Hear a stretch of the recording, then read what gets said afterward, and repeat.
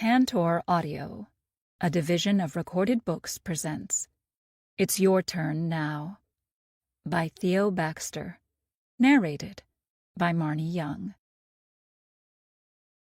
1. This is my life. The phone rang. Negative emotions like fear, sadness, and disgust washed over me as I realized who was calling me. Again. Of course it was him. Few people had my phone number to begin with. I felt like the biggest fool. Had I really expected this day to be any different? That today, of all days, he would be different? The sad truth was that I had. For some unexplainable reason, I had still hoped. There must be something seriously wrong with my head. All the concussions I have had messed me up. I was sure of it. It was the only explanation. And why was I constantly expecting, no, hoping, things would be different?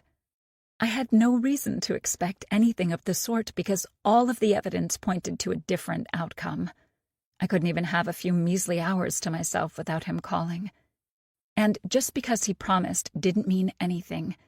He had promised a lot of things over the years and had broken every single oath. Not to mention how many times he broke my heart in the process, among other things. At the same time, he always made good on his threats. Those he managed to keep. I shuddered, although it was a warm day. His threats were precisely why I didn't allow this call to go to voicemail. "Hello?" I answered, trying to keep my fear of him from my voice. "Where are you?" Bruce demanded.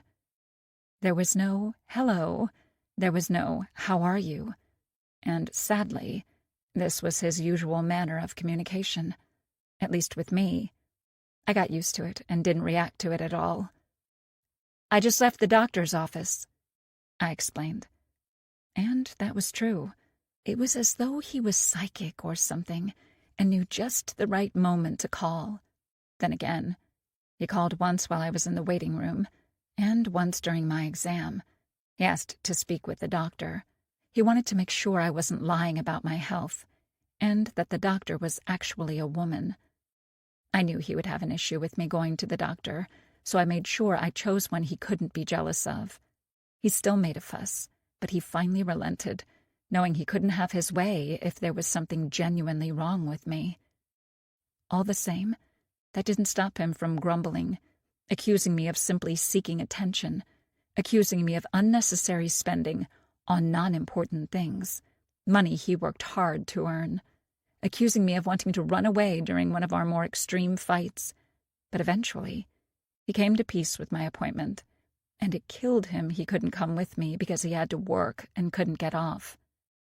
"Are you on your way home?" That was the only thing he cared about. I wanted to say, "My doctor's appointment went fine, thanks for asking. I'm healthy and in perfect shape," but held my tongue. "Be careful how you drive.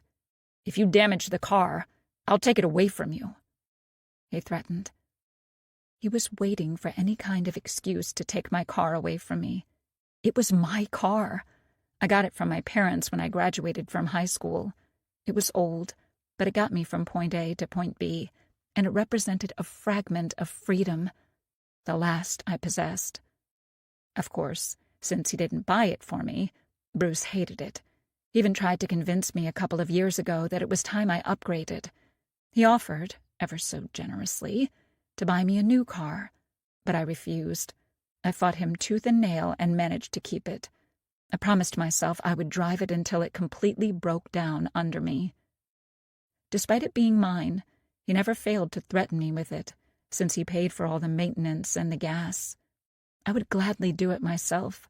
Unfortunately, I had no money of my own. "Are you on your way?" he repeated, as though speaking with a child. "Not yet. I have one more stop to make." "That's not what we agreed upon," he snapped. I knew he would react like that, which was precisely why I hadn't told him. I'd hoped I would be able to do my last errand without having to go through this. Sadly, I wasn't that lucky. I was never that lucky. It will only take a minute. There's a bookstore across from the doctor's office, and you know I wanted the new James Morgan novel. You don't need another book. The house is turning into a library, and you know I don't like that. I made a face, knowing he couldn't see me. Of course he didn't care for books. He hadn't read a single book in his entire life, and was actually proud of that fact. It's my favorite author. I tried to reason with him. I want you home as soon as possible. Don't take too long. Get that damn book and get out, he ordered. That's the plan, I replied, keeping my tone light. See you when you get home, I added, needing to end this conversation so I could get inside. Once we disconnected, I opened the door and entered the bookstore. I took a lungful of the wonderful smell of all the new books inside. I adored that smell. It was the only time I felt at peace and free. Sadly, Bruce was trying to take even that away from me, but I wasn't going to let him. He was simply acting unreasonably, like he always was. I was only 20 minutes away from him, in Charleston, South Carolina, yet he acted as though I'd driven to the other part of the country. We lived in a small town called Graceville, where all the neighbors knew one another or had gone to school together. I moved there once I married Bruce. It was lovely. There was just one thing I didn't like about it. I lived there with Bruce, and his father was the mayor. I guess those are two things. Mayor Michael Costigan was the most powerful man in Graceville, and Bruce worked for him. Nepotism was alive and well in Graceville. On the other hand, I was a stay-at-home wife with a huge emphasis on stay-at-home because Bruce didn't want me working or to continue studying once we got married. And he really didn't like me going anywhere without him. At first, I simply thought he was overprotective, out of love. Now I knew better. Many would ask why I agreed to such a living, being confined and constricted. And the short answer was that I didn't. It all happened gradually.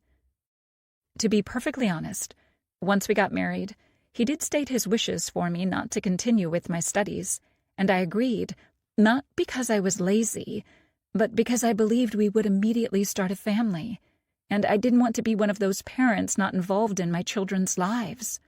I wanted to be there for them as they grew. Yet here we were, 10 years later, and it was still just the two of us. And although it sounded horrible, I was glad we didn't have children. I was glad Bruce was not a father, because he was a terrible husband, and I was sure he would be an even worse father.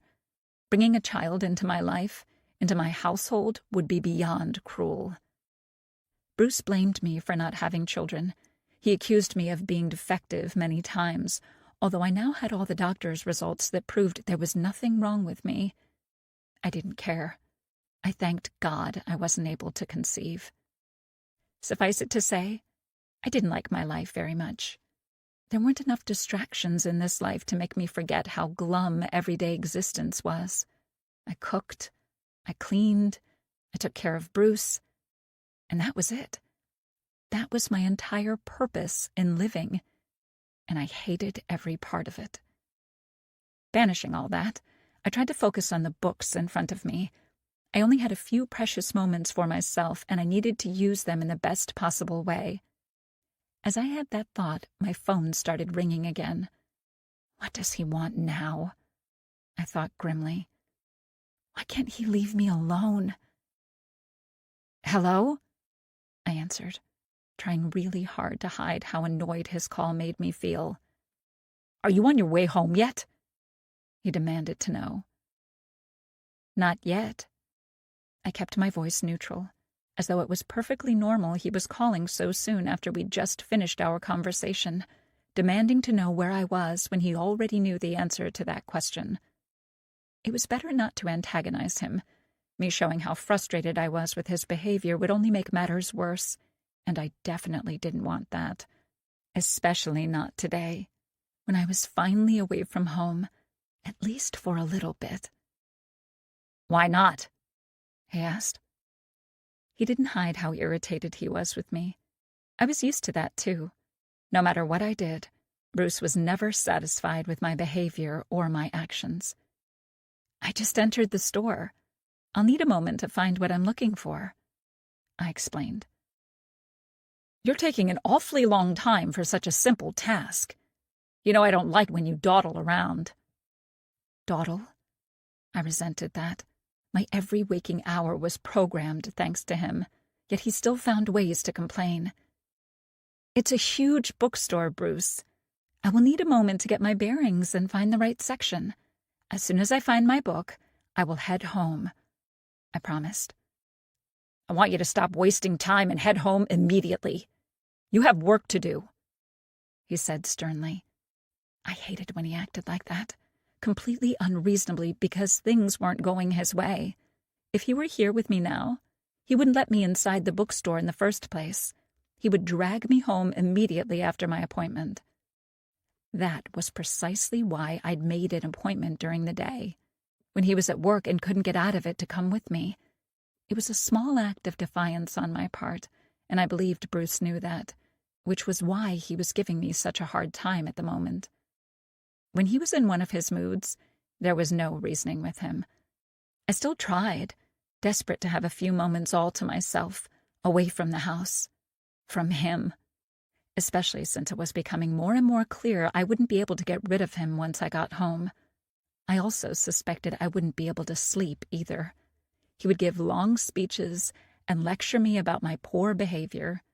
He would resent that, according to him, I neglected my responsibilities to wander around Charleston. The fact I was visiting a doctor would have no impact on him.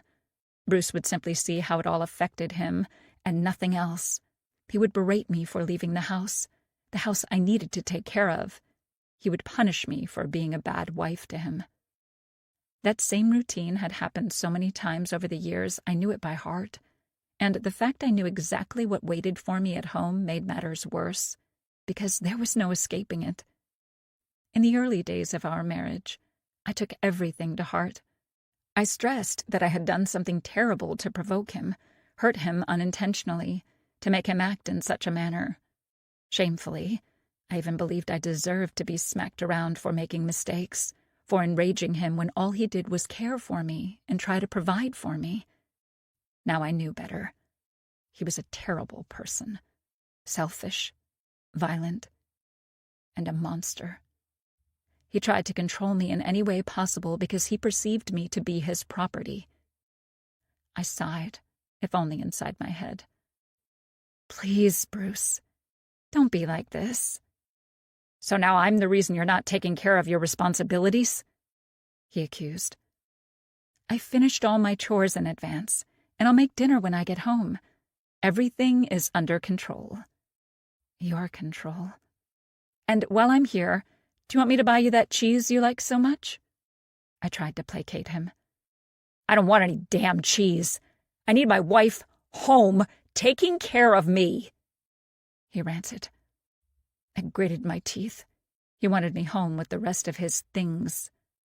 I'll head home as soon as I finish my shopping. I stood my ground. Of course, standing up to him was never a good idea, and I would probably have to pay for it later. I didn't care, because it was worth it. You're being stubborn again, Daisy, he warned. The same could be said about him. And you know I don't like that. Why are you trying to make me mad? There were a lot of things he didn't like, and truth be told, he really didn't need me to be mad. There was always something he could use to accuse me of being a bad wife, to be mad, to punish me. I bit my tongue not to say all that out loud. I would truly be in trouble then, and despite everything, I was still desperately trying to defuse this situation. I'm sorry, Bruce. That wasn't my intention. I misspoke. I'll finish everything up really quickly and head home, I promised. He wasn't budging. If you don't do as I say, I'll take your car for the foreseeable future, seeing how you are untrustworthy and unreliable. I wanted to scream hearing that. That was always the ultimate card he played, knowing how much my car meant to me. Having a car is a privilege, Daisy, not a right, especially in this economy." What did he know about the economy? Everything he hadn't had to work for. His father gave it all to him on a silver platter. A college degree, a well-paid job. Even the house we live in he'd bought as a wedding present for us. Bruce was the biggest hypocrite on the planet. Not that I could ever say that. At least not to his face. "Please, Bruce, don't be mad at me. I didn't mean this to turn into an argument," I begged. "I think you did this on purpose. I really don't understand you. Why do you like to do this to me? To us?" He sounded almost exasperated. "I'm sorry. I really am." There was a pause, and I waited on pins and needles for his reply. "You have until 4:30 to get home and get dinner on the table, and not a second longer," he declared. I closed my eyes for a moment, relieved. "Of course," I replied. "And don't forget to buy me my cheese." He hung up. I sighed with relief. Free at last. If only until 4:30. 2. Stuck between a rock and a hard place. I checked the time after my conversation with Bruce. It was just going on 3, which meant I had an hour and a half to get home and prepare dinner for Bruce. And it was a 20-minute drive home. I had already prepared most of the dinner this morning, so I didn't have to do it from scratch once I got home. The last thing I wanted was to be forced to cut this visit to the bookstore short. I indulged myself with a small smile. Bruce unknowingly gave me more time to spend in Charleston than I would have given myself. My smile was unfortunately short-lived. It was beyond sad that I took pleasure in such a simple thing as spending an hour and a half alone. It was only additional proof of how miserable my life truly was. How miserable I was. And the worst part was that I had no idea how to get out of my prison, aka marriage with Bruce. Most would say, just get a divorce and be done with it. Don't stay with a man who is emotionally, psychologically, physically, and financially abusive. Sadly, getting a divorce wasn't an option for me. And I wasn't saying that out of some religious belief. After being married to Bruce, after all he'd done, I had stopped believing in God. There was no doubt in my mind that he would kill me if I tried to leave him. After the first time he hit me, I threatened to walk away and return home to my parents, but he only beat me harder because of it. Suffice it to say, I never mentioned that again. And because Providence wished it so, his bad temper wasn't the only despicable characteristic about him. In our small town, he was a very powerful man, with an even more powerful father. They controlled the police, the judges, and everybody, and I had nobody I could turn to in my hour of need. If I tried to escape, they would do everything in their power to track me down and bring me back, and then my life, which was already pretty unbearable, would become much worse. If by some miracle I could manage to get a divorce, then what? I had no job, no degree, and no means to support myself. Bruce made sure I was completely dependent on him. I realized too late that he had created the perfect trap for me, a cage ornamented with Christian values and vows so he could control me and keep me under his thumb. And I didn't even know if I could return home to my parents. Would they believe that Bruce made a living hell out of my life all these years? I had never shared anything with them. I had all my broken bones and covered up all my bruises. I had made so many mistakes over the years, out of fear and shame, and I kept behaving in the same manner to this day. Besides, even if my parents accepted me home, I was sure Bruce would only convince them I was making a fuss over nothing, and they would force me to go back to my husband. They were really traditional like that. Marriage was sacred to them, and they liked him more than they liked me. Always had. Because he was a man. Bruce managed to convince me to stay home and not attend grad school. But I was the idiot who allowed something like that to happen in the first place. I should have fought for myself, my career, and my independence. But I was in love and had big dreams about a big family. They quickly started to shrink each time I had to be taken to the emergency room after one of his moods. I was ashamed of myself, of what I allowed my life to turn into. I had to ask permission for everything. When to go grocery shopping, when and how to cut my hair. It was humiliating having to beg him for money, having to justify every cent I spent, and at times that wasn't enough. He would punish me if he thought the price of tomatoes was too high. It sounded ridiculous and banal, yet it was still true. And sadly, I had a scar on my hand to prove it. Not to mention, he could take my car away from me on a whim. It wouldn't be the first time he'd done that. For my birthday, he decided I should make a lavish dinner for the two of us to celebrate, and then he didn't like any of it. First of all, he didn't like how I dressed, although I was wearing a dress that he bought for me. He accused me of looking like a whore. He accused me of taking a perfectly modest dress and turning it into something only sex workers would wear. Sadly, it didn't stop there. He had become enraged my mashed potatoes were too lumpy and my roasted chicken raw. It wasn't. So he smashed the table before turning his attention to me. He took my car away for a whole month because I ruined the perfect romantic night he had planned for us. In those moments, I became truly desperate, feeling like a prisoner. Although I wasn't allowed to drive all the time, knowing that I had that option still brought some comfort. But when he took the keys away, I was completely cut off from the rest of the world, which was unbearable. Realizing I was wasting too much time on self-pity, I headed for the mystery book aisle. That was my preferred genre. I didn't believe in love stories. Not anymore. Bruce took that away from me, made me jaded, and at times I truly hated him for that, among other things. I slid my phone back into my pocket, praying he wouldn't call me again, but I knew he wouldn't be able to help himself. There was a man browsing about the same aisle I was in. He was slightly older than me, but in great shape, really big and strong-looking. I noticed him because he had such a presence about him. Retired superhero were the precise words I would use to describe him.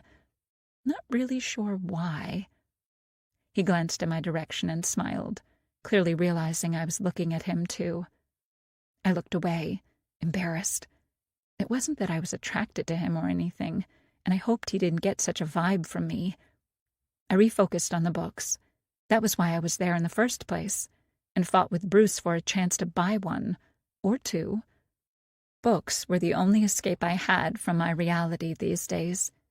They were comforting because they usually showed that even during the darkest days, there was still a sliver of light. There was still hope it would all turn out all right. Will my life ever be all right? I wondered, as I stood reading the titles. Since I really liked mysteries, I'd read a fair number of the books that were on display. I couldn't decide if that was a good or a bad thing. What could I say? I liked to escape into the worlds other people created for me. Books made my days with Bruce almost bearable. Imagining I was someplace else, traveling, having fun, investigating, and solving all kinds of mysteries, and falling in love kept me sane and kept me going when Bruce did his best to break me. My phone started to ring again, and I groaned. Can't I have just a little bit of peace? I quickly hit the decline call button before I could stop myself. I knew very well that my refusing to answer would piss Bruce off to no end. I simply needed, a few minutes of peace to browse around, enjoy being out and about, doing something I liked, choosing my next read. Besides, he'd already given me an hour and a half to return home, so I really didn't see why he felt the need to call, I argued with myself. As expected, Bruce immediately called me back, and I ignored him. I didn't dare turn my phone off, or my ringer. I was determined to ignore it. Bruce kept calling, repeatedly, clearly not taking the hint I was having some me time. Something like that didn't exist in his vocabulary when I was concerned. My whole purpose in life was to serve him and please him. How did I end up here? I thought with rising panic. I really didn't want to go home, yet had no choice. I felt like crying. My phone kept ringing, making me angry. I focused on that anger, not wanting to deal with all those other emotions because they were too scary. What does he want from me anyway? I fumed. Sadly, I knew the answer to that question. He wants me to be a good little wife and come home, fulfilling his every wish and fantasy. He wants a slave, not a wife. He's already turned you into a slave. That was definitely not what I wanted from my life. This wasn't how things were supposed to go. I was supposed to find the man of my dreams, marry him, and have a wonderful life until I died. At least that was what I'd been taught. Yet things didn't turn out that way. I'd been so happy, so overjoyed to marry Bruce. There were some red flags from the start, to be honest. His father didn't like me. Bruce liked certain things a certain way, but I had ignored all that, convincing myself no life, no man was perfect, and that I should be able to make compromises for the man I loved. I did all of that because I had foolishly believed I was getting my happily ever after. And look at me now, hiding in a bookstore while Bruce is pestering me every 30 seconds. And that was a constant occurrence. He was always there, always looming over me like some dark cloud, watching me, criticizing me, smothering me, trying to control everything, finding flaws in anything, yelling, hitting, abusing, and I couldn't take it anymore. I wasn't suicidal, though. No matter how hard things in my life got, I could never bring myself to end it all. So I suffered in silence and read books, waiting for the moment I would snap, go mad. What a life. To make matters even bleaker, there was nothing I could do about the state of my life but endure it. I was trapped. Having those thoughts, such vast desperation washed all over me. It was hard to stay upright and not crumble to the floor and curl into a fetal position. I was all alone. That brought tears to my eyes. I gritted my teeth, trying to find my composure. I refused to cry. At least not at this moment. Not here. Not in such a public place. A bookstore, of all places. My last happy place. And sanctuary. I refused to tarnish it with such displays of complete emotional ruination. I had to act better than that, no matter how pathetic I truly was. Besides, although I knew how pathetic and weak I was, others didn't have to. I still had my pride, despite it all. As I tried to regain some semblance of control over my emotions, my vision blurred, making it hard for me to read any of the titles, which was frustrating above all else. Calm down, Daisy. Find your James Morgan book. I tried to give myself a pep talk. To make matters worse, the man who was still looking about, standing next to me, smiled again, sympathetically. I was sure there was a sign on my forehead that read, "Pathetic." And then I really felt like sobbing. 3. Unexpected conversation. "Are you all right?" the stranger asked, startling me. I felt the urge to look around, see whom he was speaking to, all the while knowing there was no one around. The question was for me. "Excuse me?" I asked, a bit guarded. After all the thoughts I had inside my head, I felt ashamed someone noticed my breakdown, which quickly turned into indignation. "I apologize if I've stepped out of line," he said. "But you don't look so good." He was most definitely stepping out of line. He was also right. The truth was ugly at times, hurtful, and I hated the fact I had a witness to my pain. I didn't want this stranger pitying me, no matter if he was right, no matter if I was in pain, scared, or hopeless. I don't feel so good either, I confessed, surprising myself. Why did I say that? Is that related to the person calling you nonstop? He guessed. Part of me was uncomfortable this stranger managed to figure out so much only by being in my presence for a short period of time. The rest of me was merely ashamed. My wreckage of a marriage, of my entire life, was more than obvious for everyone to see, no matter how hard I tried to hide it. It's my husband, I started, then abruptly stopped. I left the sentence hanging, not sure how to finish it without revealing too much, without sharing my sad story. He nodded as though understanding everything that wasn't said. I seriously doubted that. He was simply being polite. Why was he being polite? What does he want? My already stressed mind started to stress harder, and I forced it to stop. I'm sorry you are having such a hard time, he offered, once again completely taking me by surprise, hushing all the voices inside my head. It's not your fault, I replied honestly. It went without saying I was slightly horrified I was having this conversation with a complete stranger, not simply because it was too personal, but because I was actually speaking to someone, some other man who wasn't my husband, and I was doing it publicly. If Bruce found out about this, he would be livid. He would instantly accuse me of being a whore or having an affair, and then all hell would break loose. Still, there was a part of me that wanted to keep this going. I was desperate enough for any kind of human connection that I was prepared to speak with this stranger in a bookstore about my life. My phone started to ring again.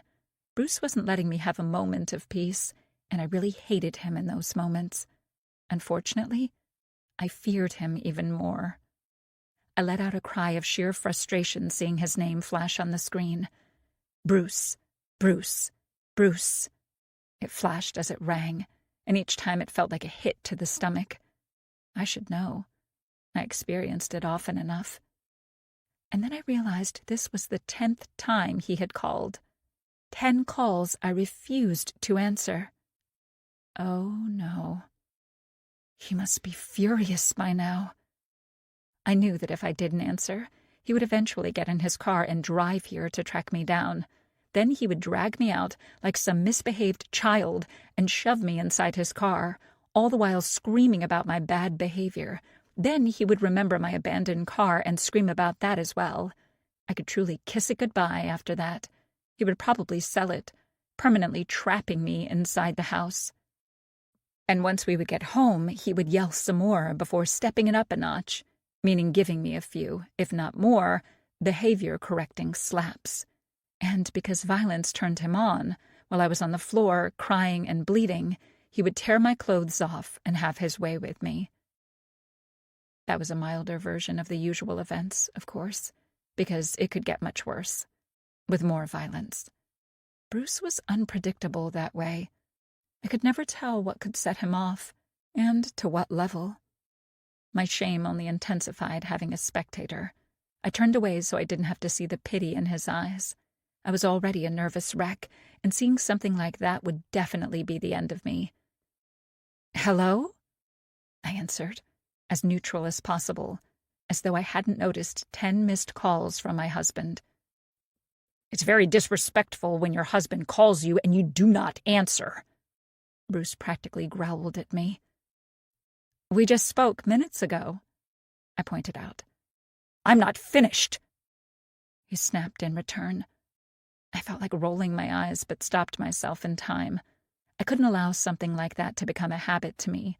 If I, God forbid, did something like that in front of Bruce, he would punish me severely. I really didn't need another trip to the emergency room this year. "What if it was something important?" Bruce continued to rant. "What if it was an emergency and I couldn't reach you because of your selfishness?"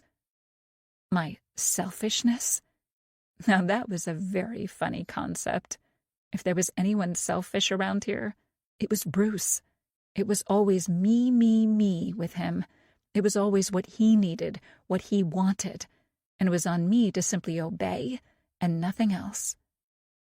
"Did something happen?" I asked, faking concern.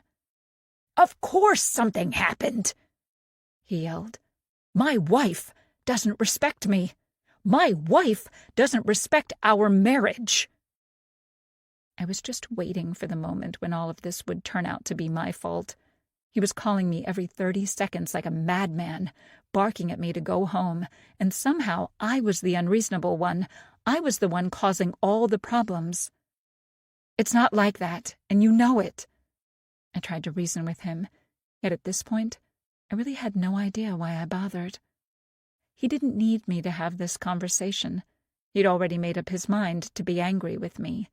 He already had plans for our entire day, which would involve a lot of yelling, snapping, and hitting on his part. I don't want to go home. And now you go a step further, telling me how I should feel about it all. How dare you attempt to put me off?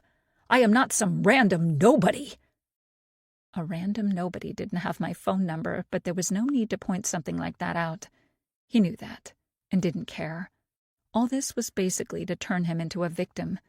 He tried so hard, yet I was merely a bad wife. I was sick of it. Sick of him. "I am your husband. Do you even understand what that means?" I knew what that meant in Bruce's world. After 10 years of being married to him, I knew precisely what it was like to be the wife of Bruce Costigan. It meant he could say and do to me whatever he pleased, and in return, it meant I had to put up with it, with a smile on my face, because that was how good wives behaved.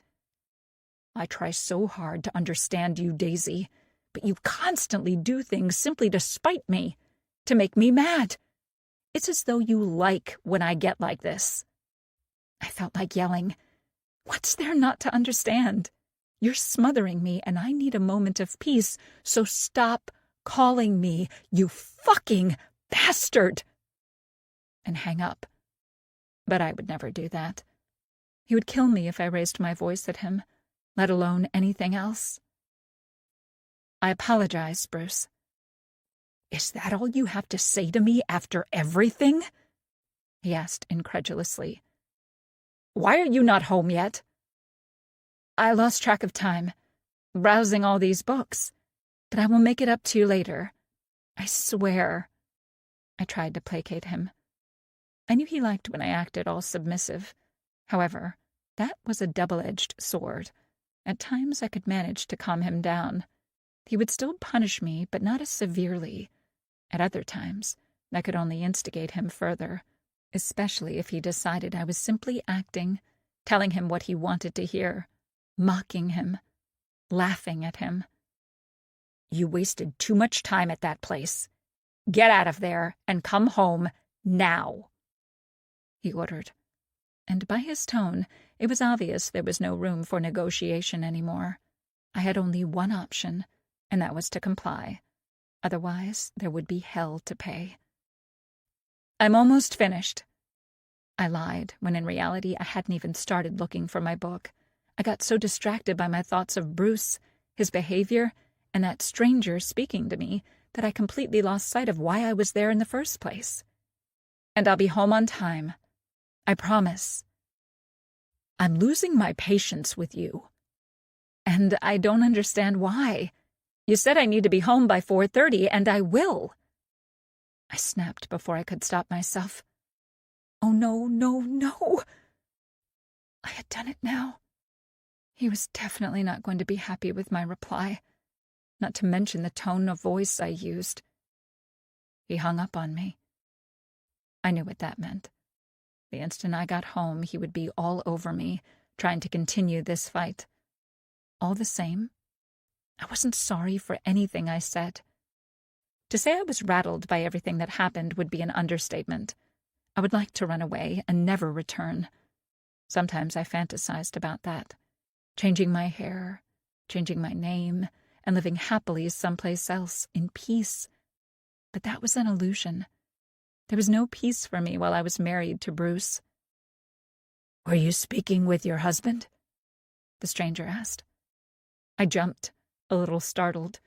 I had no idea he was still there, listening. Great. He had a first-row seat to my conversation with Bruce, my shame, my meltdown. Just great. I turned to face him and was surprised to see he wasn't looking at me like I was the most pitiful person on the planet. Yes, I replied as I put my phone away. For some reason, it was hard to keep looking him in the eyes. He sighed. I can relate. That made me look up. I really doubt that, I blurted out before I could stop myself. He smiled humorously. I'm serious. My wife is the same way. Controlling, manipulative, not to mention extremely jealous. Really? He nodded. And I hate admitting this, but she's driving me insane. I actually came here to get away from her, he added a bit sheepishly, catching my attention. It was a huge shock. I wasn't all alone after all. 4. Different people, same stories. Why do you stay with her? I found myself asking while playing with the cover of a random book, leaning against the bookshelf as we spoke about our unhappy marriages. I realized too late that I'd asked the same stupid question most people would ask.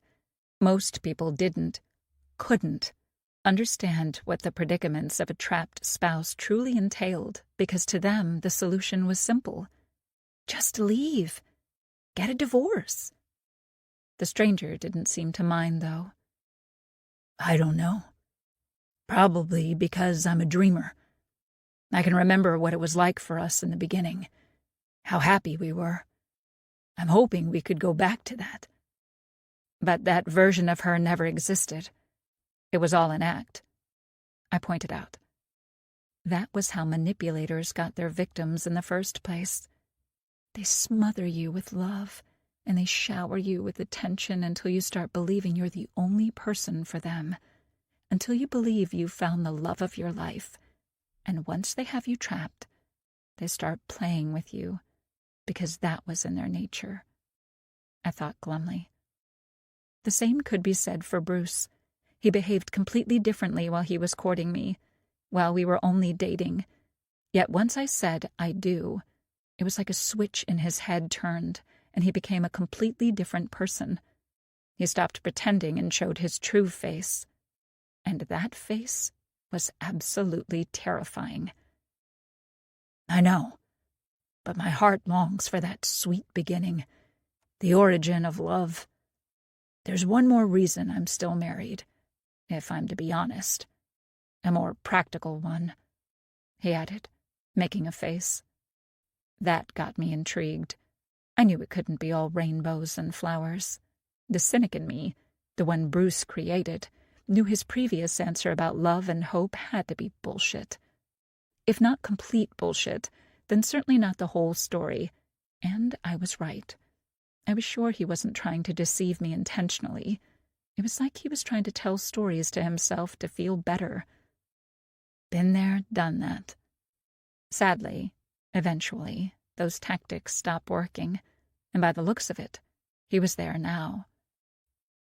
Practical one? I prompted. I'll lose everything if I get divorced. I frowned. Usually everything was split in half if there wasn't a signed prenuptial stating differently. If I sounded knowledgeable, that was because I looked things up in my early days of marriage. When I was still living in this delusion, there was a possibility for me to have a life after Bruce. Now I knew better. How so? I wanted to know. I was foolish enough not to sign a prenuptial agreement, and to make matters worse, I gifted her our joined properties, the house, to show my love and devotion. He sighed. I gave up everything for her. He'd certainly royally screwed himself. Poor romantic fool. And now he was stuck in a marriage with a control freak, without a way to get out of it. I'm sorry you have to live like that, I said honestly. There was nothing worse than waking up one day to face the harsh reality that your spouse didn't truly care about you, and probably never did in the first place. Such hurt, such betrayal was rivaled by few other things in this world. "That's not the worst part," he continued with a deep sigh. "Should I ask?" I said. "I found out she's been cheating on me," he confessed, looking down, as though ashamed all of a sudden. It was strange to see such a man, big and proud-looking, so defeated, as though it was his fault, his personal failure his wife was an immoral slut. That's just awful. It's never easy discovering the person you love doesn't love you back, doesn't respect you, and sleeps around. Unfortunately, I didn't have that problem with Bruce. I knew he was faithful to me, and at times I wished it wasn't so, no matter how awful that sounded. Although I would condemn some other woman to a life of pain and misery, at times I still hoped, especially in my weakest moments, he would find someone else. It would be a blessing, a small reprieve if he would go and torment someone else for a change.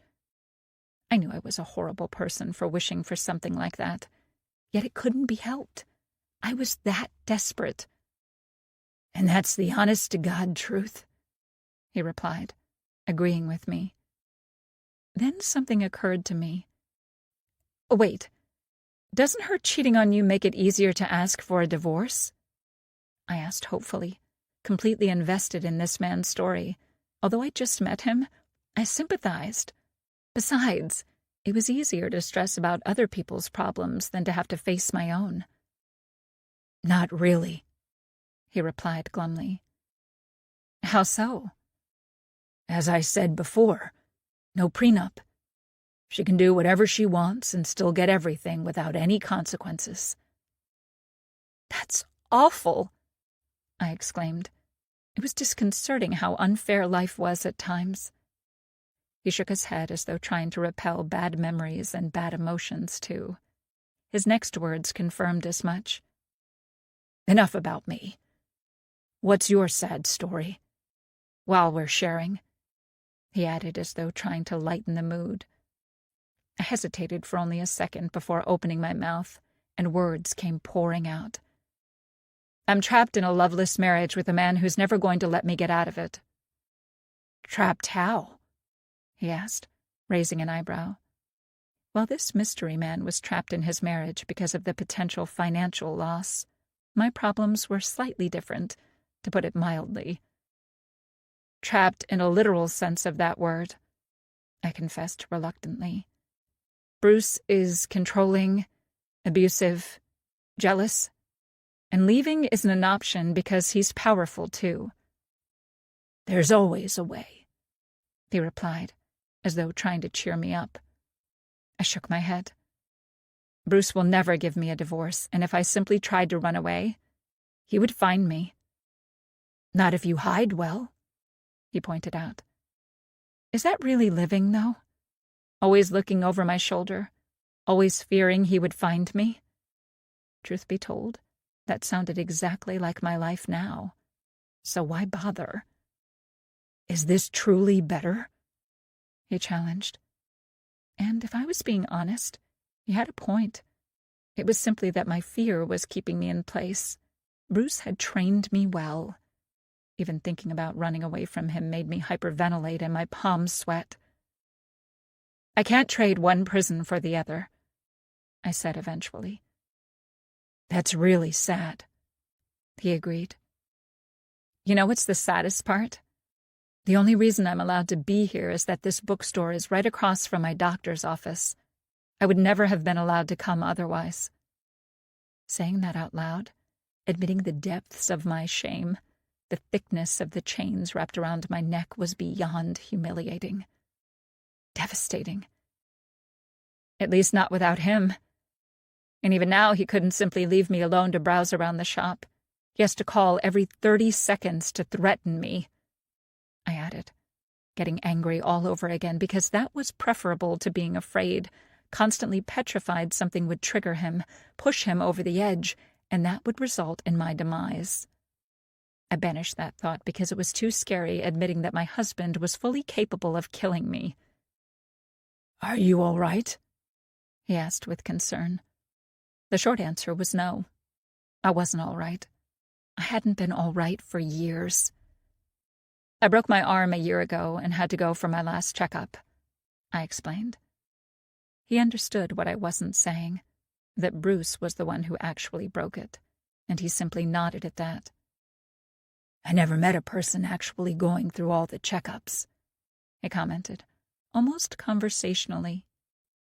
Neither had I. It was a way for me to leave the house, I explained, getting serious all over again. The stranger shook his head. Once again I was surprised there was no pity in his eyes, only deep understanding and sadness. "Look at us," he commented after a short pause. "Aren't we a pair?" Despite everything, that made me smile. "True kindred spirits," I added humorously. I checked the time and stood up straighter all of a sudden. It was fun, in a really strange kind of way, to have this moment, but it was time to end it. It was time for me to head home, or I wouldn't be able to prepare dinner for Bruce. And after everything I did today, that would be the last straw for Bruce to completely lose his mind and lash out. Then again, after the way I stood up to him, and the way he hung up on me without calling again, I certainly wouldn't be that surprised he was already waiting for me at home, brewing, livid. It definitely wouldn't be the first time. "Do you have to go?" he guessed. I don't want to go home, especially when I knew what would be waiting for me there. Only pain and sorrow. "Yes, it's time," I replied, instead of what I'd been thinking of. What was the point anyway? It wasn't like this stranger could do anything about it. We shared our sad stories. We shared a moment in which we learned there were other people out there in the world suffering like we were suffering. That had to be enough. It was enough. Although I didn't regret it, I was saddened that after all this trouble and struggle, I still hadn't found the book I had been looking for, and since I ran out of time, I wouldn't be able to either. That pained me more than anything else. "Do you want to go home?" he surprised me by asking. "Not really, but it's not like I have a choice," I replied with a shrug.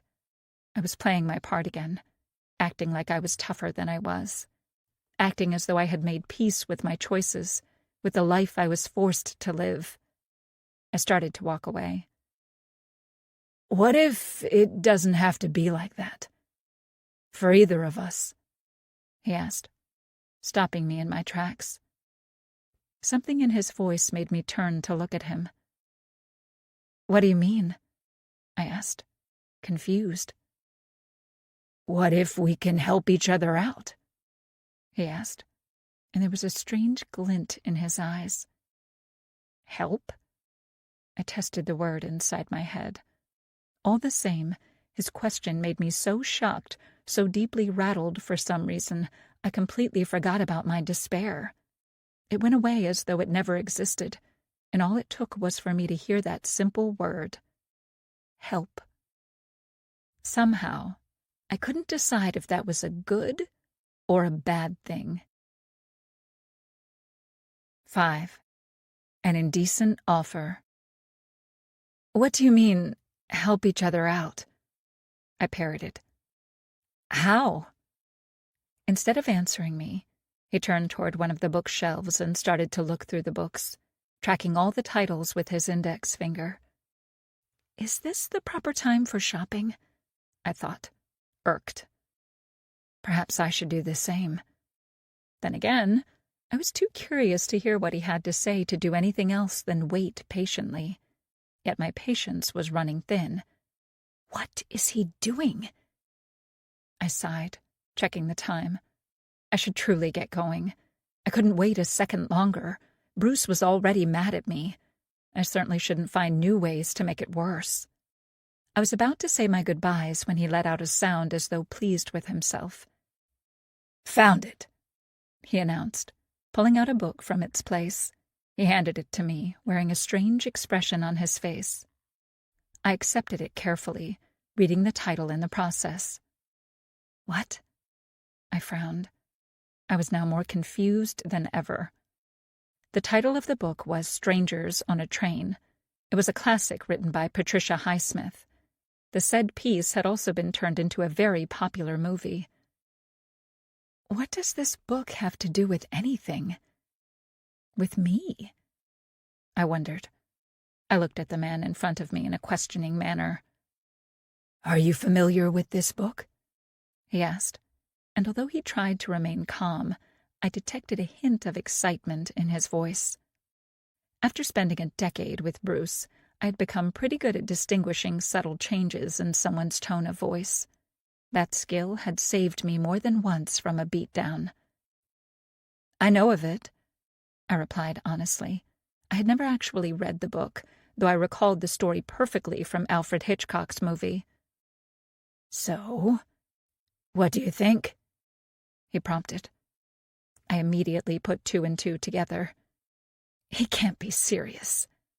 I looked up at him, at this man, this stranger standing in front of me, and I could see it plainly in his eyes that he was dead serious. No! My mind instantly rebelled. He must be out of his mind suggesting something like this to me. Even the simple thought of suggesting something like this was complete lunacy. We could never do something like this. I could never do something like this. My sentiment must have been clearly written across my face since he chuckled, scratching the back of his head. In any other circumstances, I would believe he was nervous and unsure all of a sudden, but he still looked pretty confident. "I don't blame you for thinking I've lost my mind," he said. "Please, hear me out." "I don't have a lot of time," I warned. My words had a double meaning. I cautioned him how I needed to return to Bruce, but not to waste my time with foolishness as well. He nodded, and all of a sudden, he looked kind of excited by the prospect of sharing his intent with me, putting this vague proposal into an actual plan, which confirmed I had been right all along. I'd guessed his emotions perfectly.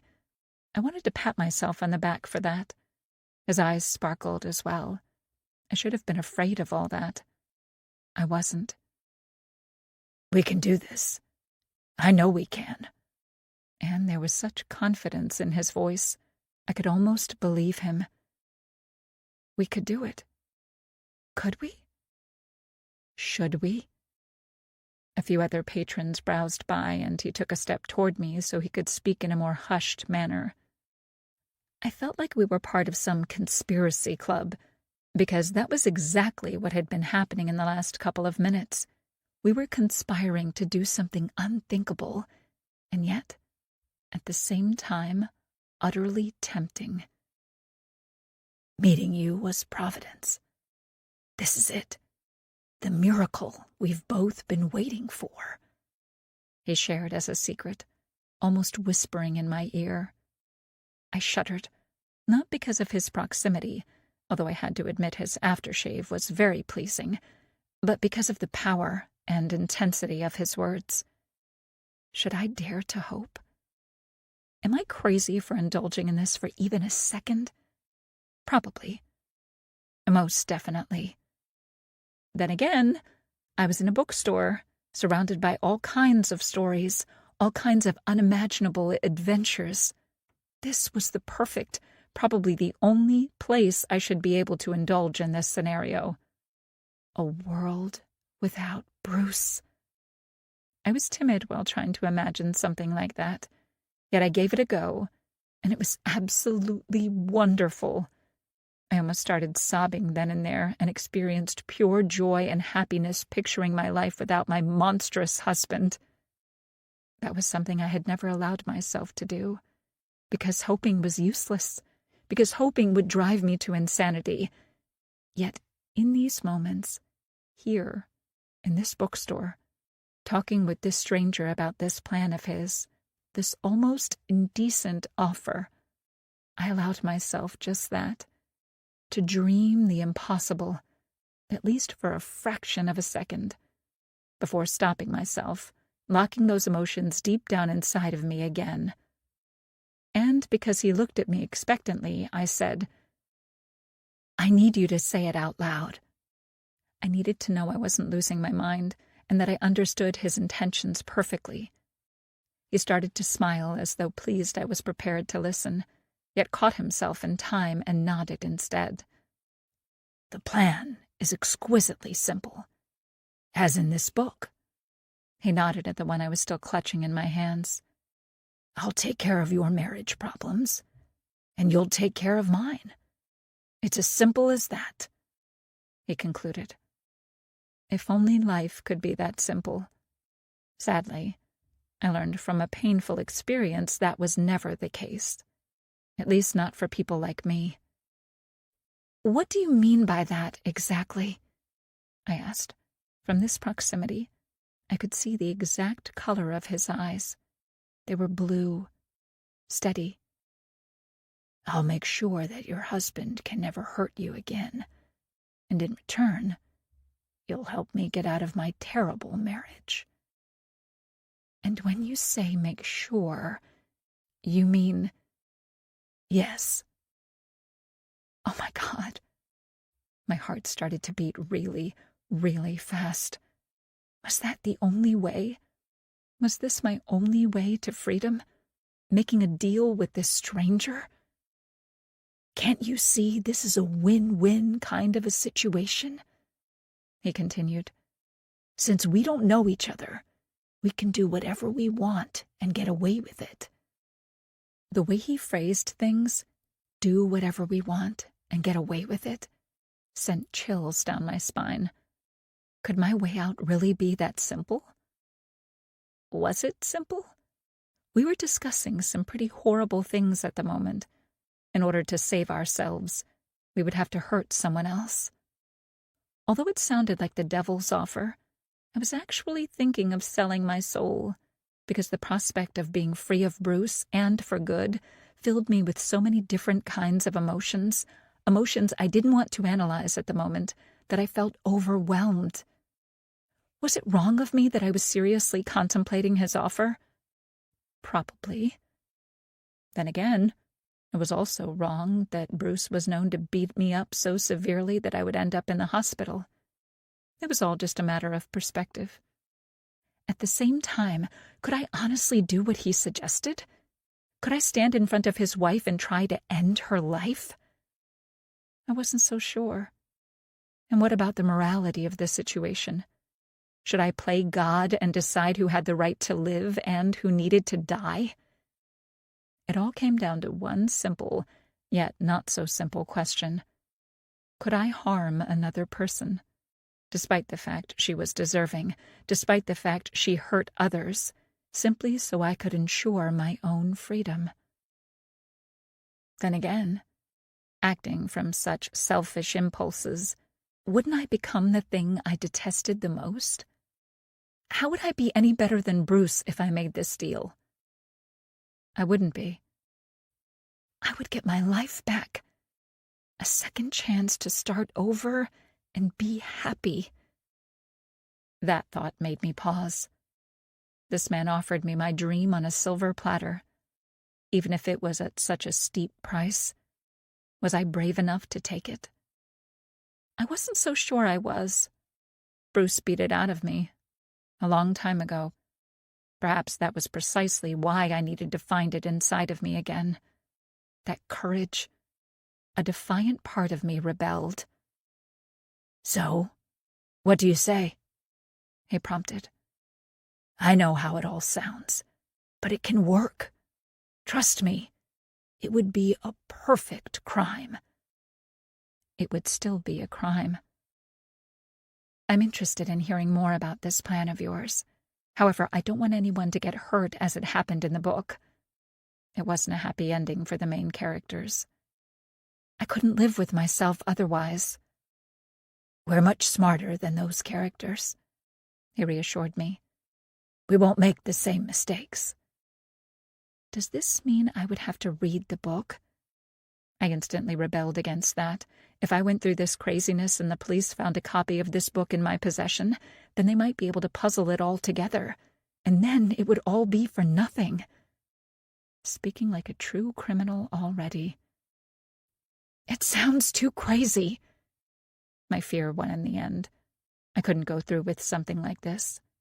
I would fail, and then Bruce would kill me. I know, the man agreed, much to my surprise. That's precisely why it's going to work. I really didn't know how to respond. A sane person would simply say, "No, thank you. I will not bloody my hands," and walk away. Sadly, after 10 years with Bruce, I wasn't the same sane person anymore.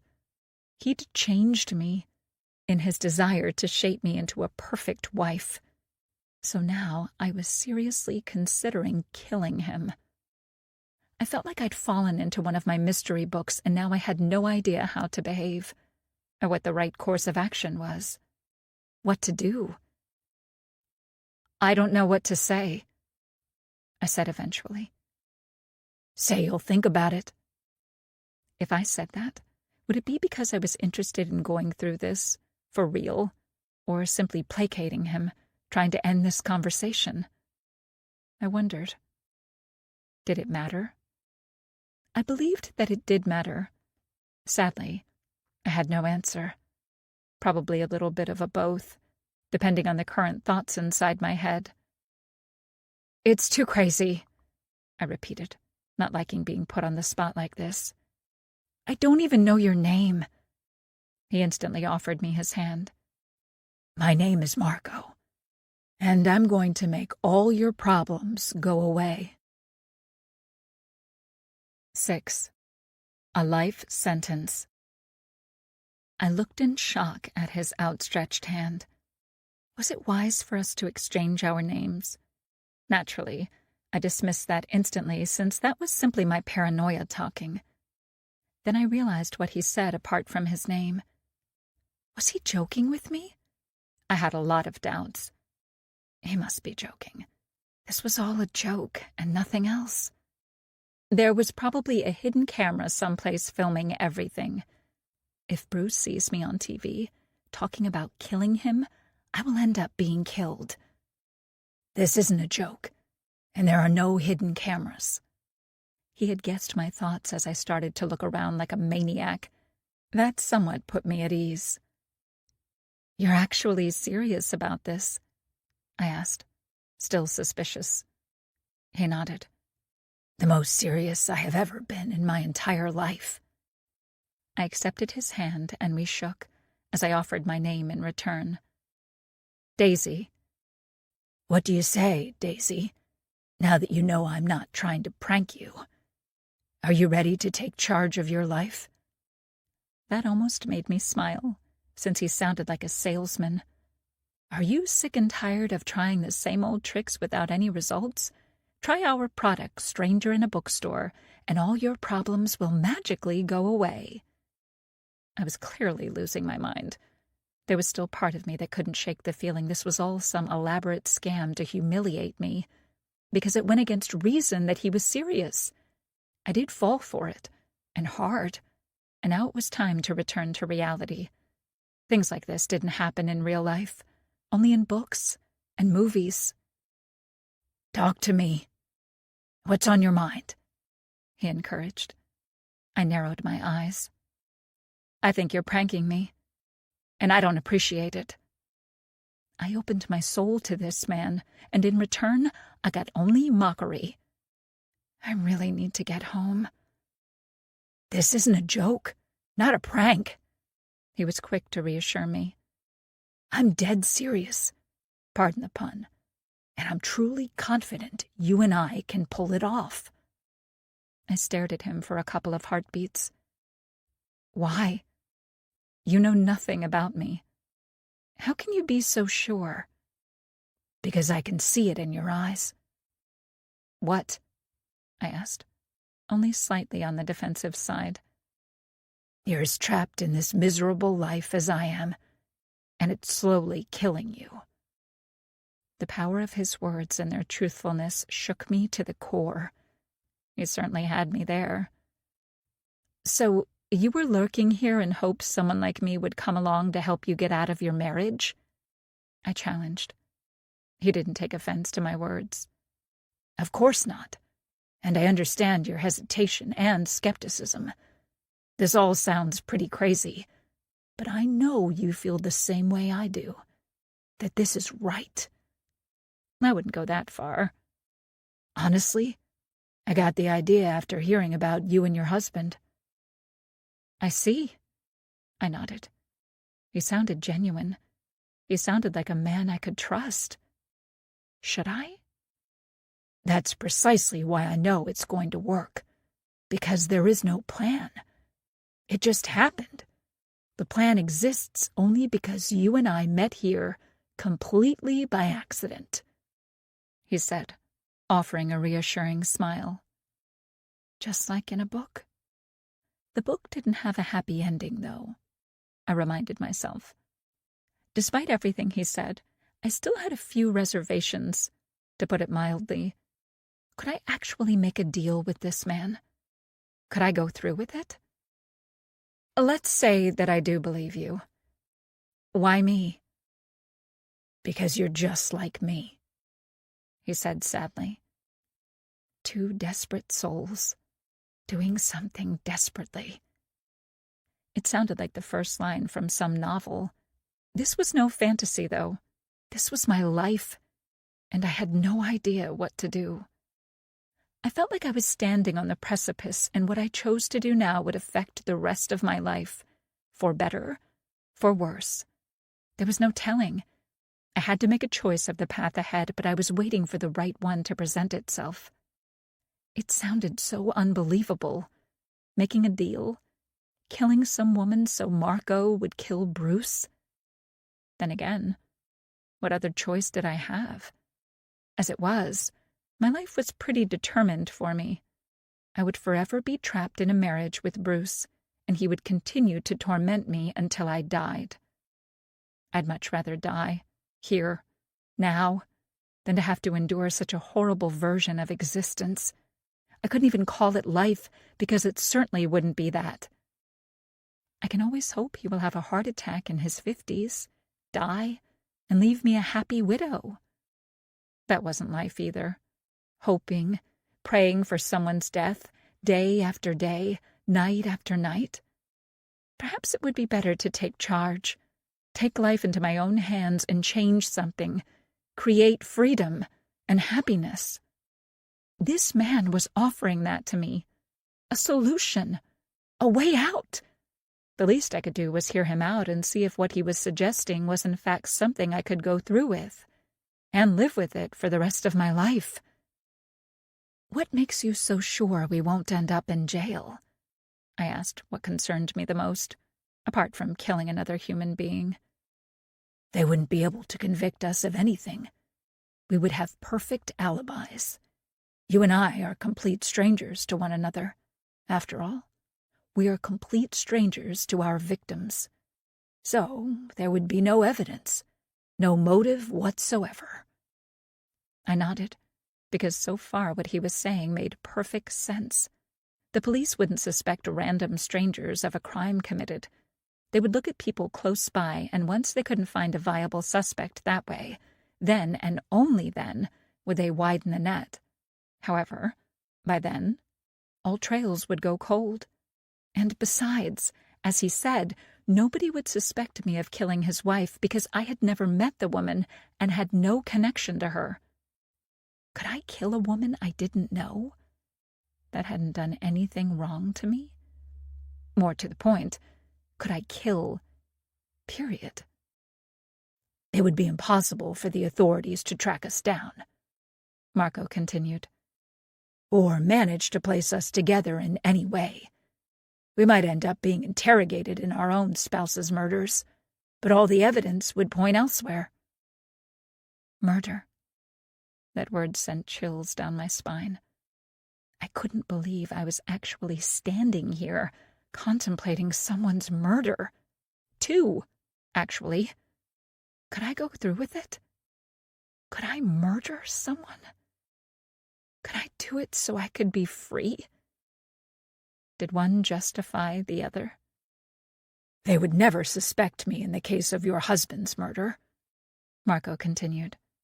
Nor would they suspect you in my wife's, because the police have no habit of investigating strangers with zero ties to the case, not to mention without criminal records. How do you know I have no criminal record? I challenged. That made him lose some of the confidence he was speaking with. Do you have a criminal record? He asked in all seriousness. No, I admitted. I'd never even received a parking ticket, but that was simply because I was afraid of Bruce. Then again, it wasn't like I would go on a crime spree if I wasn't so terrified of my husband. Committing a crime simply wasn't in me. I was a law-abiding woman. Always was. And yet, here you are conspiring with this stranger to kill 2 people. What could I say? Desperation made me act completely out of character. Marco smiled. See? It all fits, he insisted. I remained silent. I couldn't decide who was the crazier one between the 2 of us. He for approaching a strange woman to ask her if she would be so kind as to kill his wife, while in exchange he would return the favor by killing her husband. Or me, for actually listening to him, indulging in this crazy scenario in the first place. I don't know, I said eventually. And that was the truth. I had no idea what to think, or how I felt about this whole situation. I get it. I totally get it. Could you do me one favor, though? Just think about it. Okay? He urged, clearly seeing I was torn between what I wanted and what was right. What I was taught was right, I corrected. Something about Marco made me believe in him. I was sure his intentions were pure and genuine. Although we were discussing murder, which was a horrible thing, it was the only way out of a horrible situation. In a weird way, it was as simple as that. Marco was truly offering me a solution to all my problems. Of course, he wasn't doing it out of the generosity of his heart. He would be getting the same in return from me. Yet all the facts remained the same, and although the morality of it all still bothered me, I found myself unable to dismiss it so easily. How could I when my life was on the line here? I will think about it, I replied in a small voice. Really? He asked, hopeful. Yes. I will think about it, I repeated, still barely saying the words, afraid someone might hear me and punish me for it. If Marco was surprised, he didn't show it. There is a connection between you and me, Daisy. It was serendipitous that we bumped into one another like this, and we will help each other out to have the lives we deserve. You'll see. When he spoke like that, it was easy to succumb to it, believe in such fantasy. Then I would remind myself of what we would actually have to do to accomplish something like that, and the bubble would burst, only to be created all over again, because that was what hope did. Hope never lets dreams truly go away, or die. I need to go, and I need more time to think about it. I understand. I started to leave and hesitated. Was that it? I knew nothing about him apart from his first name, which was the point. But how to reach him if I wanted to speak with him again? Tell him my decision? Even if it was simply to turn him down, I wanted to do it properly. As he said, we were connected. I felt it too, and it wouldn't feel right to simply abandon him like this. As though all of that passed through his head as well, he stopped me. Wait. Let me give you my number so you can contact me when ready. Okay, I agreed. Give me your phone so you can save my number, he added, outstretching his open palm. At first, I made a motion to give him my phone, yet managed to check myself in time. I can't have your number in my phone, I said, and there was a slight hysteria in my voice. And that was understandable. I'd almost made a huge mistake. A mistake I would pay greatly for. Bruce would definitely see it, because he checked my phone constantly. More likely, he would demand to know who this man was that I was screwing with. I would never be able to explain why I had his number without telling the truth, which was not an option. Good thinking, Marco agreed. He fished an old receipt from his jacket pocket. I offered a pen, and he wrote his number on the back of it, without adding his name, which I thought was a nice touch. It wasn't like I would ever forget who gave this to me anyway. Once he finished, he gave it to me, and I instantly stuffed it in my jeans' smallest pocket, as though trying to hide drugs or something else equally illegal. Call me, he said, as he watched me finish my action.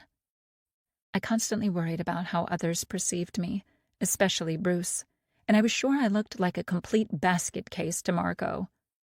That is precisely why you're having this conversation in the first place, I reminded myself, which was a small comfort at the moment.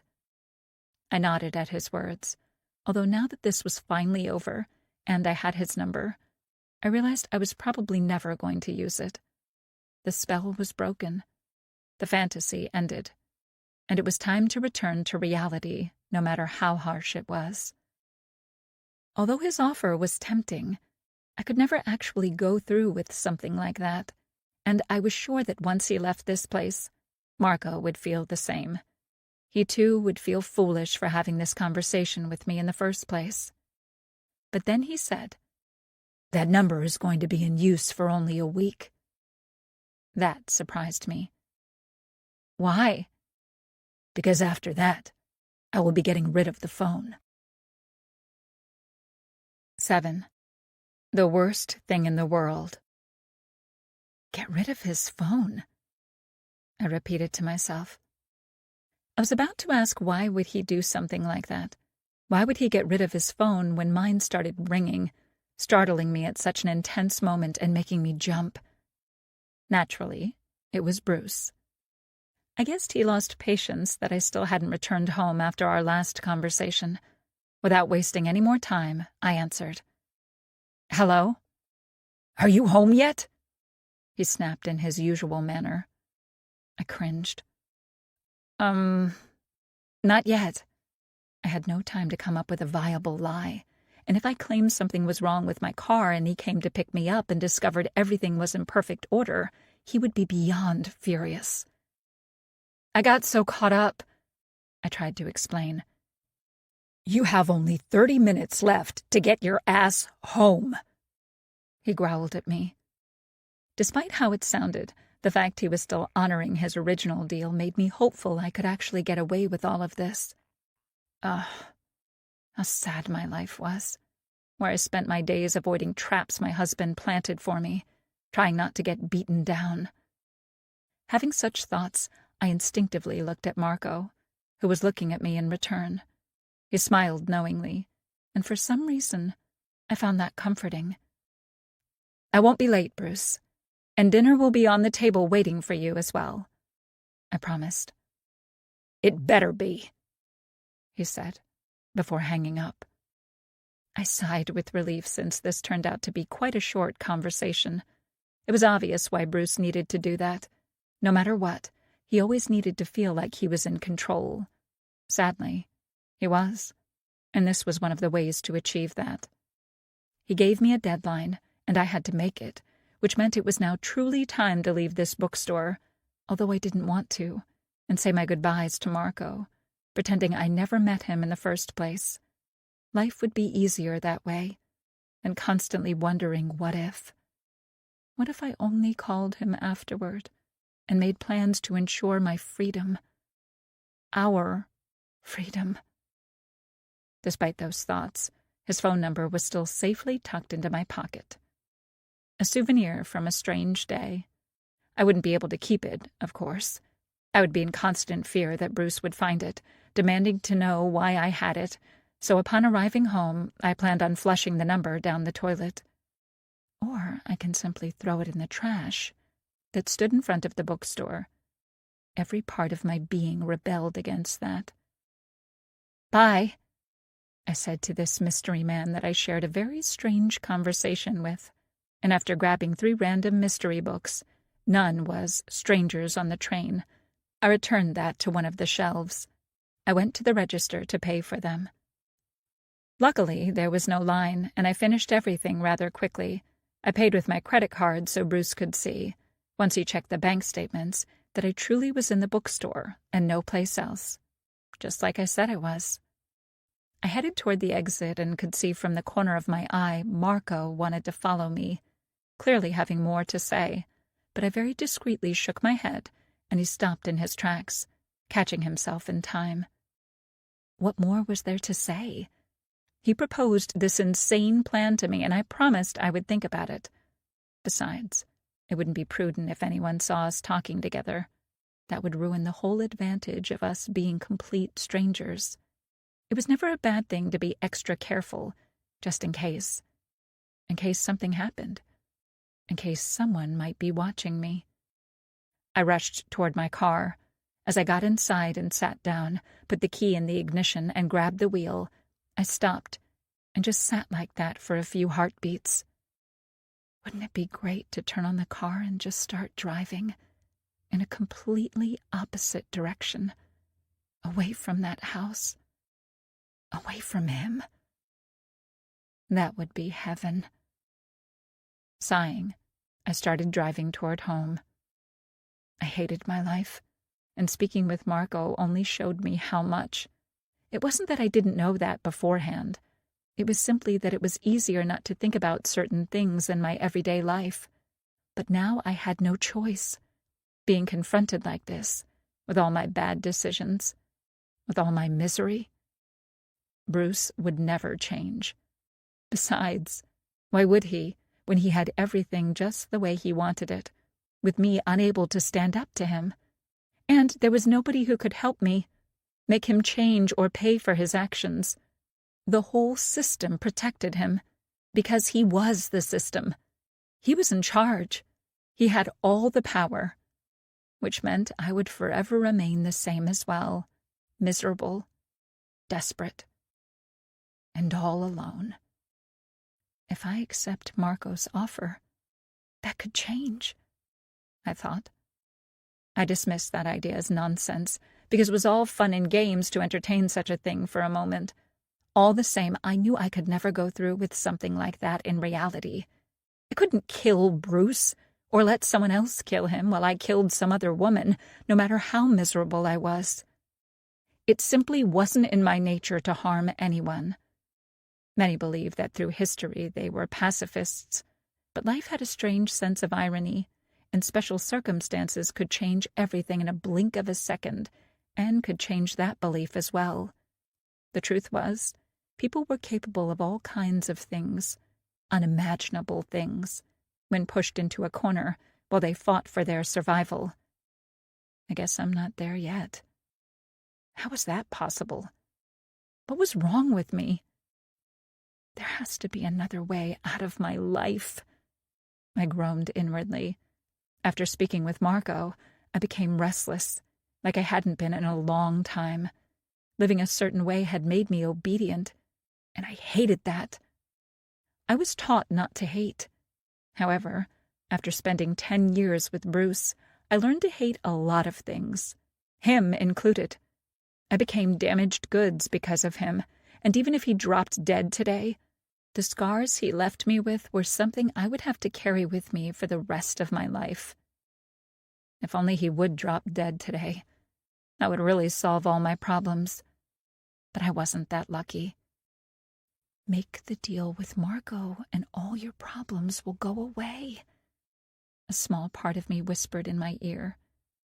No, I will find another way out of this. Sadly, I couldn't see that other way at the moment. Like I told Marco, I was trapped in my marriage, and that was no exaggeration. I will get out of it. I had no other choice. I simply had to be a little bit more patient and hope a road ahead to freedom would appear to me. It went without saying I was running out of both. I was pretty thin on patience, and almost ran out of hope completely. Yet it was still there. I knew it was because that was the only thing that kept me going. I will be free of him in the end. This couldn't be it for me. I had to believe that. But did I really? After getting beaten up day after day, how could I continue to hope something better was waiting for me just around the corner? I had no answer to that question. Would it truly be terrible to get rid of him permanently? That thought suddenly popped into my head. The idea Marco managed to insert into my brain today was so powerful, it refused to be as easily eradicated as I originally thought, no matter how hard I tried. No matter if I had a lot of good, decent, rational counter-arguments against it. While I drove back home, back to my doom and ruination, that was all I could think about. My conversation with Marco, and what he offered to me.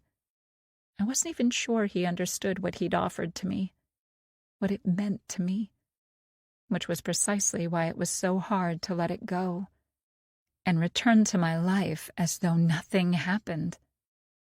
Could I do it? I tried to picture myself going through all the steps, although it wasn't like I was an expert on how to kill someone.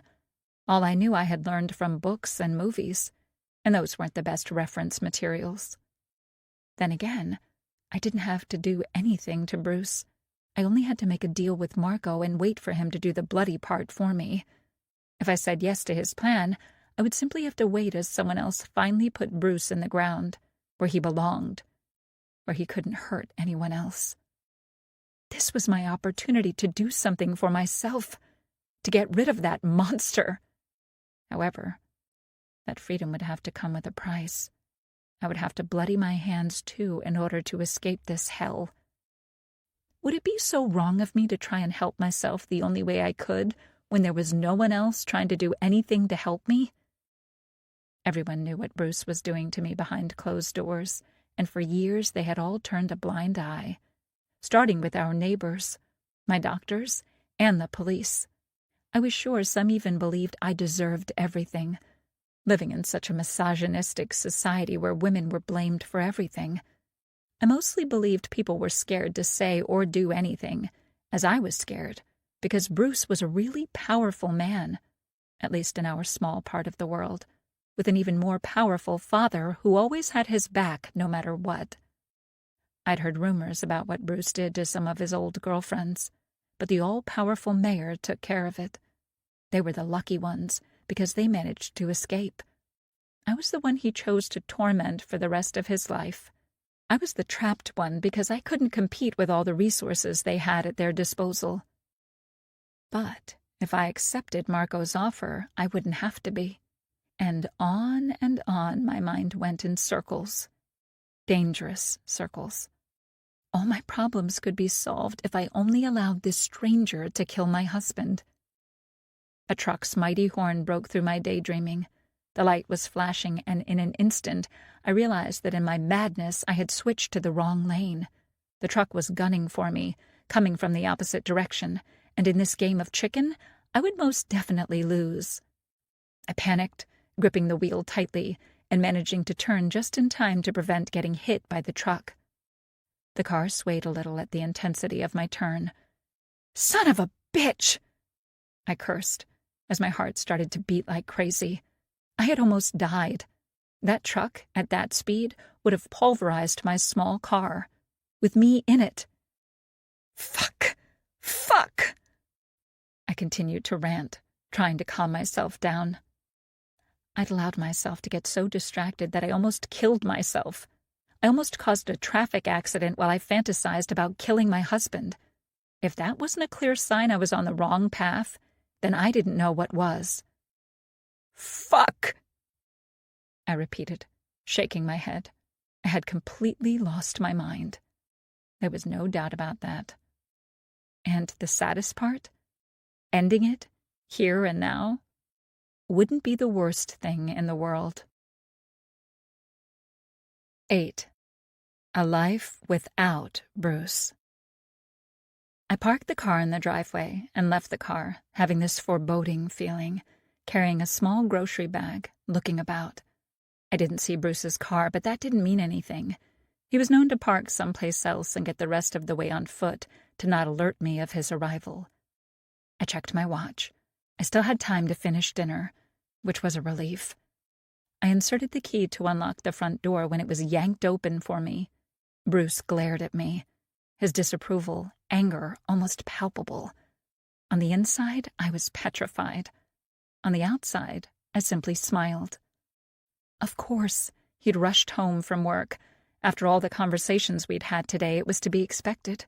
He'd left the office early simply so he could be able to do this. Open the door to let me know, in a theatrical manner, that he was home when I wasn't. It was yet to be determined if he would try and play the victim or move straight to being a bully. "Thank you, honey," I said, as though nothing was amiss. I grabbed hold of the grocery bag with both hands, pretending it was heavier than it actually was. Not really sure why. Perhaps it was a defense mechanism. "You're finally home. Took you long enough," he grumbled, moving to the side so I could get inside. Every part of my being screamed I shouldn't go inside. Only pain would wait for me within these walls, but I still forced my legs to move forward. "I'm sorry," I replied, which was an instinctive response for me, as I moved past him and went straight for the kitchen.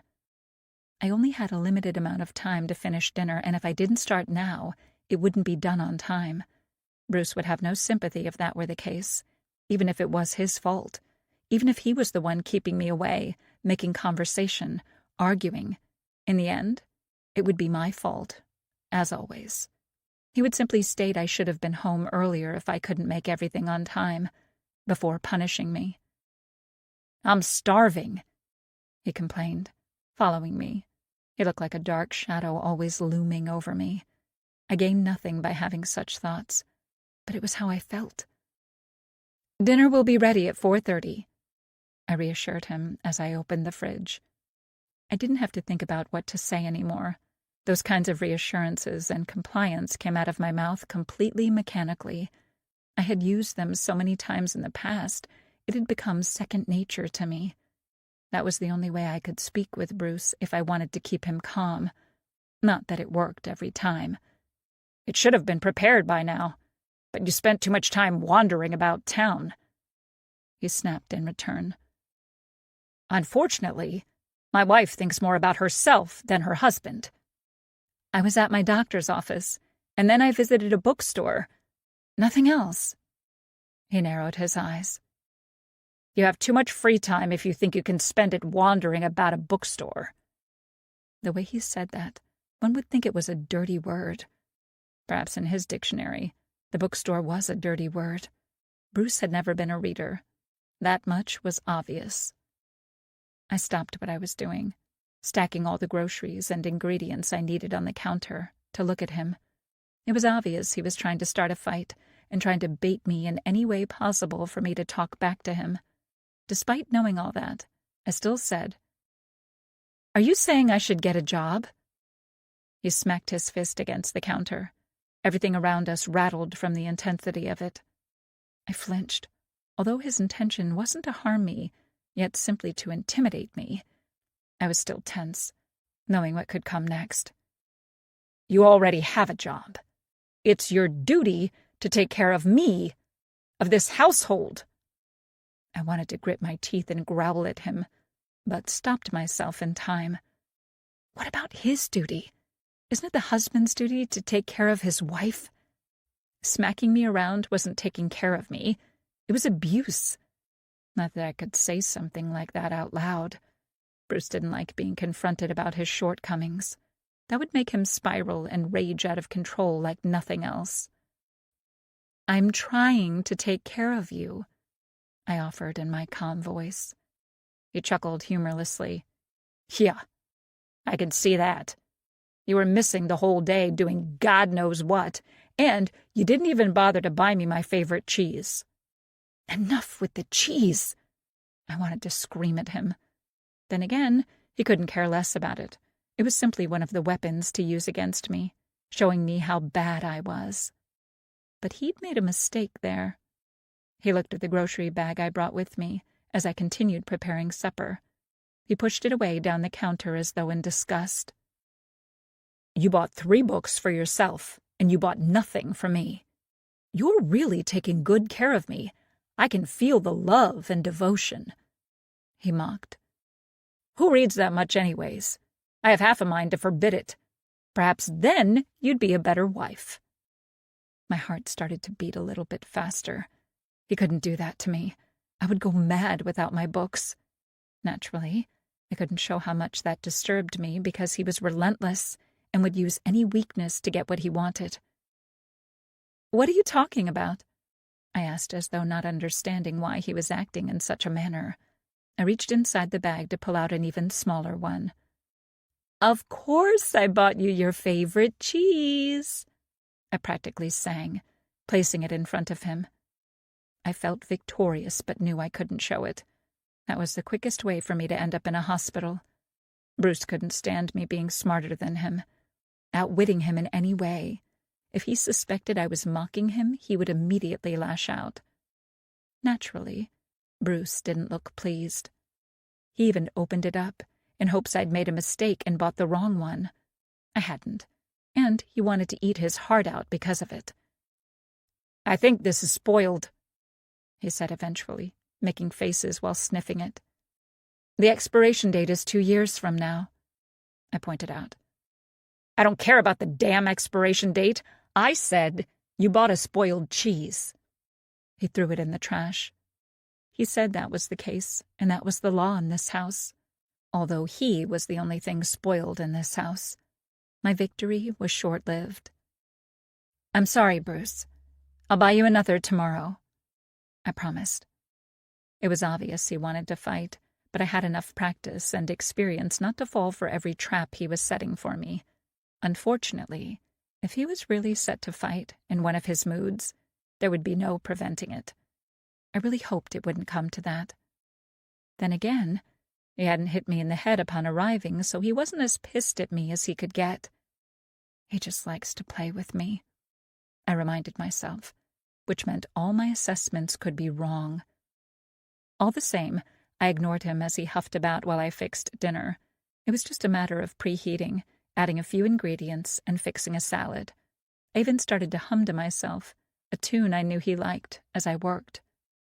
I had become a master at pretending that everything was well, that I was living the life I wanted with a loving husband. As time continued to go by, it became more and more apparent Bruce expected me to fail, so he could berate me anew that I was a bad wife and punish me for my bad behavior. Once again, I didn't allow that to happen. My pride wouldn't let me, although I knew that could cost me in the long run. At times it was easier to let him smack me a little for some idiocy than to let him build up all his frustrations and anger, then let loose like an enraged animal. Unfortunately, for some reason, I couldn't let him have that small victory. Perhaps he was right. Perhaps I was a spiteful woman. But I didn't think that was the case. He was just an asshole. It was exactly 4:30 on the dot when I placed the last bowl on the table. I managed to make everything on time and arrange the table the way he wanted it. I even had a small bouquet of flowers as decoration. "Finally," he grumbled. He sat down, grabbing the spoon as though it was a weapon, and he watched me disapprovingly while I poured him some soup. It was just the way he liked it. Not too cold, not too hot, and salty. That meant nothing, though. He could change things up all of a sudden and claim he liked it differently. It wouldn't be the first time. I sat as well. I made sure I only served myself 1/3 of what I would serve to him. Bruce didn't like it if I gained any weight. My small defiance was that I pretended to worry about it only while he was around. When I was alone in the house, I ate as much as I wanted.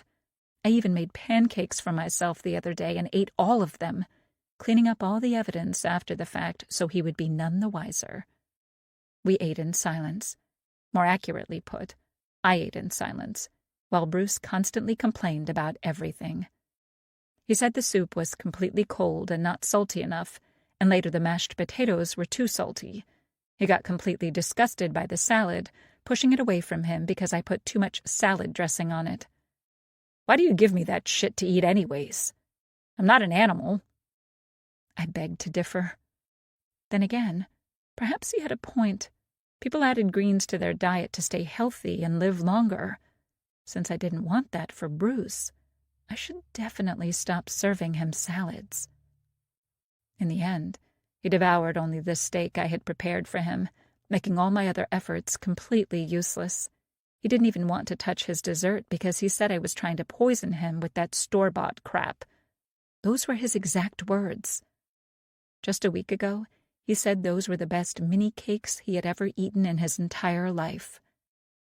I couldn't wait for this torment to be over, knowing he would settle in his chair, watch some game, drink a beer, or 5, and I could get some peace and quiet pretending to do housework, away from him. And if I was truly lucky, he would fall asleep in that chair, and I would have the whole bed to myself, and rest in peace.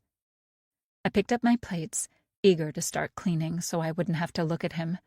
Bruce hated if I left a mess, so it was always prudent to start this immediately after dinner. "Stop doing that, and come sit with me. You are so dense at times." I tried to sit next to him, but he grabbed me by the arm, forcing me to sit in his lap. I hated when he did that. I wasn't a little girl, but a grown woman. It was simply a power play on his part. I was easier to handle that way. I was completely vulnerable that way. Like many times in the past, I became acutely aware of where all the knives were around us. I would never use any of them against him. All the same, I still made a note of where they were. "I've decided to forgive you for today, and for the lousy dinner," he said ever so generously. "I don't know why. I guess I just love you that much." Love? He didn't know the meaning of it. "Don't you want to say it back?" he demanded after a short pause. "I love you too, Bruce," I forced myself to say. He grabbed a fistful of my hair so he could push me toward him, to press my lips against his. It was hard to suppress the revulsion I felt toward him. Unfortunately, he didn't stop there. He started kissing me, grabbing at my breasts, and I knew where this was going. The same thing happened too many times in the past for me not to. This was Bruce's version of romance. After a whole day of tormenting me, berating me, and threatening me over dinner, he gracelessly decided to forgive me, expecting I would be so overcome with emotions I'd thank God I had such a wonderful husband, and be happy he wanted to fuck me instead of beating me. Not so much. After 30 seconds of him groping me, he stood up from his chair, taking me with him. He held me firmly by the wrist as he walked down the hall and up the stairs toward the bedroom. I walked beside him like a dog on a chain. "I hate you. I hate you," I screamed inside my head. He didn't bother to undress, simply unzipped his pants and pushed me down, sticking his dick inside my mouth. I suppressed the urge to bite hard as I satisfied him. Once he was fully erect, he stopped me. "Turn around," he ordered. I started to get up, but he lost patience and finished the movement instead of me. He yanked me upwards only to rotate me and then pushed me down onto the bed. My legs were sticking off it. I still had my shoes on. I felt him yank my jeans down and underwear too. I made no move to help him, but I was thankful that they were at least loose on me. Otherwise, I'd have scrapes down my hips and thighs. Tears appeared in my eyes, but I refused to cry. He'd already seen me cry way too much. It was enough. Yet I still allowed him to take me. I hated the feel of his weight pressed against my body as he fumbled about, trying to penetrate me. I stifled a scream when he succeeded. He was very rough, like he always was. It didn't take him long to finish. Once he did, he just lay there on top of me like some dead fish as he tried to catch his breath. All the while, I wished him to have a heart attack and die. Eventually, he got up, slapping me across the ass. It was his way of telling me I should dress, as he did the same. I refused to look at him as I pulled my pants up. On his way out of the bedroom, where I knew he would return downstairs to grab a beer and watch TV in the living room, he paused. "Don't forget to clean up," he ordered. Once I was left alone, I sat back down on the bed. Everything ached and throbbed, and I tried really hard not to think about it. The most important thing was that I wasn't bleeding. This time, I felt like crying. I would go completely mad if I had to endure all that. Endure him for the rest of my life, if I wasn't already. At my lowest point, feeling completely degraded and depressed, I started thinking about Marco and the deal he wanted us to make. Would it be so terrible if I did it? I started to consider the offer more seriously than before. I want a life without Bruce. More importantly, I needed it. 9. A stolen moment of freedom. When Saturday came, I was barely able to control my excitement, although it was vital not to show it on my face. Bruce would be away from home for at least a couple of hours. Each Saturday, he and his father traditionally went to the golf club to play that extremely boring game, in my humble opinion, then sit in the restaurant, have something to eat, drink, and smoke expensive cigars. I hated the game, and it was a relief I wasn't part of it. Bruce's father hated my guts, and even after 10 years of marriage, Michael didn't try to hide his animosity. Of course, he hated all women and was quite open about his opinion of the female species. However, he hated me with a special kind of passion and never missed an opportunity to torment me. I was family, after all, I mocked. He believed Bruce married down, picked the wrong wife, and never missed a chance to rub my nose into it, or Bruce's. The apple didn't fall far from the tree in that family. Like father, like son. Bruce didn't leave before barking a few orders at me. He liked to keep me busy any time he was away, as though knowing I would be working on my escape otherwise. "I'll return around 5, he notified me, which meant he could be home anywhere from 3 to 7. "What do you want for dinner?" I asked, like a good, caring wife would. I would serve him dog shit if I could. He didn't deserve anything better. But fear prevented me from acting on my desires. He made a face. "You know I'll be eating at the club." "Right. So don't cook anything. There's no point in wasting food." Like he really cared about that. Each time he didn't like what I served him, he would hurl it across the room, beat me up, then make me clean it up. "All right, Bruce. Whatever you say. Besides, you should really skip a meal," he added, while scrutinizing me. "You've put on some weight." It was beyond ironic hearing those words coming from him. He never exercised and never watched what he ate. When he was younger, he was good-looking thanks to good genes. But now, being 37, he had a serious beer gut and an underchin developing. Not to mention bad hygiene. He showered, shaved, and dressed up, but only when he would be seeing his father. I kept my mouth shut and simply nodded as though his words were gospel to me, when in reality, I planned on eating as much as I could without causing myself indigestion problems. After grabbing his golf clubs from me, he left without saying goodbye. Not that I expected him to. In some ways, it was preferable that way.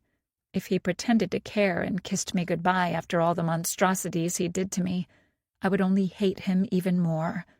Not that I believed something like that was possible. I watched motionless through the window as he got into his car and drove away.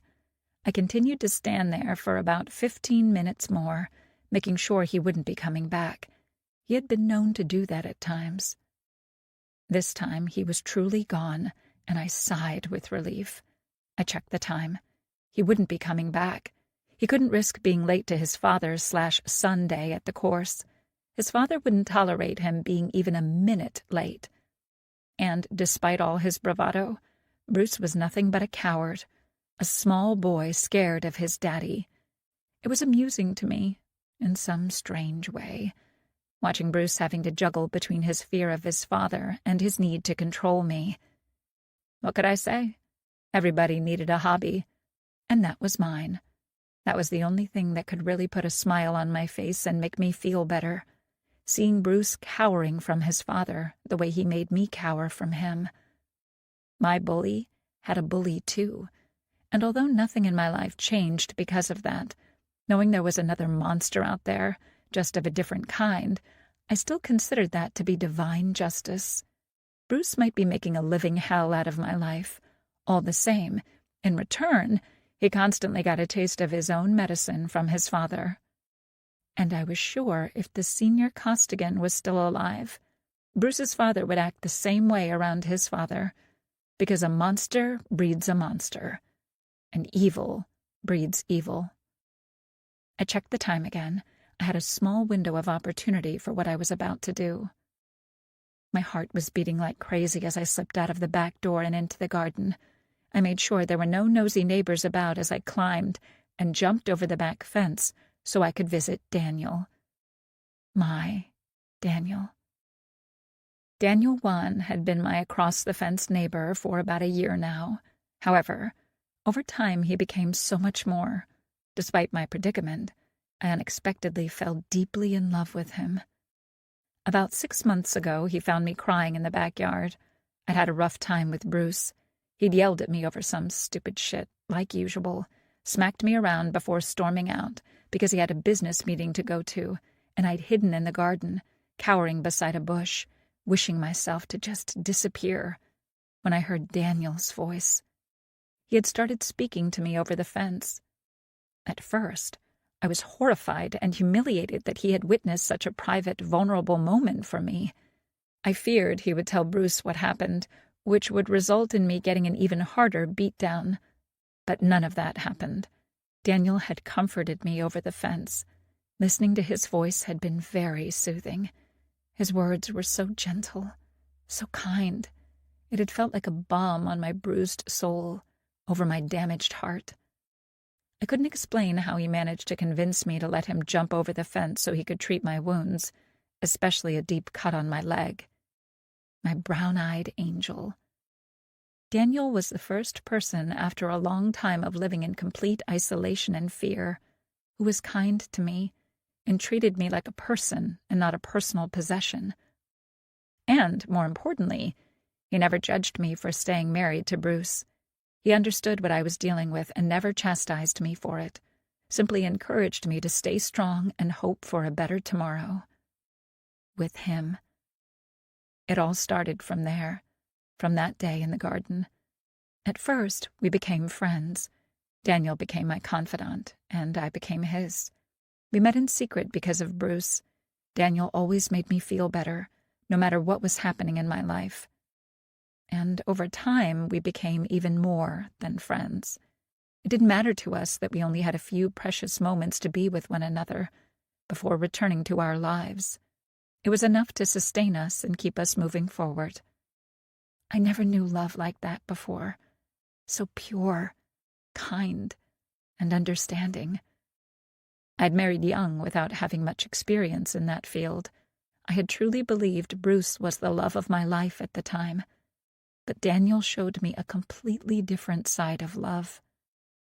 More accurately put, he showed me what real love truly looked like, because what I had with Bruce was never love. Daniel showed me what I had been missing all this time, what I'd craved for, and despite everything, I felt blessed to have him in my life. He embraced me the instant I entered his house. He always left the back door unlocked for me, and the curtains were always drawn, so nobody could see what was happening inside. We always had to sneak around and be painfully careful when seeing one another. That was why we never texted and never spoke over the phone. Bruce would go nuclear if he learned I spoke with Daniel, let alone anything else. I shuddered at that thought, and Daniel only held me more tightly. I winced since my ribs were pretty tender. Bruce had kicked me that morning, as well as given me a few slaps and punches. "I'm sorry," Daniel instantly loosened his grip, realizing there was something wrong with me. By now, he had become pretty much used to seeing me all broken and bruised. "It's okay," I reassured him. "Don't let go." I needed to be held by him. We had only a few moments to be together, and I didn't want them wasted. "I've missed you so much." Daniel breathed against my skin as he held me close. I could feel his heart beating. It was racing, just like mine. I found true comfort in that. We were the same. "I've missed you too," I replied, kissing him. We never did more than kiss or cuddle, and only for a few minutes at a time, because there was no telling when Bruce could decide to call, to check up on me, or even return home early. Those few stolen moments were the most precious things in the world for me. You could make a deal with Marco, and then you could stay with Daniel for as long as you like. As we parted, I could see by Daniel's face he had finally noticed my state, although I made sure I was always covered, wore long-sleeved shirts, and had makeup on. Somehow, he always knew when and where Bruce hurt me. "I'm fine," I reassured him again. "You know you don't have to lie to me. It was just a habit." "You make me feel better." "Why did he do this?" he asked, kissing one of my bruises delicately, as though afraid he would hurt me. He was such an opposite to Bruce that sometimes I felt like weeping because I hadn't been fortunate to meet him first. "I don't remember," I answered, which wasn't really a lie. I couldn't recall exactly. Besides, I didn't want him to worry when there was nothing that he could do. Daniel was a kind, gentle soul. He could never harm another human being, not intentionally, not the way Bruce could on a daily basis. He had dedicated his life to helping others. He worked as a nurse in the local hospital. I knew he would confront Bruce if only I would let him, but I could never allow such a thing. Bruce would hurt him, and that would be unbearable to me. It didn't matter if I suffered, as long as I had Daniel in my life.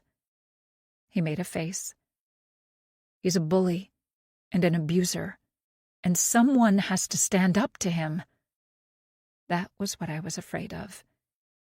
"You know you can't," I said, almost in a panic. "Then we're leaving." "What?" "A few weeks more and I'll have enough money for us to get away from here and start life someplace new." Run away from Bruce.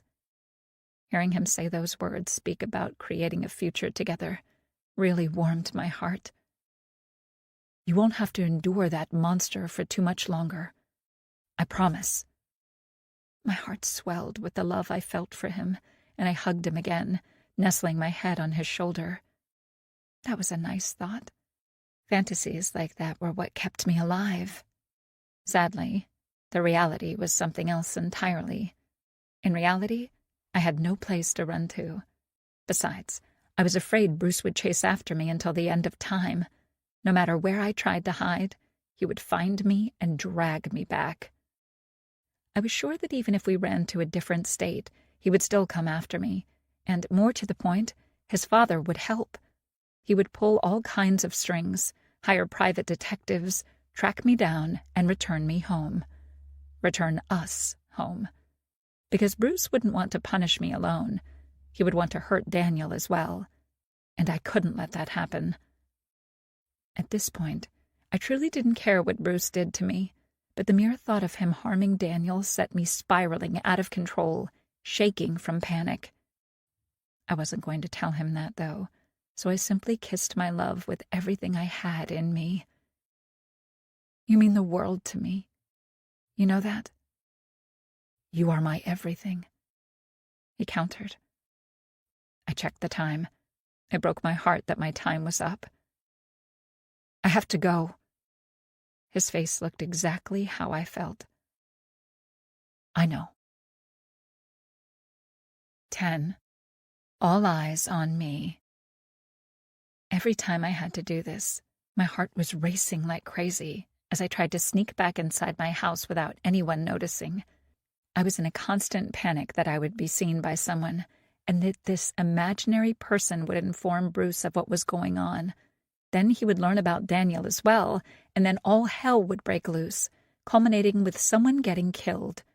Usually, in my mind, it was me, and sometimes it was Daniel and me together.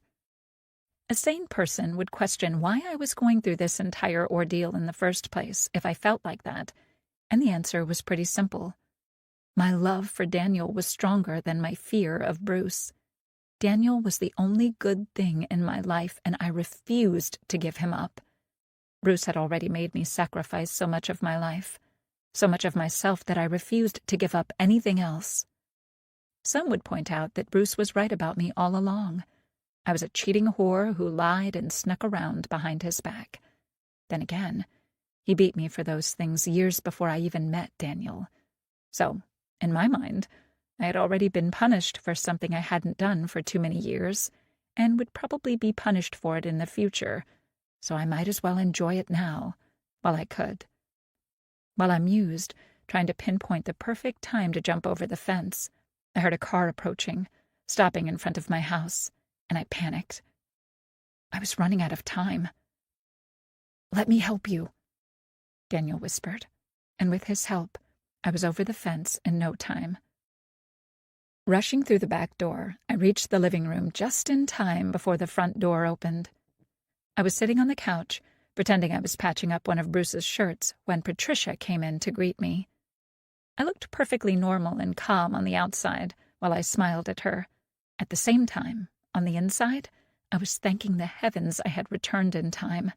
It would be disastrous if Patricia hadn't found me the way she had. "Good morning, Mrs. Costigan," she greeted politely.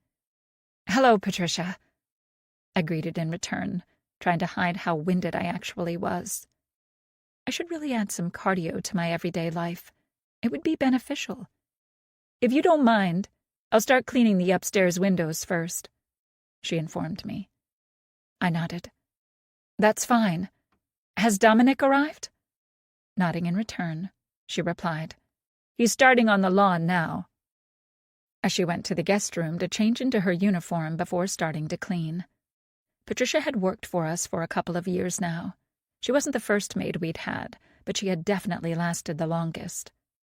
She was the last in the long line of maids that Bruce had hired to help me around the house, cleaning, cooking, and going grocery shopping, much to my chagrin.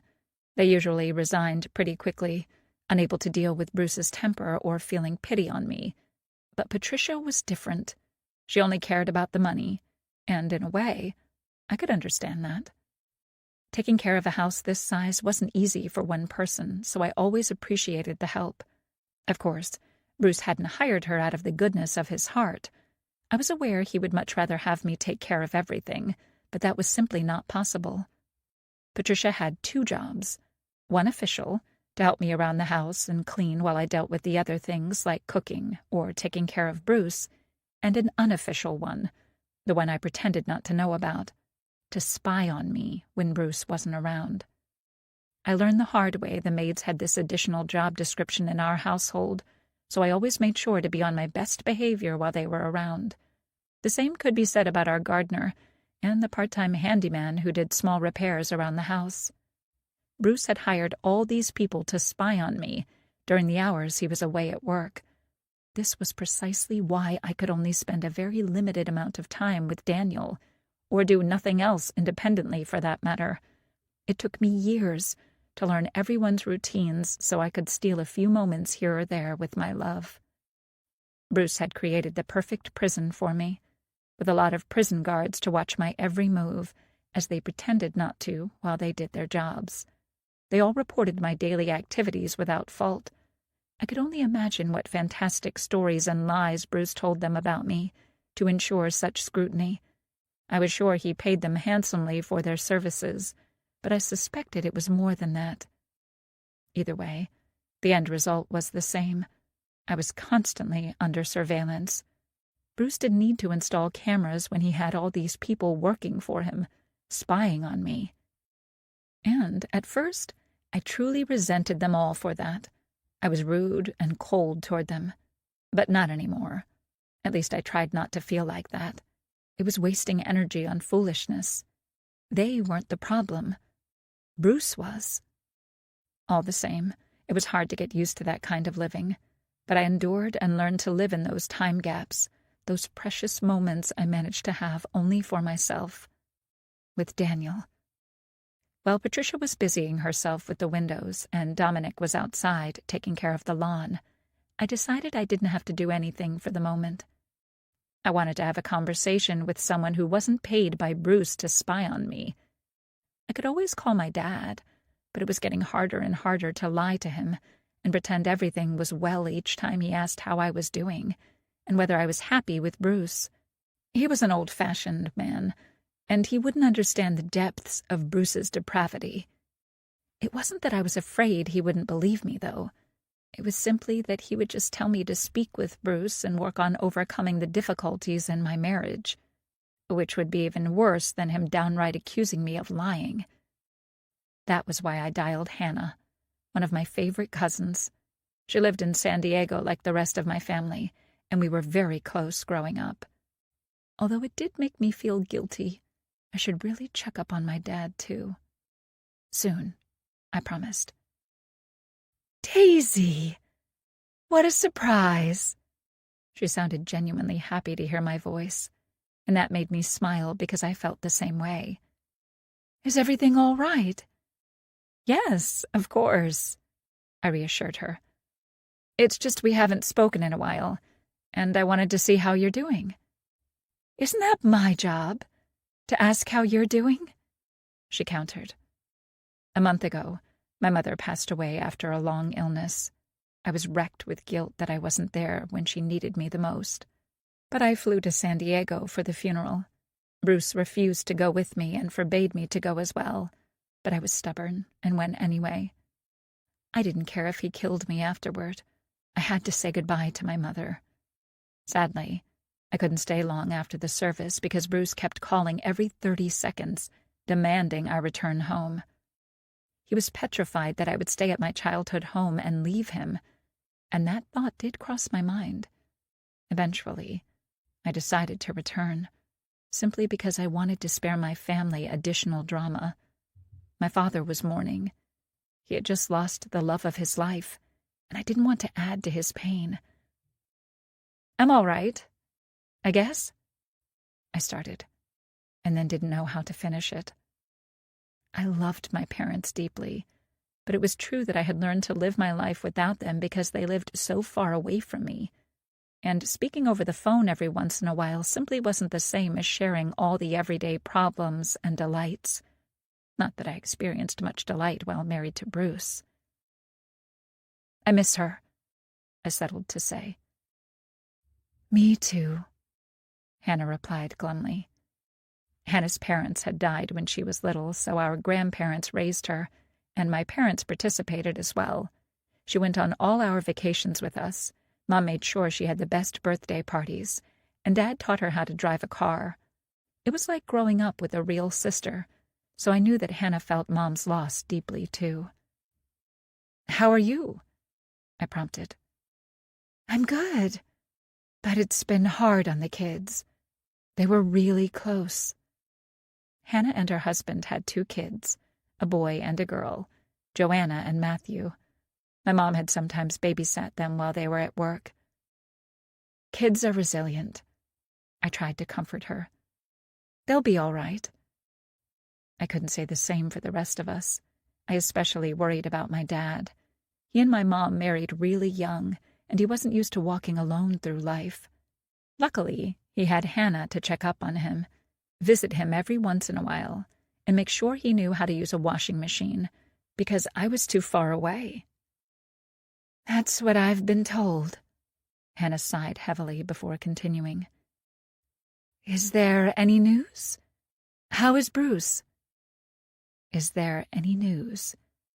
That was Hannah's subtle way of asking if I was pregnant. Thank goodness I wasn't. And the other question was rhetorical, almost ironic. Hannah was among the rare people in my family who actually couldn't stand Bruce from day one. Foolishly, While I was young and in love, I mistook her sixth sense for jealousy. If only I had listened to her gut feeling back then, I wouldn't be in this mess now.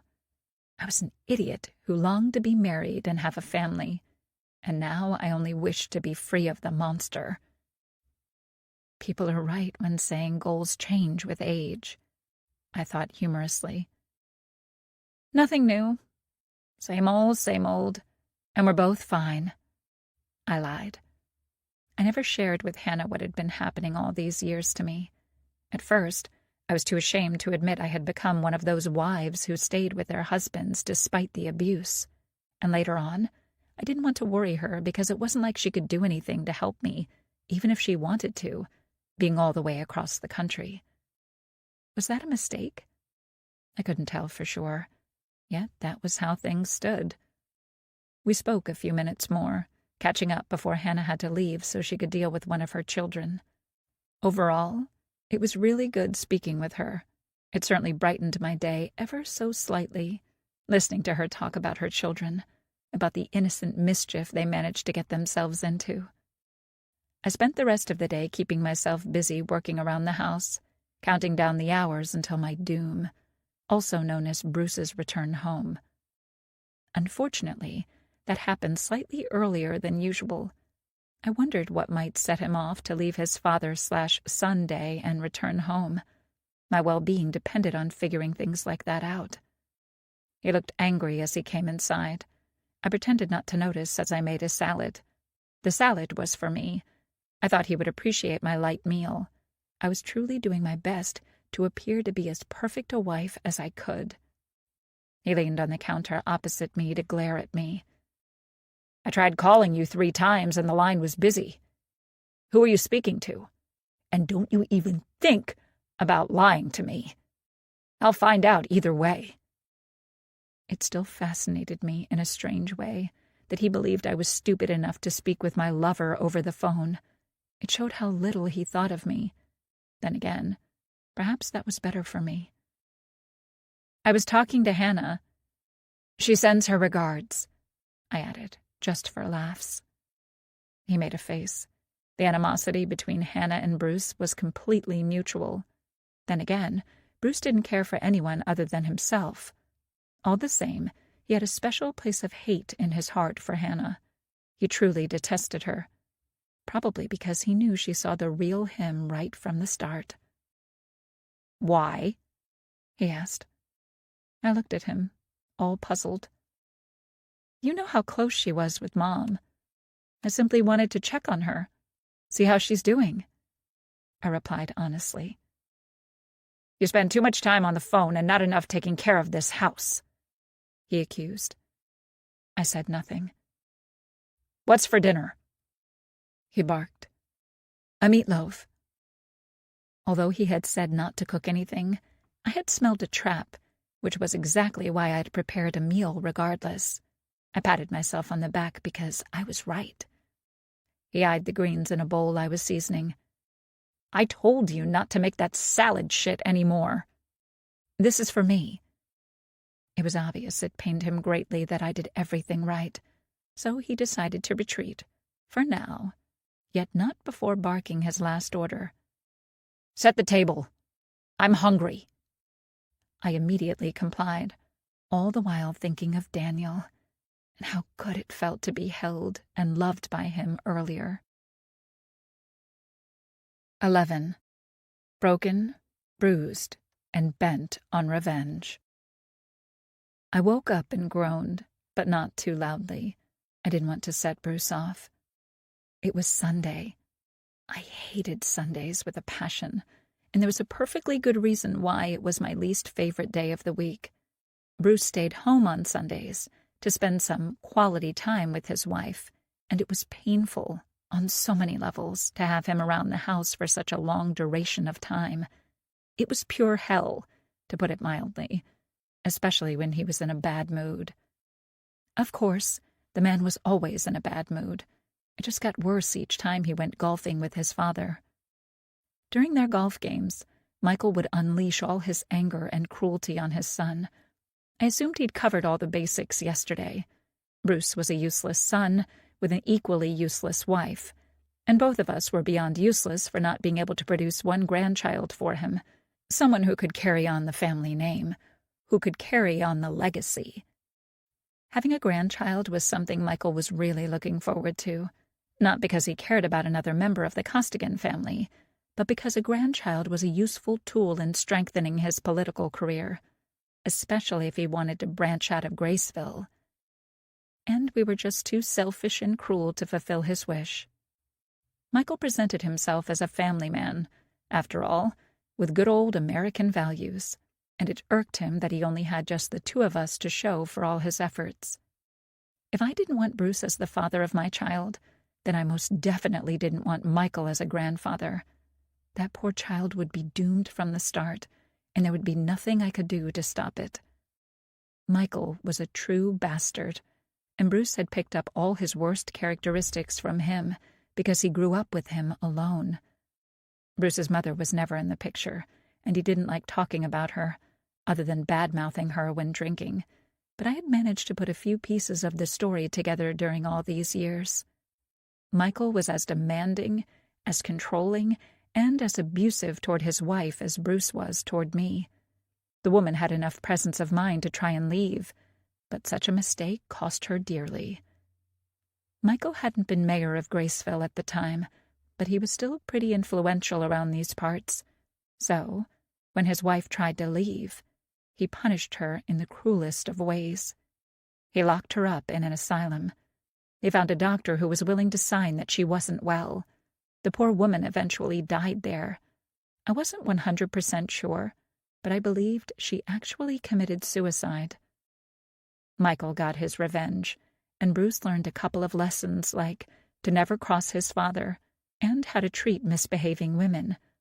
All women, for that matter. Michael hated women, and he taught his son to be the same way.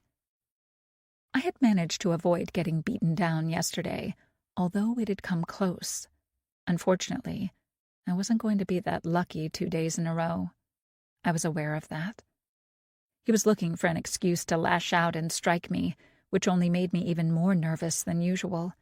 My levels of stress were off the chart, and all I could think about was the pain I would experience if I made any kind of mistake. At times, I wanted to turn toward him, look him in the eyes, and just say, "Come on! Hit me already! Let's get this over with." But I was too big of a coward to actually do it, and that was why he always went through this song and dance routine. And it was beyond exhausting, among other things. I felt like I was constantly walking through rooms that had knives sticking out of the floor, trying really hard not to cut myself, not to bleed, knowing deep down what an impossible mission it was. And it was getting harder by the minute to keep my composure, especially while he was watching me like a hawk. I was doing the dishes when he barked at me to bring him another beer, and as usual, he wasn't too polite about it. "Yeah, that's what you need. Another beer." I grumbled to myself. He had already had way too much, and tomorrow he would go to work with a hangover, which meant he would return home in an even fouler mood. What a wonderful life I lead. "What's taking you so long?" he yelled. "Don't make me ask for it again." "Coming," I said, since I knew better than to point out that he'd only asked me a second before. I opened the fridge to get him another beer. I poured the beer into a glass since he refused to drink it otherwise, but as I grabbed it to carry it to him, the damn glass slipped through my fingers. My hands were still wet and slippery from the dishes, so there was no holding on to that glass. Oh no. The full glass crashed to the kitchen tiles with the biggest crash in the history of humankind, as though mocking me for making such a foolish mistake in my haste. It shattered into a million pieces, and the beer splashed everywhere, foaming, spreading. It looked like my kitchen was in the middle of some kind of seizure. I didn't have time to find that funny because Bruce was there in a matter of seconds. "What was that noise?" "What have you done?" "My hands were wet. It slipped through my fingers," I rushed to explain, knowing that would accomplish absolutely nothing. He looked at the damage and actually growled. "You stupid whore!" he boomed, enraged. "Can't you do anything right?" he asked as he advanced toward me. "It was an accident, Bruce. I'm sorry," I spoke as I walked backward. "I work so hard to provide for you, and when I come home, I expect the minimum of peace and comfort. And this is what I get?" "I'll pour you another immediately and clean all this mess up," I promised in a rush. I didn't want him to hurt me. I didn't want to be in pain. "You mean the mess you made? The glass you broke? The beer you spilled? You think money to buy all those things grows on trees?" He hit me without warning. The blow was so hard, I smacked against the counter, injuring my spine. "I'm sorry, Bruce. I'll make it up to you." "How?" "You've already ruined the only day I have to rest and relax in my home." He hit me again. And since he had me cornered, this blow managed to knock me down onto the floor. I instinctively curled into a ball, trying to protect myself as much as possible. He grabbed me by the hair, hitting me again. "Please, Bruce, stop!" I cried. "You're hurting me." "You hurt me too. Every day. So full of spite. Ruining my life. Why do you hate me so much?" "It was an accident. I didn't mean it." He was beyond listening to me. He wasn't even human in those moments. He was a blazing ball of emotions, anger, and fury. And he beat me like there was no tomorrow. The way he charged at me, the way he pounced without mercy, I really thought this was it. The moment he would actually kill me. And why? All because of a stupid beer glass. Bruce beat me for the glass I broke, and he beat me for the beer I spilled. Eventually, I stopped protesting, stopped begging for mercy, and simply lay there waiting for him to stop, waiting for him to tire down and walk away, praying that would happen long before he managed to kill me. Once he was done, he grabbed me one more time by the hair, pulling really hard so he could glare into my face. "This will teach you to be more careful next time. Right?" Although I could already feel my eyes puffing up and my lips were completely split and bleeding, I forced myself to look at him and answer him because that was expected of me. "Yes, Bruce. I'll be more careful next time," I managed to choke out, although it was excruciatingly painful to do so. He stood up and looked at me like I was the most disgusting thing in the world. "Pour me another beer and clean this shit up." I nodded, looking at the floor in front of me. "Now!" he shouted before storming away. It was unfathomable to me how, every time he did this to me, he always acted as though he was the wronged party and I was the monster tormenting him. Then again, I was sure all monsters were like that. They had to justify their bad behaviors somehow. No matter how much my body was aching in those moments, I did as I was told. I got up on shaky legs and opened the fridge to get another bottle of beer for him. Making sure my hands were completely clean and dry, I poured the beer inside the glass and took it to him, making sure I wasn't leaving blood drips on my way anywhere. I didn't need another round of this. He was already sitting in his chair watching a game as though nothing had happened. There was a certain glow around him, as though after unleashing that beast, he was finally sated and happy. I was disgusted by him, among other things. I had never hated him more than in those moments. I wanted to scream at him and cry and claw his eyes out, but I behaved like a good little wife, waiting on him, and I really hated myself for that.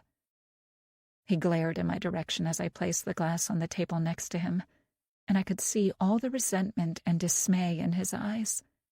I barely suppressed the urge not to spit in his face. Move out of the way. You're blocking the view of the game," he grumbled. Feeling dismissed, I returned to the kitchen to clean everything up. First, I picked all the pieces of the glass. As I threw all the shards in the garbage bin, I fantasized about making a smoothie out of them and feeding them to Bruce.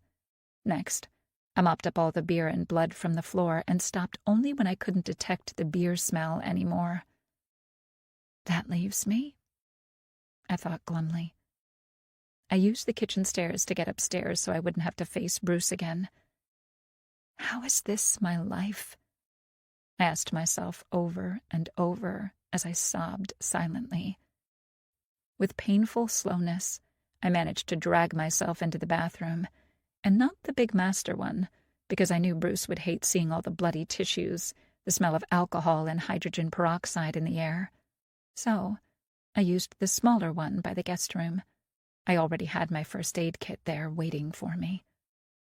I got inside, closed the door, and then sat on the toilet bowl for a bit, weeping. In the past, I dreaded looking in the mirror afterward, not wanting to see all the damage he'd done, all the blood. But after going through it so many times, I had gotten pretty used to it. After I was done crying and feeling sorry for myself, I stood up to assess the damage and finally clean myself up. I've looked worse, I thought as I studied myself in the mirror. The first thing I did afterward was take all my clothes off. They reeked of beer and were slightly blood-stained, especially the shirt. I took a long shower then. Cold water soothed my bruised skin, making me go numb, and then I dressed my wounds. I had a split lip in 2 places again, and both my eyes were rapidly turning dark again. I also had marks on my neck. I couldn't remember him choking me. My arms were bruised, and there was a huge one along my spine, too. Tomorrow, he would definitely berate me for looking like shit, and there was nothing I could do about it. I really couldn't take this anymore. I would die if I stayed with this man. I knew it, and living in fear before that moment was no life at all. I needed to do something. I needed to get away. While I regarded myself in the mirror looking at the wounds Bruce had inflicted on me, there was only one thought inside my head. I have to call Marco.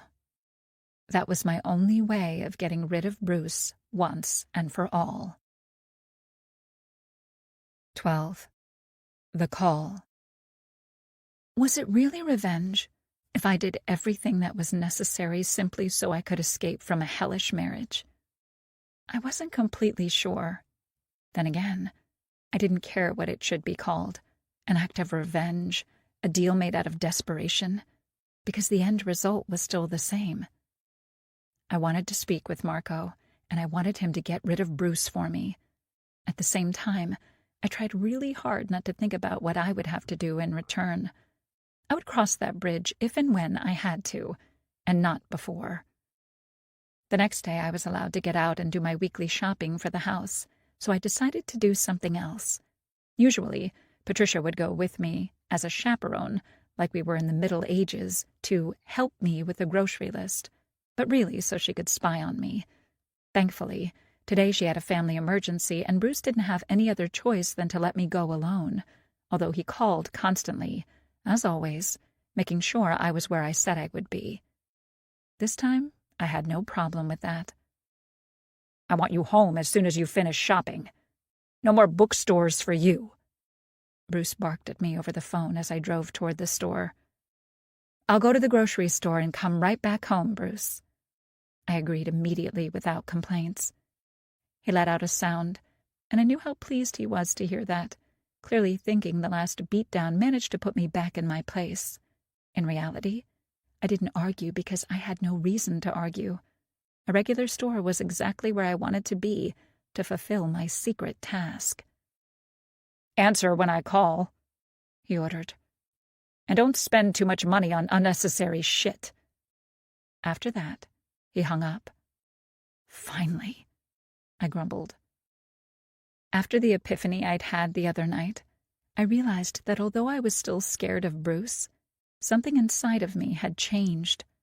Something inside of me had broken, and I'd become different, brazen. Not in an obvious manner, but it was still present. Bruce was simply too stupid to notice it. Knowing the layout of the store, I managed to finish my shopping in record time, and then I simply browsed around for a while, enjoying my time away from the house. And then I got in line, knowing Bruce would check up on me again, and soon. I wanted to give him the good news that I was already on my way home. I was pretending to be the perfect wife so he wouldn't suspect anything was amiss, that I was planning on making a deal with the devil to get rid of him. I used the credit card Bruce had given me to pay for all the groceries, knowing he would check everything, making sure I bought only the brands he liked and approved. Once I was done and packed everything inside the car, I returned to the store once more. With the limited cash that I had, which I had managed to scramble to save here and there, over the course of months and years, I bought a cheap cell phone with a prepaid number so I could call Marco. Although I hated spending some of the cash that I saved up and hid in cases of emergency, this was a necessity, so I didn't feel too guilty about it. Besides, this could count as an emergency of a sort. I couldn't live like this anymore and needed Marco's help. And to ask for help, I needed to be able to contact him without Bruce finding out. It was as simple as that. Last night had been the last straw for me, which gave me the necessary courage to call him. I was sure I would go to hell for my actions, but I made peace with that, as long as I didn't have to live in hell while living on Earth.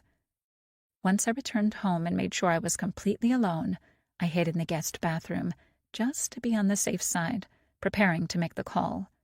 I looked at the piece of paper Marco had written his number on as though it was the most precious thing in the world. The most dangerous as well. My hands were starting to sweat, and I had a strange feeling in the pit of my stomach as I prepared myself to make this leap. I was about to be sick. Am I really going to do this? I had second thoughts. And then my phone started ringing, my real phone, and I jumped. It was Bruce. He had perfect timing, I thought. "Hello?" I answered. "Where are you?" he demanded. "I'm home." "How much money did you spend?" "The amount you gave me." "All of it?" "It's for the whole week, Bruce," I defended. I hated when he complained about the prices when he had no idea how much things cost in the first place.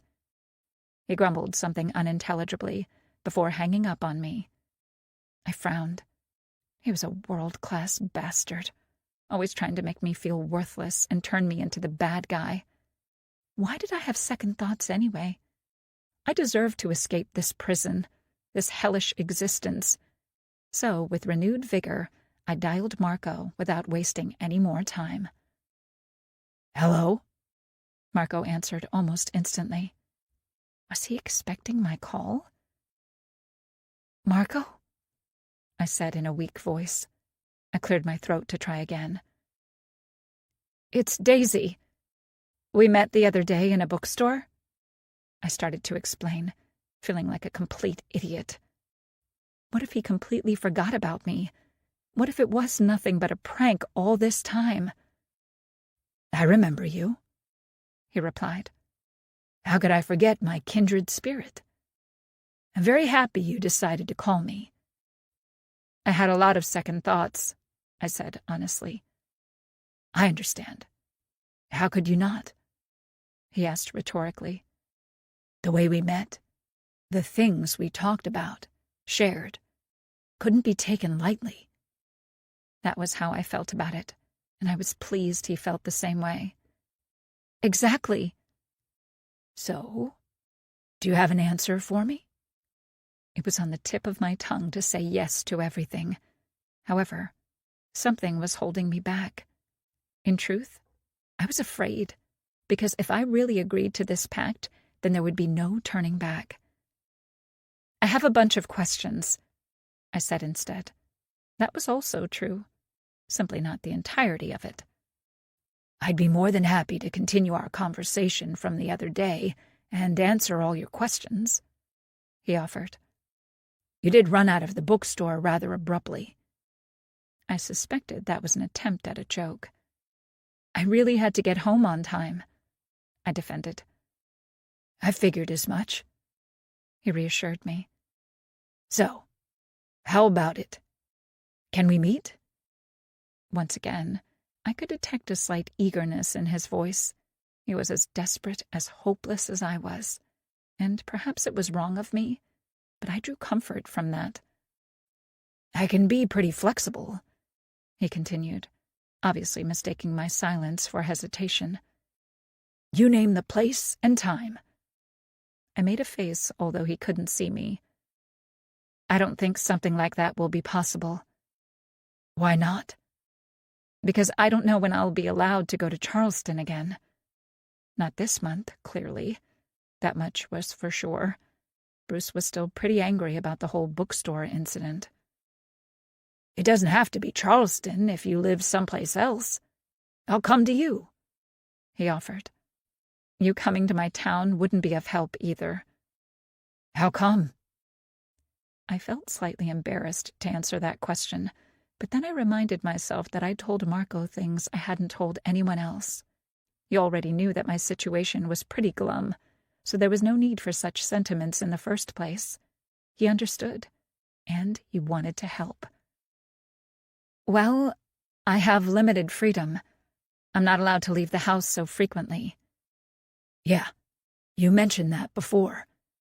You can go out, though, right? Sometimes. A few times a month. Really? He sounded shocked. I looked down. I was ashamed. It couldn't be helped. Can't you sneak out while he's at work? At least for a bit? No. If I try to leave the house during the day without permission, I'll be followed. I would be followed even if I had permission, but I would be seriously punished if I tried to do it behind Bruce's back. Followed by who? He asked, surprised. Usually by a maid that Bruce hired. He cursed under his breath. Can you ask for permission? He asked the next logical question. I would need a good excuse, and I don't have any. I just finished my weekly shopping, and I visited a doctor the day I met you. Then how about you sneak out of the house once he falls asleep? Marco suggested. That won't work either. There's a security system that Bruce turns on at night, and I don't have codes for it. And I was too afraid to try guessing on my own because I knew he would punish me if he discovered what I had been doing. Besides, I was sure he would stop me even if I did manage to get my hands on the codes. Despite all the alcohol he liked to drink after work, he was a light sleeper. If I tried to leave, he would know. He would stop me, and then I would be in deep trouble. He has you completely imprisoned. He sounded shocked. I told you he did. There has to be a way. Marco stressed, clearly annoyed by this whole situation. Welcome to my life was on the tip of my tongue. I hadn't been exaggerating for dramatic effect when I said I was a prisoner in this house. I'm sorry, I said, because I didn't know what else to say. I felt like I was disappointing this man, the only person who had offered to help me in a long time. I instantly felt guilty having that thought. Daniel had offered to help too. He'd offered to run away with me, but that was different. Besides, I didn't want to have him involved in this. I didn't want him to have to deal with all this ugliness. No matter what, I wanted our love to remain pure, which was precisely why making a deal with a complete stranger sounded like the best possible solution to all my problems. No need to apologize, Marco said gently. You being in this terrible situation is exactly why I offered this deal to you. About that offer, I started, but didn't know how to finish. Do I dare? In truth, I changed my mind every couple of seconds. That wasn't completely true. I knew what I wanted, what needed to be done, but fear was constantly getting in the way, making me doubt, making me question everything, my sanity, my morality, and that wasn't what I needed at the moment. I should focus on the only thing that mattered, and that was escaping Bruce. And if killing him was the only way out, then so be it. Considering your dire circumstances and the fact your husband keeps you locked up inside the house, I believe we don't have any other choice. My heart sank, hearing him say those words. I knew he would back down. It was too good to be true to begin with. Tears appeared in my eyes. Then to proceed, he concluded. What? Yes, and the sooner the better. I believe that we don't need to meet to go over the details. I was so startled by his statement I needed a moment to remember the English language so I could reply to him. Oh? That was all I was able to reply to that. We can do that over the phone if you can speak freely right now. I can speak. I managed to recover. My heart was beating like crazy. Now, this was an unexpected turn of events. Were things happening too fast? Was I brave enough to truly go through it? Do I have a choice? Good. He sounded pleased. So, I will go ahead with my end, considering you're a prisoner in your home, as long as you send me a photograph of your husband. He'll do it. He'll kill Bruce for me. Oh my God! My heart was beating so fast and so painfully that I almost missed what he said. Daisy? Did you hear me? He asked, a bit concerned. I looked at myself in the mirror. I looked freaked out and flushed at the same time. You can do this. Yes, I muttered in return.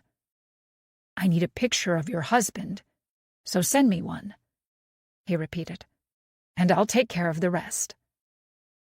Okay. Where does he work? Does he have a favorite place to eat? Does he have any hobbies or outdoor activities? Marco bombarded me with questions. I tried to answer those questions to the best of my knowledge, which wasn't great. Bruce didn't like sharing things with me. If I asked, he would accuse me of being nosy, so I learned to keep my mouth shut. As I offered limited information, I slowly, silently returned downstairs. I was still all alone in the house. Patricia had never come back. I could see a gardener outside, but I wasn't too worried about him since he couldn't hear me. I went to the living room because there was a photo of Bruce hanging over the fireplace. The self-centered prick of a husband of mine had a huge portrait of himself hanging in the living room. There was a small wedding photo of us, in a frame on the mantel to the left, but the big portrait was the centerpiece, so I focused on it, being a better resolution and all that. We ended the call so I could send him the photo, but he told me I should call if I had any more questions, or simply if I wanted to speak with him again. Marco reassured me that even if I had second thoughts, I shouldn't hesitate to ring him on the new number he gave me a moment later, and that brought me a lot of comfort, knowing he was truly there for me. I'd asked him about the new number, and he'd said he had to keep changing phones because of his wife, that she would find and destroy his phone, so he always bought a new one and hid it for when that happened. He feared that she was going to destroy his current one soon. I felt I could relate, considering I'd bought my own prepaid burner phone for the same reason. Though Bruce wouldn't just destroy the phone, he'd destroy me too. I tried taking pictures with the phone camera, but my hand shook so hard every picture was out of focus. Calm down, I tried reasoning with myself. This is what you want.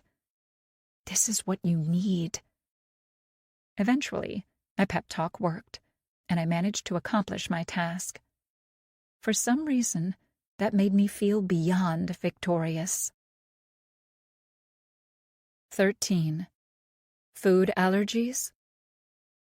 3 days had passed since my conversation with Marco.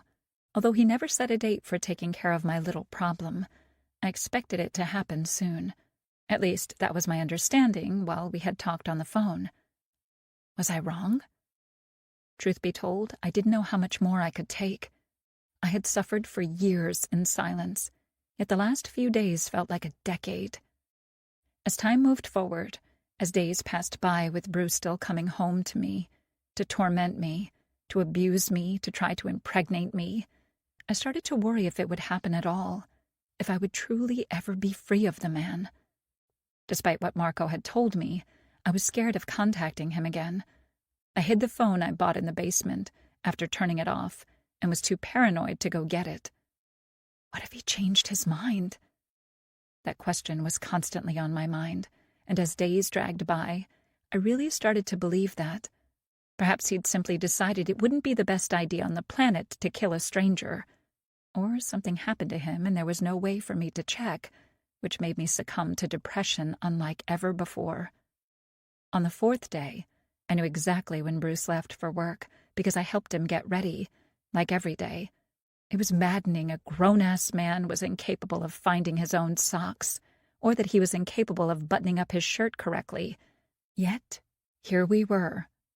The best part about today was that on Fridays he ate at the diner on his way to work, so we always left a little earlier than normal, and I didn't have to cook. Once he left, I decided to return to bed and sleep some more. What was the point of doing anything around the house, making sure everything was perfect, when he would punish me anyway? Why bother? The game was rigged. There was no escaping it, so it was time for me to simply accept such an order of things and let go. I was woken from my sleep by someone forcefully knocking on the door. It was Patricia. "Sorry to bother you, Mrs. Costigan, but some men are asking for you." I put a robe on over my nightgown. Bruce didn't like me sleeping in pajamas even in winter, when it was pretty chilly, and rushed downstairs to see what was going on. I opened the door only to see two policemen in uniforms looking at me strangely. Their patrol car was parked in the driveway in Bruce's spot. All kinds of thoughts rushed through my head. "Hello," I greeted politely, not really sure what was happening. "Are you Mrs. Daisy Costigan?" the older one inquired. "Yes, I am." "May we come in?" I held on to my robe tightly, feeling self-conscious about my bruises. I didn't have time to cover them up, so I used my hair to at least hide one side of my face. Not that it did anything to cover the fading of my bruised eyes. "Of course," I replied, moving to the side so they could come inside. I led them to the living room. They sat on the sofa while I took the chair. "What is this about?" I inquired, unable to take the suspense any longer. Did Bruce do something again? It wouldn't be the first time he'd started a fight without reason and ended up in jail. Michael would bail him out and make it all go away. Of course, but I still had to deal with him as well. He would return home looking and acting like an enraged bull, outraged that someone actually dared to defy him, someone dared to arrest him. In the end, that would be my fault as well. Once again, the older one decided to answer me. "We're sorry to inform you that your husband, Bruce Costigan, passed away today at 10:03 at Susanna's family diner." "We're sorry for your loss," the other added. Passed away? My brain shut down for a moment. "What?" was the only thing I was able to choke out. "It appeared to be some kind of food allergy. The paramedics rushed to the scene. However, it was too late. They weren't able to resuscitate him. There was nothing they could do." I shook my head. "There has to be some mistake. Bruce has no allergies. He can't be dead. I just saw him this morning." I rambled, my mind refusing to accept what these two men were saying to me. Bruce is dead? Really? "We're sorry," the police officer repeated. "We would like you to come with us to the coroner's office to identify the body." "Bruce can't be dead. You've made a mistake," I insisted. "Do you need to call someone?" It seemed these men were incapable of dealing with hysterical women. Not that I was hysterical by any standards. Was I? I forced myself to stop spiraling. "I'm all right.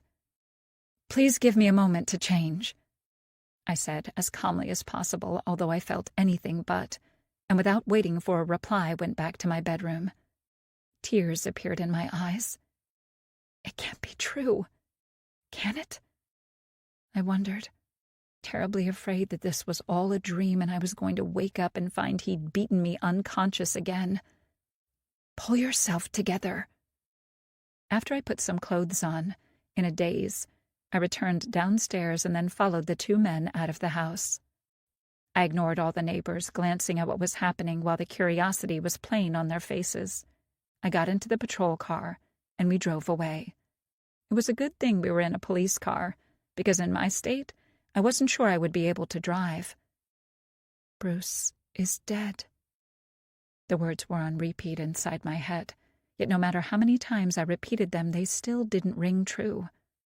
They couldn't. This was some kind of a test. Bruce wanted to see how I would behave in case of his death. I was sure of that.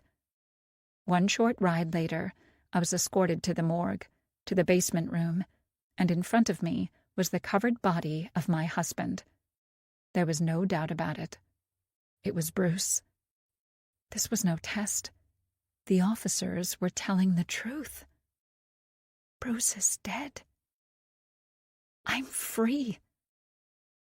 Seeing him like that, seeing his lifeless corpse in front of me, all kinds of emotions bubbled up to the surface. I wanted to scream in his face. I wanted to shout all kinds of profanities, spit at him, scratch his dead eyes out, and laugh. But I did none of those things. I nodded, confirming his identity. It's him.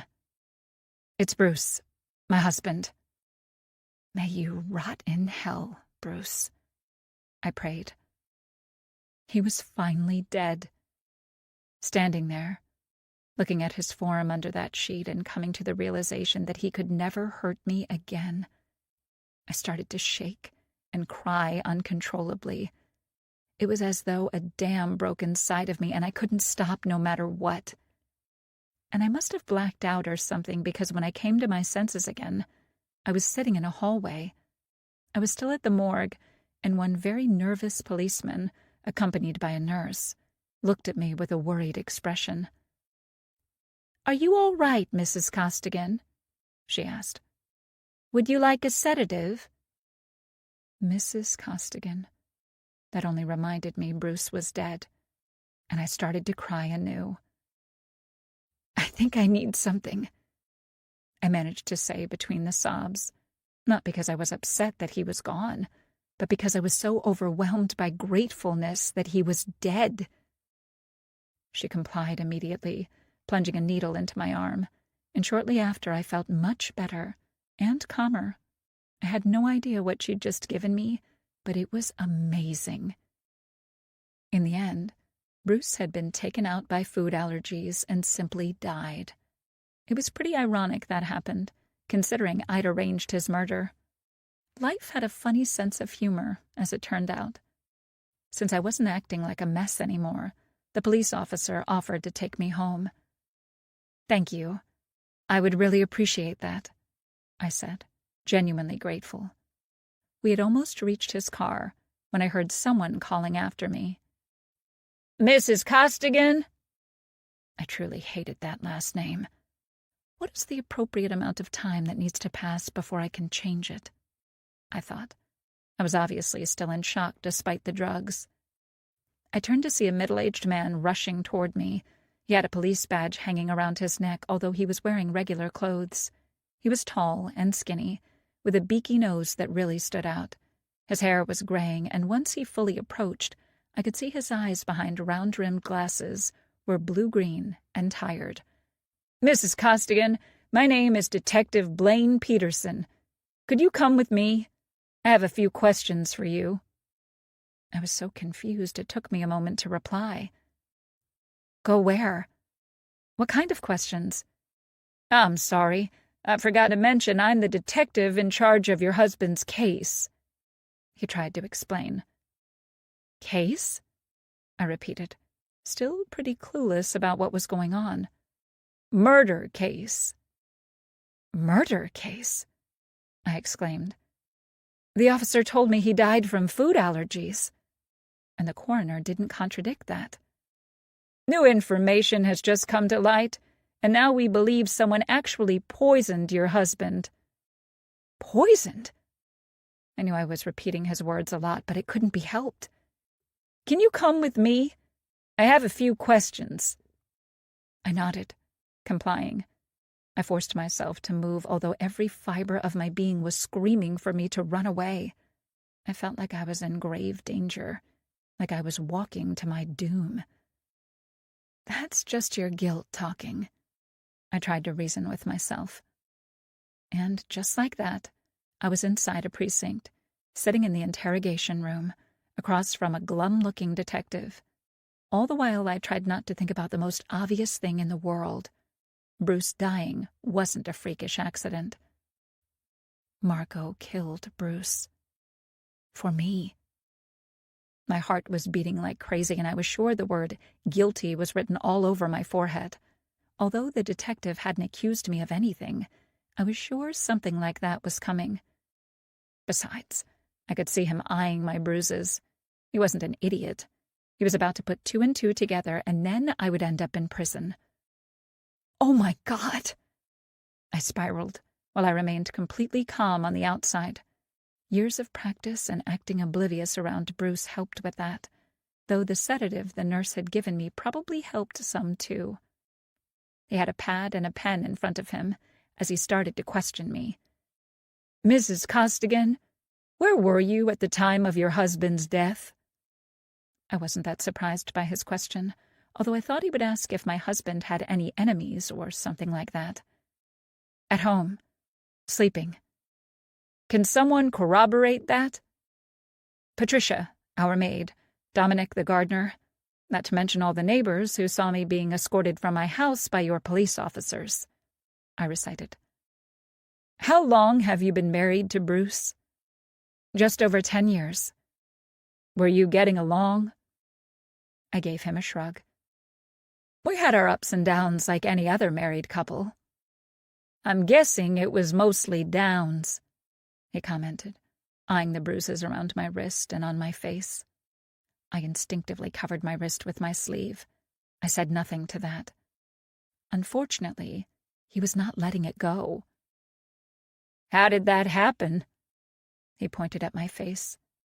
I didn't get a chance to put any makeup on that morning, and all my bruises were fully on display, although they were fading by now.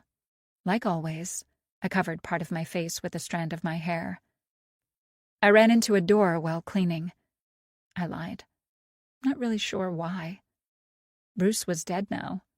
There was no point in hiding what a bastard of a husband he was. Are you sure of that? Part of me rebelled. If he knew how monstrously Bruce behaved toward me, then he would have no problem believing I killed him, finally having had enough. I see, the detective said, scribbling something down. Tell me, do you run into doors a lot? I can be clumsy at times. It was obvious he knew I was lying. Do you have any idea who would want to harm your husband? He changed the subject. I really don't know that, Detective. Perhaps you should speak about that with Bruce's father. As if on cue, as though summoned, I could hear my father-in-law's voice shouting at the top of his lungs. What the hell? The detective muttered.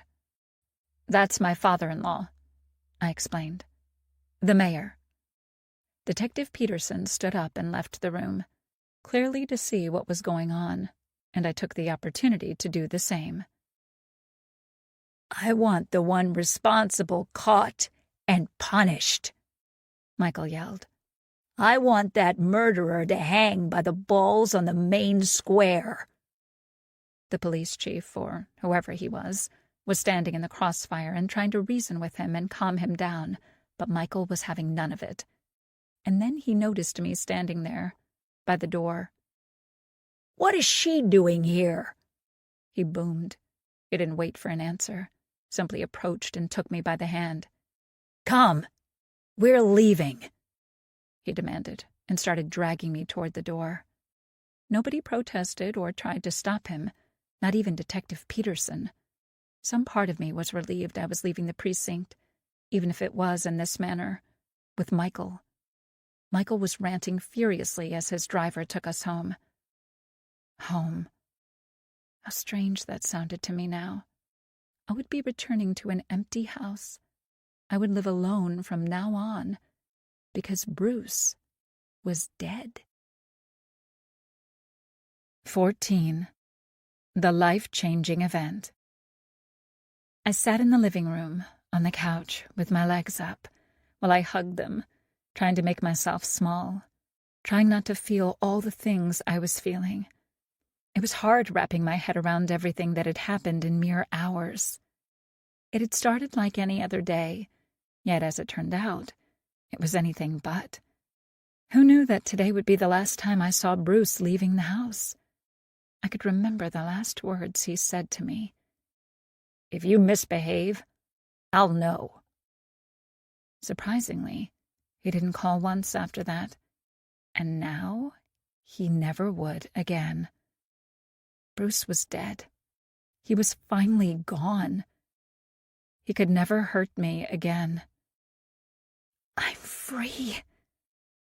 Although that state of affairs was something I'd hoped for and prayed for many years, it came as a shock no matter what. No matter that I saw his lifeless body lying on the metal bed, part of me truly believed that monsters like him would live forever. Perhaps he will, in all the bad memories I had of him. I shook my head, hoping that wouldn't be the case. I won't allow him to ruin my future. I would do whatever it took to forget about him completely. He'd already stolen years out of my life. He didn't deserve a day longer. Sadly, that was easier said than done, especially considering the circumstances. For a short period of time, I believed that he had died of natural causes, that he had been served breakfast with an ingredient he was secretly allergic to, and that he died after going into anaphylactic shock. That was what the paramedics had believed. And, to be perfectly honest, learning that had been a relief to me, that he died of natural causes, of a freakish accident, because it meant my hands were clean and would remain clean. Unfortunately, that was short-lived. Marco had poisoned him. There was no doubt in my mind about that. Sadly, as expected, I was the detective's first suspect. Although he never said anything of the sort, it was heavily implied during the course of our conversation.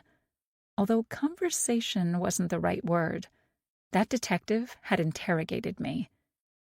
There was perhaps a chance I was paranoid without reason, that it was standard practice to treat everybody as a suspect. Maybe Michael would receive the same treatment in the future, though I didn't think so. I believed the detective knew something fishy was going on, and I was seriously frightened he would discover the truth. I don't want to go to jail. I won't go to jail, as long as I remain calm. There's no evidence against me. I did nothing wrong. I was at home. I tried to give myself a pep talk. Despite all that, I knew that the detective wouldn't simply stop investigating. He looked determined to discover the truth. That was his job, after all, and it was to be expected that I was at the top of his list, especially since he knew how poorly Bruce treated me. He saw the bruises, and he wasn't an idiot. He knew what had been happening behind closed doors despite me denying everything. As long as I remained calm, and most importantly kept my mouth shut, all would turn out for the best. I had plenty of experience keeping my mouth shut thanks to Bruce, so that shouldn't be a problem. At least, I hoped not. If I just endured for a little bit longer, then the dust would settle down, and once the police found no evidence, life would move on. I would be able to move on, live my life to the fullest. And that was all thanks to Marco. I still couldn't fully believe it. Marco had actually killed Bruce for me. Now it made sense that he had asked so many questions about Bruce, because he needed a place where he could do it. If you asked me, Marco took a really big risk in poisoning Bruce in broad daylight, in a diner that was probably packed with people since it was breakfast rush hour. Then again, perhaps he hoped it would be ruled an accident. It was a good thought, staging it as though Bruce had died of a food allergy. Unfortunately, things didn't turn out that way. That detective suspected it was murder and was waiting for a medical report for confirmation. What is going to be written in that report? I stressed. Not that it would make any difference. Although I continued to contemplate all those things and so much more, it still didn't fully sink in that Marco had killed Bruce for me. That Bruce was dead, period. Because it sounded so unbelievable. I continued to feel like this was all just the latest nightmare that I was having, from which I would shortly wake up, not only finding Bruce alive and well, but ready to beat me up some more. This was real, and yet it was still hard to comprehend. Living the way I did, in fear, in this prison, constantly tormented by my jailer, by Bruce, had become so normal to me that anything else appeared completely incomprehensible. And yet, I was sure that I wouldn't need much time to get used to this new normality, a life without Bruce.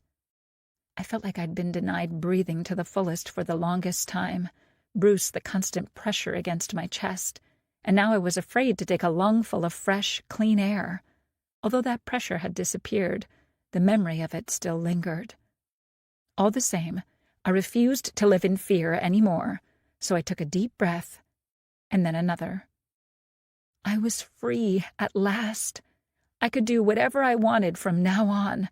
I could walk around naked with my hair down, eating as much candy as I could stomach. That thought almost made me giggle. I sobered up the instant Michael stormed into the room. I had completely forgotten he was here. For some reason he'd decided to stay once he drove me home, but had immediately marched into Bruce's study, closing himself inside. I could hear him yelling a great deal, though, and I hoped that meant he spoke over the phone with someone and wasn't arguing with his imaginary friends. While he entertained himself with that, I went to the living room, sat down, and tried not to think about anything, failed miserably, and hadn't moved since. He looked at me with the deepest frown imaginable.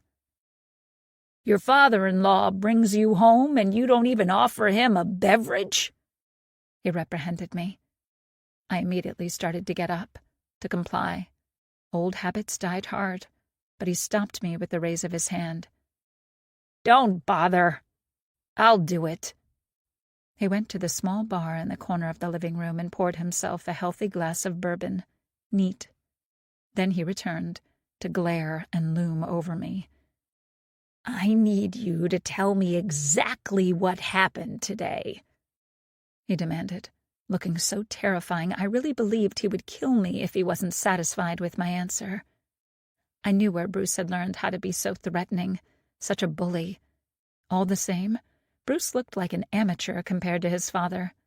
Michael Costigan was a thing of nightmares when he wished it so. And unfortunately, all his wrath, all his fury was pointed toward me. He made me feel so small all of a sudden. I truly wanted to disappear. "I don't know," I managed to choke out. "You're his wife. You have to know something. Who would do such a thing to my boy?" "A stranger called Marco because I told him to, and in return, I need to kill his wife." "He got up and went to work, like every morning," I rushed to say, trying to block out all those thoughts inside my head, trying to prevent myself from blabbing something I wasn't supposed to out loud. He stared at me so intently I didn't know how long I would be able to take it. "What was he doing in that diner? Why didn't he eat at home? Didn't you take care of him at all?" he boomed. "I don't know why he went there. He didn't tell me such things," I replied, completely breaking down, sobbing. "This is all my fault," was on the tip of my tongue to say. Bruce was dead because of me. I made a deal with the devil, and these were the consequences. And soon everybody would know. Quite unexpectedly, Michael backed off. He was still frowning, but had a strange expression on his face. "I'm sorry for upsetting you," he said in a grudging manner. I was so shocked he had actually uttered those words and said he was sorry, I almost choked on my own tongue. I know this must be hard for you, too. He is your husband, after all. Was. How cruel that sounds. He trailed off. I said nothing. I couldn't, even if I wanted to. This was the closest I'd seen him acting to an actual human being in my entire life. All the same, I didn't allow myself to get fooled by it. No matter how it looked in those moments, Michael wasn't a man who needed to be pitied. If he now looked rattled over Bruce's death, it was only because he was alarmed by how all of this was affecting him. I was sure there was no true pain over the loss of his only son, only the inconvenience that things weren't going according to his plan. Was I cruel? No matter our past, this man did just lose his son. I had a moment of doubt. It passed quickly, or more accurately put, as soon as Michael opened his mouth again. He muttered something about speaking with the chief of police again, calling him a useless box of donuts, before storming out without sparing me another glance. I sighed with relief that he was gone to berate someone else, pester someone at the police department instead of me, because I'd come really close to telling him everything, simply to stop him from looking at me the way he did. No wonder he was the mayor. I was sure he could accomplish everything while looking at people that way. All but turn himself into a decent human being. I was lucky he had misunderstood my behavior.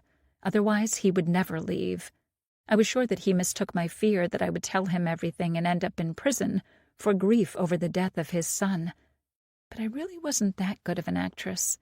It happened completely by accident, but I was grateful for it. Then again, Michael had such a poor opinion of me that even if I told him everything about Marco and the deal I'd made with him, he wouldn't believe me. He would laugh and call me a hysterical woman, or he would lock me up in a mental institution like his wife, and I knew how that turned out for her. Michael was gone, and I hadn't told him anything, and Bruce was dead. Life was good. I allowed myself a small smile. This was the first moment of peace I'd had since learning Bruce had died.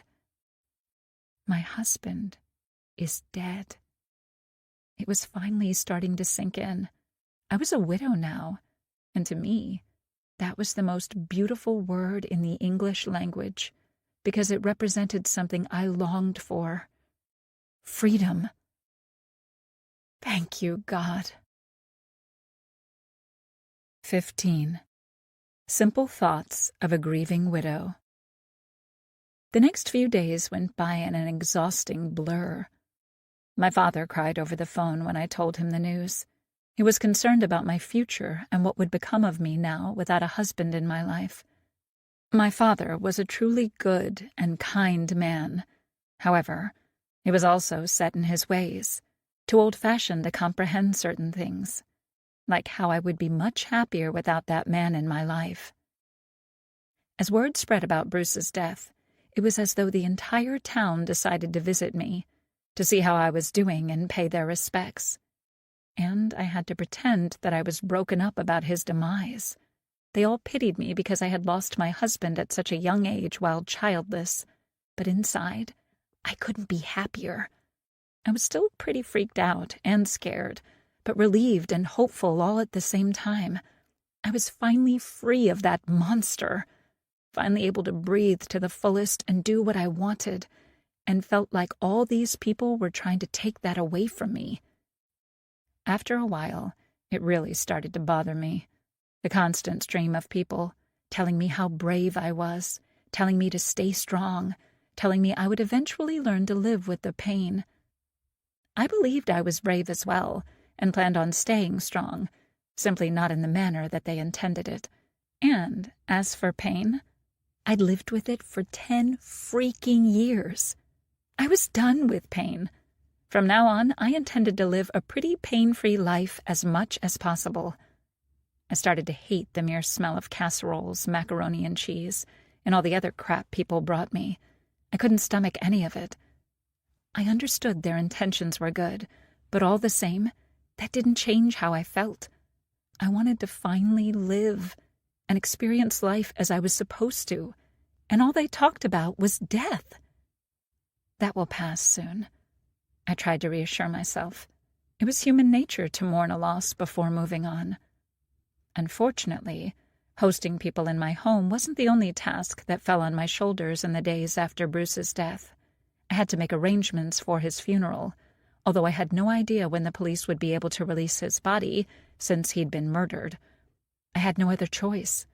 That was what was expected of me, and Michael wanted the most lavish funeral this town had ever seen. Although it sounded kind of silly, I knew I would feel much better and be fully convinced this was permanent once I got a chance to throw Bruce in a locked casket and bury him in the dirt. Of course, I would much rather have a bonfire, burn his body to ashes, than dump what remained of him into the toilet and flush him for good with all the rest of the shit. Or leave his body to wild animals to rip him to pieces and devour a few good pieces of him before shitting him out. But I wasn't so sure how the rest of the townsfolk of Graceville would react to something like that. And I was definitely too scared of Michael to do anything but exactly what he told me to do. I hated it, but I understood how necessary it was for me to keep playing the part of the grieving widow. That was what would keep me safe in the end.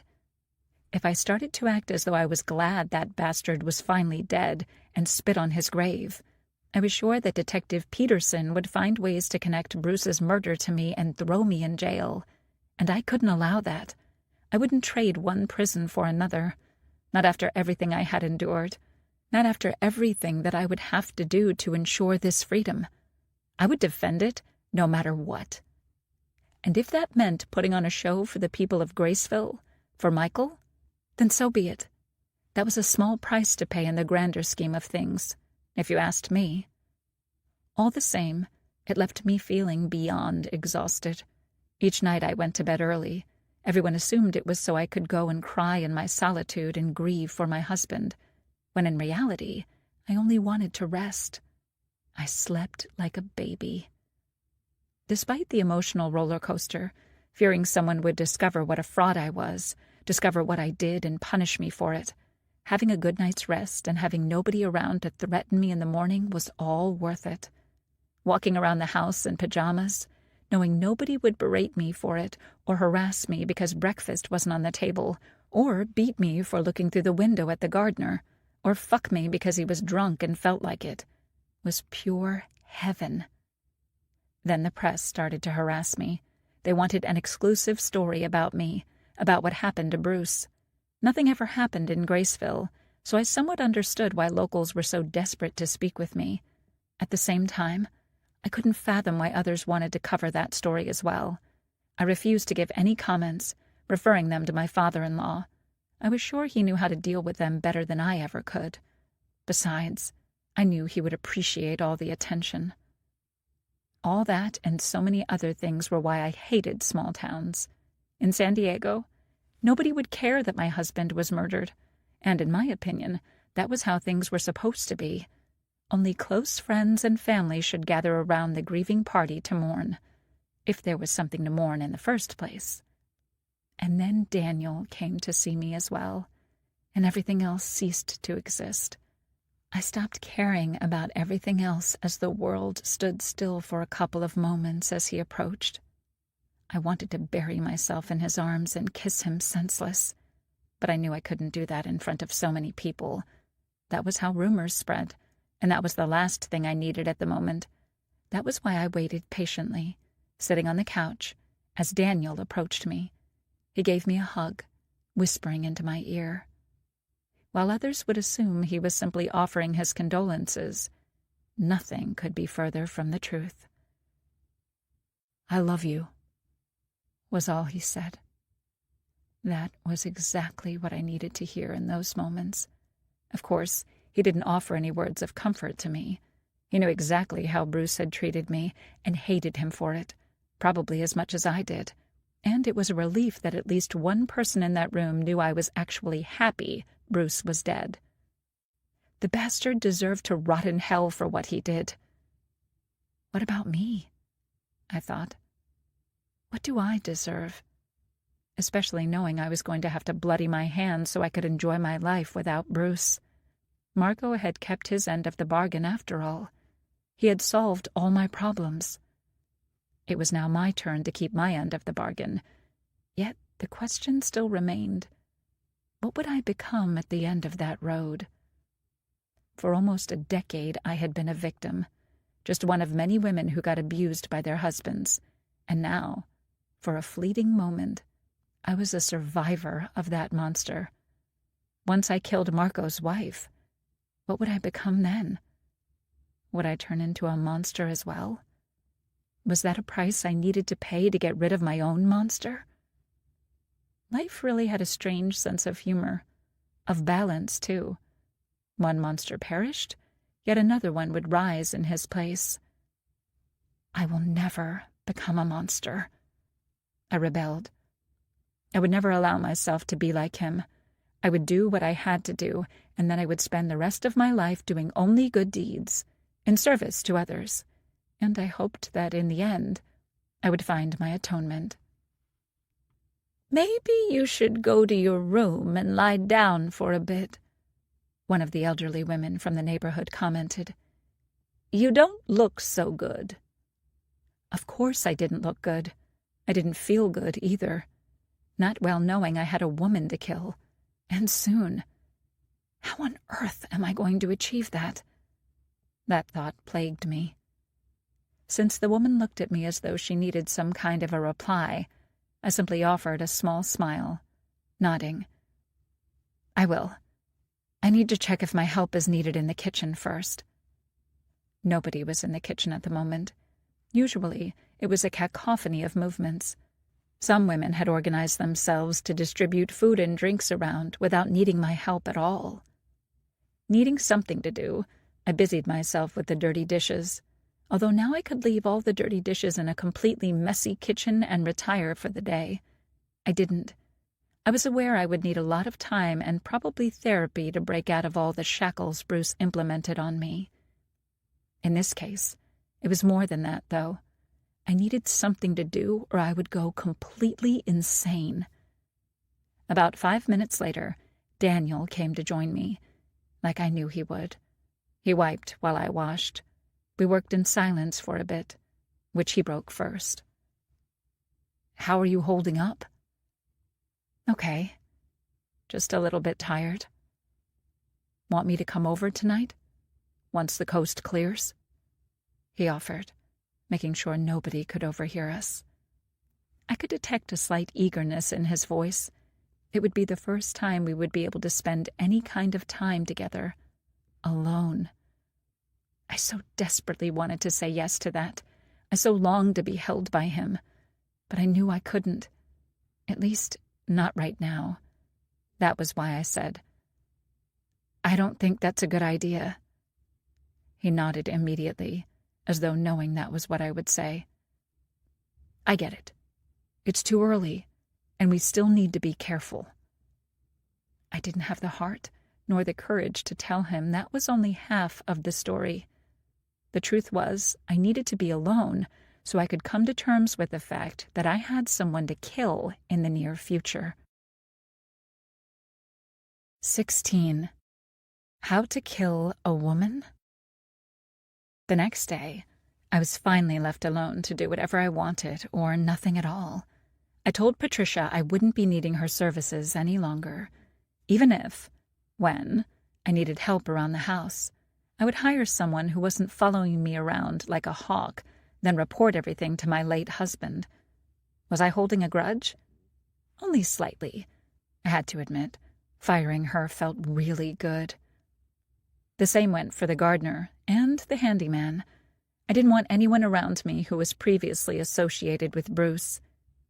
And the feeling that there was nobody inside the house or outside of it whose job it was to keep an eye on me was completely liberating. I could finally breathe, especially since none of the neighbors or townspeople came to check up on me.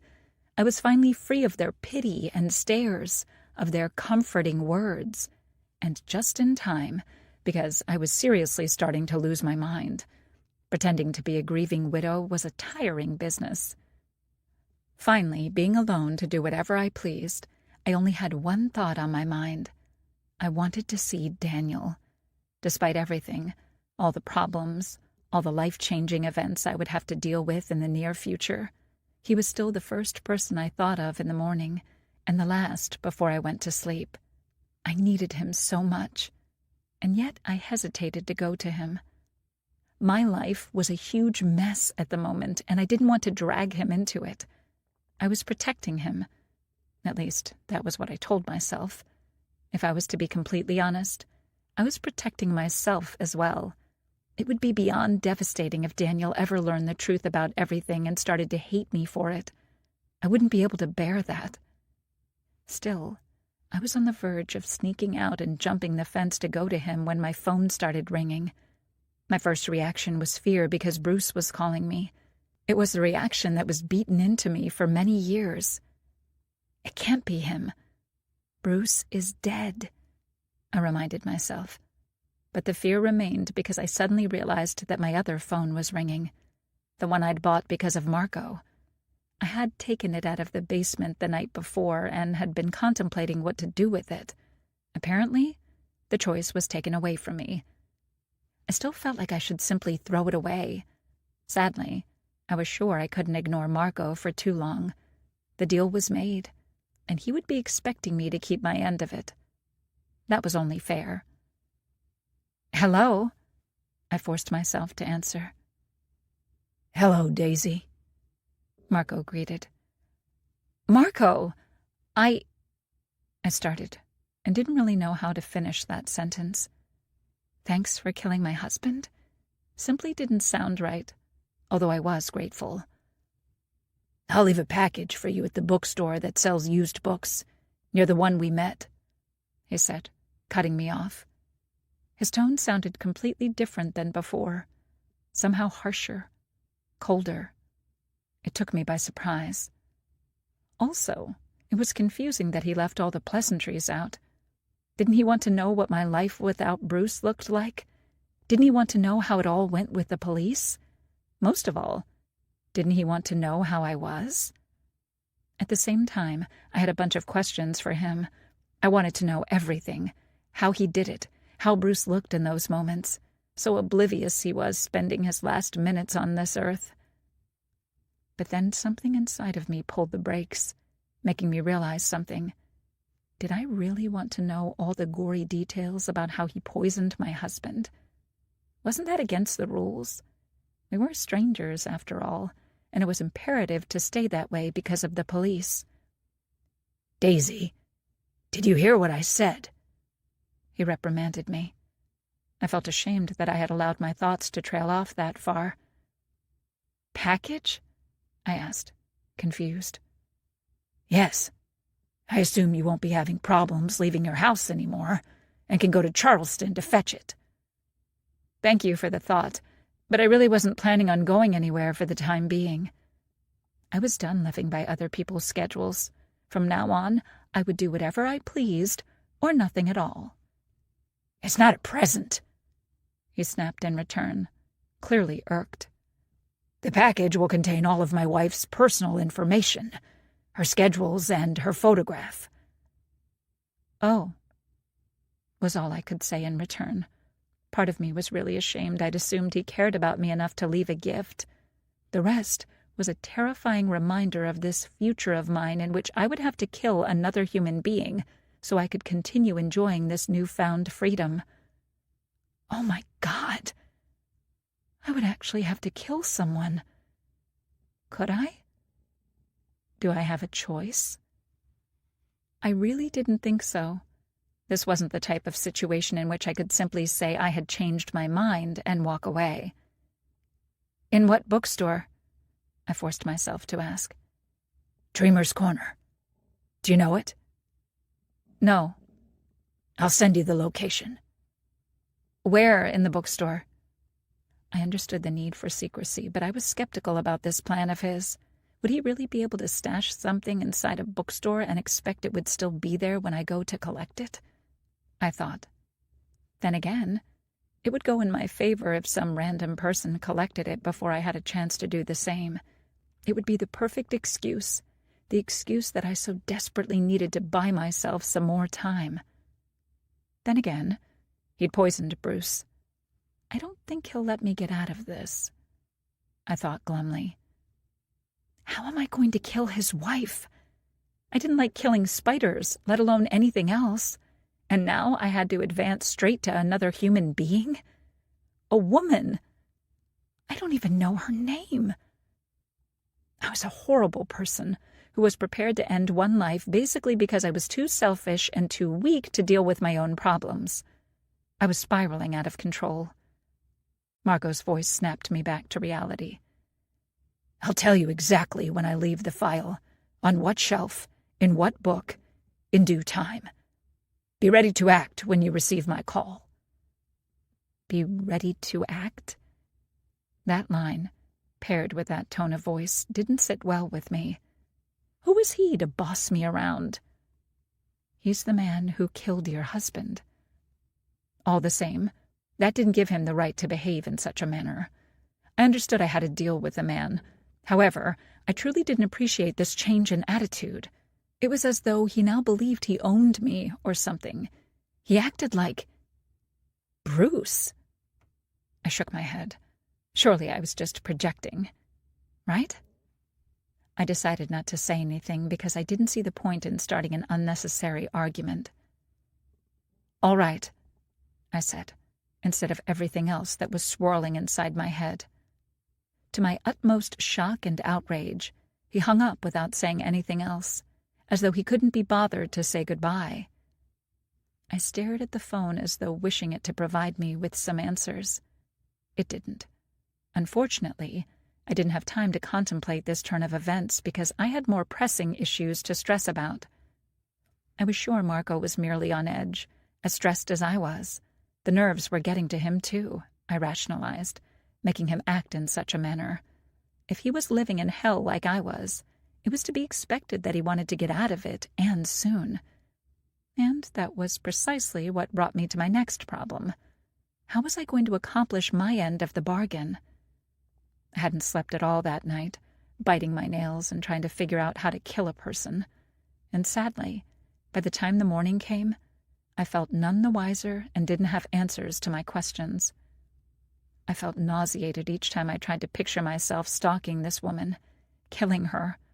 All my references on the subject were from books and movies, and I had no idea how one actually killed someone in real life. Maybe I should watch documentaries about the most famous serial killers in the world. I dismissed that, on the grounds of being too crazy. I didn't want to take tips from those monsters. I only wanted to survive this one terrible thing so I could move on with my life. How to actually go about killing someone? What to prepare? What weapon to use? Was I even physically strong enough to kill someone? These were the questions that kept plaguing me. The next morning, I felt like shit. I was sleep-deprived and jumpy as hell, especially once I got a text from Marco that he would be going to the bookstore today. Today! I would be receiving that folder today with all his wife's information, which meant I was running out of time. He would expect me to kill her in the next couple of days. Oh my God! I didn't think I could go through all that. Maybe I should go to the police station and turn myself in. Confess everything. Despite my emotions, every part of my body rebelled against that idea. This was precisely why I got dressed, collected my car keys, and got out of the house. I could see Daniel sitting on his side porch, enjoying his morning coffee. I felt a pang in my stomach seeing him.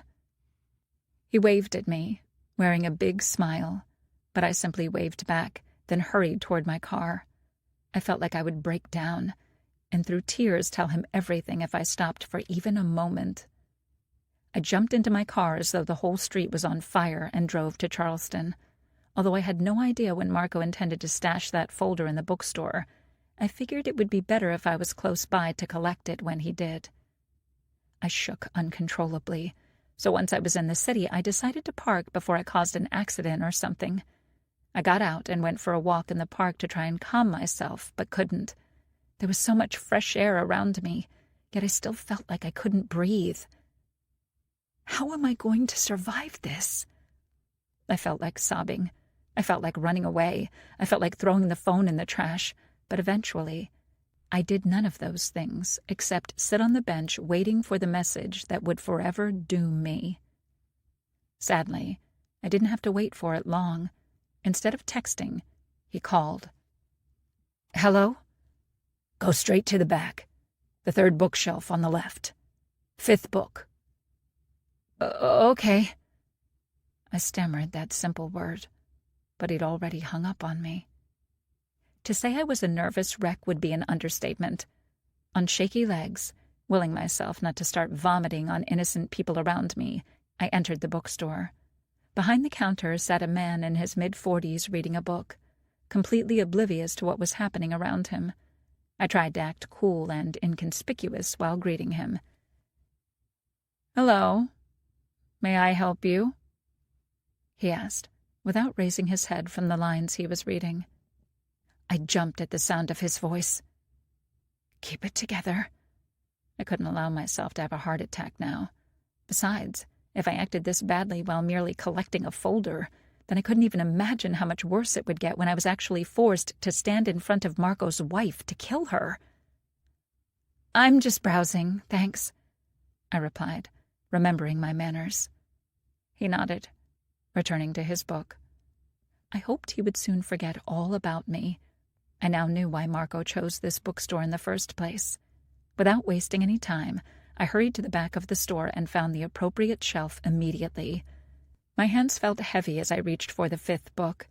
It was Agatha Christie's Murder is Easy. Was Marco fucking with me? I fleetingly thought while feeling completely irritated. It felt like a sick joke as I looked inside, and true enough, an envelope was tucked between the pages. I stopped breathing for a bit and just looked at it. If I took this home, then that was that. If I put it back, there was still a chance to end this madness. Yet not even I believed that. I closed the book without opening the envelope. I didn't dare do it here, even though the man in charge of this bookstore was completely oblivious to the real world. I resented him for that. I wished I could merely get lost in one of the stories around me and not think about murders, alibis, and lovers. Clutching the book as though my life depended on it, I reached the counter to buy it, not really sure why. I could have simply grabbed the envelope and left the store. The man wore the same bored expression, as though not appreciating me interrupting him while he was placing it in a bag for me. All the while my heart was beating like crazy. Once that was done, I rushed back to my car and locked myself inside. Only then did I dare to look inside the envelope that Marco had left for me. Inside was a picture of a woman.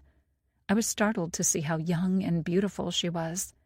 She wasn't what I had expected at all. Then again, I didn't picture her, knowing that would make things harder. Beside the photo was a printed weekly schedule. It was very detailed. I noted as I skimmed through it. She had a lot of errands around town, and, based on it, I figured she was a stay-at-home wife, like me. Her name was Sarah. The last thing inside the envelope was a handwritten note, and it was obvious Marco wrote it for me. "You have 1 week to complete the job, or I'm taking my payment in other ways." 17. Doubt. A fun state of mind. I read the note a couple of times before finally putting it away. All the same, it was still hard to comprehend what was written. I couldn't believe it. Marco had actually threatened me in that note, although I'd done nothing wrong. What a bastard! I fumed. Our deal and the fact he upheld his end of the bargain and killed my husband didn't give him the right to threaten me. How dare he? After reading that note and after our latest phone call, I was starting to resent him more and more. What did that mean anyway? That he would take his payment in other ways? What other ways? A chill went down my spine. Despite everything, I felt like I didn't want to find that out. But why threaten me? I continued to fume. Even if he had his reasons, it was definitely uncalled for. He wants to make sure I'll fulfill my end of the bargain, I mused. Not that I was defending him. I would never do that. It was true that he'd killed someone for me, my greatest tormentor, and it was also true that it was now my turn to do the same for him. Nevertheless, I was beyond rattled by that note. Marco had changed completely from the time we'd first met at the bookstore, and not for the better. And it didn't matter if the whole situation was getting to him. It didn't matter what he wanted out of his marriage. He still shouldn't go around threatening people. Maybe killing Bruce was too much for him. Maybe that made him unstable. The thought froze all the blood inside my veins for a moment. Oh my God. What if this is all my fault? What if I was to blame for that poor, desperate man turning into something else? I stopped thinking about that because it was too horrible. Besides, the implications were even worse. Would the same happen to me? Would I change into something unrecognizable after killing Marco's wife? Will I go mad? If that was the case, then I should drive myself straight to the police station and be done with everything, because it wasn't worth it. It was not worth losing myself for anything. That had to be why Marco had threatened me, I realized. I was trying to find excuses not to go through with it. At the same time, I felt that it was only natural, only human. After all, I wasn't a murderous sociopath. I had morals. I had a conscience. It was to be expected that I was torn by the choices I was going to have to make. My mind continued going in all directions as I drove back home. Every once in a while, I would glance at the yellow envelope, picture the content inside, and shudder. The image of Marco's wife, Sarah, would haunt me forever. She looked so innocent, so kind, and like someone who didn't deserve to die. Stop it! I looked at the envelope as though it was a dirty bomb ready to explode at any moment. I didn't want anything to do with it. I couldn't escape it. I'd made the deal, and these were the consequences. Besides, if I tried to trick Marco, he would know, and he would come for me. His note was very explicit about that. Getting inside the house, I didn't feel any better.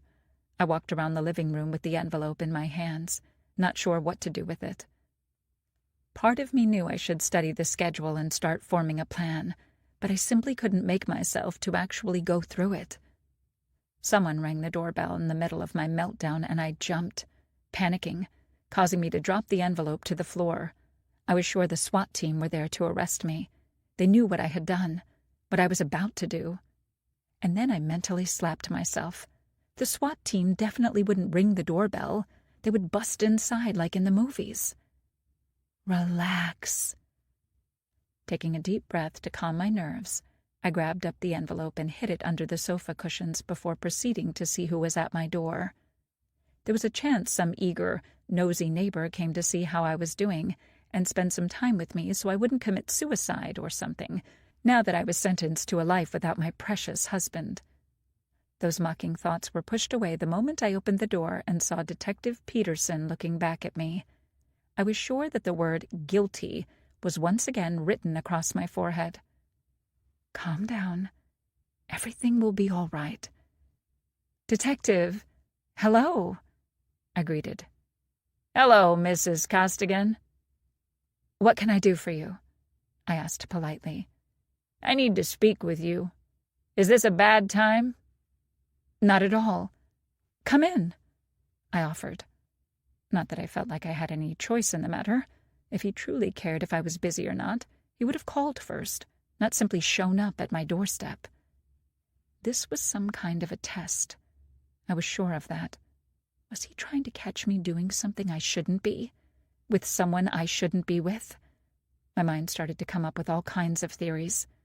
Then again, there was a chance my paranoia was running wild without reason. To my chagrin, he came inside, which meant this was not going to be a quick conversation. And to make matters worse, once we were in the living room, he sat on the sofa. right over the envelope. Oh, no. I felt like my heart would explode inside my chest. That was just my luck. He would find the envelope and interrogate me about it. And what would I say? Oh, that's nothing. Just the schedule and a photo of a person I intend to kill. I have a few more questions for you, if that's okay, he asked. Of course, I replied as calmly as possible, although I felt anything but. I was sweating bullets. As he was taking out his notebook and pen, I added, Can I get you something? Juice? Coffee? I asked, remembering my manners. There was a chance I was simply stalling for time, not wanting to have to go through with this. Then again, my mother had raised me well, and Bruce would have beaten me senseless if I didn't act as the perfect housewife. Only then did I realize how several days had passed and I still hadn't vacuumed the living room carpet, and there was a lot of dust settling. Still, I didn't care. I really was free. I just hoped I could keep myself that way. No, thank you, he replied curtly as he was trying to find his place in the notebook. Once he did, he looked up at me. Here we go, I thought, bracing myself for the inevitable. I was sure that he would accuse me of killing my husband, although Marco had assured me there was no way I could end up in prison for something I didn't do. Looking at the detective's face, I wasn't so sure. Calm down. The last time we spoke, you mentioned you and your husband had problems, he said, diving right into it. Could you elaborate on that? Oh my God. What was I supposed to do? If I told the truth, the whole truth, then there was no way I could escape being his number one suspect. It was the spouse's fault in these kinds of cases. In part, I was guilty. I wasn't the one who'd actually poisoned him. All the same, I'd made the deal. I'd traded one murder for another. My hands were bloody no matter what. I believe I said we had our ups and downs, I corrected, not really sure why. I've read your medical files. He knows. He knows everything. Aren't those supposed to be confidential? Mrs. Costigan, did your husband abuse you? He asked directly. And before you try to deny it, for whatever reason, remember that I saw your face the other day. I saw the fading black eyes and the bruises on your arms as well. I pursed my lips. I hated being put on display like this. I was so humiliated. There's no denying it, Detective, and there's no point now that he's dead. Yes, Bruce was abusive toward me, I confessed. And saying that out loud felt strange. I thought it would be more painful, yet it wasn't. Frequently? I smiled, humorlessly. You've said you've seen the medical records. I visited the emergency room 3 times in the last 6 months. So what do you think? He nodded. Did you try reporting him to the police? I simply gave him a look, but since it looked like he really expected an answer, I sighed, saying, No. I tried once, a long time ago, and he beat me up so badly that I learned to keep my mouth shut. You are aware that his father is the mayor, are you not? So really, there wasn't a person out there who could help me. I knew that I couldn't lie to him about this. He had to know why I didn't report it. In for a penny, in for a pound, as it turned out. I learned from others he was a bastard, but after hearing you speak, all I can say is your husband was a really special kind of bastard, he commented. I suppose certain people have developed the courage to finally speak their mind now that he's dead, I said in return, fully knowing nobody would have dared to say a word against him while he was alive. Does that include you? Yes, though I'm still rather surprised they are speaking out about him. His father is still the mayor, after all. I was aware I was giving him my motive on a silver platter. All the same, there was nothing I could do about it. If I tried to lie, he would know. So it was better and safer in the long run if I was as honest with the detective as possible. Look, Bruce wasn't a good husband. He liked to control everything, especially me. He liked things a certain way, his way, and when it wasn't so... I left the sentence unfinished, knowing the detective was smart enough to fill in the blanks. He didn't disappoint. When things didn't go his way, you would end up in the ER. Exactly. It wasn't easy for me to speak about these things, partly because I'd been so scared for such a long time, partly because I wasn't used to it. However, it wasn't as bad as I imagined. I didn't die of shame as I believed I would. Bruce dying really had changed things for me, changed me as well.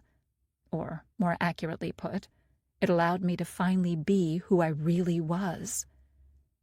Mrs. Costigan, do you know who would want to kill your husband? Besides me? I gave him a non-committal shrug. I wasn't privy to Bruce's dealings outside of this house. However, he treated most people the same way he treated me. To a degree, I mean. He didn't beat them to a pulp. He saved that for me. Still, it's safe to assume he had plenty of enemies. You must be happy he's dead, he said, watching me with interest. I suspected he would make that assumption, and I was prepared for it. I won't lie to you, Detective. Knowing he can't hurt me anymore makes me happy, and if I knew who murdered him, I would thank them from the bottom of my heart because I truly believe that they saved my life. But I had nothing to do with it. I didn't ask if you did, he pointed out. I smiled knowingly. I'm sure you were going to, so I want to be clear on that. I didn't kill Bruce. I know, he said, taking me by surprise. At least not by yourself. Excuse me? I countered before I could stop myself. The autopsy report came in today. Your husband died of oleander poisoning. Do you know what that is? I really didn't know, but I could make a guess. A plant? He nodded. A highly toxic plant which is fast-acting. Therefore, I know it was impossible for you to have poisoned your husband. The problem I have is that doesn't mean you didn't recruit someone to do it for you. He was insinuating that I hired a hitman, which wasn't so far away from the actual truth. I wasn't paying Marco with actual money, yet a certain quid pro quo was definitely involved. No, Detective. Something like that would have been impossible for me, no matter if I wanted it or not, I replied with a sigh. Why is that? He asked, almost conversationally, as though we weren't discussing my husband's murder or my involvement in the crime. Bruce controlled my every move. I had a housekeeper he paid to keep tabs on me, following me each time I left the house, as well as that, a gardener and a handyman guarding me while I was inside. I was rarely ever alone, and if I was physically alone, I had to have him on the phone with me, so speaking to someone without Bruce knowing was impossible. Also, he controlled all of our finances. When I needed to buy something or go grocery shopping, I was given a limited amount of money. So even if I wanted him dead with all of my heart, there was simply no way for me to make it happen. I gave him a wry smile as I tried to paint him an accurate picture of my life with Bruce. I see you've thought about this a great deal. I was married to the bastard for 10 years. All I've had is time to think about it. But I knew there was no way for me to make it happen. There wasn't even a way for me to escape. He had, the resources to bring me right back. If I tried to leave, he'd have killed me. And as surprising as it is, Detective, I actually want to live. Plus, I wouldn't trade one prison for another. So despite what you may think, I didn't do it. He studied me for a moment and then nodded again as he got up. Thank you for answering my questions and for being honest with me. Of course, I nodded, standing up as well. I'd like to be honest with you as well. he added as though an afterthought. Please do. He smiled, but it didn't reach his eyes. I know you're involved. I just can't figure out how exactly. But I'm going to find out, because that's what I do. I raised my brows at him, and then shook my head. I understand I'm the ideal suspect, Detective, but I'm afraid in this case, you're wrong. We reached the door, and I opened it, but he just stood there for a bit as he scrutinized me to the point I felt deeply uncomfortable. I had to make him stop. Have a nice day, Detective, I said, encouraging him to leave. Thankfully, he tilted his head in acknowledgement and took a step out of the door. I'll be in touch, Mrs. Costigan. That sounded like a threat to me. Once he was gone, I closed my eyes, taking deep breaths. This was a complete nightmare. So much for gaining his trust. He was on to me. 18. Making a stand. I was trying to busy myself, choosing an outfit for the funeral, trying not to think about all the things that were plaguing me, when I heard the doorbell. I started out of the room, but I wasn't fast enough, apparently, because whoever was out there started pounding on the door. My first thought was that Detective Peterson had returned, this time to arrest me. Or perhaps Marco had decided to drop by and threaten me some more, getting impatient, since I hadn't killed his wife yet. The banging persisted, so I rushed downstairs. Opening the door, I barely stopped myself in time not to frown. I wished I hadn't bothered to come downstairs. I should have pretended I wasn't home. What took you so long? Michael grumbled, glaring at me, and before I had a chance to respond, he pushed me out of the way so he could get inside uninvited. Michael, what a surprise, I said, as neutral as possible. Marching to the living room, he turned to face me. I took my sweet time approaching before settling on the couch. He remained standing. I couldn't care less. My days of serving him were over. I ran into Reverend Peter today, and he informed me you still haven't asked him to hold a service for Bruce. Although it was phrased as a statement, it was actually an accusation. That's because I still don't know the date of the funeral. I pointed out the obvious. Michael waved his hand as though I was speaking nonsense. And you want all white calla lilies for the funeral? That's not acceptable. Those are not manly flowers. White roses only. On one hand, I couldn't care less about the flowers. On the other, I certainly didn't appreciate him barging in here, yelling inside my home. And there is no way I'll allow my only son to be buried in some mundane wooden box. Only the best for my poor boy. Poor boy. Ha! Honestly, woman, what have you been thinking about? It's like you are intentionally trying to embarrass us in front of the entire town. He continued to berate me.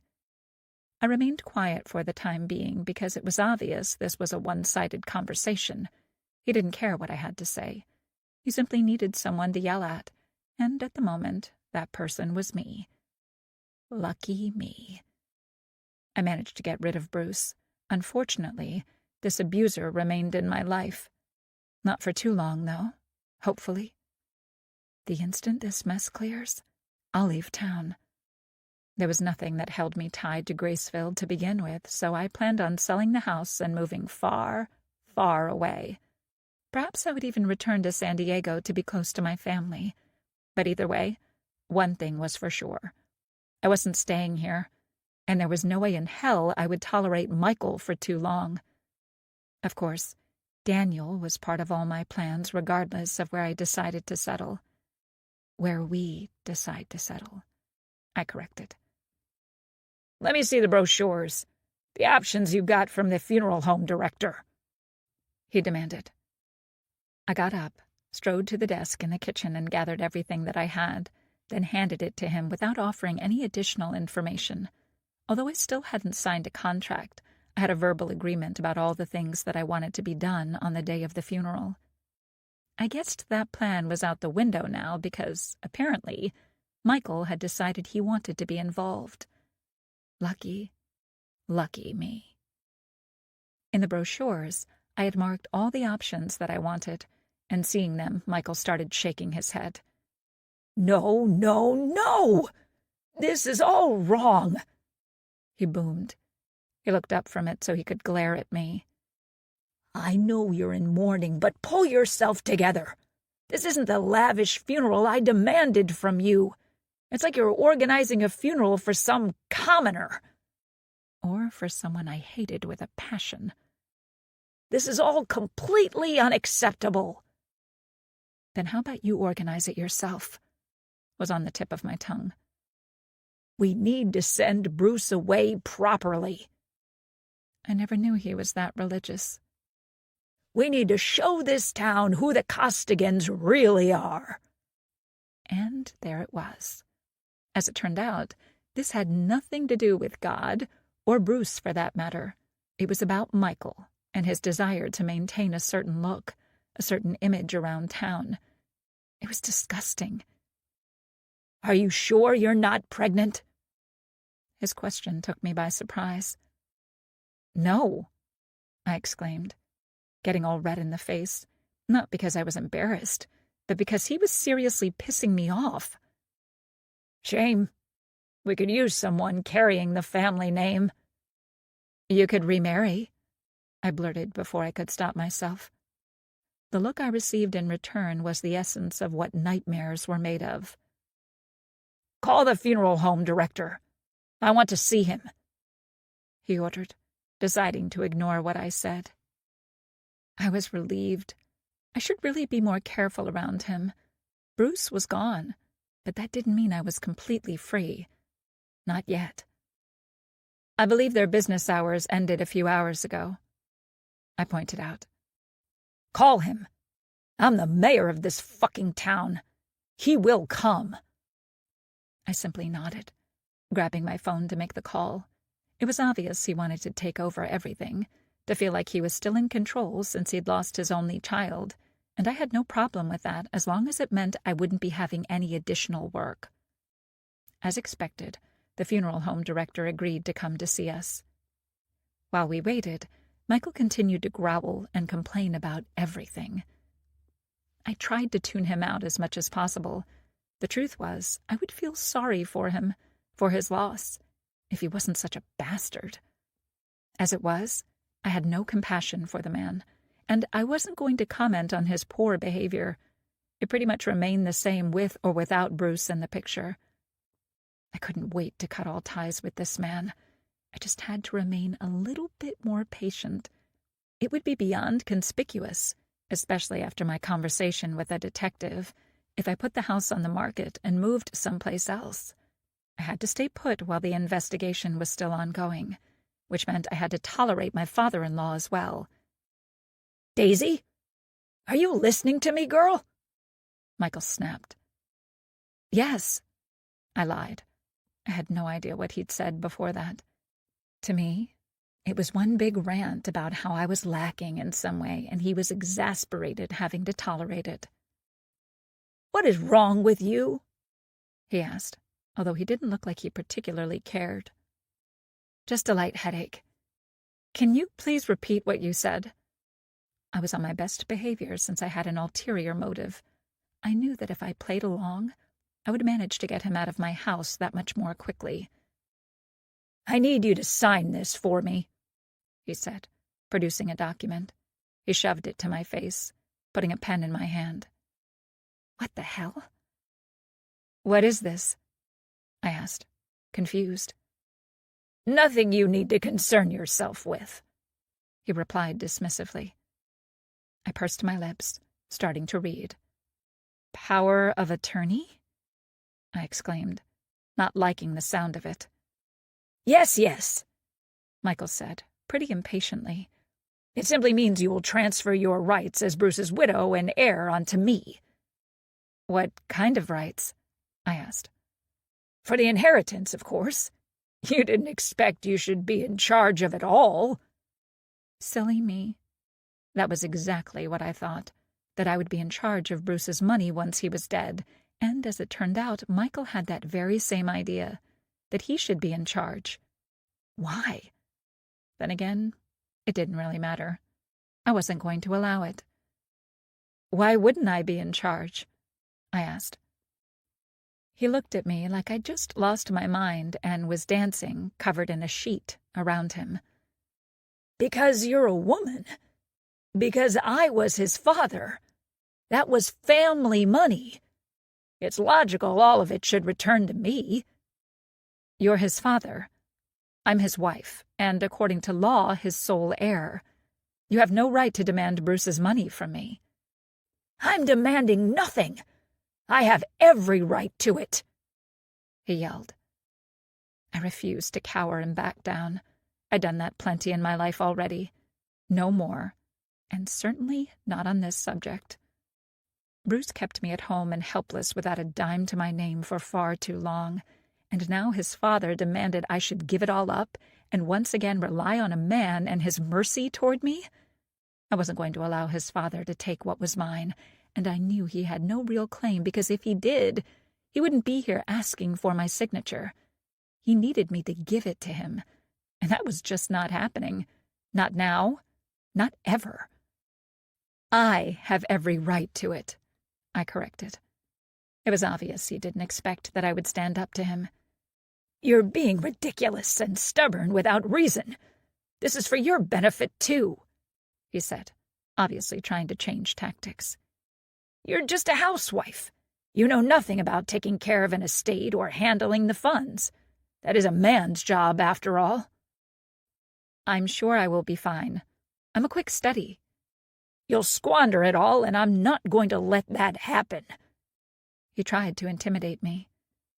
"The money, the house, and all the rest belong to me now, and I'll do with it as I see fit," I countered, folding my arms across my chest. "I'll fight you on this if I have to. I won't allow Bruce's legacy to be squandered by some woman," he said through gritted teeth, getting beyond frustrated and angry. Not that I cared. I knew he would never dare to strike me. Unlike Bruce, Michael cared too much about his public image. He would find other ways to punish me and mess with me, but physically I was perfectly safe, which gave me the courage to speak my mind and stand my ground. My answer remains the same. "No, I'm not signing this," I said, throwing the document away. Michael furiously picked it up from the floor. "If you make me go to war with you, you will regret it, girl. You'll end up on the street by the time I'm finished with you." "Do whatever you think is necessary," I countered calmly, knowing that would only piss him off even more. Of course, I was utterly intimidated and petrified of the man, but since he was trying to jeopardize my very existence, that was something I simply couldn't allow, no matter what, and although standing up to him took everything in me, I wasn't backing down. I couldn't. It was as simple as that. Despite my bravado, I was worried. I knew that with Michael's money and power, the influence he could wield, he could destroy me if he really wanted to, and by the looks of it, he really wanted to. Maybe I should just do as he said. "No!" I rebelled. I couldn't sign that document. If I do, I'll be ruined, and once again under the control of some man. Never again, I vowed. I truly hated this situation. I wished Marco would take care of Michael as well. I pushed that thought away. That wasn't who I was. Wishing someone to die simply because he was making my life difficult wasn't appropriate or moral. Michael chuckled, and there was something sinister in that gesture. "I should have seen this coming. Of course you care about the money. That's the only thing you cared about from the start." I gritted my teeth. This was an old insult of his. This wasn't the first time he'd accused me of being a gold digger. While Bruce and I were engaged, Michael drank a little too much over dinner and gave himself the right to say just how much he was displeased with his son's choice of a bride.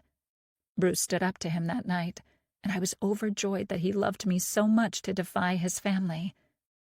What an idiot I was. And looking back, I really wished he hadn't done that. If only he'd left me and broken my heart, I would have lived a much happier life. I told Bruce not to marry you, but he wouldn't listen to me. I was right about you all along. People with your upbringing can bring nothing but disappointment. People of my upbringing. My parents were middle class. We never wanted for anything, and they insisted I went to college like they did, because they wanted to ensure a safe future for me. Mr. Costigan, that's enough. I interrupted his tirade, standing up. I think you're quite finished yelling at me, insulting me for no reason, and I would like you to leave. For dramatic effect, I even pointed toward the door. He went all red in the face, clearly not used to hearing someone talking back at him, or throwing him out. Listen, girl. No. I'm done listening, and if you don't want to leave my house right this instant, I'll call the police, I threatened. And that was no bluff. I fully planned on calling the police. I fully intended on creating the biggest scandal possible, and I knew how much Michael loved scandals. Apparently, he understood the message because he gathered all his things in haste. How quickly you changed, now that my son is dead, he commented, thoroughly disgusted. Goodbye, Mr. Costigan, I countered, reining in my temper. I knew I had to be the bigger person or he would never leave. This isn't over, he threatened, before storming away. Although it felt good finally standing up to him, I felt exhausted as well. I couldn't wait to go to my room and lie down. Before I did that, I had enough presence of mind to call the funeral home director back and tell him there was no need for him to come anymore. The man sounded beyond relieved hearing that. I understood that sentiment perfectly. I didn't want to deal with Michael Costigan either. 19. The Importance of Daniel. The next day, I was sitting in the garden, trying to figure out my life, which wasn't an easy task at the moment, trying to figure out how to get myself out of this mess. I had the police on my back, being a murder suspect. I had Michael on the warpath as well, since I didn't want to sign that document. And on top of that, I had Margot ready to punish me if I didn't do what I promised. And that was the hardest thing I had to deal with, coming to terms with the fact that I had someone to kill. Because if I didn't, then all of this would go away. If I didn't, then all the sacrifices would be for nothing. Then I would lose Daniel, and that was something I couldn't live with.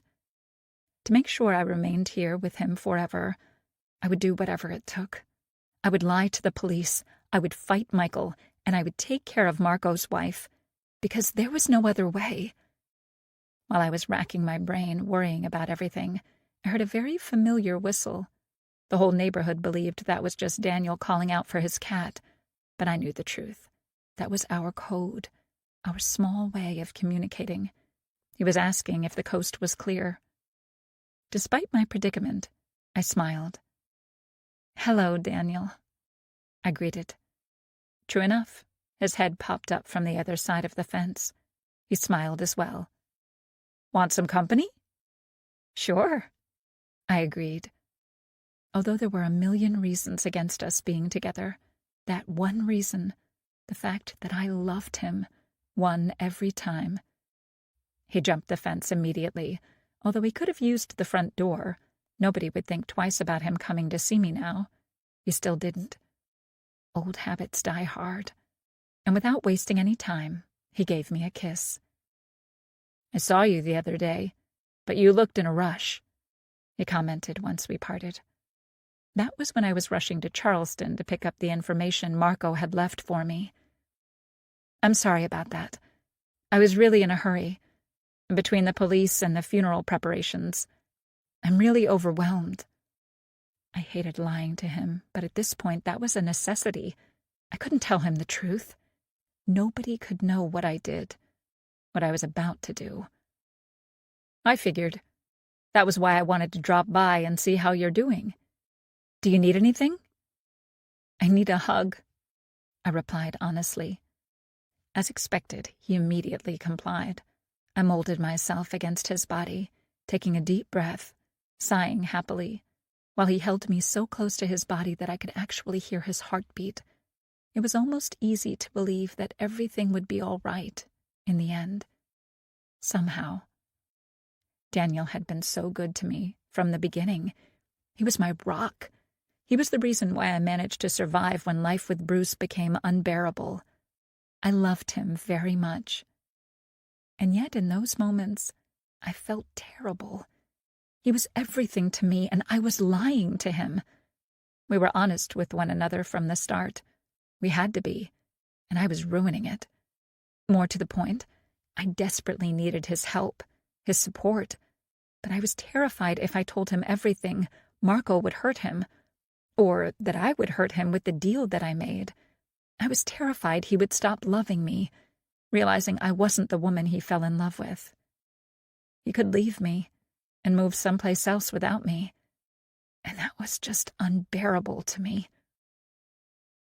Just like that, I was on the verge of tears. I wanted to break down and tell him everything, no matter the consequences. I wanted him to know everything. I wanted to share what had been happening in my crazy life ever since Bruce died, and how he died in the first place. I wanted to share my fears about Marco and my frustrations about Michael.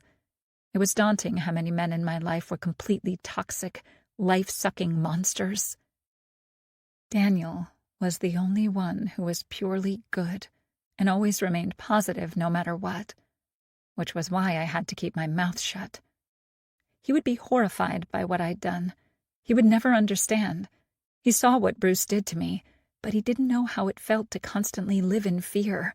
He didn't have the personal experience to truly understand all the horrors. I could feel Daniel's grip tightening. "Is everything all right?" he asked softly. "No," I wanted to say. "I heard yelling yesterday and got worried." I was relieved I wouldn't have to lie about that. I was on the verge of breaking down already. One more lie, and I would tell him everything, no matter the consequences. "It was Michael." "What does he want?" Daniel asked, and his tone became colder. He didn't like Michael either. I had shared my experiences with that man, so he knew Michael was no better than his son. "He wanted me to sign some papers to make him the sole heir of Bruce's estate," I explained. "Did you sign them?" Although he tried to remain neutral and supportive, it was obvious he believed that to be a bad idea. That was Daniel, all right. Always thinking about me first. That made me want to cry even more. "No," hence all the yelling. "That whole family is rotten to the core. Don't I know it? You shouldn't allow him to get to you like that," Daniel advised. "I'm not." "Then why do you look like you're on the verge of tears?" "Because I am. Just not for the reason he presumed. At times he knew me too well." He moved ever so slightly so he could look at my face. "It can't be because of Bruce." Although it was formed as a statement, it was more of a question. Daniel was honestly wondering if my clear desperation was connected with me losing my husband. The last thing I wanted was for Daniel to think I actually loved that bastard. Bruce managed to beat any shred of love for him out of me years ago. I hated him with every fiber of my being. I was glad he was dead. The end. What to tell Daniel? I had no idea, which made me speechless. I couldn't tell him what was going on. He wouldn't be able to deal with it. I was sure of that. I loved Daniel with all my heart, and I wanted to spend the rest of my life with him. I absolutely hated lying to him. Yet I realized that it was a necessity at this point. He could never know what had been happening as of late, and not simply because if I shared everything it would make him an accomplice. My other reason was far more selfish. Although he would try to understand, rationalize, and be there for me, I knew he was just too good to handle all that ugliness. and I was afraid that over time he would start to look at me differently. He would constantly worry about all the things I was worried about now, and once again, Bruce would come between us. And that was something I had to avoid at any cost, even if it meant lying to him. "I really don't understand, Daisy," he continued when I said nothing. "After everything that man did to you, how can you be sad about his death?" He wondered, clearly misunderstanding my behavior. And I couldn't decide if that was a good or a bad thing. It was good because I didn't want him to know the real reason why I was such a nervous wreck. It was bad because I definitely didn't want him to think I was mourning Bruce. "You won't understand," I settled to say. "Maybe," he agreed. "However, there is something I do understand. You're a free woman now, which means we can finally be together." I closed my eyes for a bit. That was something I'd wanted since the first time we kissed. For us to be together. Forever. I wasn't so sure about marriage, having had this hugely bad experience. I didn't know if I ever wanted to be tied down to a man like that ever again, even if that man was Daniel. All the same, I knew I wanted to be with him. Only him. That would never change. Now that I was finally on the verge of having everything that I wanted, I still hesitated. It would be beyond selfish to drag Daniel into my messy life, especially if I kept keeping secrets from him. "I want to be with you, Daniel. More than anything." I said my heart's truth before kissing him. I couldn't allow him to say anything back because I knew that would be my undoing. One kiss turned into another, and before we knew it, we were lying on the grass, fooling around like a couple of teenagers. It was what I needed at a time like this. That was Daniel, all right. He always knew what to do and say to make me feel better. As though guessing my train of thought, he tucked a strand of hair behind my ear so he could caress my face. "You look beautiful when you smile.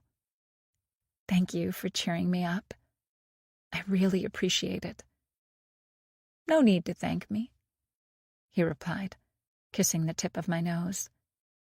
"Speaking of cheering up, are you ready to tell me what's wrong?"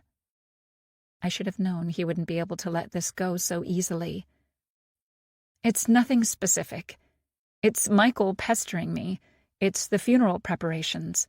It's neighbors constantly trying to console me. It all came crashing on me, I suppose," I said, staying as close to the truth as possible without actually saying the complete truth. It should be scaring me how good of a liar I was becoming, but the sad reality was that I became a really good one while living with Bruce. I had to. It was a matter of self-preservation and survival. "This too will pass, and then we can finally start living our lives together." I know, and at times like this, it's the only thing keeping me going. I love you, Daisy. I love you too. It went without saying this whole exchange made me feel extremely guilty, and just like that, my newly found fragile good mood completely vanished into thin air. Daniel was such a good, honest, faithful, loving man, and if I did the deed, I would be none of those things anymore. So, the question was, did I deserve to have such a man in my life? I would have to kill Marco's wife to ensure my freedom, and by doing that I would tarnish a part of me. I would get a chance to enjoy the rest of my life, be happy, and love Daniel. But after killing someone, killing a piece of me, did I still deserve all those things? I didn't dare answer that question because I knew with every fiber of my being I wouldn't like the answer. I damned myself the moment I agreed to Marco's plan. It was merely a matter of what I was going to do moving forward. Squander the sacrifices made, or try to make the most of them. Looking deeply into Daniel's loving eyes, I knew there was only one path for me, despite the sacrifices, despite the consequences. And if that made me a terrible person that I selfishly chose love, then so be it. 20. Masks off. I need more time, I stressed.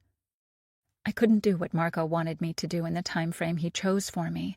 I understood he was impatient, but it was impossible. I still couldn't bring myself to think about killing another human being, let alone actually start planning it. Then you shouldn't have made that pact in the first place. What could I say? I was that desperate. Besides, Detective Peterson was convinced I had something to do with Bruce's death, and all eyes were on me at the moment, so it would be madness to try something. I would get caught. I was sure of that. And then everything would be for nothing. I didn't want to have a mere taste of freedom only to watch it be taken away from me again. I hated being under such close scrutiny by all the people around me. Then again, what else was new? I had lived like that for 10 years. It was kind of depressing that nothing changed with Bruce's death, although everything had. Just not in the ways I hoped they would. It felt like all my problems remained the same, although the characters had changed. Bruce was gone, but Michael was still there, and Detective Peterson, not to mention Marco. All demanded something from me, and I felt torn to pieces. The only thing keeping me grounded was Daniel. For him, I knew I had to remain strong and do all the things that needed to be done, because everything I ever dreamed about was waiting for me just around the corner. I was one murder away from having all my wishes come true. All of that was disturbing, knowing someone had to die so I could live. But it was what it was. I'd made the deal. I had to live with the consequences. I decided to gather some courage and call Marco. At the moment, he was the man I feared the most in my life, because he had the power to destroy everything. My heart was beating like crazy as I waited for him to answer, hoping he hadn't gotten rid of the phone again. "I thought we agreed never to speak with one another ever again," he said, answering the call. Once again, he skipped all the pleasantries, which made me frown. Good thing I had no time to dwell on it. I was just glad the number was still active. "I had to," I replied simply. "Why?" "I had to tell you there's no way I can accomplish my end of the deal in the time frame you chose." "Find a way," he replied dismissively. I pursed my lips. "You don't understand. It's not possible," I insisted. "It is possible, and you have no choice. We made the deal, and I held my end of the bargain. Didn't I?" He practically barked at me. "Yes, you did," I agreed. "But—" "Are you trying to get out of it?" he interjected. "Because I won't tolerate that. I will get what I want, no matter what." I felt like screaming, because this infuriating man wasn't listening to me. Once again, it felt like I was speaking with a completely different person than the one I met in the bookstore. It was maddening he wouldn't comprehend what I was saying or why. He only cared about himself. He was as bad as Bruce used to be, if not worse. "It's not that, Marco. Please, listen to me," I rushed to say, fearing he would cut me off again and then threaten some more. The last thing I wanted was for the situation to escalate even further. That wasn't why I'd called him. "I'm only asking for a little bit more time. I need to prepare. Besides, I can't go around looking for Sarah." I forced myself to say her name. "At the moment." "Why not?" he asked haughtily. "Because I'm under the police's scrutiny, and it wouldn't be safe for either one of us if they saw what I'm doing." "I'm sure you are exaggerating," he said dismissively. "There's no way they suspect you." "The detective in charge, Peterson, told me he knows I'm involved in Bruce's death." I tried to reason with him. "He's bluffing, and you shouldn't be that stupid to fall for it." His words made me grit my teeth. "I'm not exaggerating. I'm only advocating caution for the time being," I argued in return. "Once the dust settles, I'll do it. I promise." No matter how much it pained me, a deal was a deal. You having difficulties is not my problem, he countered stubbornly. Figure it out, because I'm not giving you more time. He wasn't giving me more time. That sentence brought so much rage inside of me, I could tear the whole house down with one strike. At least that was how it felt. Yet I tried to rein it all in because nothing good would come of it if we started arguing now. Not your problem? I repeated. Despite the self-control, I sounded pretty irked.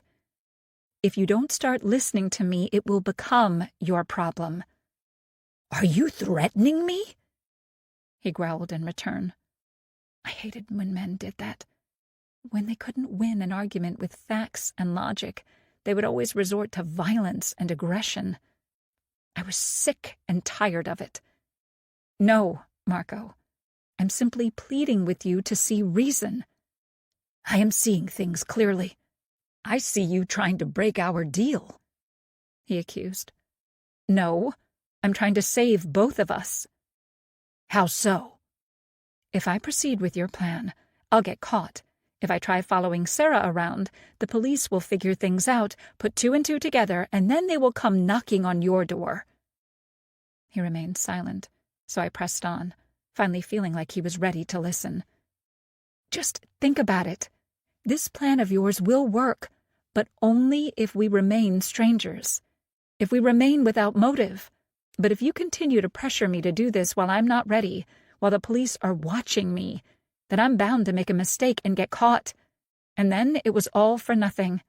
Then we will both be doomed. I knew Marco couldn't care less about me. All the same, I hoped that if his safety was in jeopardy, he would see reason and back off. My plan is rock solid, he said eventually. But you need to be careful and lie low for a bit.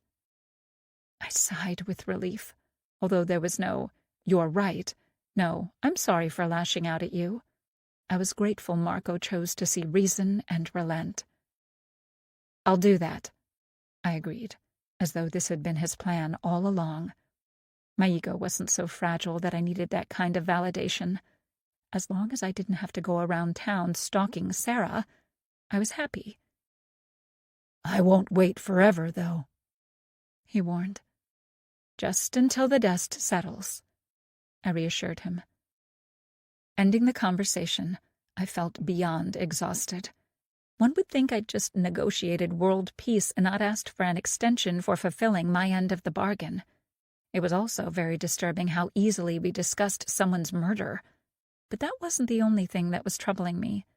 The conversation that we had, the feel of it, the dynamics between us, it all felt beyond familiar to me. While I spoke with Marco, I couldn't help thinking of Bruce. I couldn't help comparing the two.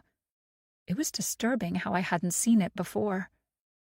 The way Marco spoke to me was the same way Bruce used to speak to me, as though he had no respect, as though he expected his words to be gospel, as though I was nothing, simply there to do his bidding, and that was as daunting as it was troubling.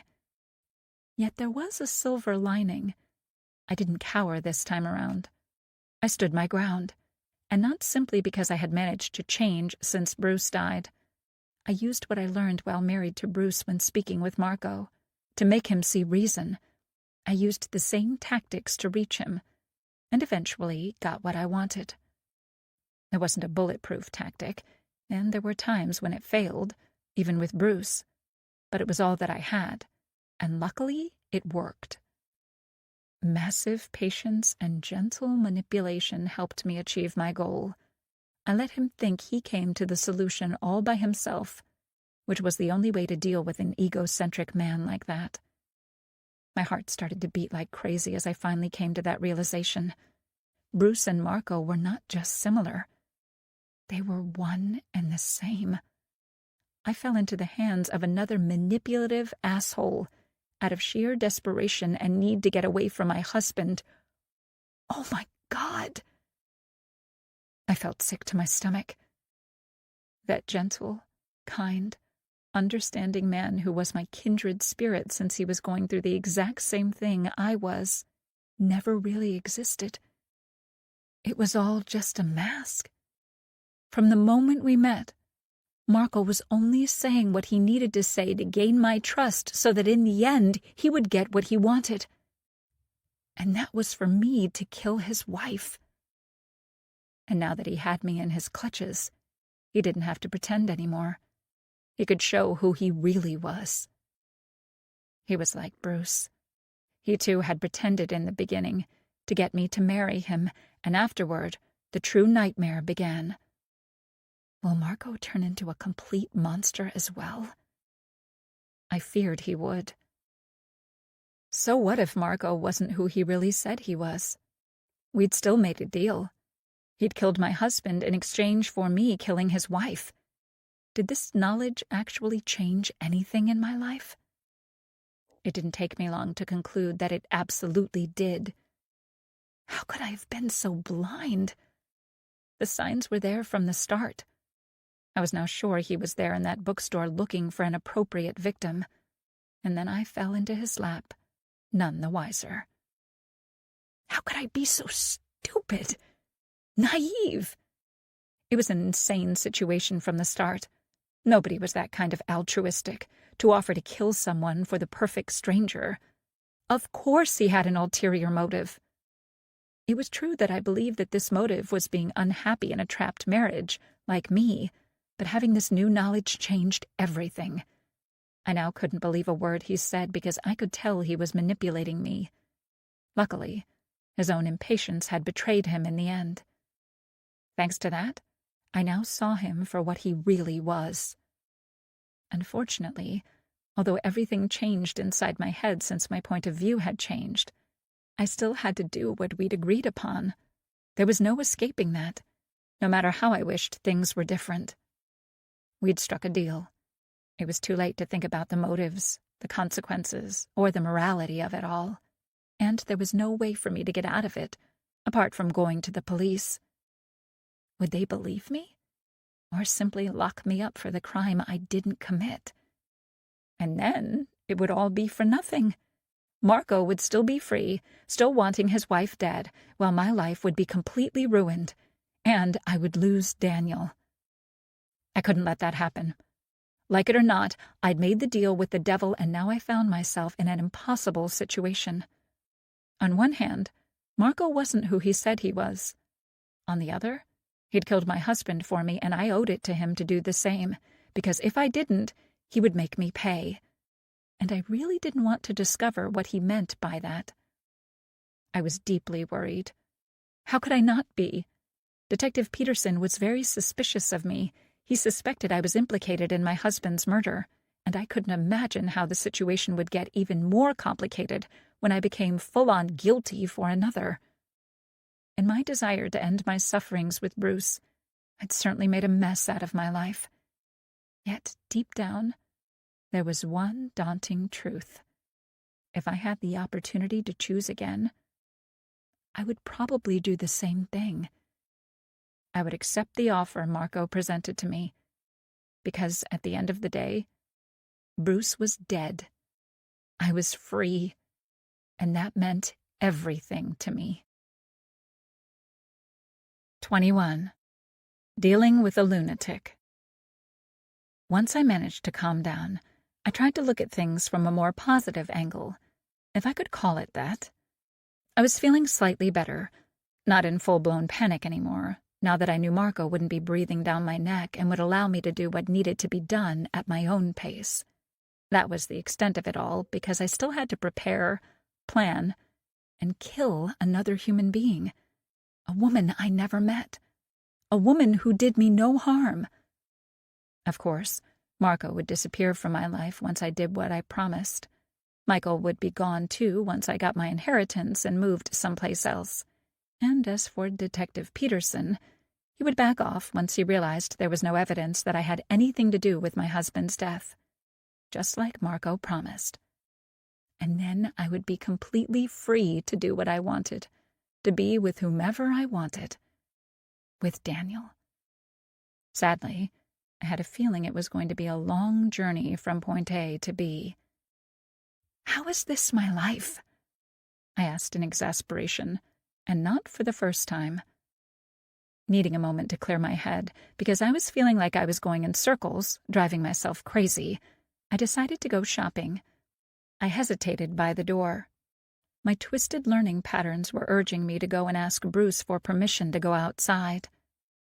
"He's dead and gone," I snapped at myself. "He can't hurt me anymore. He's not the one in control. I am.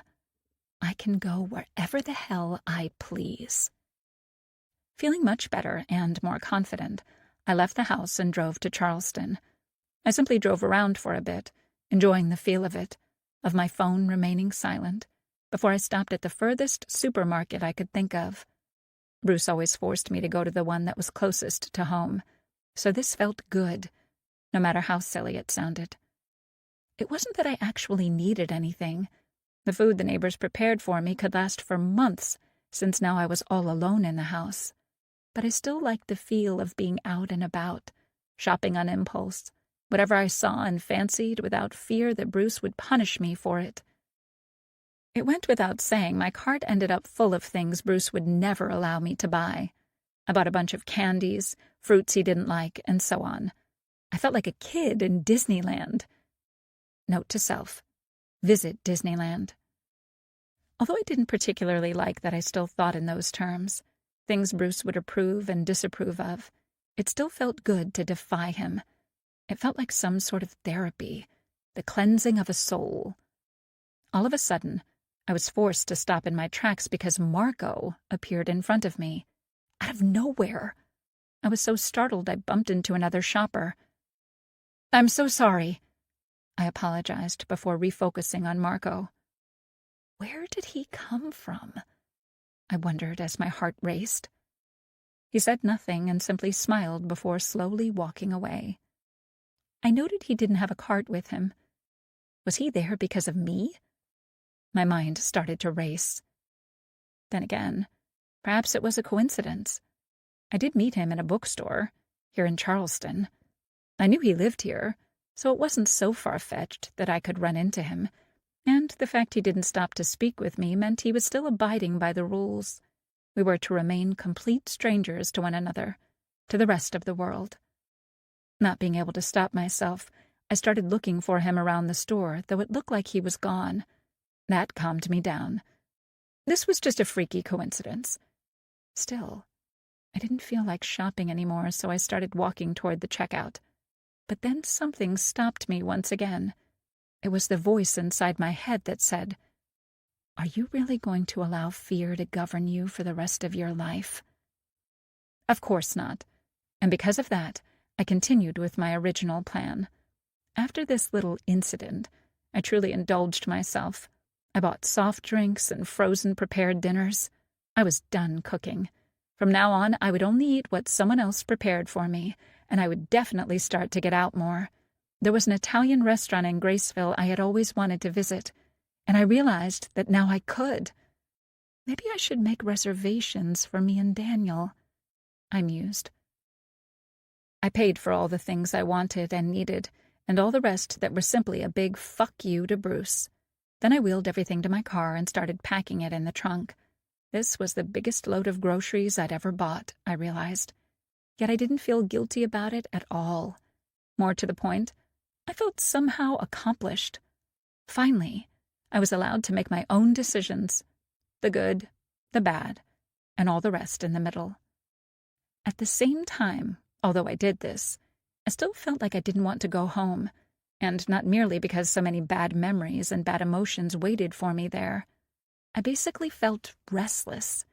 Although I was now technically free to do whatever I wanted, I didn't feel free, especially with all the shit happening around me and to me.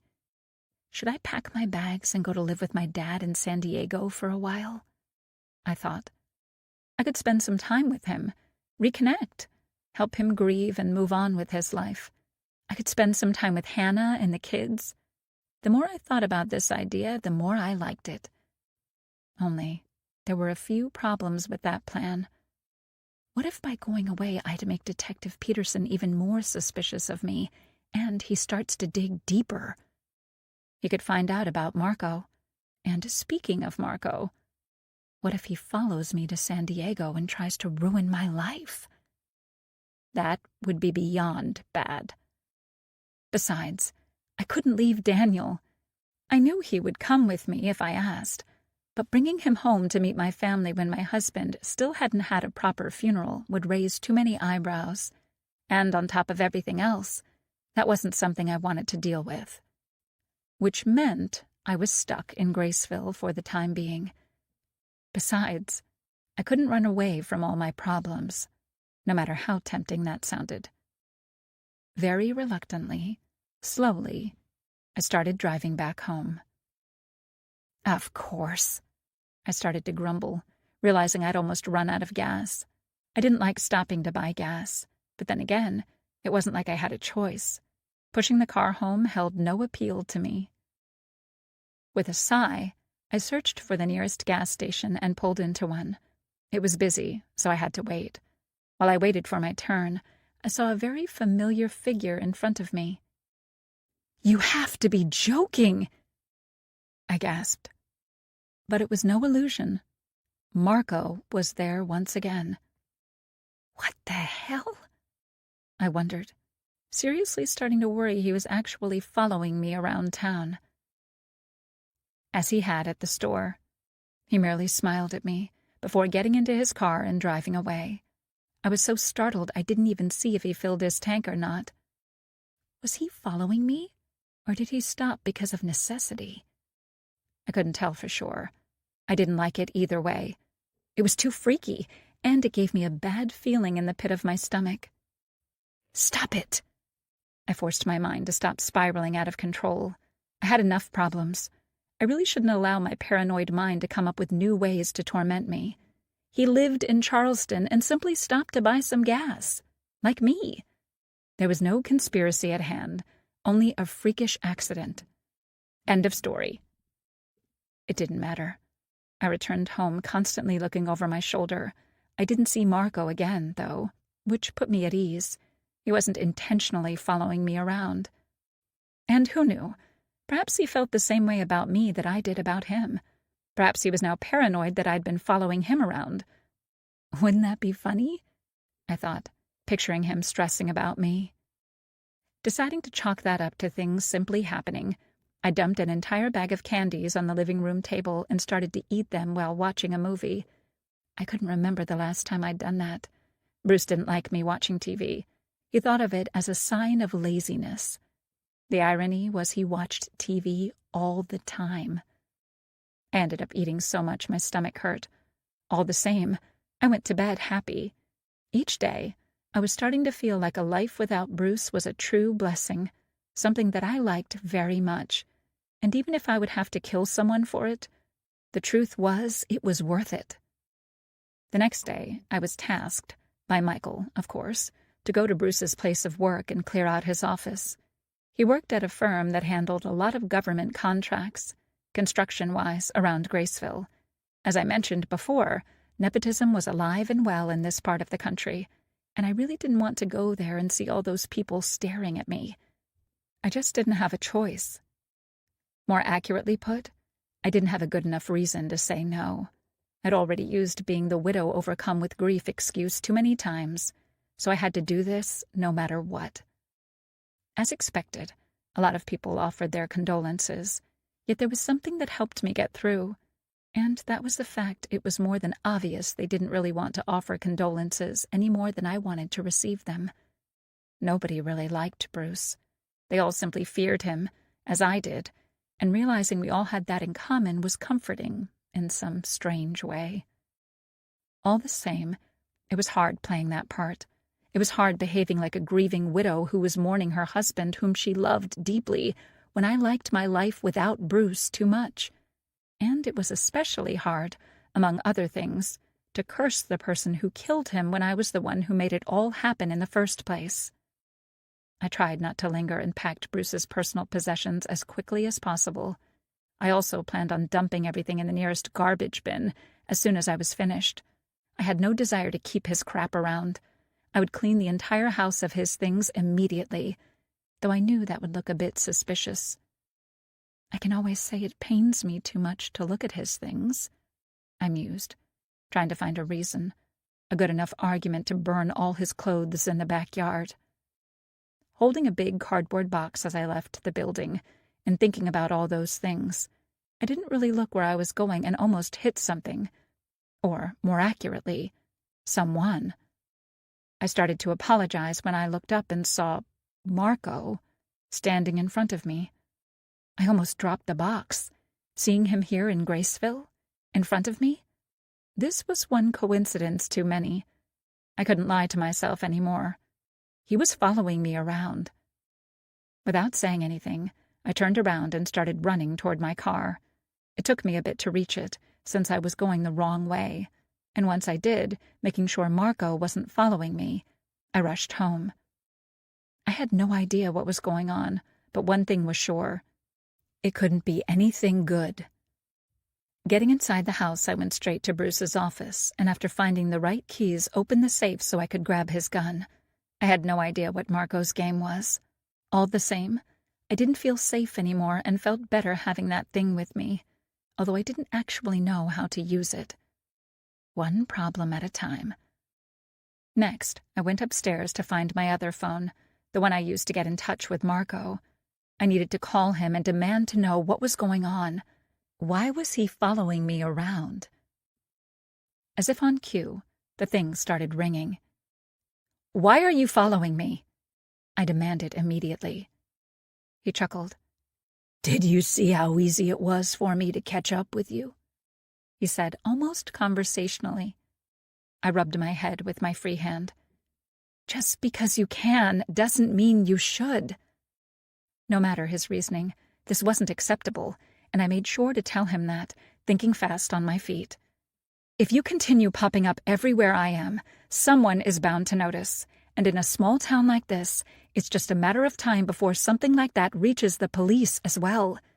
They're definitely following me around, and you're acting beyond reckless. Do you want me to get caught? Do you want to get caught?" He started laughing, and it sent chills down my spine. "Perhaps there's some truth in what you say," he allowed, once he calmed down. "You're a good little partner." And with that, he hung up. What the actual fuck? 22. The funeral home. The next day brought additional worries for me. Thanks to Michael abusing his position, like I knew he would, the police finally released Bruce's body to the funeral home. After a very extensive autopsy, since it was suspected he was murdered, they agreed, following a lot of pressure from the mayor's office, that there was no point in holding on to him any more since there was nothing new to be learned. Someone had poisoned him in the diner with oleander, and that was that, which meant the funeral was finally happening that Sunday. All that made me beyond nervous, because I knew I was the lead suspect. Detective Peterson had told me as much. Although he had no evidence to support his gut feeling, he still firmly believed something fishy was going on, and that I was involved. It didn't help that Michael pulled a lot of strings and threatened people to be able to hold the funeral as soon as possible. I was sure that to the detective, it looked like he was helping me to cover up a murder, although there was a possibility I was exaggerating. And knowing that Marco was following me around like some rabid animal, breathing down my neck, wasn't helping me remain calm and composed. I understood he wanted me to fulfill my end of the bargain, but while I was under such scrutiny from the police, that wasn't happening. I couldn't risk being caught doing something I shouldn't simply because he was impatient. Not that I could say anything like that to him. He would lose his mind. Thanks to all of that, I was under a lot of pressure, and keeping it together was starting to get extremely difficult. How did this turn out to be my life? Constantly thinking about killing someone? I wondered, and not for the first time. Oh, right. I made a pact with a stranger. With someone who turned out to be even more unstable than I was. And now I was stuck in an impossible situation. Sadly, my problems didn't stop there. Life thought I needed something more to deal with, on top of everything else, like dealing with Bruce's remains. I honestly thought that when I hired someone else to do it for me, that meant I wouldn't have to deal with all the details. I was wrong. It felt like it might be easier and cheaper to plan a wedding as opposed to someone's funeral. On top of that, it was additionally painful for me to go through it all, not because I was saddened by the loss like everyone believed, but because I hated the man with all my being and really couldn't care less how he was buried as long as he was. Yet my sentiments didn't matter. Public appearance did, especially at the time, since I was still on the police's radar. I constantly had to remind myself that it was all worth it because Bruce was dead. But it was getting more and more difficult to convince myself of that. Was it all worth it? I didn't dare answer that question at the moment, because I knew things were about to get even harder and more complicated from now on, especially when I actually started planning Sarah's murder and then went to kill her. The only thing that kept me from spiraling was the fact I had to get out of the house and go to the funeral home to go over the details once again, because Michael didn't like any of my choices and had asked for a redo. I was unpleasantly surprised to see my father-in-law was already there waiting for me. I hadn't seen Michael since the last time I stood up to him and refused to sign those documents.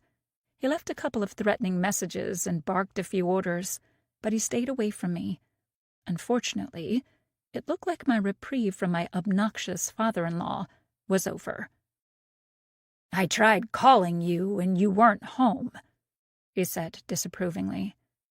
I merely shrugged, not feeling like he deserved an answer, or an explanation for that matter.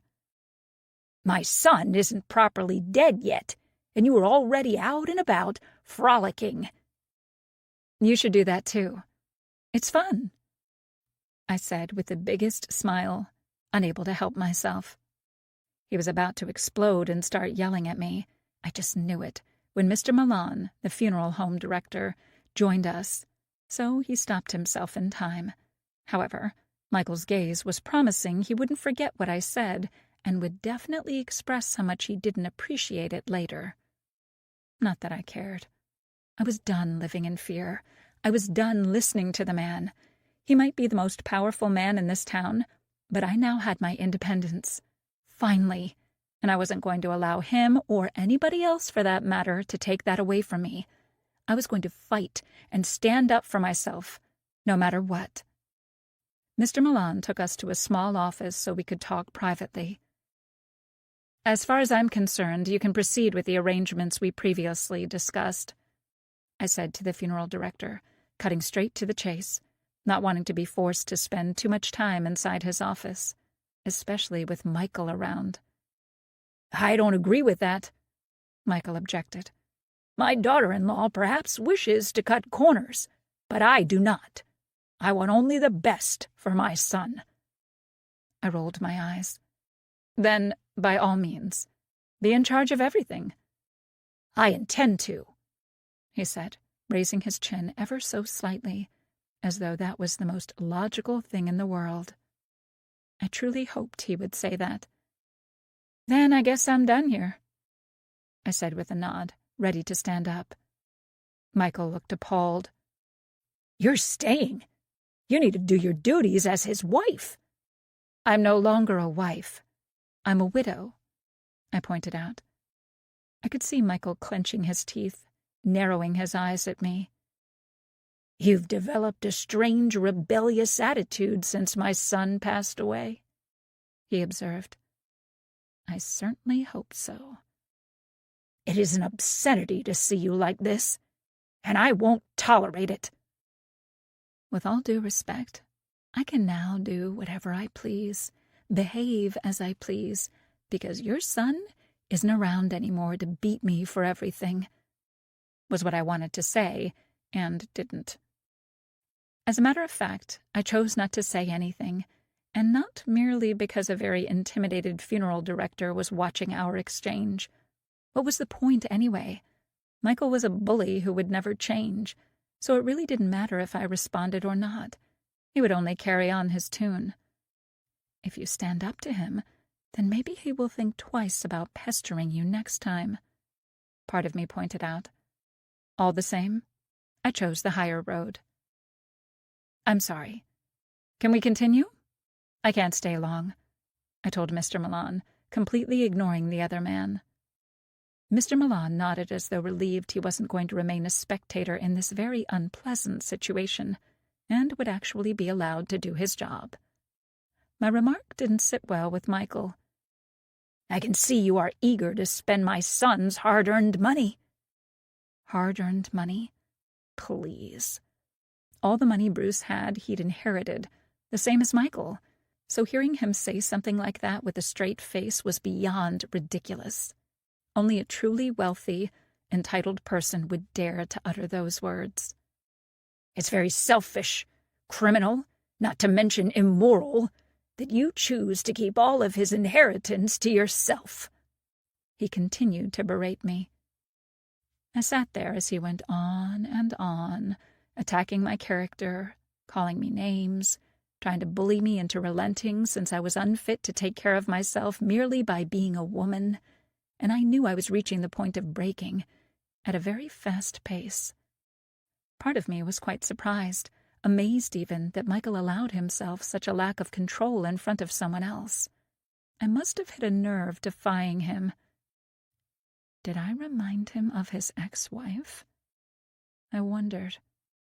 Or was this one of the signs he was in fact affected by his son's death? Probably a little bit of both. Not that it really mattered. I was simply amused. Usually, he had better self-control. Not to mention he was usually a much better actor, so this truly was out of character. He must have thought poorly of Mr. Milan, to not care what the other man thought of him. Speaking of Mr. Milan, he simply sat in his chair, trying to make himself as small as possible, clearly wondering how to excuse himself without insulting anyone. Mr. Milan was evidently feeling extremely uncomfortable to be witnessing such a family quarrel, and didn't want to be there. That made two of us, because I didn't want to be there either. Not to mention we were definitely not a family. We never were. And I'd had enough. Mr. Milan had to remain quiet for some reason. However, I didn't anymore. I didn't depend on Michael, so I didn't have to remain quiet, take his abuse, and endure. I tried to be the bigger person and take the higher road, not because of Michael, but because of poor Mr. Milan. But if Michael wanted to fight, I was more than willing to oblige. I looked Michael straight in the eyes. And what will you do exactly if I refuse to sign the papers? I asked, breaking his tirade. How dare you interrupt me? He snapped haughtily. I understood his outrage perfectly, because in his world something like that never happened. He was surrounded by sycophants and people who feared him. Either way, his words were always gospel. It gave me immense joy to stand out from that crowd. Listen, girl, I am done listening. It's my turn to speak and yours to listen. I interrupted him again. Much to my delight, his eyes bulged, as though ready to pop out. So I pressed forward. It is very rude to not answer my question, but never mind. I'll repeat it. How exactly do you intend to make me sign the papers? I challenged. Are you going to beat me up like Bruce used to do if I don't give you all the money, leaving me to live destitute at your mercy? Lies, Michael objected. You're slandering my son. He never laid a hand on you. He did more than lay a hand, and I have medical records to prove it. He was an abuser and overall a terrible human being. But I guess he had you to thank for that, since you're pretty much the same. How dare you speak to me in such a manner? How dare you try to steal all my money? How dare you threaten me to get it? I'll do more than that if you don't stop this lunacy right this instant. And how are you going to stop me? I asked anew. Because I have to warn you, I'm tougher than I look.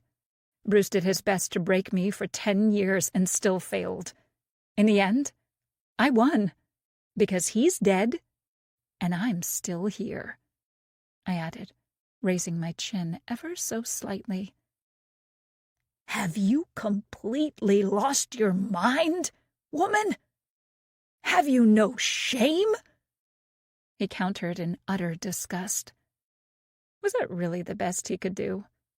Looking at him now, I wondered why I'd been so afraid of him to begin with.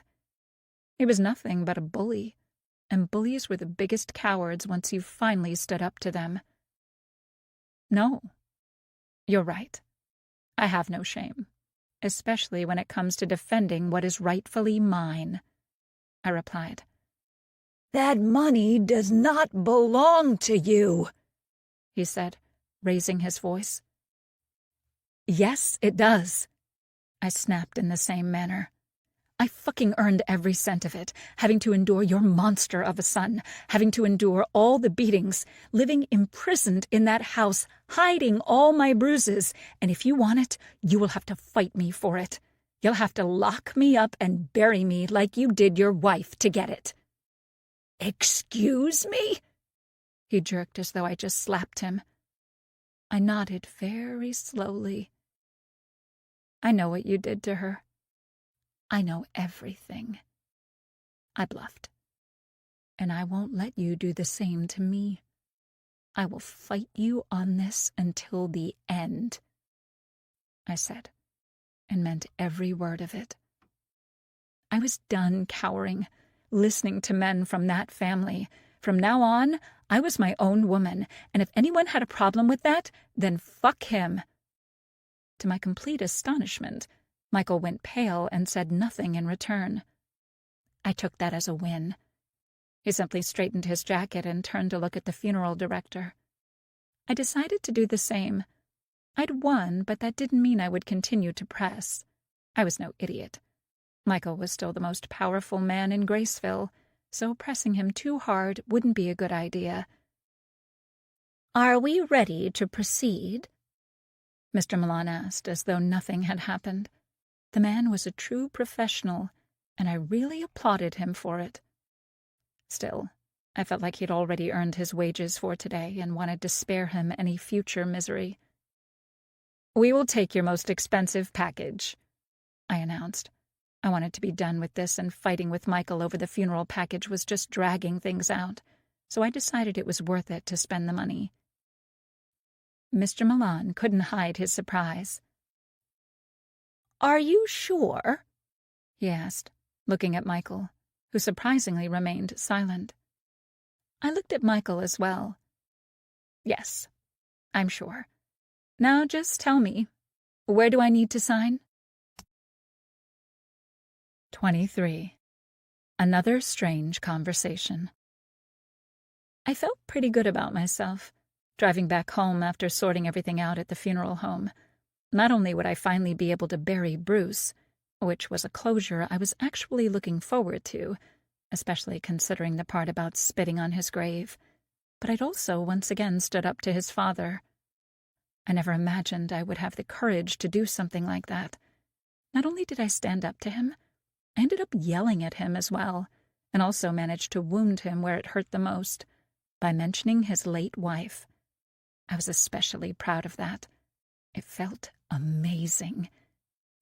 Am I turning into them? I wondered. There was nothing wrong with letting him have a taste of his own medicine every once in a while. That wasn't bullying. That was payback.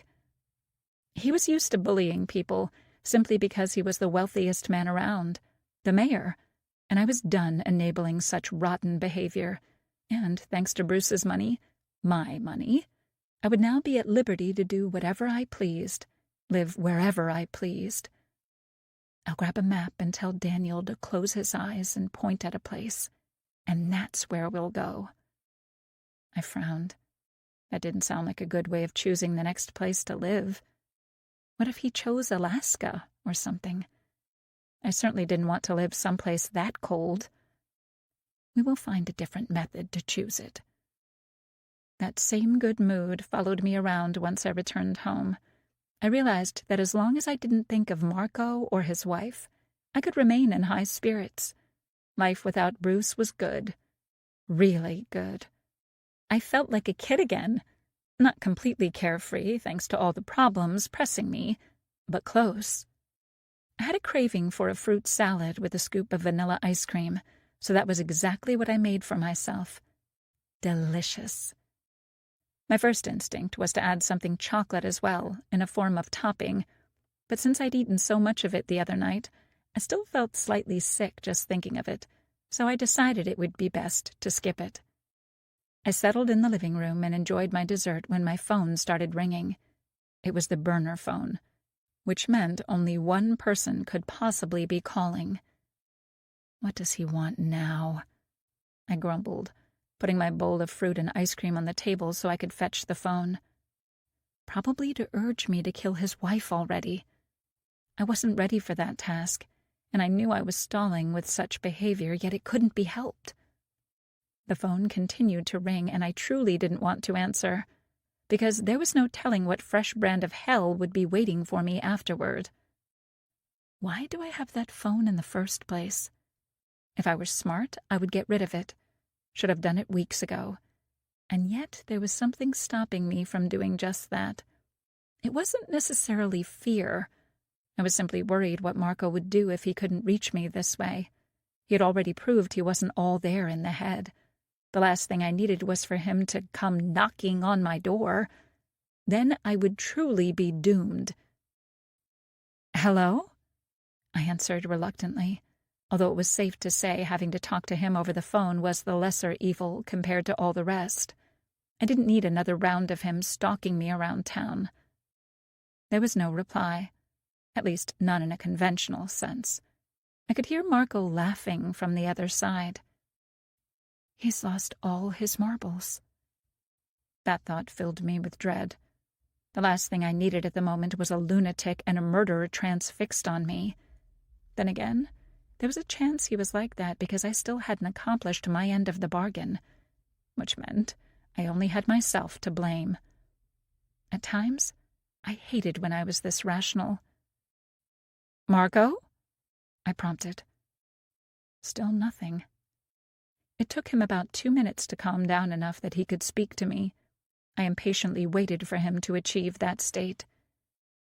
"Kittens have claws. I approve," he said in high spirits. "Excuse me?" I countered, flabbergasted. He'd really lost his damn mind. What he was saying made no sense. "I heard the whole exchange between you and your father-in-law, and I have to say it was highly amusing." "What?" I exclaimed, horrified among other things. How could he hear us? Were we all alone in the office? Did he plant listening devices? Did he bug my phone? "Yes, I heard the whole thing at the funeral home. The way you roasted him was pure perfection. Is it true he killed his wife, or did you add that for dramatic effect?" He wondered, as though genuinely curious about it. I felt like I was in a nightmare. I couldn't believe he had followed me to the funeral home. Where was he hiding? I couldn't remember seeing him there, and I would have noticed him. He was such an impressive figure, I was sure everyone would remember seeing him there. And that was the most troubling part. If Michael realized this man was following me around, he could get suspicious. And him being suspicious of me, of something going on, would be my undoing. "How do you know all that?" I demanded. After my confrontation with Michael, I realized my days of putting up with other people and their crap were over. From now on, I was going to stand up for myself, no matter what. "I told you. I heard it," he said calmly, as though that was no big deal. I saw red. "Why were you there?" I snapped, not being able to stop myself. "Why do you continue to follow me around? I told you to leave me alone." "You're in no position to tell me what I can or cannot do," he growled in return. That only made me angrier. What an infuriating, deranged man. I really knew how to pick them. Cops are suspicious enough, especially Detective Peterson, so I really don't need you coming to my town, ruining everything with your sick games. I countered in the same manner, refusing to be intimidated by him. Part of me knew I was stupid for doing that. The man was a murderer, clearly dangerous, and he could snap and turn against me at any minute. All the same, It couldn't be helped. This was the right course of action if we wanted to get out of it unscathed, which was precisely why I needed to stand my ground and make him see reason. "Retract your claws, little kitten," he said, chuckling again. It was irritating as hell he wasn't taking any of this seriously. It was infuriating he found me amusing. I gritted my teeth. "I was in the next room by chance." I wasn't buying that for a second. "Why?" I demanded. "I was having a meeting with the assistant director about funeral arrangements." I really didn't like the sound of that. "Funeral arrangements?" I parroted. "Yes, for myself and for my dear, loving wife, to have everything ready for when the time comes," he continued, speaking in that light tone, and it was beyond disturbing. "Oh, and you chose that funeral home? Why?" I challenged. "Charleston is full of them." "Yes, but I like the view better in Graceville. It's more peaceful." "Okay. I'll bite," I decided. "So did you sign the papers?" Were we really speaking about such things? "Oh, I couldn't do anything because of the two of you. You two shouted so loudly I felt like I was there in the room with you. But I am still glad I was there. Kudos for standing up for yourself like that. The old man deserved it." "Thanks?" I had no idea why that came out as a question. This whole conversation was beyond confusing to me. Not to mention, I didn't buy his explanation as to why he was at the funeral home. I would have to be an idiot to believe that. Marco was still following me around, and that was troubling. Not simply because it was potentially dangerous due to the police. More because he was clearly deranged, and I definitely didn't want someone like that fixated on me.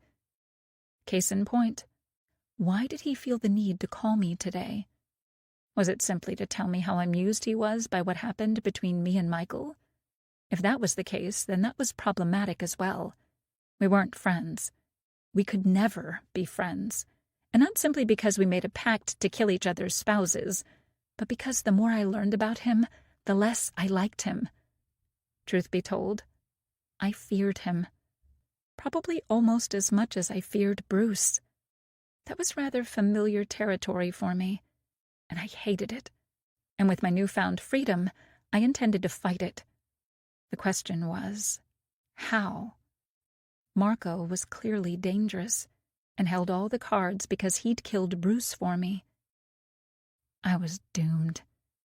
"Don't think like that," I snapped at myself. "Tell me one thing," Marco continued conversationally. "Is your father-in-law also as much of a bastard as your husband?" That was an easy question to answer. Yes. I didn't feel the need to elaborate on that. However, Marco apparently wasn't satisfied with my answer. "Did he also abuse you?" "Physically, no. Emotionally, psychologically, yes. Every time I see him," I replied completely honestly. I truly didn't see the point in lying or mitigating the dynamics of our relationship. Michael hated me, and I hated him. It was as simple as that. "I see," Marco countered in a strange voice as though lost in thought. He recovered quickly. "Would you like the old man to take a dirt nap like your husband?" he asked, getting completely serious all of a sudden. Seeing Michael dead was a very powerful, tempting thought. More to the point, I'd thought of that very same thing earlier today as we fought in the funeral home. My life would definitely be easier without him. And then the implications of such a question dawned on me. Was it possible Marco wasn't merely asking me about my sentiments? What if he was asking if I wished for him to kill Michael? No! Every part of my being rebelled. It would be wrong of me to wish another person to die. I couldn't go around deciding who was supposed to live and who was supposed to die. I wasn't God, and Marco was not my personal Grim Reaper. Besides, why was he so generously offering something like that? My mind started to race. What was he trying to accomplish? What was his end game? Was he trying to find ways to tie me to him, make me indebted to him forever? That was something I couldn't allow. "Daisy, did you hear me?" Marco prompted, clearly getting impatient since I took my sweet time replying. "Do you want him dead?" "Of course not," I exclaimed. "He's a miserable old bastard. All the same, I don't want him dead," I said firmly. Not that I thought he didn't deserve it. He was responsible for his wife's death, after all, but that didn't mean I wanted Marco to kill him.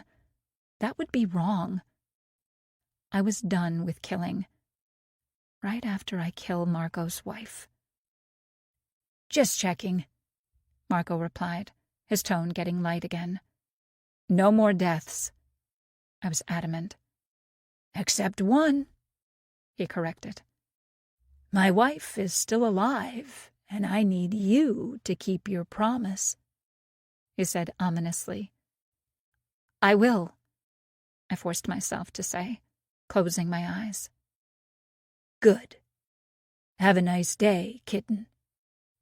And with that, he disconnected. What a nightmare. No matter how much I tried to pretend everything was okay, I couldn't ignore the fact, at least not anymore, that I had an actual human being to kill, and soon, because if I didn't, then my life would fall apart like a house of cards, and that was something I couldn't allow. Which meant I would finally have to face the music, gather all the courage and strength that I possessed, and actually start working on the plan. I would actually have to find a way to get close to her, to kill her, poison her, shoot her, stab her, strangle her. Appropriate images followed those thoughts, and they hit me so hard I ran to the bathroom immediately to throw up. What a fucking mess. 24. The Investigation. As Marco predicted, as I hoped and prayed, the police hit a dead end regarding Bruce's case. They had no real evidence. They had no real suspects, and certainly not for lack of trying. They interrogated me several times. They also spoke with Michael. To be a fly on the wall of the interrogation room while that conversation was occurring. I was certain Michael was his obnoxious self, but I was curious to know how Detective Peterson handled it. Did he stand his ground, or cave under the pressure like all the rest of them? Naturally, the list of people the police talked to didn't end with just the two of us. Detective Peterson spoke with all of Bruce's colleagues. I heard he even asked Bruce's secretary if he was having an affair. Also, the police interrogated all the people in the diner who were present when he died. That was the part I worried about the most, because I feared Marco was there as well. He had to be because the oleander was a fast-acting poison. The same reason I was off the hook for that murder could doom Marco. Even if he managed to get out of there in time, it would be enough for one person to remember him, for the police to start looking for him, and then it would be game over. However, it didn't come to that. The video from the diner showed Bruce did not interact with anyone other than the staff. I was allowed to watch that video thanks to Detective Peterson. He hoped I could help him recognize any suspicious or strange characters. Although I remained his #1 suspect, he still asked for my help in that one matter. Detective Peterson was one strange man, and I couldn't figure him out. I didn't like that. All the same, I agreed to help.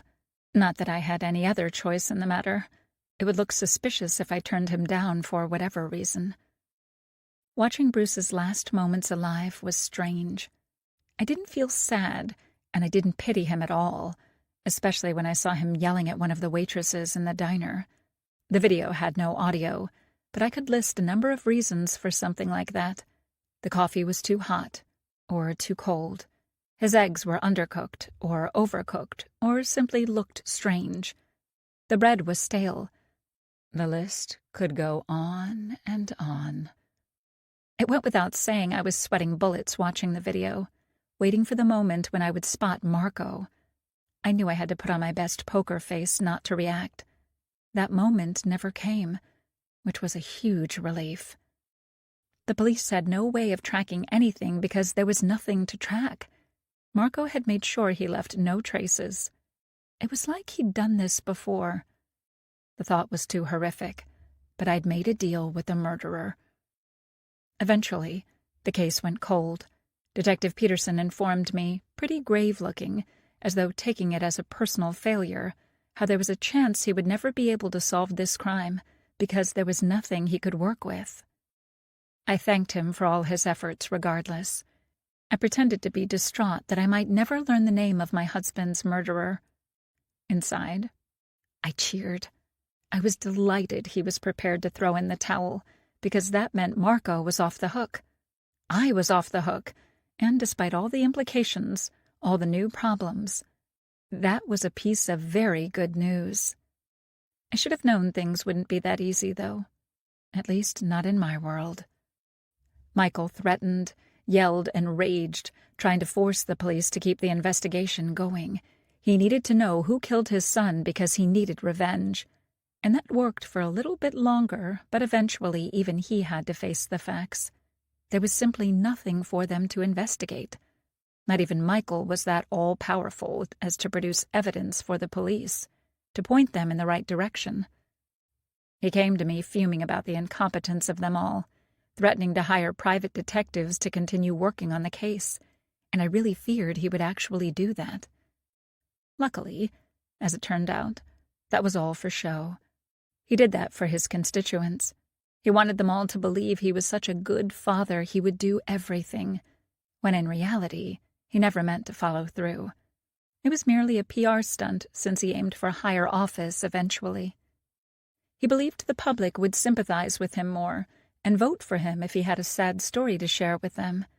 His son had been murdered, and the murderer was never caught. He made me sick. Then again, it was a relief to know he wouldn't continue snooping around on his own. That was the last thing I needed. With my luck, he would discover everything, and then Marco would have no choice but to kill him too. I really shouldn't allow myself to think like that. Eventually, Bruce's murder became old news. The police stopped investigating, at least actively. Michael refocused on his future campaign, and people stopped gossiping and found other scandals to speak about. Life moved on.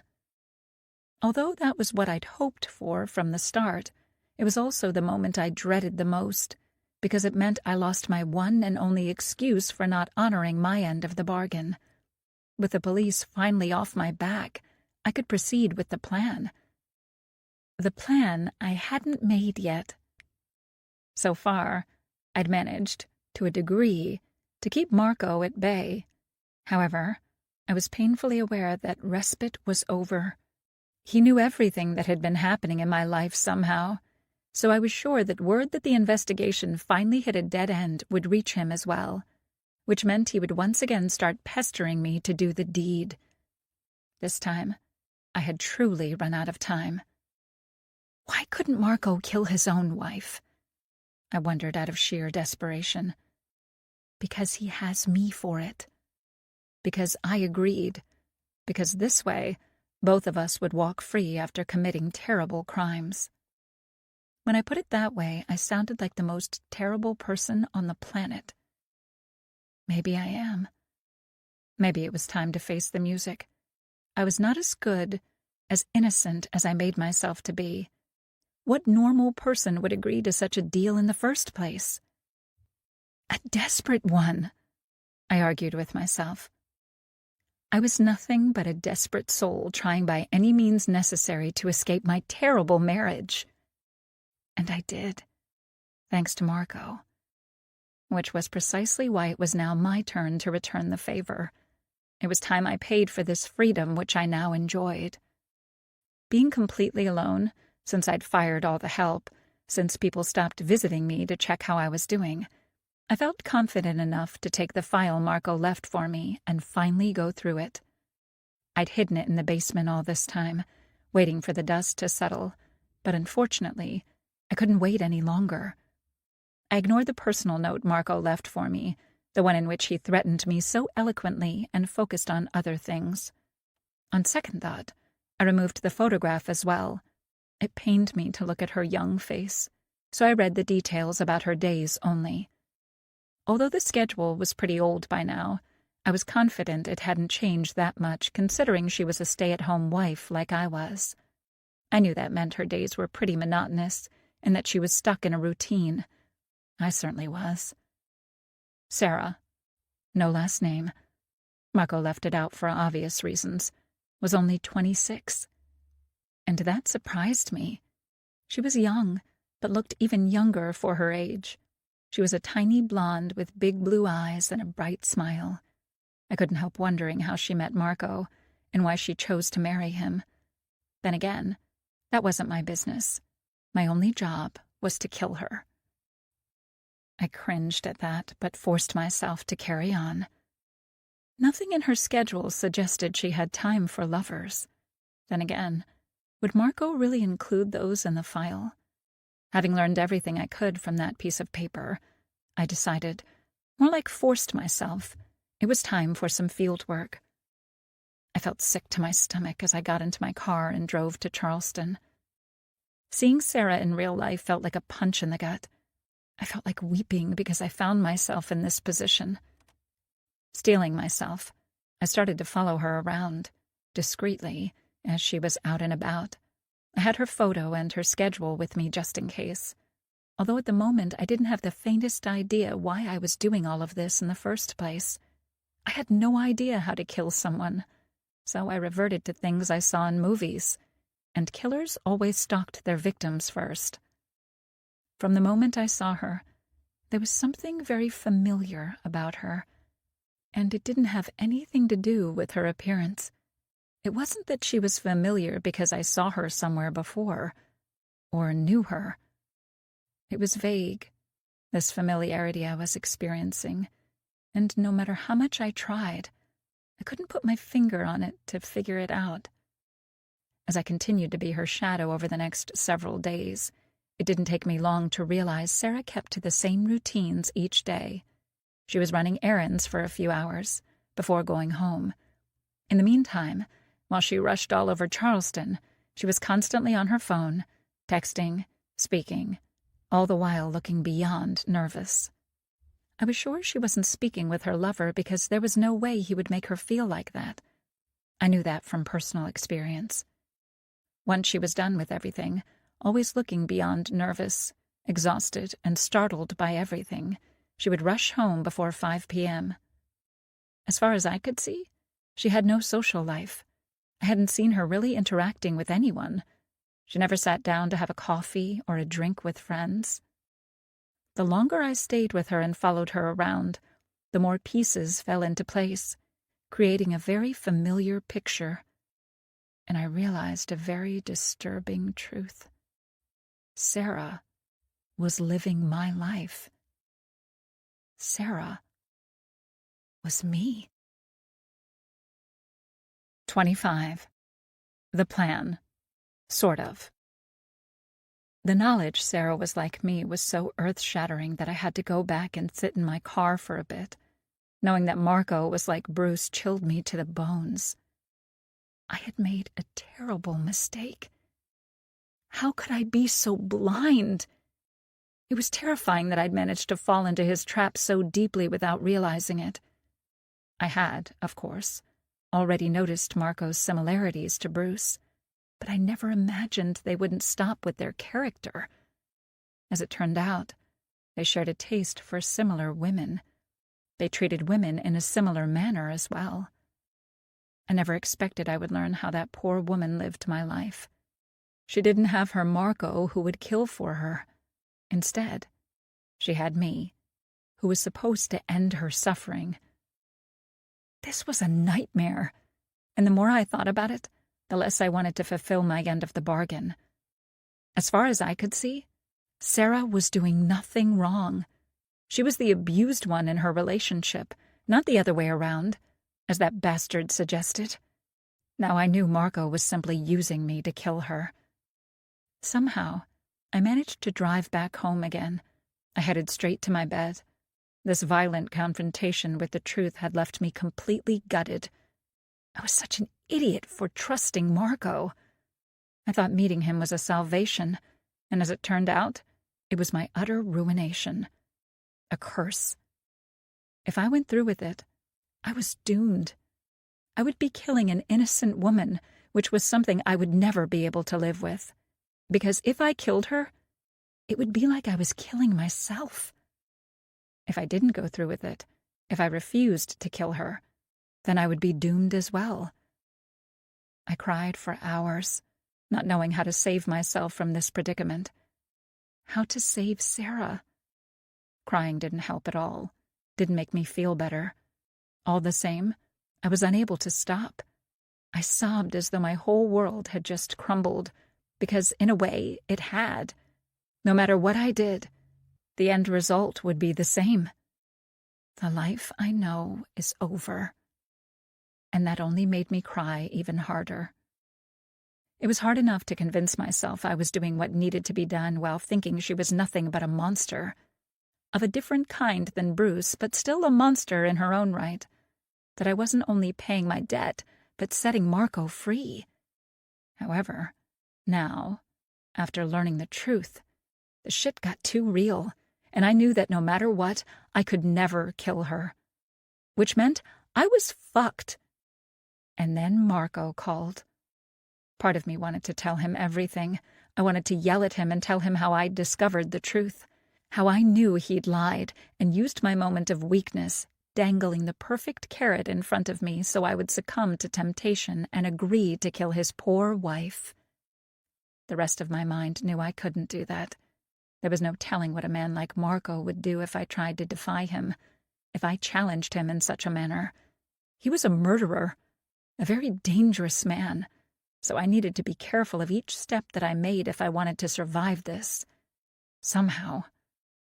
The phone rang and rang as I stared at it. I didn't want to speak with him, and not simply because I feared I wouldn't be able to hide my true emotions from him. I knew what he wanted, and that was putting me in a pretty rough place. Eventually, I relented, picking up the phone. I knew ignoring him would make matters much worse than they already were. The last thing I needed was for him to stalk me around town, harassing me and hurting me. What kind of a sick game was he playing? What did he want from me? Why did he choose me? Hello? I forced myself to answer. I'm quite pleased to see you finally taking your task seriously, he said almost conversationally, making me cringe. After everything we'd been through, I wasn't surprised that he knew about me following Sarah around. He stalked me, so it was safe to assume he did the same to his wife. Any self-respecting control freak would. That was the only explanation for how he always seemed to know everything somehow, which made him even more dangerous as an opponent. And there was no doubt about that. Since learning the truth, Marco was my opponent, my enemy, not an ally. I told you I would do it once the dust settled. So, what do you think about my dear wife? I think she is too good for you, you piece of human trash. Nothing much yet. I'm just trying to learn her routine, I answered diplomatically. For some reason, he chuckled. She is a busy bee, my dear Sarah. I didn't know what to think of that comment. Was he still playing the part of a wronged husband? Probably. He didn't know I knew. It was his own delusions, hubris about his smarts that he never assumed I would be able to put two and two together. I had been an abused woman for 10 years. Of course it wouldn't take me long to recognize another. All the texts, all the phone calls. It was textbook. And all that had been happening to me as well. Then why is he following her around, if he constantly checks her over the phone? I wondered. He calls and he texts to keep her fearful. He stalks her so he can see his effect on her, to see her fear. I felt ill. He was one sick bastard. She sticks to her routines from what I could see, I replied, simply to say something. He would become suspicious if I didn't have a normal for us anyway, conversation with him. Excellent. He approved, making me sick to my stomach, because there was pride in his voice. His wife was behaving in such a manner because of him. He made a fearful slave out of her, and that made him feel good. This bastard deserved to die, not his wife. I fumed. Of course, Marco was too dangerous, too powerful for me to take down on my own. What was I supposed to do, then? I wasn't strong enough to fight him. I wasn't evil enough to go through with his plan. I forced myself to calm down. Nothing good would come of it if Marco learned I had discovered the truth. He needed to remain oblivious as long as possible. It was critical that Marco continued to think he held all the cards. He does hold all the cards, part of me pointed out, but this was no time for pessimism. It was imperative he continued to believe I was prepared to carry on with our previous agreement, though I was painfully aware I couldn't stall for too long. He would get suspicious once he noticed his wife was still breathing. I needed a plan. I had nothing. How to get out of this mess? I'll continue following her around for the time being, before coming up with a plan, I said, trying to stall for more time. Really? I'm saddened to hear that, he countered. He didn't sound sad at all. He sounded disappointed. Of course he was. He wasn't getting what he wanted, and unfortunately, he was no idiot. I knew he would figure it out if I tried to stall for some more time. Shit! Why? I asked, pretending I gave a shit. It's disappointing it's taking you so long to help me. I helped you immediately, didn't I? He actually waited for a reply. Yes, you did. I freed you from that monster. Yes, you did, Marco. Then why is it taking you so long to return the favor? You know why. It was like speaking with Bruce in one of his moods. The police aren't after you anymore. That's true, but it's not like I've had plenty of opportunities to do it so far. I was quick on my feet, coming up with excuses. She's always surrounded by so many witnesses. It would be suicide to kill her in front of witnesses. So, you know how you want to do it? I closed my eyes. Yes, and I need her alone, I continued, not meaning a word of it. In truth, I hadn't thought about how I would do it. I was just buying time. Now that I knew Sarah was innocent, I knew there was no way I could actually go through with it. I see, he replied thoughtfully, and there was a hint of disapproval in his voice, among other things as well. That worried me. I have a question, I blurted out, thinking fast on my feet. I wanted to try and deflect attention from me onto him. How did you manage to poison Bruce in a diner full of patrons? He actually chuckled. It was quite easy, he said, and it was obvious how proud he was about it. Smug. All it took was an accident. He accentuated that word. Running into a patron to cause a distraction and to empty a concealed vial with oleander into Bruce's coffee. I tried to remember if I saw something like that on the video Detective Peterson showed me, but couldn't. Nothing like that was on camera. It must have happened before the waitress brought Bruce his coffee to the table. He bumped into someone as a waitress was passing by, and that allowed him to spike Bruce's coffee. It was a pretty simple plan. It was kind of genius, actually, I had to admit, and terrifying, too. I see. I used his own words from before, not really sure what to say. Learning how easy it had been for Marco to kill Bruce was really frightening. Do you think you can do something similar? He asked, making me cringe. I didn't want this conversation to return to the question of me killing his wife. Then again, it was naive to hope I could accomplish something like that and steer clear of this deal. It wasn't like Marco would forget I needed to kill his wife if we talked about him long enough. I don't think so, I replied honestly. I wanted to add that Sarah didn't visit diners but stopped myself in time for some reason. I was paranoid he would figure it out, that I now knew his wife didn't really deserve to die, which would fuck things up even more, put us all in danger. Do I need to set things up to make it even more easier for you? He offered, and this time his disappointment was palpable. I ignored it. What do you mean? I asked, knowing I would probably regret it, knowing it would be suspicious if I didn't. I know Sarah will visit her lover on Thursday at 4 p.m., like she does every week. I didn't see that on her schedule, I blurted out before I could stop myself. I left it out on purpose, to see if you'd discover it on your own. Oh, so now he was playing games with me too. If I wasn't already out of my mind, terrified, that comment would have had an impact on me. As it was, it only confirmed what I already knew. Marco was batshit crazy.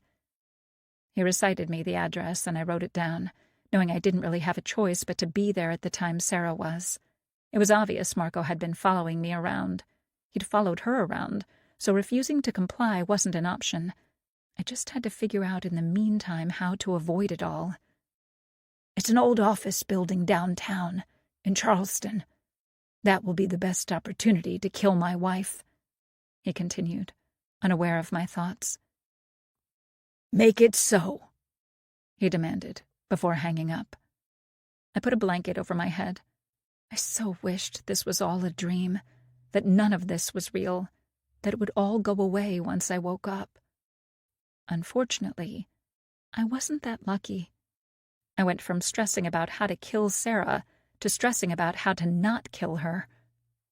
That was supposed to be a good thing, right? 26. Speck of good in a world of bad. Although I wanted to sleep forever and pretend all my problems didn't exist, I couldn't actually do that because Marco had given me a deadline. I had until Thursday to come up with a plan to get out of this mess because on Thursday at 4 p.m., he would expect me to kill his wife, which was something I couldn't bring myself to do.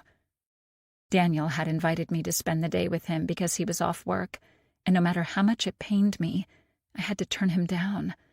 This was the first time he'd invited me out on a proper date, and I couldn't go because I had to plan a murder, or rather plan to not murder someone, as it turned out.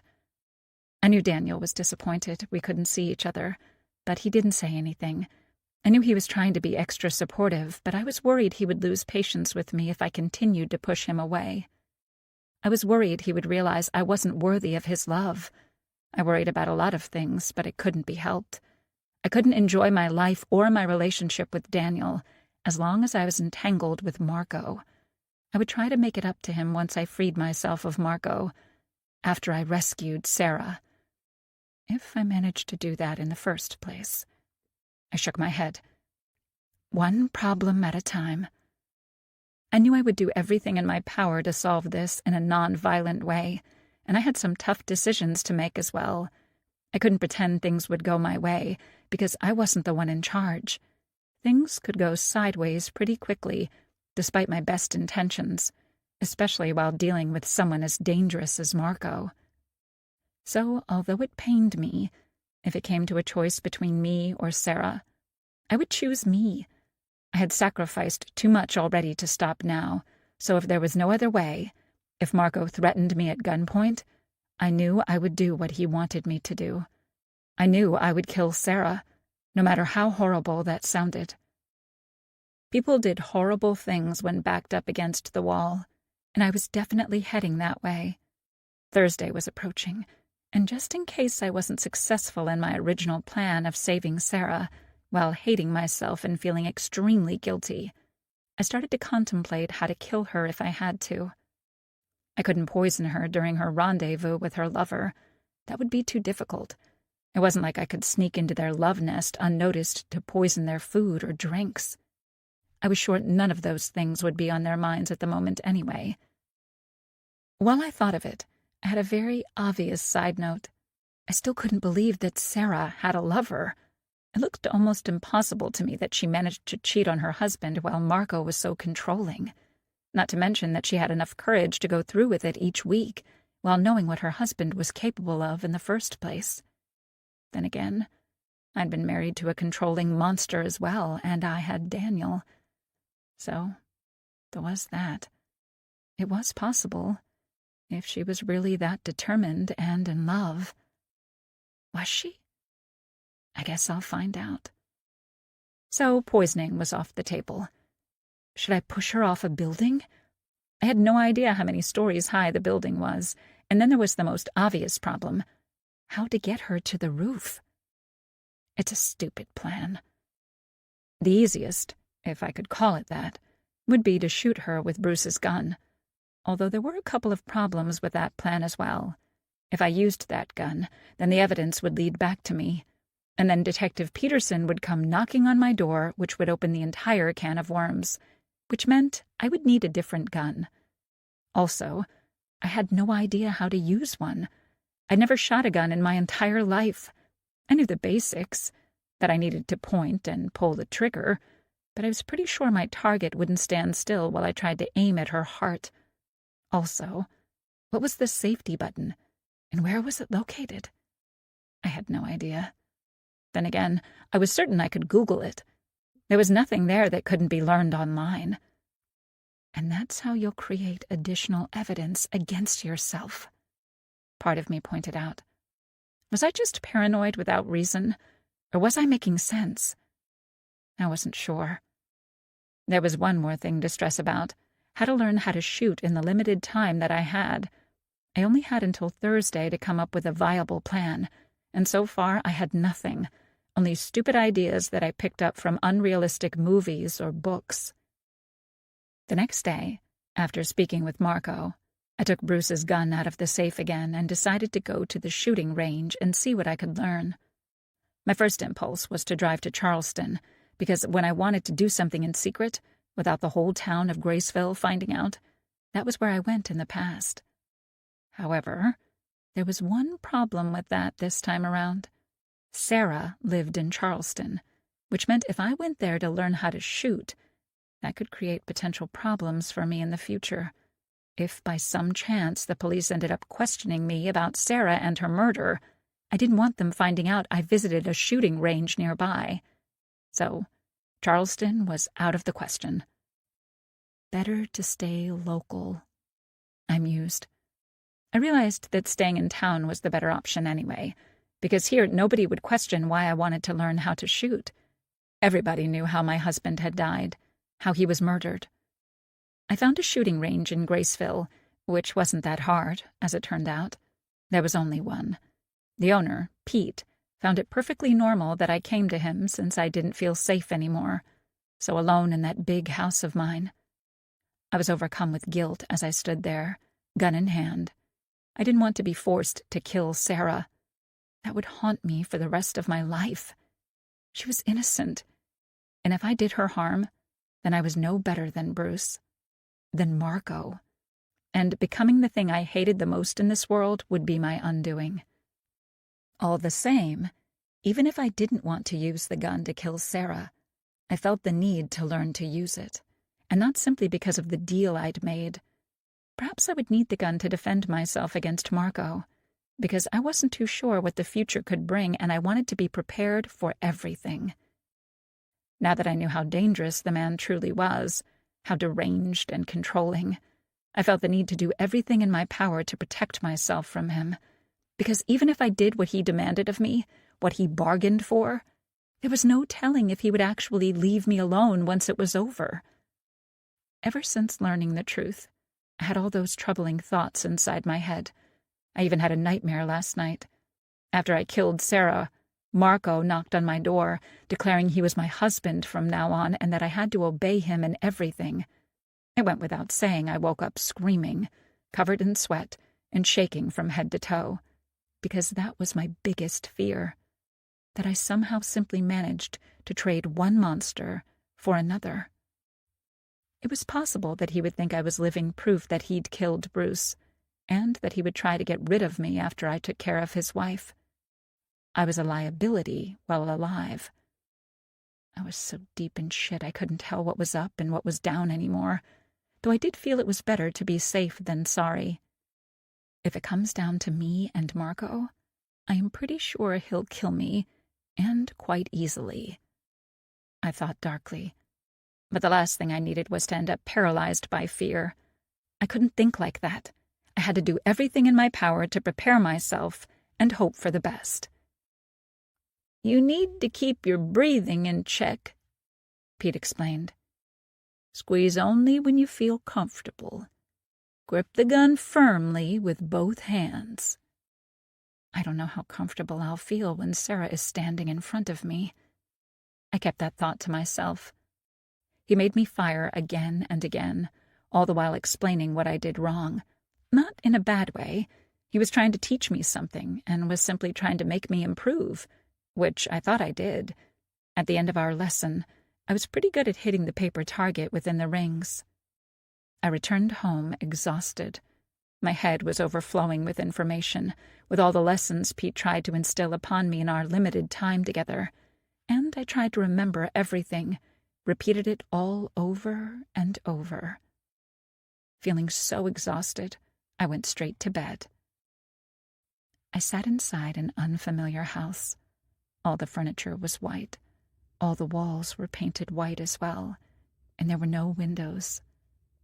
At first, I thought I was all alone in that unfamiliar place, and that made me feel uneasy, especially since I had no idea where I was or how I got there. And then I turned. I saw Sarah standing only a couple of feet away from me.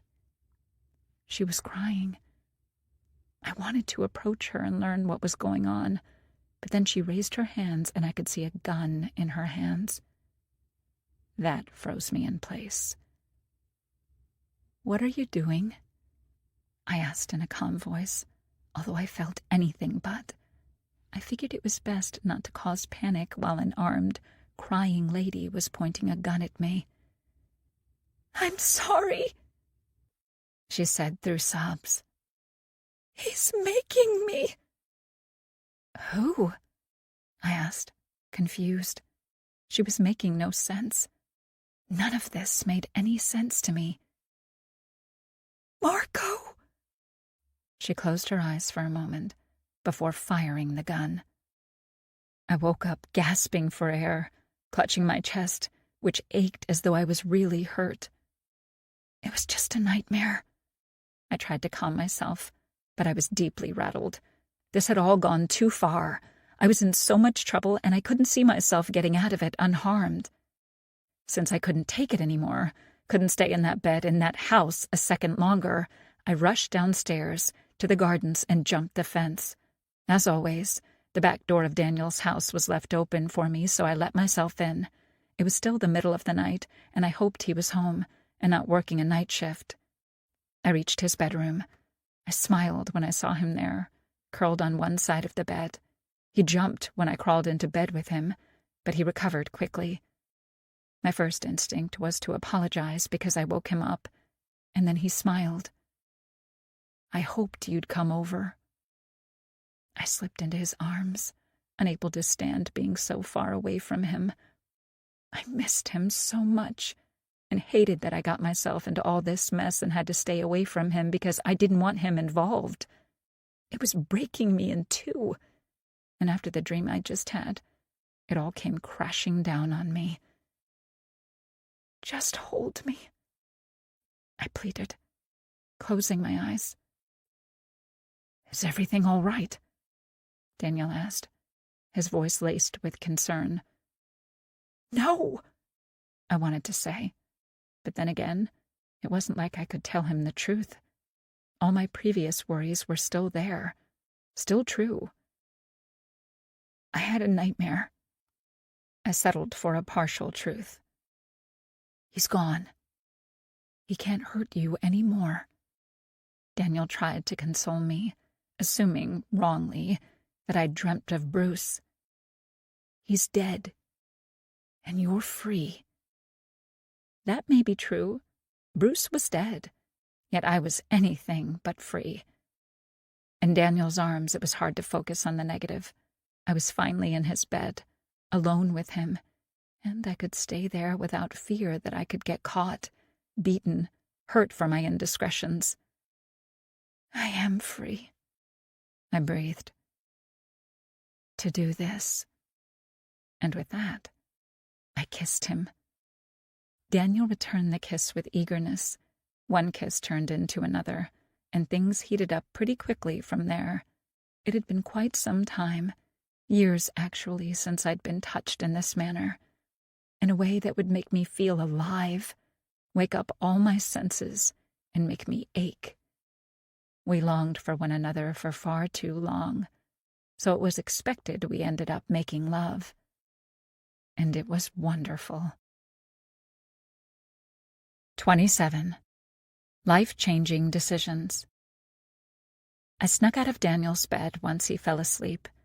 I felt so guilty about it all, especially now, after we'd slept together. At the same time, despite everything, there was a smile on my face. He really loved me. I didn't sleep at all once I returned home, knowing that today was Thursday. The Thursday I was supposed to kill Marco's wife. I felt sick to my stomach each time I thought about it. The only reason I didn't end up in the bathroom to throw up was that I hadn't eaten anything in the last couple of days. I was too nervous and too stressed to have an appetite. Small favors. With a knot in my stomach, I forced myself to leave the bed. I could literally feel it in my bones, the passing of each minute. I was getting more and more agitated and stressed, with panic reaching new heights as it was approaching 4 p.m. I started to get dressed. I was supposed to go to the shooting range that morning as well, but I decided to skip it. I shook from head to toe, and I wouldn't be able to hold a gun. Pete would know something was wrong. How was I supposed to point a gun at Sarah when I wasn't capable of pointing it at a paper target? I tried not to think about it, which meant that was all I could think about. Pull yourself together. Not to mention I had no plan on how to not kill Sarah today. I was doomed. That afternoon I got into my car, still not sure what I was supposed to do, but afraid of Marco too much, afraid of what he would do if I stayed home and did nothing, and drove to Charleston. I was agonizing over my decisions. Marco was a monster. As I considered everything, I wasn't so sure Sarah had a lover. And if she did have one, who could blame her? Living with a person like Marco must be a nightmare, a prison, and she deserved a moment of happiness, no matter how small, how fleeting it was. I couldn't judge her for that. I was the same. Sarah didn't deserve a death sentence for that, and Marco merely wanted her dead because he believed he could. He already controlled every aspect of her life, and now he wanted to control if she was breathing or not in the first place. He was a sick man, and the even sicker part was that he wanted me to do it. He wanted one abused woman to kill the other. Part of me really wanted to drive back home, wait for my punishment, judgment, there. But I kept driving. It wasn't just the fear pushing me forward. I felt this urge to see Sarah at that business complex, partly because of curiosity. I wanted to see why she was going there, no matter what my head was telling me, no matter what my heart was telling me. I kept on going. It didn't take me long to find the place Sarah was using to meet her lover, supposedly, if that man really existed. If he wasn't just a figment of imagination, of Marco's sick mind. Then again, what was she doing there? Whom was she meeting, if not her lover? I looked at the complex, frowning. It looked exactly as Marco had described it. It was nothing special. I parked in the perfect spot so I could see the entire place and all its entrances. It was simply a series of professional suites, nothing remotely close to what I expected, and I couldn't decide if that was a good or a bad thing. Either way, I settled in to wait for Marco's wife, checking the time every 5 seconds. I got there a little bit early and knew she would be here right on time. Women like her, like me, were always punctual, no matter what. We had to be, because that was one of the most common excuses used against us when our husbands wanted to beat us without reason. Exactly 15 minutes later, Sarah approached on foot. She looked exactly like the previous times I saw her, in modest clothes, clutching her purse tightly, with her mobile phone in hand. The only difference was that this time around she also wore big, black sunglasses. And the day wasn't that bright. I knew what that meant. It sounded cliché, but a lot of abused women wore sunglasses outside, and not simply to hide obvious swellings on the face, swellings that couldn't be concealed by makeup. The eyes tend to be pretty sensitive if they are damaged in any way. Sarah entered one of the suites without hesitating. There was a look of determination on her face despite the fear. Was it possible she was meeting her lover? I didn't get that vibe from her, though. She looked too tense, and not at all happy she was there. I understood the dangers of sneaking around, but her body language was all wrong to me. I was puzzled. What is going on here? Once I made sure she wouldn't be coming out, I got out of my car and headed to the building to investigate. I felt beyond silly, among other things, as I tried to be inconspicuous about my actions. I was sure I was failing miserably. That was why I was not a professional PI. Or a professional hitman, for that matter. I wanted to pretend as long as possible that wasn't the reason I was there. On the wall next to the door Sarah had walked through was a sign. I moved even closer so I could read it. Dr. Vernon Smith, psychologist. Oh my God. Sarah's lover is a psychologist. I mentally slapped myself because I was acting like an idiot. Sarah was seeing a psychologist professionally. That was why she looked the way she did going inside. The psychologist wasn't her lover. He was her doctor. My mind was blown away by that realization. She was doing that because she was clearly aware something wasn't right in her life, in her marriage. Being miserable was the wrong state to be in. I needed a lot of time to realize that. A lot of women were completely oblivious, brainwashed by the years of abuse. Only a lucky few managed to retain something of themselves and tried to fight the abuser off. This was Sarah's way, apparently.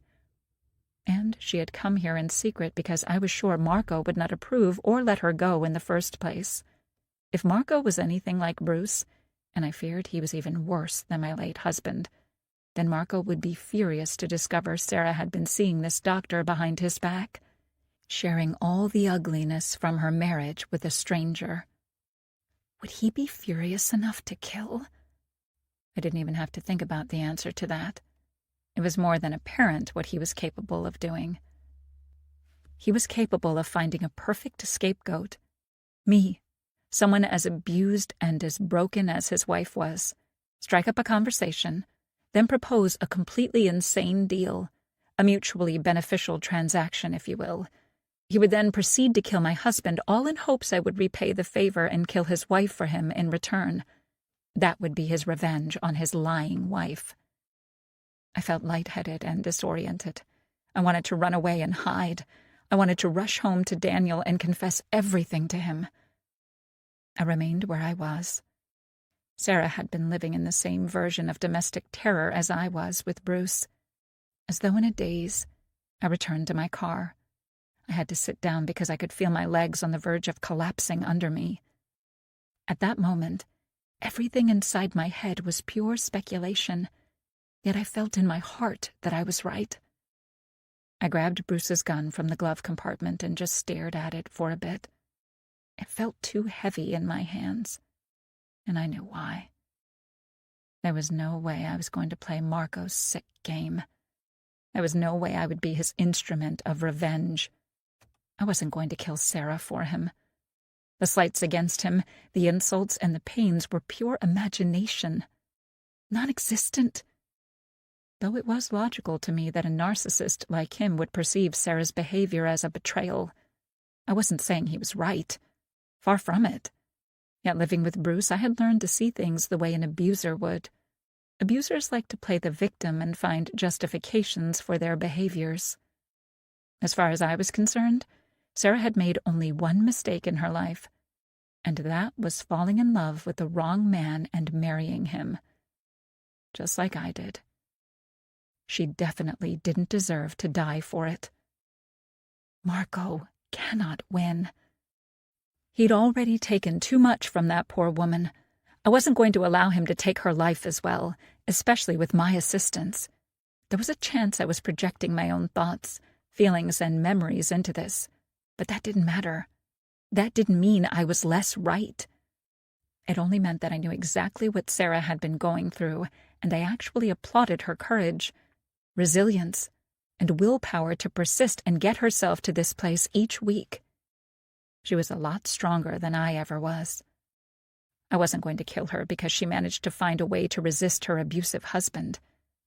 But if I didn't do it, then I would be in a world of problems. It's not like he can report me to the police. Then again, he can kill me. What was I going to do? I had no idea. It wasn't like I could simply call Marco and tell him I'd had a change of heart. He'd already threatened me for only thinking about backing out of our deal. And at the moment, I was doing more than that. I'd made a decision. I wasn't going to go through with it, no matter what, and he couldn't make me. Are you sure of that? My mind was set, though. Sarah deserved to live. She deserved to be free of Marco, the same way I managed to get rid of my monster. You had help, a small part of me pointed out. That didn't matter. I would help her achieve her freedom somehow. It was time to pay it forward. I simply had to find a way out of it, which was easier said than done. I sat in my car for almost an hour, trying to find a way out of this mess. I thought about calling the police multiple times and confessing everything to Detective Peterson. At one point, I even thought of Michael. If I told him I knew who killed Bruce, I was sure he would want to do something about it, take revenge. Michael was an eye for an eye kind of guy. There was only one thing stopping me. I didn't know how to explain how I knew that Marco killed Bruce. If I told him how I was involved, I would end up in jail, and for some reason, I feared that more than I feared dying. I'd already experienced imprisonment once. I wouldn't be able to go through that again. As I racked my brain, trying to find a way out of this mess without spilling blood, with everyone surviving unscathed and Marco in jail, trying to find a way to the happily ever after like it was custom in all fairy tales, Sarah finished her session. It was exactly 5 p.m. as she left the therapist's office, looking glum, looking exactly the same as she did while walking inside. I would too, knowing to what horror I had to return. I sympathized greatly. On impulse, I grabbed the file, leaving behind the threatening note, left my car and started walking toward her, then almost running, afraid I would lose her. As I was trying to shorten the distance between us, I was mentally preparing myself for this confrontation, for this strange, disturbing meet and greet. God! I had no idea what I was going to say to this poor woman, but one thing was sure. She deserved to know the truth. 28. Meeting Sarah. "Excuse me," I called out after Sarah when it became apparent that I wouldn't be fast enough to catch up with her. And I feared if I didn't speak with her now, I would lose my nerve later, or never have such an opportunity again. Sarah jerked at the sound of my voice, clearly startled, although I tried to be calm and pleasant. She turned to me, and I could see her demeanor was fearful, on guard. That knocked out all the breath inside my chest, because it was as though I was looking in a mirror. I too looked like that while married to Bruce. And the only reason I stopped looking like that, like a frightened animal on high alert, constantly expecting to be treated badly, abused, was because of this woman's husband, because of Marco. Her tormentor was my savior. Life had a sick and twisted sense of irony. Since she merely looked at me, I continued to speak. "I'm sorry to bother you. I mean no harm, but I really need to speak with you." Her demeanor slightly changed. I don't know you, and I don't have time for whatever it is you want. I'm late as it is. I had behaved in the same manner once. A shadow passed over her face as she thought about what would happen to her today if she returned home late. I had similar images inside my head. I knew what happened to me each time I messed up. She made a gesture as though she was about to turn around and resume walking, and I knew I was running out of time. It was now or never. Sarah, it's about your husband, Marco, I said in a rush. That did the trick, although she didn't look happy at all. She took her sunglasses off as though to have a better look at me, and I was right. She had a huge shiner on her right eye. How do you know my name? How do you know my— Take this brief pause to let your mind settle. The journey ahead awaits with new emotions and new discoveries.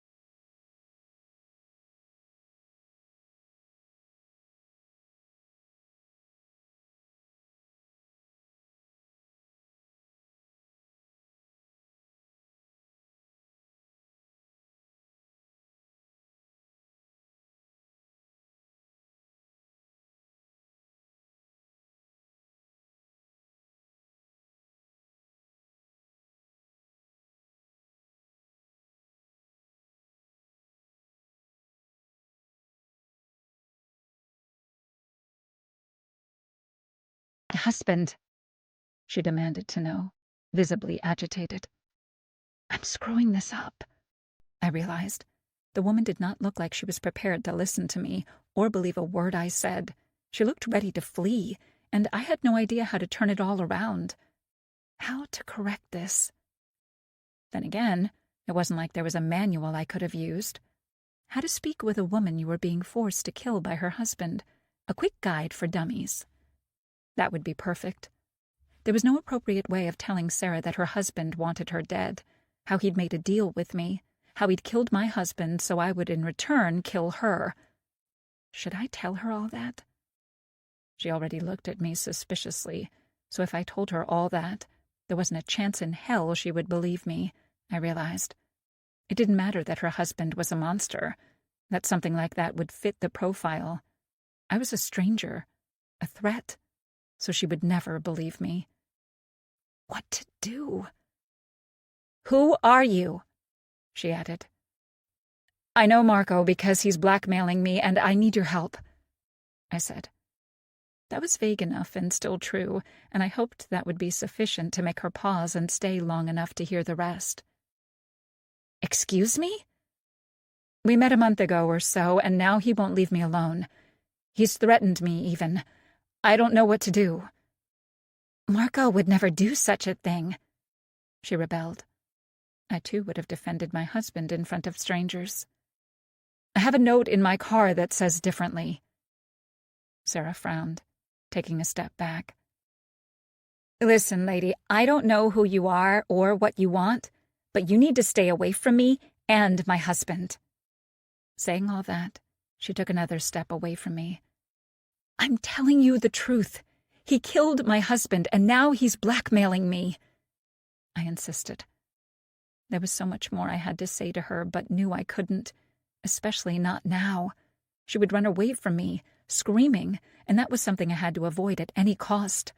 I needed her on my side because if I messed this up, she could go and tell Marco what happened, and then I would definitely be fucked. What? She exclaimed. That's insane. He even gave me this. I offered her the file Marco provided for me, about her daily whereabouts. I intentionally left out the part about why he'd provided such a schedule for me. If I told her he wanted me to kill her, then it would be game over. There was no way she would be able to handle it. That would only scare her even more, and she would go into denial and flee. I can't lose her. She needs to know the truth. She needs to know she's in danger. She skimmed through the file I gave her, constantly glancing at me while looking at it, as though afraid I would try something nefarious while she was distracted. I remained perfectly still. "Why would he give you this?" she asked. I honestly had no idea how to reply to her. And then I had an idea. "He wanted me to follow you," I said, once again remaining as close to the truth as possible. I didn't want to intentionally deceive her. However, since I was nothing but a stranger to her, who had intercepted her on the street and started saying all kinds of crazy things, it was better that way at the moment. "I don't understand," she said eventually, and there was a hint of exasperation in her voice.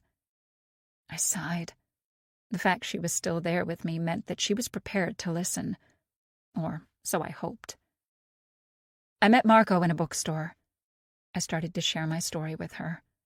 "He overheard my conversation with my husband, a very embarrassing conversation in which my husband was ordering me around and threatening me."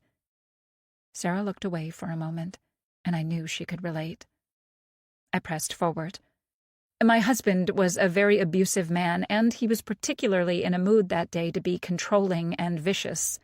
I really was at the end of my rope when Marco showed up and offered to listen." Sarah raised her eyebrows at that, but recovered quickly. Still, she said nothing. "I started talking with him. We started talking. He looked very sincere and sympathetic and said how he could relate to my situation." "He said that?" Sarah looked shocked. I nodded. "At the end of our conversation, he offered to take care of my problem for me." Sarah frowned, clearly understanding what I meant by that.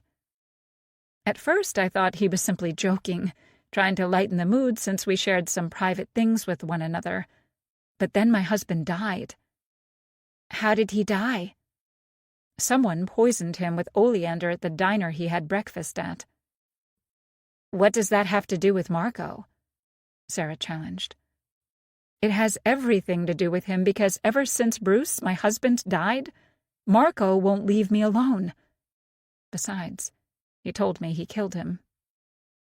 Sarah remained silent hearing all that. While she pondered everything, I was sweating bullets, reevaluating everything I'd said and done since meeting her, trying to figure out what I could have done better, where I made mistakes, and so on. I decided to be the one to break the silence. "I know how this all sounds. If the roles were reversed, I would act the same way, but I'm telling you the truth." I pleaded with her, with my eyes so she could see how honest I was. "Let's say that I believe you," she hedged. "What do you want from me? What do you want me to do?" "I know everything, Sarah." She looked at me all puzzled. "What do you mean?" "I know everything," I repeated, pointing at her bruises. "I've been there, where you are, except Marco is far more dangerous than my husband ever was." Deep down, Bruce was nothing more than a coward, and he'd tried to heal his complexes, his impotence, by lashing out at me. On the other hand, Marco was a completely different type of monster. He was a true monster, a murderer who would do whatever it took to get what he wanted. He had proved as much so far. Sarah started to raise her hand as though to touch the bruised cheek, but stopped herself in time. Instead, she put the sunglasses back on. "You need to get away from him before he really hurts you. I can give you money if you need it, a place to stay for the time being. I'll be there for you, provide whatever you need to run away from him right now," I said with urgency. Sarah started to shake her head even before I finished speaking. I understood how all of this sounded to her.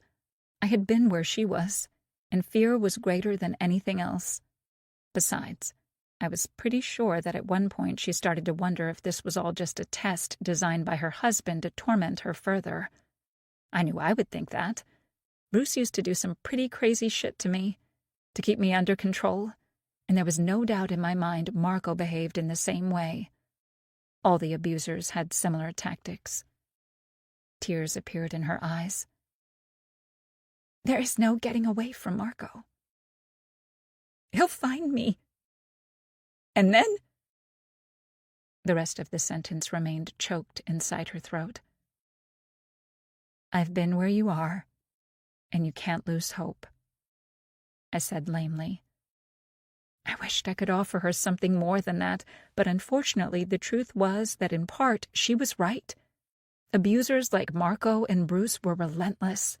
She could try escaping. She could try going to the police, reporting him, yet in the end none of that would work. The system protected the bullies, not the victims. He could track her no matter what and kill her quite easily. As long as he was free to roam about, she could never be safe. Sadly, she wasn't safe while staying with him either. That was one of the biggest tragedies of our society. Women who had nothing, who had no place to go, chose to remain trapped in their marriages with their abusers because there was nobody out there in the world who could help them. I knew because I'd been there. But her husband was worse. He wanted her dead. I couldn't allow that to happen. Sarah smiled humorlessly, sadly at my words. For a long time, I hoped that the police would catch him, or that he'd end up killed, and each day that hope became slightly less. When something like that didn't happen, until one day it vanished completely. I have no hope left, Mrs. Costigan. My name is Daisy Costigan. I introduced myself, seeing no harm in that. Mrs. Costigan. There's no stopping Marco. He's too ruthless. Maybe you should listen to your own advice and run away from here as far as possible while you still can. What about you? Sarah shook her head. Thank you for trying. But there is no hope for me. At least, not anymore. My heart was breaking hearing her say that. You can't think like that. There has to be something that can be done, I insisted. She checked the time, ignoring my words, as though I'd said nothing. I have to go. And with that, she shoved the papers back in my hand, turned away from me, and started walking with haste. Sarah, please, I called after her. Don't go back to him. A few people on the street looked my way since I was making a scene, yelling like a mad woman, but I didn't care. Sarah didn't slow down, and I didn't try to stop her. As I watched her rush away, so afraid, so broken, although I advocated for hope, I felt like I was seriously losing mine. For a fleeting moment, I contemplated if I should go and see Sarah's therapist, share with him everything, hoping there was some way he could help, but ruled against it. It was a bad idea. He wouldn't be able to do anything. Sarah was right. Nobody could help her get away from that maniac. Not even me. 29. Biting nails, worrying, panicking. After my talk with Sarah, after my failed attempt to help her, I returned home. It wasn't like I had anywhere else to go anyway. All the while, I couldn't help thinking about Marco, worrying and stressing. I constantly looked over my shoulder while driving, trying to spot him in my rearview mirror, paranoid he was following me. He was nowhere near that building, I realized. He needs a good alibi. All the same, I was sure he would be beyond furious when he saw Sarah returning home. Will he take it out on her? I cringed, knowing that was a given. I hated him so much and yet felt beyond powerless. Unfortunately, that was familiar territory for me. I felt the same way I did while living with Bruce. Reaching the house, I rushed inside and locked the door. Then, not feeling like that was enough, I activated the alarm system, which I'd finally learned how to use, changing the password to the date of Bruce's death, and drew all the curtains down, making it look like I wasn't home. He'll see the car, idiot. Even with that in mind, I couldn't bring myself to return outside to put the car inside the garage. I headed upstairs and then waited by the window, but he didn't come for me, and that worried me. I was sure Marco wouldn't be happy about this situation, that his wife was still alive. I wished I was braver. I wished I was a man. Then I would walk straight up to him and just kill him. As it was, I had to find some other, creative way to save her from him. That became my life's mission. I tried not to think about the fact that a woman who couldn't help herself and was completely useless would try to help someone else. I had to try. I wouldn't be able to live with myself otherwise. As I stressed about the uncertainty of my future, there was one thing I dreaded the most, at least at the moment, and that was receiving a phone call from Marco. I was sure he would be livid and could only imagine the dreadful threats coming my way. He had promised retribution, yet since he hadn't been specific in his note, my brain provided me with a lot of options. What if he tries to kill me next? I stressed. I was in such a full-blown panic that I had to take some pills to calm the fuck down. I wouldn't be able to help anyone, let alone myself, if I was spiraling out of control. And then, nothing happened. He didn't call. He didn't come banging against my door, screaming and raging. He didn't jump out of my refrigerator to strangle me, and I started to wonder if I should hope this was all over. Even I wasn't that naive to honestly think that, but for the briefest moment, it was sweet to hope. Marco's lack of response puzzled me and worried me, to the point I started contemplating if I should reach out to him first. No, that's a bad idea, especially since I had no idea what lie to use to get myself out of this predicament. There's no getting out of this, part of me pointed out. I couldn't think like that, especially not now. I'd already done the hardest things. I'd refused to kill Sarah, and I'd stood up to Marco. The hardest part hasn't hit you yet. Once again, part of me raised its voice to play the devil's advocate. You crossed the wrong man, and there will be hell to pay. Then again, what could he possibly do to me? It wasn't like he could report me to the authorities because I failed to honor my end of the bargain and kill his wife. If he tried to take me down that way, he would be the first one who would end up in jail. I merely contemplated his wife's murder and knew he would kill Bruce. He, on the other hand, was the one who actually ordered me to kill Sarah and had killed Bruce. It would be a mutually destructive thing that was way worse for him since he was the murderer after all. My hands were clean. Sort of. All the same, I was sure he wouldn't jeopardize his freedom. His retribution would come in a different form, which was why I'd made sure the home alarm worked properly non-stop, and I didn't plan on leaving the house. He wouldn't be able to poison me as he did my husband. For the briefest of moments, I even contemplated if I should sleep at Daniel's, but ruled against it. Marco had already proven he had no problems killing strangers, and I didn't want Daniel getting hurt because of my poor decisions. For the first time being, although it pained me, I needed to stay away from him for his own good. At least until I found a way to take Marco down. If I find a way. I lived in a state of tense dread for about 24 hours.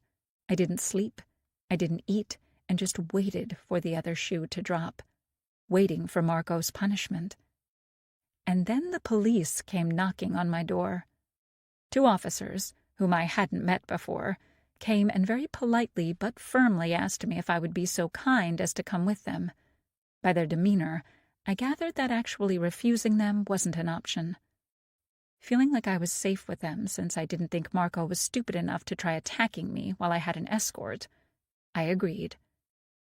"Where are we going?" I remembered to ask once we were all inside a patrol car. They refused to respond, and that filled me with unease. What the hell is going on? I was so worried about Marco that I failed to remember there were other threats out there as well. Although Bruce's case went cold, I was still their prime suspect. What if new evidence showed up? I started to speculate. What if it implicates me? What if Marco planted something and they are taking me to jail? I forced myself to stop thinking like that, because each thought was more dreadful than the last one, and I was in danger of causing myself a heart attack. I needed to remain calm and rational. Only with a cool head will I be able to survive. The pep talk somewhat worked, but then we stopped in front of the precinct, and I was led to an interrogation room. Oh, fuck. I sat alone in that room for about 15 minutes, thinking about the worst-case scenarios, imagining them dragging me to jail in handcuffs before the detectives showed up. Detective Peterson was not among them. 2 men, stern-looking, introduced themselves. The first one, the older one, was called Detective James Stone. He was pretty average-looking, average height, with brown short hair and brown eyes, and a serious nervous tic. He constantly played with his Zippo lighter, which led me to believe he was a heavy smoker. And then he approached, and I knew it was so because he reeked of tobacco. The other one, Detective Riley Matterson, was very tall and lean, and all his clothes looked like they were simply put on a hanger. His beard was brown, yet his hair was ginger and his eyes blue. They both looked at me as though I was the most notorious criminal they'd had the opportunity to sit across from. Then again, there was a chance I was exaggerating, being nervous and afraid. "Why am I here?" I demanded to know. "There's no need for you to be nervous, Mrs. Costigan," Detective Stone said in a slightly mocking manner. "If you didn't do anything wrong," Detective Matterson added, condescendingly. I gritted my teeth. I have plenty of reasons to be nervous. I was dragged from my home, and nobody wants to tell me why I'm here in the first place. I was done being a doormat. Even if I went down, I would go down swinging. I had no idea where this newfound courage had come from, but all the same, I liked it, and I was going to ride that wave as long as I could. At approximately 4 a.m., your father-in-law, Mayor Michael Costigan, was brutally murdered in his residence, Detective Stone stated. Murdered? Michael? My mind just exploded. What? I exclaimed. I couldn't believe it. Michael is dead? Who would do such a thing? Why? Questions rushed inside my mind. It looks like a late-night home invasion and robbery, Detective Stone explained, and while doing so, he dumped a bunch of photographs from the crime scene in front of me. Seeing Michael's body on the floor, all covered in blood, made me nauseated, and I looked away. No matter my sentiments about the man, nobody deserved to die like that. It was pure savagery. It was obvious even to me that he tried to put up a fight, but ultimately lost. Yeah, they're not pretty pictures, Detective Matterson commented, looking at me. I ignored that inappropriate comment. Who would do something like that to him? We hoped you could answer that for us. I frowned. I have no idea, I replied honestly. We were never that close, so if he had enemies, I wouldn't know anything about it. I bet your husband would know. But unfortunately, he's dead, too, Detective Matterson said, with a strange expression on his face. Excuse me? I countered. There was something seriously wrong with the man. We know everything about your relationship with the mayor, Detective Stone said, moving forward. Then why ask anything? Was on the tip of my tongue. He was definitely a hard man to deal with, I settled to say. So, you hated him? Detective Matterson asked. I only stared at him. What was with the attitude? He was definitely hard to love as well. You didn't like your husband either, Detective Matterson continued in the same manner. What does that have to do with Michael? I challenged. Mrs. Costigan, your husband and your father-in-law were both murdered recently, Detective Stone said, and then just looked at me expectantly. I'm sorry, was that a question? I countered. And if I sounded a bit on the defensive, that was because I was. I didn't understand why they dragged me here or why they insisted on asking me such stupid questions. And then I put 2 and 2 together. Oh, no. Oh, no, no, no. What happened can't be a coincidence, Stone commented. Are you telling me that, or are you asking me that? Mrs. Costigan, stop playing games and start cooperating, Stone said sternly. I'm trying, but I don't understand what I'm doing here. 2 very wealthy men in your life died in a very short period of time. Stone started again. Detective, are you trying to imply something? Did you kill him? Are you really suggesting I managed to kill a man 3 times my size and strength? I countered. Did you hire someone to kill Mayor Costigan, as you did for your husband? Matterson joined in again. I was dumbfounded, not to mention scared shitless. I knew they still suspected me of killing Bruce, and now the old man had died too. Even if I didn't have anything to do with it, I had to admit how it all looked, and it looked bad for me. Really bad. I was screwed. I did no such thing. I did not kill my husband, and I didn't kill Michael. And yet dead bodies were piling up around me, like the detective said. I knew what happened to Bruce, but what had happened to Michael? I knew it was just a matter of time before he would piss off the wrong person with his behavior. All the same, I can't say I'm too broken up about it, although I was worried. You're now the sole heir of a large estate. Inheriting so much money could be a powerful motivator. I didn't kill anyone, I insisted. We have proof you killed Michael to silence him, Matterson argued. What? I looked at him with shock. How was that even possible? There was no proof of anything that could be linked to me. He was on to you. He discovered you killed Bruce, and that's why you killed him, Matterson concluded, banging his hands against the table.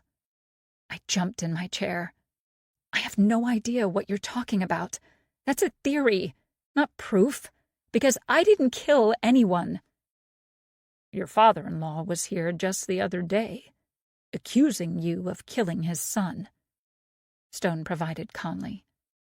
My eyes bulged. I couldn't believe my ears. He did what? Why would he do such a thing? That's a lie, I said, as my voice started to shake. I couldn't believe this. I couldn't believe that bastard actually came here to accuse me of something I didn't do. I couldn't believe he hated me that much.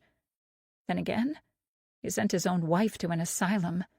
In comparison, sending me to prison must have felt like nothing at all. That's what happened, Matterson insisted.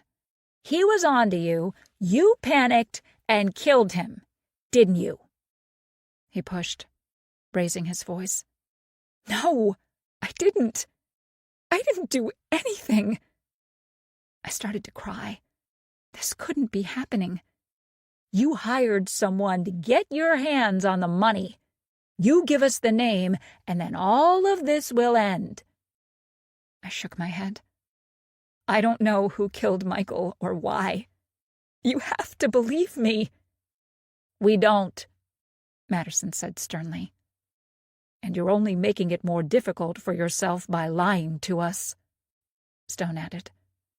It was very disorienting, the way they spoke, finishing each other's sentences. I'm not lying. Stop this charade, Daisy. You're going to prison either way, Stone threatened, which only made me cry even more. That was when Detective Peterson entered the small room, and he looked genuinely upset. That's enough, he said sternly to his colleagues. Although he wasn't my friend, I was still relieved to see him. This is our investigation, Peterson, Matterson told him. Not anymore, Peterson countered. And if you have a problem with that, speak with the captain. Now get out!" After a few more very unpleasant words were exchanged, the dynamic duo left the interrogation room, leaving me alone with Peterson. Despite my dire predicament, I felt like I could breathe again. 30. Singing like a jailbird. "Want to tell me what is going on?" Detective Peterson asked me once he settled in one of the chairs. I was crying profusely. Although those two had left the room, their words were echoing inside my head. I would end up in prison no matter what. It was all for nothing, after all. "I wish I knew," I replied simply. "Then tell me what you do know, and we'll start from there," he countered. His words were suggesting he was done listening to any more bullshit from me. This was my one and only shot, to be honest with him, and then maybe, just maybe, I could get out of here without handcuffs. "I didn't kill Michael," I insisted. "Okay." "And I didn't pay someone else to kill him either," I felt the need to point out. He'd accused me of hiring someone to kill Bruce, so it wasn't that big a stretch he would think that for Michael as well. Although in the end he hadn't managed to find any proof, I knew that was still on his mind, unfortunately for me. "But," Peterson insisted. I shook my head, wiping my nose with the sleeve of my shirt. Bruce would have a fit seeing such unladylike behavior. Then again, he was dead, so fuck him. "I feel like this is all my fault," I replied honestly. I was tired of keeping all these secrets. I needed to share what I knew with someone because if I didn't, I would explode. In my utter despair, I decided to tell the man the truth, at least in part. I was no idiot. I would fight until the end to get out of this mess. I deserved that. I tried not to think of the fact that omitting shit could get me into deeper problems. "Tell me." I sighed before starting my story. "A while back, I met a man." "Behind your husband's back?" Peterson wondered. "It's not what you think. We were in a bookstore in Charleston, and we simply started talking." "Okay, go on." "He told me his name is Marco, and we basically shared our sad stories while surrounded by mystery and crime novels." Peterson listened intently as I told him the story. "Bruce screamed over the phone at me, and Marco heard everything." "And then what happened?" he asked, although by the look on his face, it was obvious he knew where this was going. "After I finished my conversation with Bruce, Marco offered to do something about it. About my problem." Peterson raised both his eyebrows. "You mean to tell me a complete stranger offered to kill your husband for you? For free?" His tone was dripping with skepticism. He still believes I paid a hitman. How to make him believe me? By telling him the truth. I shrugged. "I honestly thought it was nothing more than a sick joke." "Did he try to reassure you otherwise?" Peterson guessed. "He did, and once I realized he was serious, I refused him, of course," I insisted. And that wasn't technically a lie. I did refuse. At first. Only after spending some alone time with Bruce, I'd had a change of heart. I didn't feel the need to share that with Detective Peterson. "Unfortunately, I didn't realize that I'd given him enough information to find me. With Bruce being the mayor's son, and I imagine it didn't take him long to figure out who I was, and he started following me around. I pleaded for him to stop, terrified Bruce would find out and lash out, accuse me of having a lover or something." "And did he stop?" "In a way." "What do you mean?" he asked. "Nothing happened for a few days, and I honestly thought that was the last time I'd be seeing that lunatic. But then the police came knocking on my door to tell me Bruce died." I buried my face in my hands. "This is all my fault." "You really think this Marco is responsible for your husband's death?" "I know so. He told me. You saw him again? When? He demanded. A few weeks ago, in Charleston. I was in the market when he appeared in front of me. He bragged about how easy it was for him to do it, poisoning Bruce during the breakfast rush. I stretched the truth a little, but by the looks of it, it was working.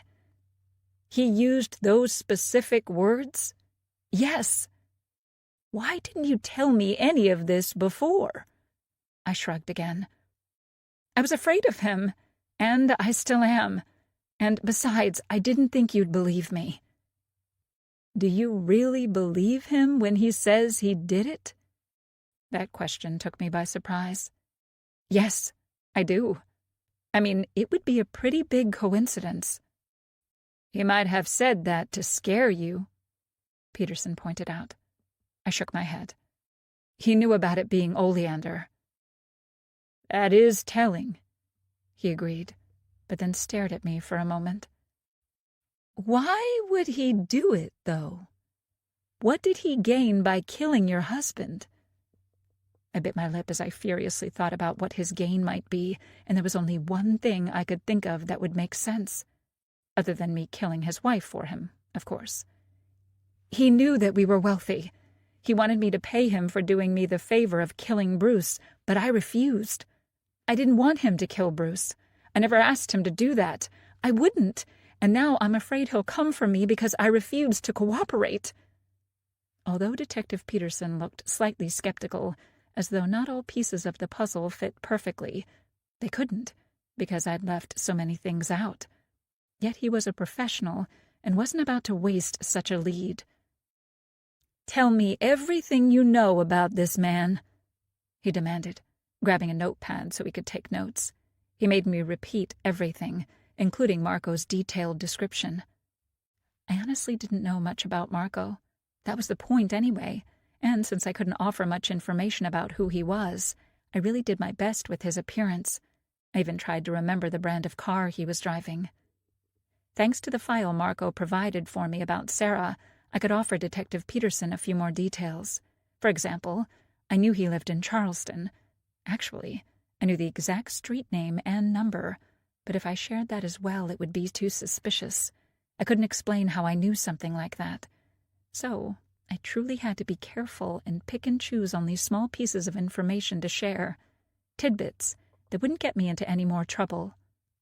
It went without saying it was stressful, walking through that minefield, especially since Peterson was relentless and made me repeat my story over and over, to make sure I shared everything I knew or to catch me in a lie. I couldn't tell for sure. Since I had a feeling he was really good at his job, it was probably both. At the end of it, I felt completely exhausted, mentally and physically, and couldn't wait to go home. If they let me go home. Now that Detective Peterson was on my side, I was sure I would be set free. I thought I'd managed to convince him that I had nothing to do with Michael's murder. Bruce's murder was a different story, but I was pretty sure I had convinced him that I was innocent of that too. What if Detective Peterson is only pretending to believe me in hopes I would incriminate myself somehow? What if this was nothing more than a good cop, bad cop routine? Those two detectives, especially Detective Matterson, came strong at me, accusing me of murder from the get-go. It was obvious they were supposed to be the bad cops, and then Detective Peterson swooped in, kicked them out, remained calm, and I started singing like a canary. Was all of this just a ploy from the start? I felt wronged in some way. Then again, perhaps it was for the best that I did this.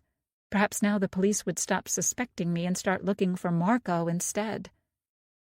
That was definitely one of the ways to save Sarah. With him in prison, he wouldn't be able to hurt her ever again. He wouldn't be able to hurt anybody. Although it was risky, he could come after me since I'd betrayed him. What if he shares what he knows once they arrest him? That thought made me panic. Even if he said anything, who would believe him? He was a wife-beater and a murderer, and I was a simple housewife. That somewhat put me at ease. Only Detective Peterson might suspect something fishy was going on. However, He was only one man, and besides, he would never be able to find proof. As long as I get rid of that phone, they won't be able to find any proof, I corrected. Mrs. Costigan? Detective Peterson called out to me, and by the looks of it, not for the first time. Yes? I said, you're free to go. I nodded, immediately standing up. I didn't want to risk him having a change of heart. He even offered to give me a ride home, but I refused it. I was done with patrol cars. I would much rather walk home, but settled on calling an Uber instead. I was still too paranoid about Marco to be out and about. I was sure he wouldn't try anything in front of the police station, but I couldn't say that for the rest of the way home. Although they let me go, those two detectives still sent dirty looks toward me on my way out, as though if it was up to them, I would be in jail already. I felt beyond restless and rattled. How could I not? I knew this would all end badly for me, and I was right. Michael was dead. Who would kill him? Why? And in such a savage manner. I couldn't stop thinking about it. And that rude detective was right. I was now the only heir of his estate as well. I hated that large mansion he lived in, and I wished I could hire a bulldozer to tear it apart. It was a silly thought, though. I couldn't worry about inheritance at the moment, when I had more pressing issues. How to get rid of Marco was my top priority. Nothing else mattered. This was too close. I managed to talk myself out of trouble this time, but who could say if I would be so successful next time? Detective Peterson didn't look pleased that I'd lied, or at least not disclosed all the facts, so if he ever discovered I lied to him again, I would really be screwed. Because as it was, he was my only ally, and losing that would be catastrophic. I prayed to all the forces known and unknown he would never learn the whole truth, because there was just no way I could tell him that I'd made a deal with Marco and agreed to kill his wife.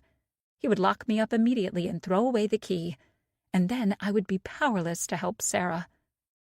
The goal was to destroy Marco, not myself. As soon as I returned home, my phone started ringing like crazy. It seemed everyone wanted to know what happened with Michael, and I knew that once again all the funeral preparations would fall on my shoulders. He was a city official, after all, so that complicated things greatly. Eventually, I turned the phone off, unable to take any more of it.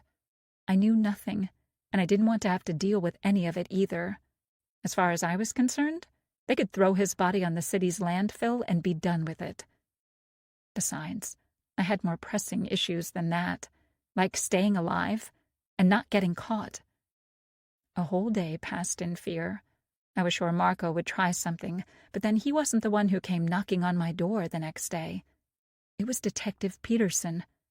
I took it as a good sign that he came to see me alone, as opposed to sending police officers to arrest me.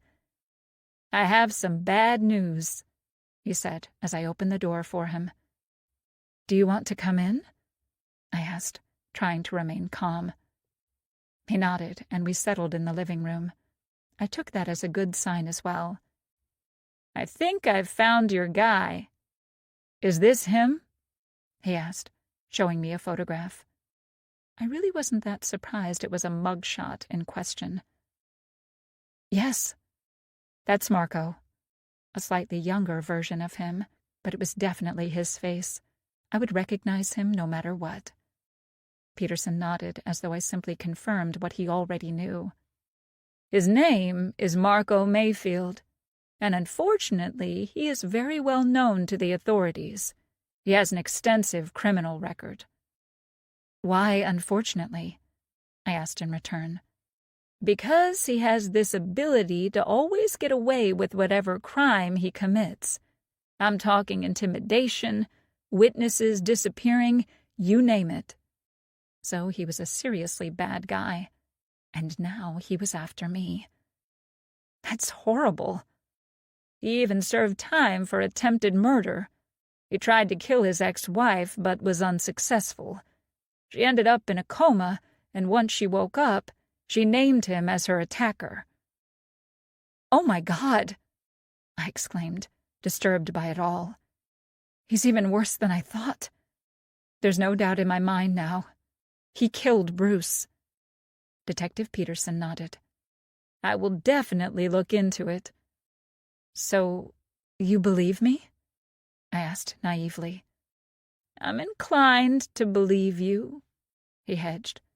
However, considering his fixation on you, I suggest you go away for a bit. Out of town, someplace low-key, but not too far away. Stay within 50 miles or so while I try to sort this mess, he suggested, taking me completely by surprise. I recovered quickly. Don't worry, Detective. I'm leaving as soon as possible, I reassured him. 31. Hitting the road. After Detective Peterson left, my head was spinning out of control.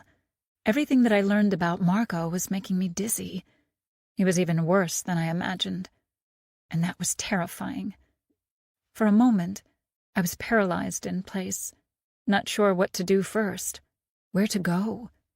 Things were happening, changing too fast for me. Mere months ago, I was constantly living in fear, feeling sorry for myself and doing my best to avoid traps Bruce set for me in order not to get beaten up. And then, just like that, thanks to Marco, Bruce was dead, and I was free. But Michael was now dead as well, and I just became free and incredibly rich. Although one thing stayed the same. I was still very much afraid. How is this my life? And now, I'd been ordered to leave town. Where to go? Although I wanted to listen to Detective Peterson and leave Graceville as soon as possible, I was also afraid to do something like that, because I didn't want to be on the run completely on my own. Should I go to San Diego? I wondered.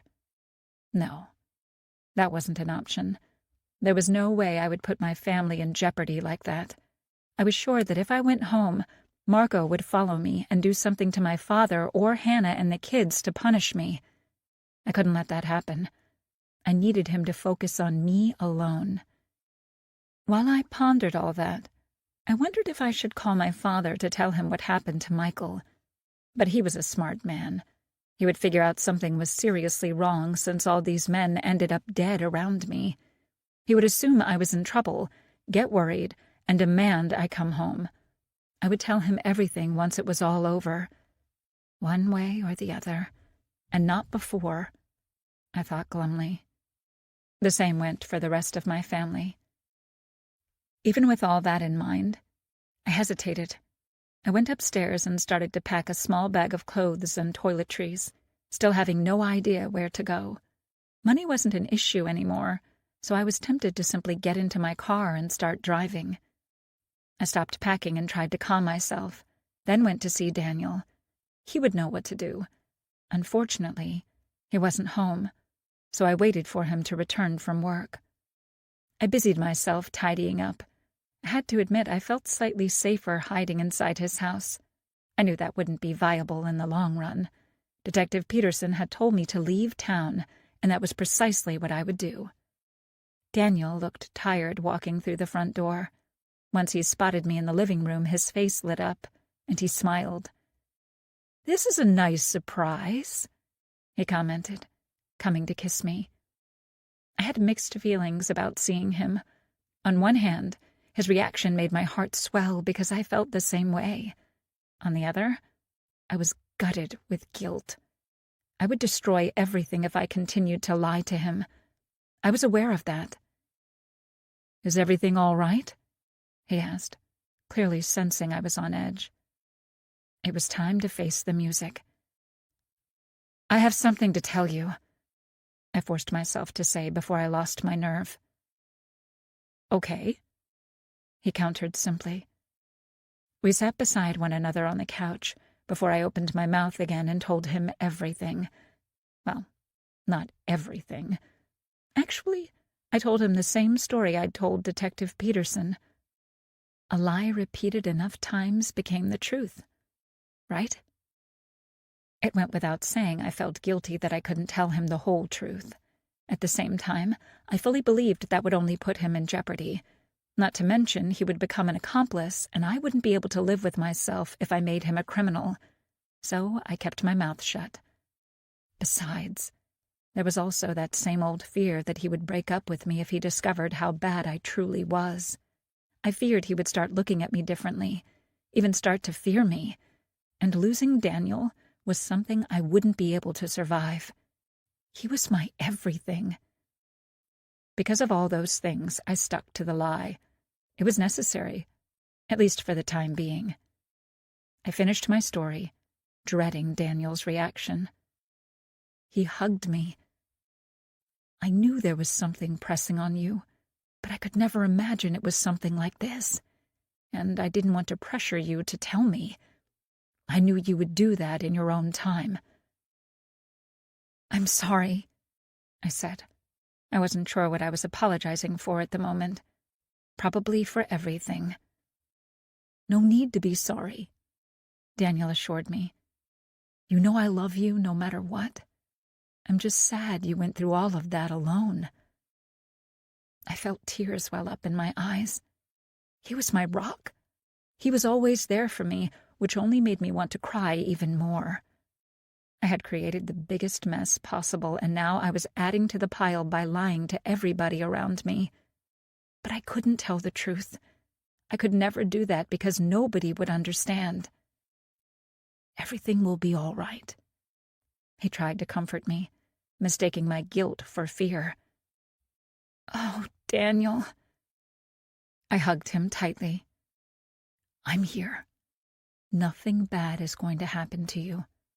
I won't let that maniac near you. I won't let that maniac near you, I promised. There's more. Tell me. The detective in charge of Bruce's case told me I need to get out of town while he's investigating Marco. That's a great idea. If this guy already killed 2 people, then there is no telling what he'll do next. Kill a third? My brain supplied.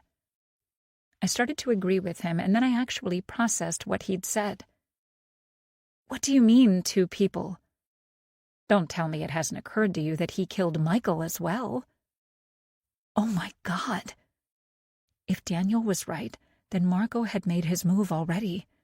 I was just too preoccupied with panicking to figure it all out. I had to tell Detective Peterson this. Then again, he was the detective. I was sure that it had crossed his mind already. I was probably the only one who hadn't seen the obvious. He killed Michael to get back at me. But why? That was obvious, too. As those detectives said, it was too big of a coincidence that both men from my husband's family ended up murdered, and I didn't have anything to do with it. Especially since I would get it all. The houses, the cars, all the other pieces of real estate, not to mention all the money. That bastard! He was trying to get me arrested for something I didn't do. And all because I stood up to him and refused to kill his wife. His revenge was as devious as it was terrifying. He'd promised I would pay, and he really meant it. But now the police were on to him. I tried to comfort myself. I can't believe I didn't see it before. That's understandable. You're already dealing with a lot. Knowing that, I want to run away and never return even more, I confessed. That was always the plan, he said with a wink. That was true. Daniel and I had always planned on leaving Graceville. Marco complicated everything. For the time being, I have to stay within a 50-mile radius, just in case. Daniel nodded, and then his face lightened up. I have an idea. I could use one, I said in all earnestness. I have a buddy who has a beach house on Sullivan Island. I'm sure he'll let us stay there for a while. Really? Yeah. Just let me call him, and then we'll start packing. We? I'm not letting you go anywhere without me, he said, resolved. It was obvious he was trying not to boss me around while still wanting to protect me. I loved him more than ever. I really hoped you'd say that, I said honestly. "Of course," he said, kissing me on the forehead. "I'll still have to drive back to go to work, but the place is pretty isolated. You'll be safe there, even while I'm not there," he assured me. And I was. "All right. Call him." He went to grab his mobile to make the call. In the meantime, I returned home so I could finish packing. As always, I slipped over the fence and used the back door, not wanting neighbors to see me. I hated sneaking around, but the last thing I needed was gossip spreading about me and Daniel, especially now when Michael had died too. That could be used against me as a motive, so it was imperative we kept it a secret for a little bit longer. So many secrets, I stressed. I felt like I would explode from it all, but I kept going. I was pretty impressed by Daniel's behavior. He took everything I told him way better than I could ever imagine. He really loved me. That put a smile on my face despite the situation.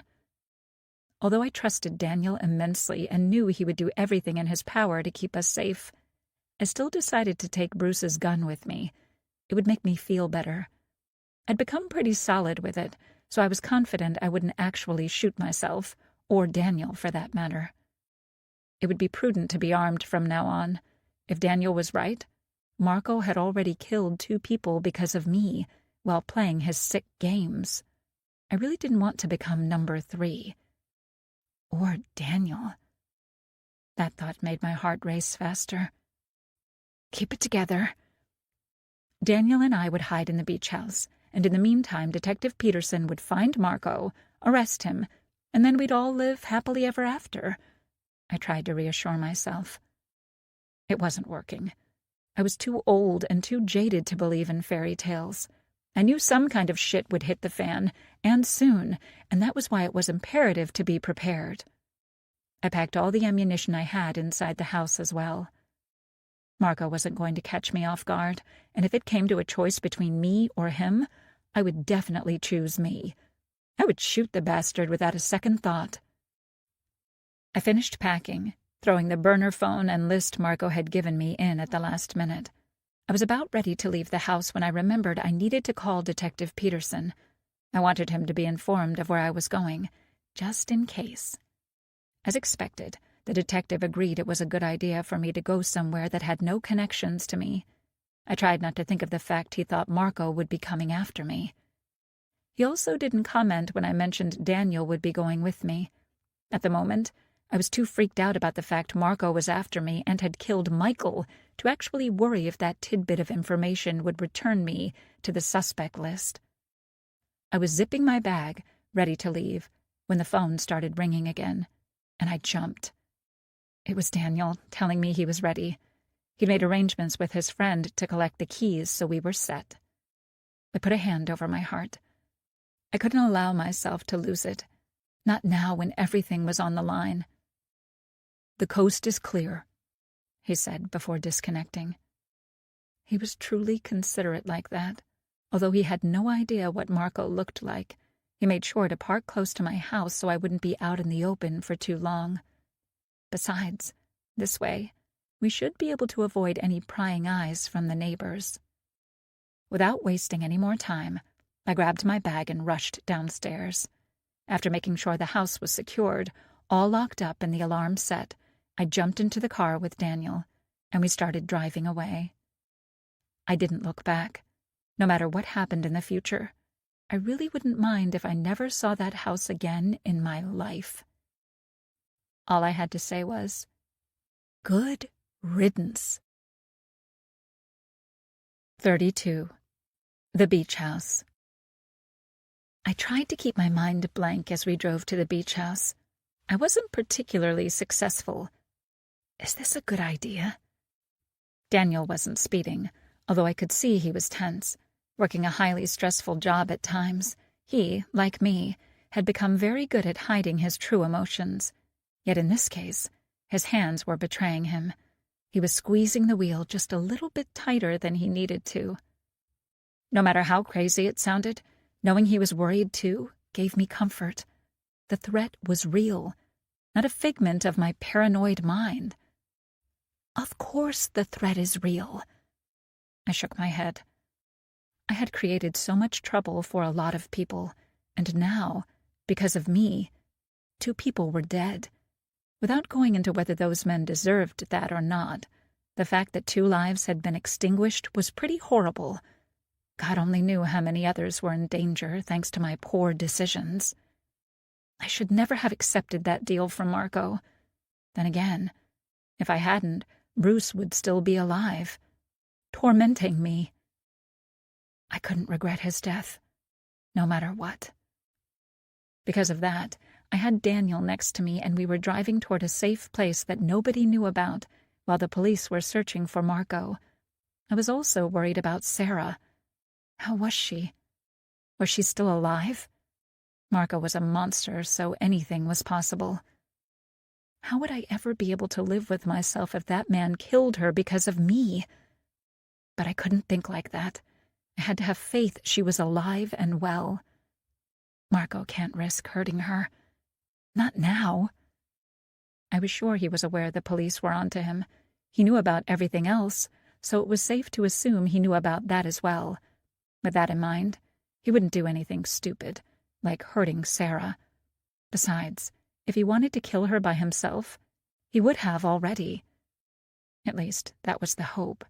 If he became completely unhinged, then all rationality would fly out the window. Daisy? Yes? I said, we're here, Daniel offered with a small smile.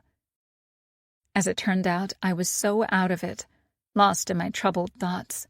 I didn't hear him say that the first time around. Perhaps I was more troubled than I originally thought. I could see a small, very charming house in front of us. The gravel road made the ride a little bumpy, but I didn't care. I was mesmerized by the scenery.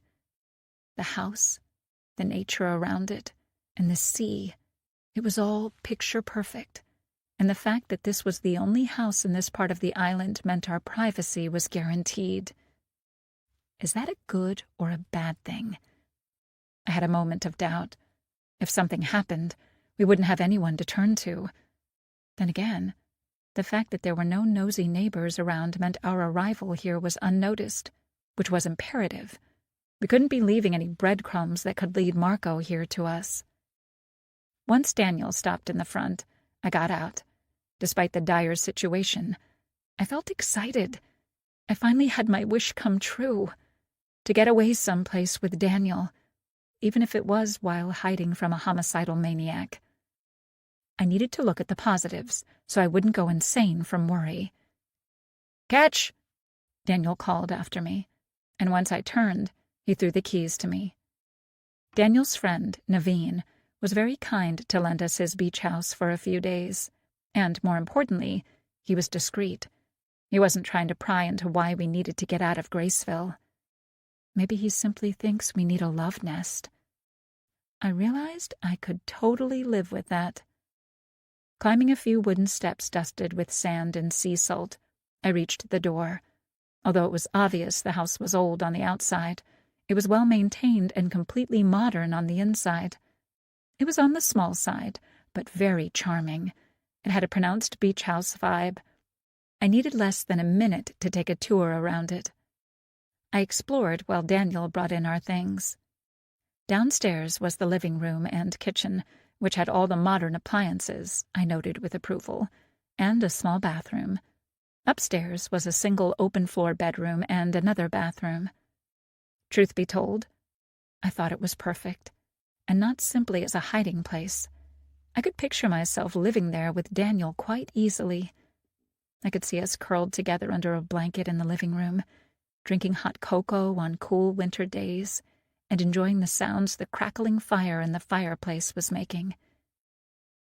"Did you discover the best part about this place?" Daniel asked, coming to wrap his arms around my waist. "Huge fireplace. Great internet connection," he replied, while chuckling, clearly amused by my answer. "We can binge-watch any show we want." "That's great," I replied, though I wasn't sure how much TV I could enjoy while being worried about Marco. Daniel kissed me on the forehead, clearly sensing my mood. His next words confirmed as much. I know you're worried, but I promise you, we're safe. Marco can't hurt you here. I really wished I could believe him. I really wished I could simply relax and enjoy this unexpected time off. Yet something like that wasn't possible. Not after everything. Not after Michael's murder. Marco was on a warpath, determined to find me and hurt me, which meant I could never really let my guard down. Instead of saying all that, I pulled Daniel close and kissed him. I poured into that kiss everything I was unable to say out loud. Luckily, Daniel didn't press and let me be. As always, he was very patient with me and allowed me time to come to terms with what was happening in my life. Thanks to him, thanks to his love, I didn't spiral out of control. I didn't succumb to despair. I didn't allow panic to overwhelm me. Quite the contrary. With Daniel around, taking care of me, it was almost easy to forget about my life, about Marco. I could almost enjoy myself. Almost. Marco was always lurking at the back of my mind, but I found myself relishing my time away with my love. I got swept away in this illusion, this bubble we managed to create for ourselves, where only we existed, where only our love for one another existed. This time away allowed me a glimpse into our potential future, and it was perfect. It was everything I ever dreamt of and desired. This was the life I'd pictured with Bruce, which he could never give to me because he was a selfish person, rotten to the bones. Daniel was my other half, the man I was supposed to be with all along, and no matter what, I wasn't bitter it took us this long to find one another. I was grateful. Luckily, Daniel had enough sense to bring some food with us so we wouldn't starve. In my fear, I definitely hadn't thought about such mundane things. I couldn't explain the feelings that arose in me while I watched the man I loved, the man I absolutely adored, prepare a meal for me. Nobody had ever cooked for me before.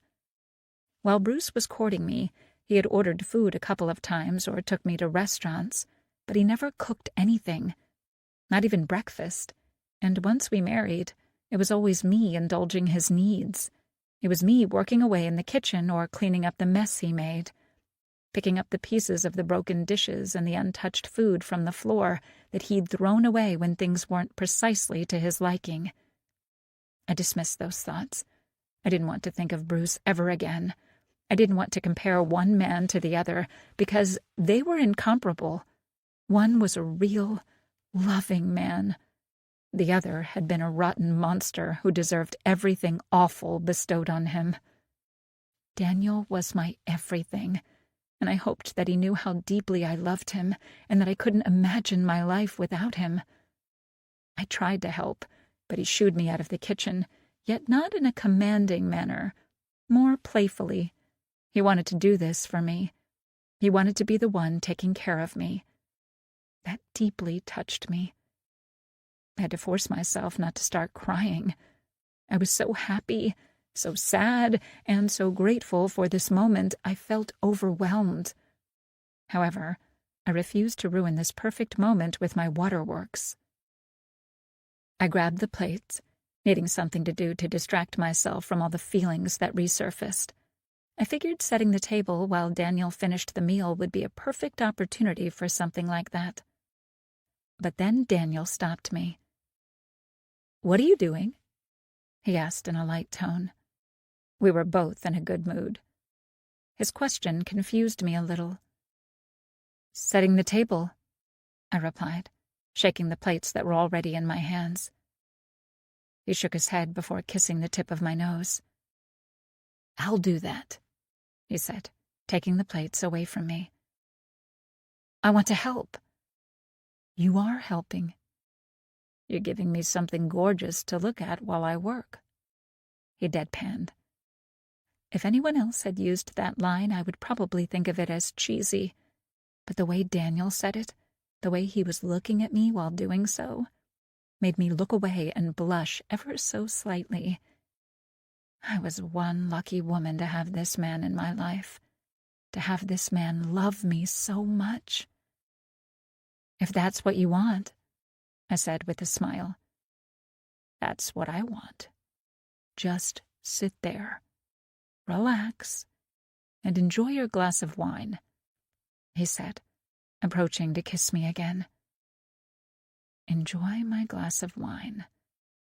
I couldn't even remember the last time I'd had anything alcoholic to drink. Bruce forbade me. He thought women shouldn't drink because that made them look and behave like whores. He beat me once when he caught me having a glass of wine while making dinner. I never made that mistake again. I'm doing it again, I realized. I'm tarnishing this amazing experience with the past. So I stopped and did my best to stay in the moment. "You'll spoil me," I said, taking a sip of my drink. It was a delicious white wine, and I was sure I would get drunk on one glass. I didn't care. "That's the idea," Daniel replied, grinning. "You deserve it." Here come the waterworks, I thought, once again having to work really hard to not start crying. These were tears of joy, but I still didn't want Daniel to see me cry ever again. I didn't want to see myself cry ever again. From now on, I was allowed only to smile, laugh, and enjoy life. That's not possible while Margot is still out there, trying to get me. I pushed that thought away. I wasn't going to let him ruin this for me either. As promised, after dinner, which was delicious, we settled to watch one of the TV shows I'd never heard of, but Daniel swore it was one of the best ever made. At times like this, I felt like I had been living under a rock for 10 years. Damn you, Bruce. I would definitely feel ashamed for my ignorance if I were with anyone other than Daniel. He didn't judge my lack of knowledge. He simply explained plots and then let me decide what sounded the most interesting to me. It was the best night I'd had in a long time. So this is what happiness looks like, I thought. Although I had plenty of reasons to stress about my life and be afraid, I clung to this warm feeling inside my chest. I allowed myself one night to enjoy life, to live, and simply be with Daniel. Because there was no telling what tomorrow would bring. More to the point, it wasn't like all my problems would simply disappear if I wasn't actively thinking about them all. They would be waiting for me tomorrow morning, like it or not. After Daniel left for work, I had to admit that a lot of the anxieties I was feeling before getting to the beach house returned. Being all alone with nothing to do except worry was true agony. Although, for some strange reason, not as bad as I imagined. I could definitely handle it. We were hiding at a pretty remote place, and nobody knew where we were except Daniel's friend and Detective Peterson, and that gave me confidence. It gave me hope that maybe, just maybe, things would turn out all right. Peterson would catch Marco. Marco would end up in jail for everything he'd done. Sarah would finally be free of him. I would be free of him, and I would be able to enjoy the rest of my life with Daniel. Our happily ever after depended on one thing, though, that we managed to give him the slip for long enough to give Detective Peterson a chance to catch him. Will we be successful? I really hope so. 33. Danger. A couple of days passed with nothing happening. Well, not nothing. A great deal happened between Daniel and me. Our relationship and our bond definitely grew as we had this opportunity, for the first time ever, to spend some quality time together and do things that couples did, like make love nonstop and laugh. One would think all those things together would make me feel happy. They did, yet my joy couldn't be complete while Marco was still out there somewhere. That fact was a constant source of worry. How could it not be when I knew there was a psychopath out there trying to find me? I was in pure agony, although I was trying to hide that from Daniel. I had received no word from Detective Peterson about his progress in locating Marco, and that was very concerning. How hard was it to find one man in Charleston? I fumed. I was constantly stressing about Marco. How could I not? Where was he? What was he up to? Was he still looking for me, or had he given up the search? Of course he's still looking for me. It was foolish to think otherwise. Men like him never gave up. Besides, I had double-crossed him, and a man like that unquestionably didn't do well with betrayal. His wife went to a therapist, and after discovering that, he decided he wanted her dead. The man was clearly completely unhinged, and I was sure for what I did to him, he was preparing an even bigger punishment. What was greater than death? I didn't dare answer that, but I was sure, whatever it was, I would pray for death instead. Don't think like that, I snapped at myself. I couldn't allow myself to succumb to despair, although it was getting harder and harder to resist. Having Daniel beside me was a huge comfort. I honestly didn't know what I would do without him. My days were much brighter thanks to him, and my nights were full of passion. I love you, Daniel murmured against my lips, kissing me goodbye on his way out. I would never get tired of hearing that. I love you too, I countered in the same manner. See you tonight. Bring some food with you, I suggested. We were running short of supplies, especially since we both attacked the fridge each night after making love, and it didn't really matter what we ate, as long as it was food, a necessary fuel so we could continue with our activities. That thought put a smile on my face. He chuckled. Send me a list of what you want. I loved how domestic we were with one another, although we'd spent only a couple of days actually living together. That was how I knew we were a good fit. Everything with Daniel felt easy and natural. Once he left, leaving me all alone with my worries and thoughts, which somehow always multiplied when Daniel wasn't around, I decided to do something extremely stupid. And the fact that I knew it was a terrible, idiotic idea didn't stop me or slow me down in the slightest from proceeding. Making sure I was alone and that Daniel wouldn't be coming back, I went upstairs. What could I say? Old habits die hard.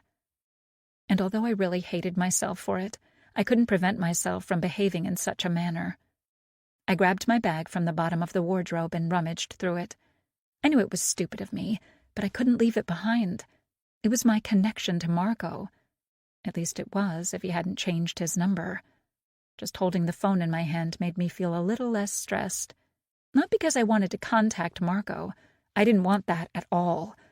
But because if it was with me, then nobody else could get their hands on it and use it to incriminate me. Holding it now, I had one less thing to stress about.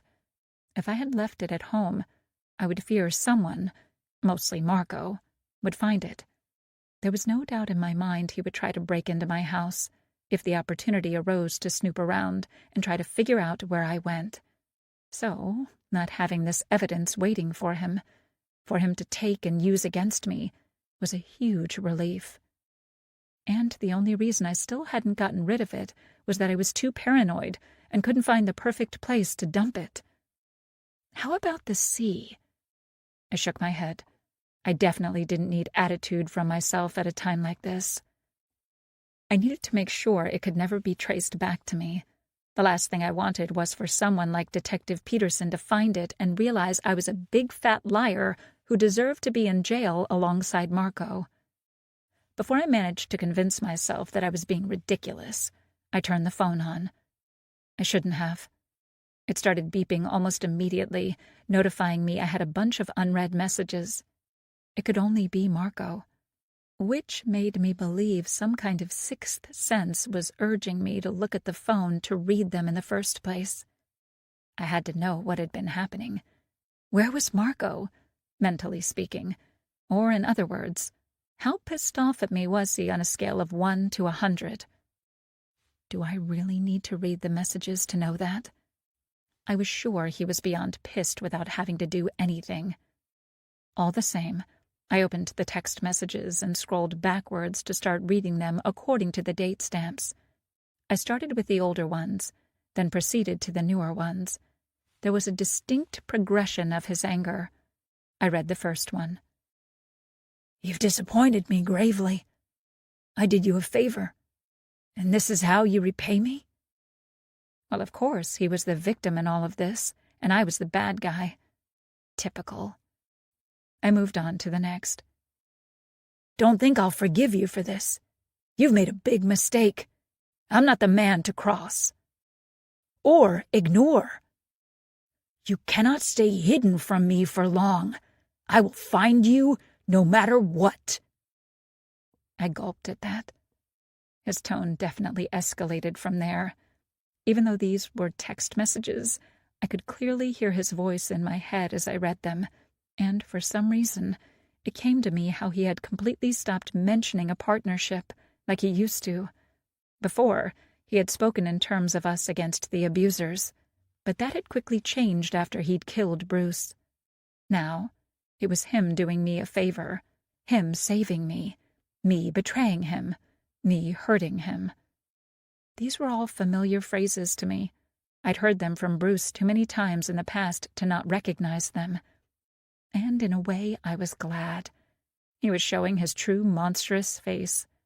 Although I was terrified, at least now I knew where I stood in his eyes. I had known he was a monster for a good while now, but I appreciated having this concrete proof, no matter how weird that sounded. With these messages, I had proof I was right. He had pretended from the start and lied and manipulated me so I would do his bidding. Marco had tried to use me, and him acting out now was only further proof he was no better than Bruce. Actually, he was 100 times worse because he was prepared to kill. I forced myself to continue reading. "I hope the cops get you for being the only one to profit from Bruce and the mayor's death." So it's true, I thought as my heart started to race like crazy. Daniel was right. Marco had killed Michael. He killed him to frame me, to make me look guilty. He was a complete psychopath. Then again, it wasn't like I didn't know that already. There was one last message from Marco, and I opened it up. "I'm going to find you, you bitch, and I'm going to kill you and your new boyfriend. You fucked up, and now I'm going to fucking kill you." Reading those lines, I dropped the phone. I started shaking from nerves. He was completely unhinged. Having figured I'd double-crossed him and that the police were after him, he was now channeling all his anger toward me. And now he wouldn't rest until he found me, hurt me, and killed me. And Daniel. Oh my God, what have I done? The most rattling thing was that he knew about Daniel. And I thought we'd been careful. Apparently not careful enough, because he called Daniel my new boyfriend. That made me frown. Daniel and I had been having an affair for quite some time, but Marco wasn't privy to that. How could he be? All the same, he knew enough. He had definitely followed me around, so he must have staked out my house and seen the two of us together. Oh no. He knows what Daniel looks like. I didn't like that one bit. All this time I was worried I would put Daniel in danger, and in the end, that's exactly what I did. Stupid, stupid. If Marco has been watching me, does that mean he knows about this place too? The thought chilled me to the bones. He couldn't know about this place, I thought, trying to calm myself. He would have come here already if he did. He would be here and confronting me already if he knew where I was hiding. He wouldn't send threatening messages. Unless he's toying with me. That thought was a scary one. Marco couldn't have known I would convince myself to read these messages, so to assume this was all part of some plan would be reaching. All the same, I couldn't say that I felt as safe as I had before reading those damn messages. I knew I was doing something idiotic, and yet it couldn't be helped. I simply had to. And now my head was spinning. Can I use these messages against him? I played with the idea that I could show them to the detective. They would provide him with additional incentive to find Marco and arrest him. With these threats, I was sure he would end up in jail, and then all of this would be over. Once Marco was behind bars, I was sure the rest would fall into place. Maybe Sarah would gather enough courage, seeing him locked up, to speak against him as well. There was just one problem with that. Detective Peterson couldn't know about this phone. Sure, I would incriminate Marco with it, but it would be direct proof against me as well. It would be the evidence that I had lied, that I had plotted with Marco to kill 2 people. I couldn't show Detective Peterson what was on this phone. It was too dangerous for me because of all the information it contained and the data it stored. And I definitely couldn't pick and choose what to show and what to conceal. I truly believed Marco wanted to frame me more than he wanted to see me dead, despite what his messages said, because if I was imprisoned for something I didn't do, I would suffer more. And then he could come to visit and gloat. I believed I had gotten to know him well enough to know he would prefer such an outcome rather than downright killing me. Somehow, that wasn't comforting. I had to destroy the phone. That had become imperative and urgent. Without wasting any more time, or even feeling the desire to reply to Marco, I really didn't want to antagonize him further. I had done that plenty with my actions already. I turned the phone off and took the SIM card out. More like yanked it out.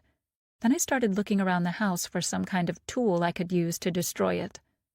I found a hammer in one of the cabinets in the kitchen, then rushed back to the living room, dumped the SIM card on the floor, and started whacking it with the hammer. I stopped only when it was completely destroyed, broken into smithereens. With painful care, I then collected all the pieces and, after grabbing the device as well, went outside. I carried everything to the beach, but didn't stop there. I entered the ocean, still fully clothed. The water was chilly, but I ignored it. Apologizing to Mother Earth for polluting its waters, I tossed everything as far as I could into the ocean. I felt better and worse at the same time for doing it.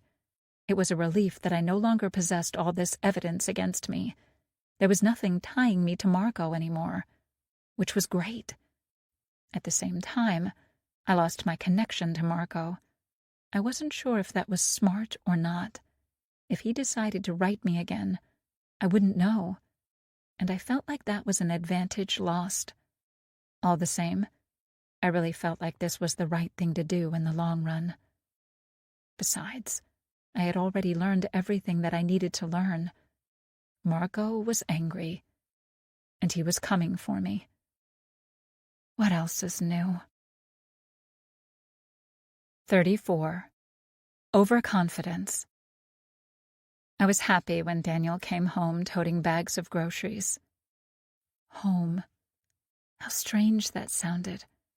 It was ironic I considered this stranger's beach house more of a home than I ever did the big house I lived in with Bruce for a decade. I hugged him and kissed him because, as always, he made my worries go away. And after reading all the messages from Marco, I was extremely worried, terrified that Marco was going to go after Daniel while he was away from me. Daniel chuckled as I wrapped myself around him. I could really get used to you greeting me like this, he said in high spirits as he set everything down on the kitchen counter. Oh, really? I countered playfully. Yes, I like it. He turned back to me, taking me in his arms. Well, I like you, I replied, kissing him. Someone's in a good mood, he commented, grinning. Not really. I didn't feel the need to tell him that, although I had to admit I did feel better while he was around.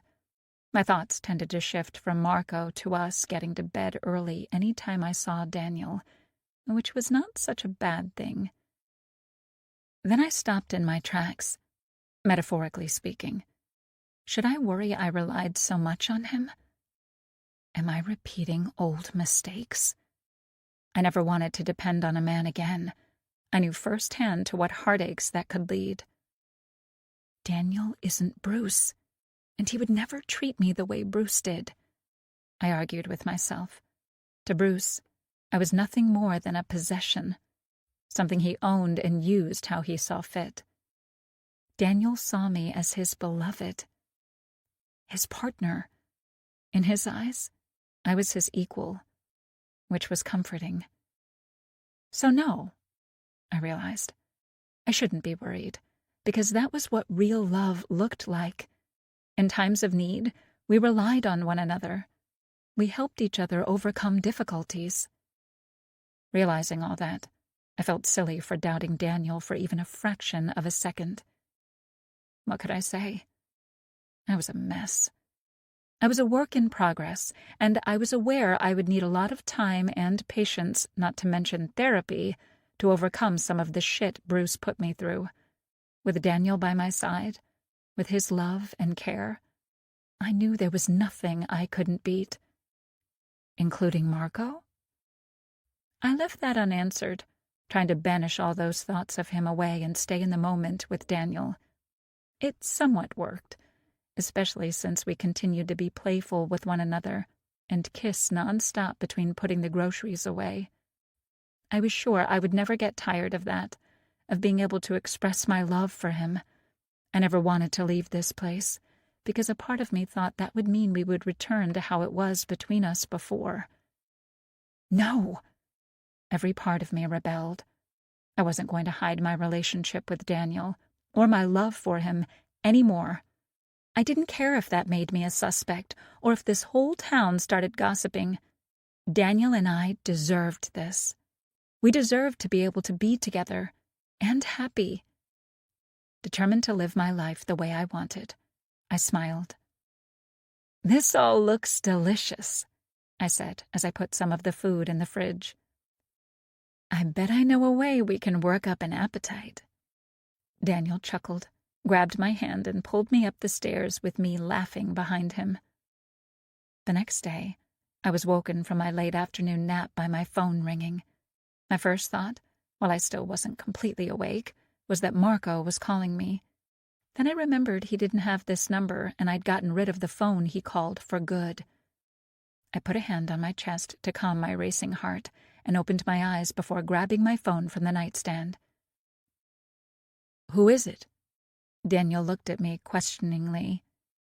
"It's Detective Peterson," I said before answering the call. "Think he's caught this guy?" he asked, but I didn't have time to speculate since I hit the answer button. "Hello," I answered, having pretty mixed feelings about him calling. Part of me was relieved that I was finally getting some kind of information from him.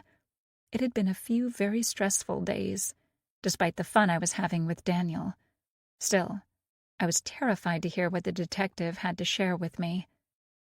I ignored the voice inside my head that was telling me Detective Peterson was calling to warn me that Marco was on his way to the beach house to kill me. That same voice thought the detective was calling to let me know he knew I lied and would be coming to arrest me for conspiring to murder Bruce. "Stop it!" I snapped at myself. I couldn't hear what the detective had to say with all these voices shouting nonsense inside my head. I couldn't allow my paranoia to get the best of me. Not now. "I have some news," Detective Peterson said hesitantly. "Oh?" I clenched my fist beneath the blanket and willed myself to stay calm. "Is everything all right on your end?" he asked, instead of telling me why he'd called, clearly getting sidetracked for a moment. It was nice to know that my safety was important, too. "I'm still hidden out here. No signs of Marco," I reassured him. Was I telling the truth? Well, I wasn't lying, but just because I didn't see him didn't mean he wasn't lurking about. "Good," Detective Peterson said. "So, the reason I'm calling is to let you know that Marco is the prime suspect in your husband's murder, and potentially your father-in-law's as well." Really? Yes. I've managed to place Marco in Graceville on the day of your husband's murder. He received a parking ticket, and a neighbor of Mayor Costigan describes someone looking like Marco lurking around the estate on the night of his murder. This was terrific news. So, what now? I asked excitedly. A judge has issued a warrant for his arrest. Okay. And? I asked, sensing there was something bad coming. We tried arresting him, but his wife told us he left the house a few days ago without returning, and she had no idea where he went. Then again, she could be lying. She's not. I would bet $1 million that she's a lot like me. An abused wife. A man like Marco doesn't feel the need to tell his wife anything about his business, and he'd probably give her a beatdown if she asked him. I knew that from experience. I was very much relieved Sarah was still alive and well. Marco had left her to come looking for me. There was a certain comfort in that. Not in the fact that he was hunting me, but because he hadn't hurt Sarah because of me. She must not have mentioned anything I'd said to her. I was grateful for that. That's a good point, Peterson agreed. She did remind me of you in that regard. So, do you think he's in hiding? I asked, trying to gauge where his thoughts were. Actually, we know that's what he's done, Detective Peterson replied. What do you mean? How do you know? I asked, not fully understanding how it was possible for him to know that unless they had him under surveillance. But if they did, why not just execute the warrant? We've already located his hiding place. He used one of his aliases to rent an apartment. We're staking the place out and will arrest him as soon as he returns. What do you mean, returns? He's not there? I questioned. We haven't actually got eyes on him yet, but we will soon. Don't worry. That's great news, I said, only fractionally relieved. For all they knew, Marco could be anywhere. I sighed and shook my head. I was giving that monster too much power. The detective knew what he was doing. I needed to trust him. This was all going to be over soon. I felt like jumping for joy, but I didn't, of course, especially after reminding myself he hadn't been apprehended yet. There were still plenty of opportunities for the shit to hit the fan. I wasn't generally pessimistic, simply realistic. And I knew this wasn't over yet. Besides, I was sure Marco wouldn't go down without a fight, whether with me or with the cops. So the celebration had to wait. That's why I decided to call you and let you know you'll be free to return home soon, the detective said, unaware of my thoughts. I nodded, although he couldn't see me. Daniel slid his hand into mine and squeezed my fingers under the blanket. What's going on? He murmured softly, unable to hear Peterson's side of the conversation. I squeezed his hand back and whispered, Give me a minute. Then into the phone I said, Thanks for calling me to let me know, Detective. But I do have a question. What is that, Mrs. Costigan? He asked. If you don't have eyes on him, how do you know he'll return soon? I suppose I don't, exactly, but I do expect to have Mr. Mayfield in my custody by the end of the night, one way or another, Detective Peterson said optimistically, which I took as a good sign. If a man like him was so confident, then it was all over for Marco. He just didn't know it yet. I like the sound of that, I replied honestly. Although I liked being with Daniel at this beach house, I didn't like the idea of hiding forever. I wanted to live my life, finally, experience new things, not cower on some island worrying about murderers. I promise. I will contact you once we have him in custody," Peterson reassured me at the end of our conversation. "Great. I would appreciate that. And thank you again for calling me," I said, remembering my manners. "No problem. Oh, and I'll need to speak with you again, officially, after his arrest, so you can ID him and so on." "Of course," I replied, although I wasn't looking forward to a confrontation with Marco at the police station. There was no way I could avoid it. "Goodbye, Detective." I sighed, feeling much better, lighter than before speaking with the detective, collapsing back on the bed. "What's happening?" Daniel asked, snuggling closer to me. In a rush, I explained everything that Detective Peterson had shared with me. "They're about to arrest Marco. They found an apartment listed under the name of one of his aliases, and they're watching it. They have a warrant for his arrest and everything. It will all be over soon. Or so I hoped." Daniel had a strange expression on his face listening to that. I was about to ask what was wrong when he said, "That's really great news.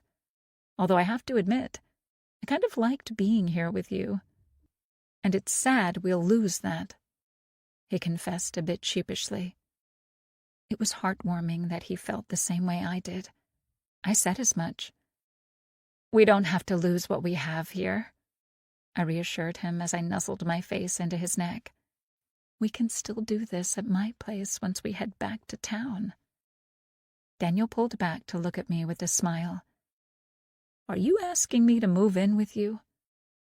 I didn't even have to think about it. "Yes, I am." "I'll think about it," he teased, and I retaliated by tickling him. One thing led to another, and pretty soon we were making love again. Once we finished, Daniel got out of bed and started to get dressed. That put a frown on my face. I wanted to cuddle some more. "Where are you going?" "Why are you getting dressed?" "To the kitchen. I think that such good news deserves a celebration." It took me a moment to catch his meaning. "I thought we already did that." I deadpanned and gave him a wink. He chuckled. "My mother taught me that good news needs to be celebrated by eating something sweet, and I know just what we should have," he explained.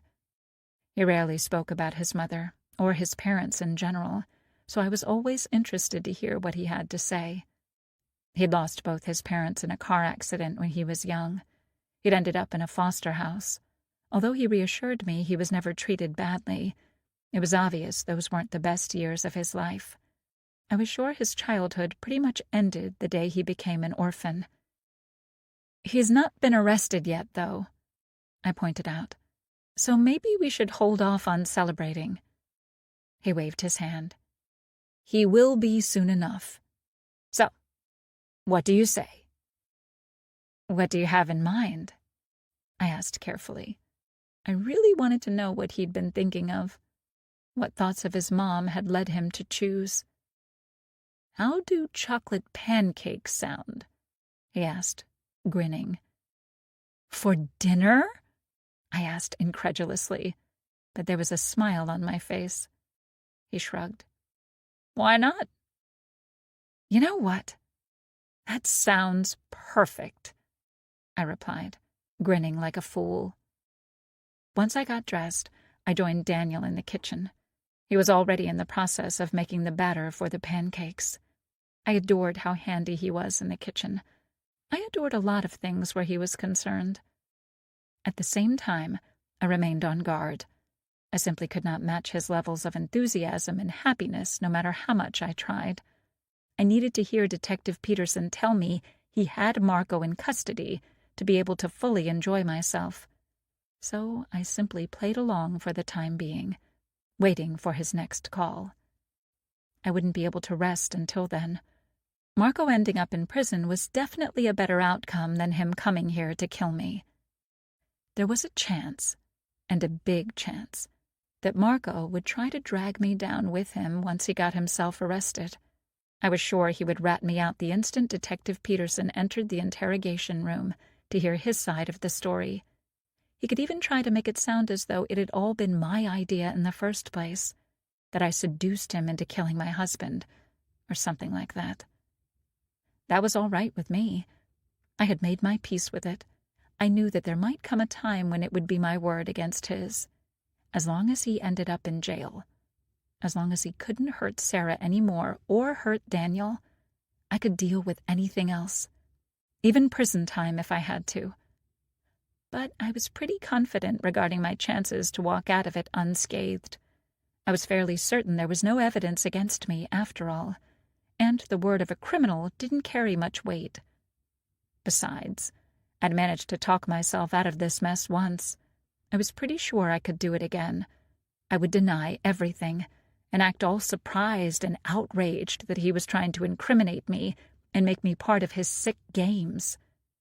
Marco was a criminal who had served time for trying to kill his ex-wife and who developed an unhealthy fixation on me.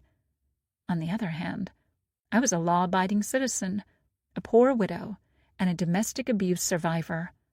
I was pretty sure that I would get all the sympathy points and a jury would rule in my favor. Even those two detectives would have to admit they'd made a mistake. Marco would not be able to prove that I ever agreed to be his partner in crime.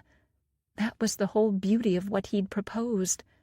Even if he provided that original phone of his with all the messages exchanged between us where I had given him Bruce's details, he would never be able to prove it was me who had sent him those messages in the first place.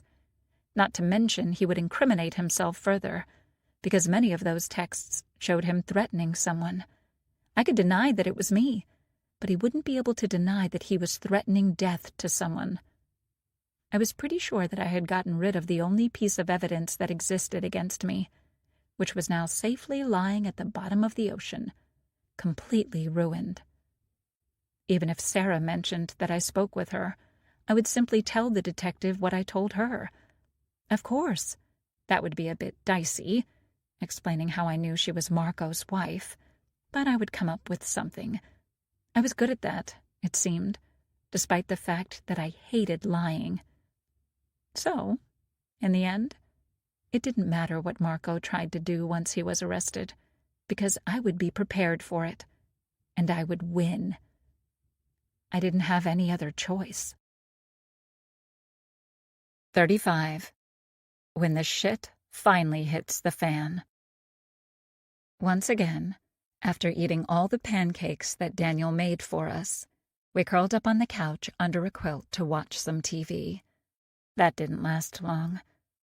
Although Daniel chose what to watch with care, we ended up making out, like we had the previous nights, and since we both felt insatiable for one another, kissing turned into something more passionate, more consuming. And in one swift move, while I laughed, Daniel swept me into his arms, then tried to carry me up the stairs. The stairs were too narrow for him to actually carry me without me hitting my head, so he had to put me down, and we walked up to the bedroom holding hands. We didn't mind.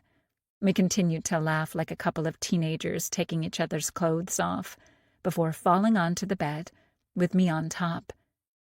Daniel usually let me be the lead, and I knew that was his way of showing me that he would never force me to do anything I wasn't comfortable with. Having been forced into sex with Bruce many times, I had to admit I appreciated Daniel's attitude during those vulnerable, intimate moments between us.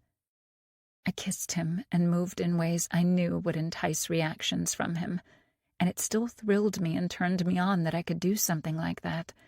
Not simply be the source of his pleasure, but that I could be with him in the first place. I had feared that I would never be able to be intimate like this with anyone, but I was comfortable with Daniel. Despite the fact that I struggled with my faith after being with Bruce for so long, I would thank God for having Daniel in my life for the rest of my life, and I would show him each day how much I cared about him and loved him. I had always believed that was very important, not to simply mumble those 3 words during climax, but actually show that love with everything else you said or did. My parents had been like that in their relationship.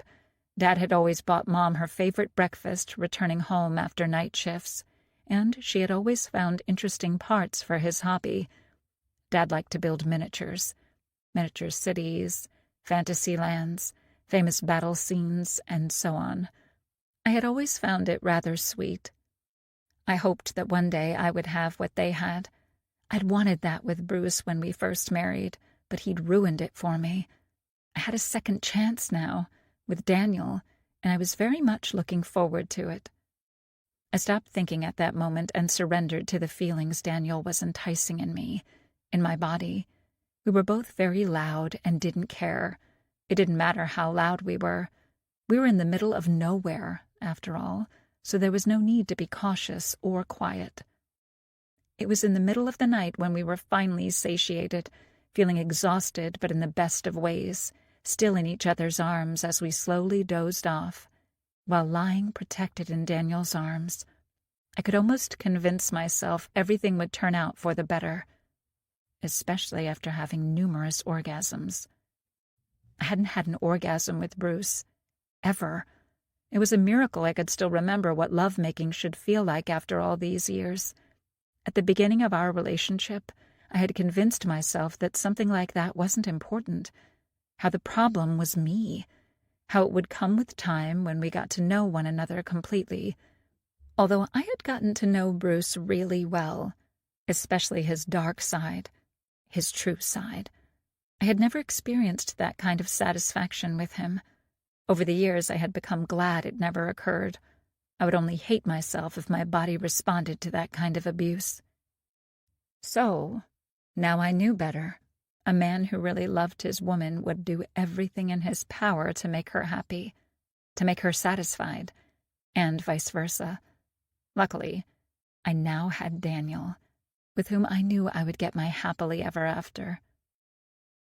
Sleep was on the verge of gripping me, and I hoped of dreaming about something pleasant, perhaps about Daniel, when all of a sudden the sound of a car driving at high speed up the long gravel road to the beach house, because that was the only road available, could be heard, jerking me upward. And I wasn't the only one who was startled by it. Daniel sat up too, suddenly wide awake. It went without saying that the sound was getting louder by the second. It was definitely advancing toward the house. Had someone gotten lost? I wondered. I glanced through the large window that faced the front of the house, and, true enough, lights could be seen, though I couldn't see the car on the road, but I knew a car was approaching. That filled me with unease, and I so hoped all this was simply a figment of my imagination. Unfortunately, it wasn't. "Someone's coming," I stated the obvious, still looking through the window. In the dark, I couldn't see anything other than a pair of headlights. They looked pretty ominous to me, like two eyes gunning for me. "Stop it!" I snapped at myself. I was panicking without reason, although I was sure that I would get my reason soon enough. Daniel rubbed his eyes, blinking. "Is it the police?" he wondered as he too looked out of the window from the bed. I frowned. What would they be doing here in the middle of the night? It didn't make sense. Then again, they could be coming to arrest me. After all that I'd been through, nothing could surprise me anymore. Marco was trying to frame me, after all. Perhaps he had succeeded. I didn't think that was the case, though. "I don't think so." The distinct red and blue lights were absent. If the police weren't rushing to see me, that could mean only one thing. Daniel and I jumped out of bed at the same time, as though coming to the same conclusion. Marco is coming, and he was eager to see me. I felt sick to my stomach. How did he find us? We started scrambling for our clothes, dressing with haste. Daniel started jumping up and down while he was putting his pants on, and I put on the first things I grabbed. It turned out to be Daniel's blue shirt, one of my favorites. I didn't bother with a bra. Marco wasn't coming for a social visit. He was coming here to kill me. Oh, God! He's coming to kill me! Once I got dressed, sort of, I went to look through the window again. Daniel joined me. The car in question neared us enough I could see it was a massive SUV. "Do you know who's driving that car?" Daniel asked me. "No, but we can definitely rule the police out," I replied with dread. "It's Marco. It has to be him," I forced myself to add. "Don't worry. Everything will be all right." Daniel tried to comfort me, hugging me, although I could see he was tense. How could I not worry? A maniac, a killer was after me. Of course I worried, with every fiber of my being, and I couldn't see how anything was going to be all right, especially since he was coming to kill me. Dear God, please help me. All kinds of thoughts rushed through my head as I just stood there, staring transfixed at the SUV that was nearing the beach house at full speed. Daniel's car wouldn't be able to go that fast on that gravel, but this SUV was eating the distance as if it was nothing. I was paralyzed in place by fear, watching my doom approaching. I couldn't do anything. I didn't know if there was anything I could do anyway. I knew I needed to call Detective Peterson, but I was frozen. Besides, he was 50 miles away. What was he going to do? I'd done my best to resist, to hide from the consequences of my actions, but in the end, Marco had found me. It was game over. No! Every part of my being rebelled. I couldn't let him win. This wasn't a game. But then again, how to stop him? He was a killer. And who was I? A nobody. A weak woman who had endured abuse for 10 years without fighting, without trying to escape, without hope. I didn't stand a chance against this man. I couldn't defeat Bruce on my own. I couldn't hope to defeat Marco either. He was just too powerful. "He's not stopping," Daniel said with alarm, breaking my chain of thoughts, which was a good thing. "I'm going to call the cops." He started to go to the landline phone on the nightstand. Daniel was right. Marco wasn't stopping. If anything, he was accelerating. It looked as though he was gunning for the house. "He's going to hit us," I said, the levels of my panic pretty noticeable in my voice. There was nowhere we could run. There was nowhere we could hide. Marco was going to hit the house, tear it to pieces with us in it. "He can't hit the house. My car is in the way," Daniel countered, turning back toward the window and getting distracted from making the call to the cops. Just as Daniel said that, we watched in horror as the black SUV smacked into the back of Daniel's coupe. As in the movies, I watched it all happening in a strange, slow-motion kind of manner. It was as though we had a private screening of some action movie while seeing this big car completely destroying the smaller one. It was unreal and horrifying at the same time. It was unreal because it was too horrifying to accept it as reality. Marco had trapped us here. We were completely stranded on this island, stalked by a killer. He's going to kill us. Although I tried not to think about it, that was the only thing on my mind. I knew I was supposed to do something, but I still remained by the window, watching to see what would happen next. I felt a strange out-of-body experience, as though witnessing all this happening to someone else, not to me. I knew that was bad, but I was unable to stop it. "That man is completely crazy," Daniel growled beside me. "He trashed my car." I couldn't agree more. Then again, I already knew that, and that was the least of our problems. The least that he planned on doing tonight. Knowing what a psycho he was, I had still decided to double-cross him. Marco was more than simply a crazy man. He was a dangerous man. A murderer. He'd killed Bruce, and he'd killed Michael. He'd tried to kill his ex-wife, his current wife, too, and God knew who else. People I hadn't heard of, that Detective Peterson didn't know about. This was all my fault. I'd done this. I'd brought this man into our lives, and because of it, we were now both going to die. Coming here, to this isolated island, was a terrible mistake. I panicked. We'd chosen the wrong place. Instead of choosing a public place, a place filled with other people, with witnesses, we'd found the most remote place possible to hide. Stupid. Stupid. Stupid. We might as well have served ourselves up on a silver platter to him. Marco could do what he wanted here without anyone being the wiser. He could kill us, and nobody would know it. Nobody could save us. I watched, petrified out of my mind, paralyzed by fear, as Marco, very slowly, very calmly, got out of his SUV as though he hadn't just destroyed another car. What was left of the SUV, anyway. It too had taken some major damage.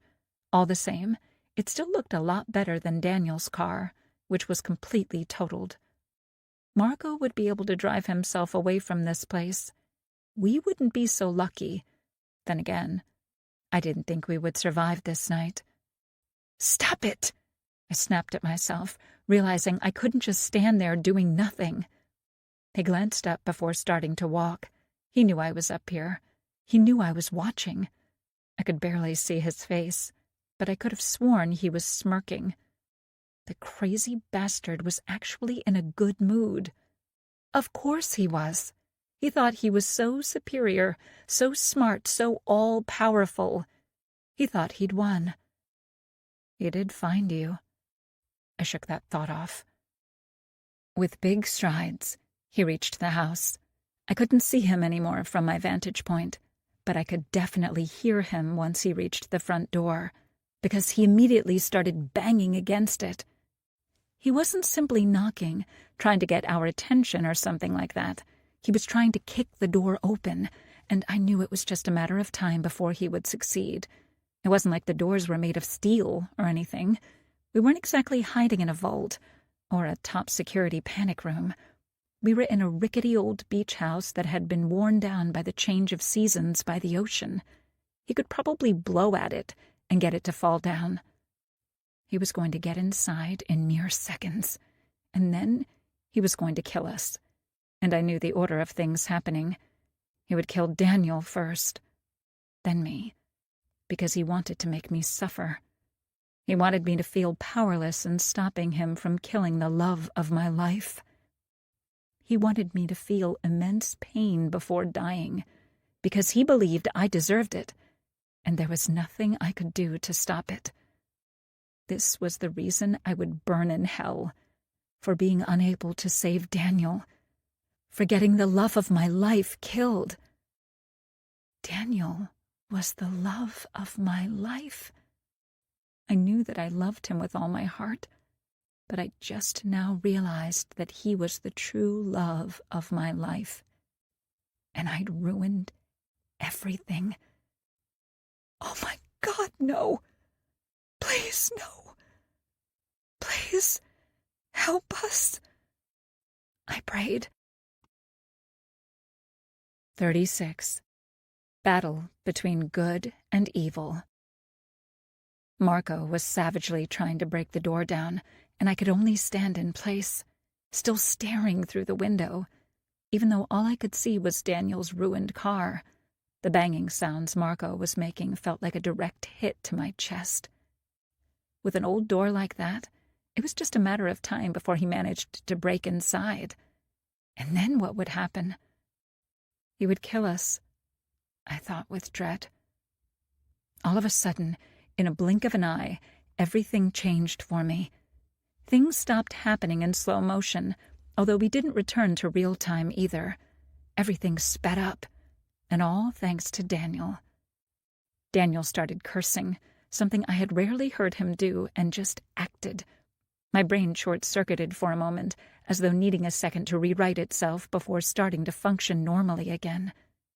Daniel rushed down the stairs. "No!" I yelled after him. Too late. He was already down there, and he would be the first thing Marco would see. No! No, no, no! That That was what finally snapped me from my stupor and forced me into action. I wasn't going to allow Marco to hurt Daniel. Not because of me. Not because I'd brought him into our lives. It was on me to protect Daniel, and that meant I needed to fight for the first time in my life. The fear I was feeling was all-consuming, but I wouldn't go down like this. Not cowering in fear in some corner of a dark room. I followed him. We will live together, or we will die together. Two things happened at the same time. Daniel grabbed a poker from the fireplace just as Marco finally busted inside. To my chagrin, Marco didn't even look winded. He looked determined, and he looked not so much pissed off as I would expect, but totally detached. Like a true psychopath, it froze all the blood inside my veins. That stare. But that was not the most terrifying thing about him. It was that he hadn't uttered a word to me, to us, as he advanced. There would be no chit-chat, no exchange of wits, of insults. He came here with only one intent: to kill. And that was it. "Daniel, get out of here," I pleaded. This was my battle, and I didn't want him to get hurt because of me. Of course, he didn't listen to me, and instead charged at Marco. Marco smirked ever so slightly in return. I was aware Daniel was no match for Marco. He is going to get himself killed, I thought with panic, and it was all going to be my fault. Meeting Marco in the middle of the living room, Daniel swung with the poker, trying to hit him straight on the head. Marco ducked while moving to the side, completely missing the blow. He moved freakishly fast for someone his size. I didn't like that one bit. And then it was his turn for the counterattack. He didn't do that exactly. Instead of attacking, he simply pushed Daniel to the side. Daniel tripped over the quilt we'd left lying on the floor and fell over it, on his ass. The poker flew from his hand as well. "Daniel!" I cried out, fearing he hurt himself, while I watched everything happening from my place at the base of the stairs. Marco turned toward me. I could see my own painful death in his eyes. He was going to make me pay. He was going to make me suffer for my betrayal. In a small house like this, it didn't take him long to reach me. I really tried to be defiant. I wanted to say something clever, something brave, but nothing came to mind. I just stood there, frozen, unable to move or defend myself as he came at me, ready to grab me. All of a sudden, Daniel jumped on his back, taking us both by surprise, and once again he had the poker with him. He immediately started hitting Marco with it. Marco went berserk. He started growling, lashing around, trying to shake Daniel off his back while suffering blows all over his body. In return, Marco wasn't holding back his punches either. Being a tall man, his arms had a pretty good reach. He started punching Daniel, his fists managing to land some pretty serious blows. He's going to kill him. He's going to kill him. These words were on repeat inside my head as I watched the two men fight. Marco started thrashing about, moving from one side to the other, trying to push Daniel away, hitting him into the wall, smacking Daniel's head into the wall, hitting into anything and everything. Daniel won't be able to hold on for long, I realized with dread. I needed to help him. I needed to tip the scales in our favor. But how? I started looking for some kind of weapon that would do damage and stop Marco from killing Daniel, and hopefully from killing me. That was a tall order, but I wasn't about to give up. I couldn't. This problem couldn't be solved by running away. I was done running away. Letting out a rather savage, completely inhuman sound, Marco started running backward and hit the wall with such force, with such fierceness, that Daniel grunted as the back of his head smacked against the wall before falling to the floor. And he didn't immediately get up. His eyes remained closed. "Oh, no! Daniel!"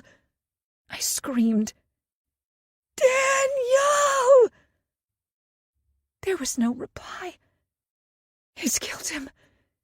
He's killed him. I started to panic all over again. But then Daniel's eyes fluttered open. I was so relieved I started sobbing.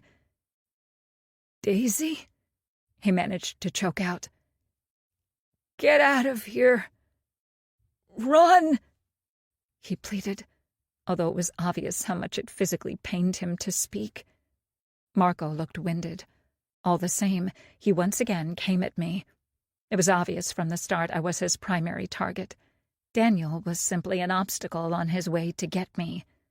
There was some comfort in that he didn't hurt Daniel more than he needed to, that he didn't kill him. He simply incapacitated him so he could catch me. And what am I going to do now? "Get out of here! Now!" Daniel yelled at me in desperation, trying to get up. Of course I couldn't do that. I couldn't leave the man I loved with all my heart with that maniac, no matter what. Even if Marco killed me, right here and right now, that was a price I was willing to pay to give Daniel enough time to run away from this place and get help. Help that wasn't coming. "Any last words?" Marco asked me, speaking for the first time while smirking. I really hated that face of his and the way he was smiling as though he knew he'd already won, as though that was the expected outcome anyway. Bruce used to make that same expression after beating me senselessly. It made my blood boil. It made me want to claw at his face with my bare hands. I wanted to make him bleed, suffer, and wipe that expression off his face. Instead of saying anything in return, I grabbed a painting that hung right beside me and hit him with it, catching his head with the wooden frame. It cracked while whacking him straight in the face. Marco wavered on his feet, and I used that moment of distraction to panic. Also, I used that moment to start running, but instead of running outside, as any normal person would have done, I turned around and ran back upstairs. In all this madness, I'd let my fear overtake me. I'd allowed myself to be paralyzed by fear, and that meant I'd stopped thinking clearly. I wanted to kick myself for that because it made me forget the most important thing. I wasn't alone, and I wasn't fucking powerless. At least, not anymore. Once upon a time, while married to Bruce, I had been weak, pathetic, and powerless to change my fate. But I wasn't that same person anymore. Everything that happened had an effect on me. I'd changed. I'd rediscovered myself. I'd found my long-lost courage, and there was no way I was going to lose it again. I would fight until the end. I wouldn't simply accept my fate, the fate Marco had decided would be mine. Never again would I allow a man to be my judge, jury, and executioner. Especially not a man like Marco, who was no man at all, but a beast that deserved to be punished for all his sins. Someone needed to stand up to him, to make him realize he was not the biggest and baddest. And in all the fairy tales, all the stories, there was only one way to deal with monsters. Reaching my suitcase at top speed, I started rummaging through it, not sure how much time I would have to get my weapon out before he came, because I was sure Marco would follow me. That blow to the head wasn't that serious. It had only stunned him because he didn't see it coming. Coming from someone like me, that was. Someone he saw as a weak, pathetic woman. That was why I hoped to inflict more permanent damage this time around, with something more serious, more deadly. "Where are you?" I stressed. I was losing patience. I couldn't find it. I dumped everything on the floor. Thankfully, I heard a clink as it landed, so I pushed aside all the clothes to reach Bruce's gun. Although this was definitely the wrong time to have such thoughts, I was patting myself on the back for having had enough sense to bring the weapon with me. It was fortunate it was here, because I needed it now more than ever. This was the perfect way to tip the scales in our favor. Marco would definitely not see this coming, especially not from me, the woman he chose to play with, to use while playing his sick games with his wife. I could just picture the surprise on his face when I aimed the gun at him. That thought, almost put a smile on my face. 37. Guns don't kill people. In a rush of desperation, I grabbed my phone from the nightstand and dialed Detective Peterson, looking behind me, expecting to see Marco standing there. He wasn't. That worried me. He should have been up here by now. What was he up to? Mrs. Costigan? I am afraid I still have no news for you.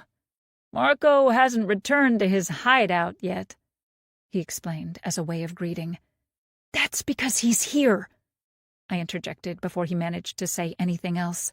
He is at the beach house, I said, not hiding the hysteria in my voice.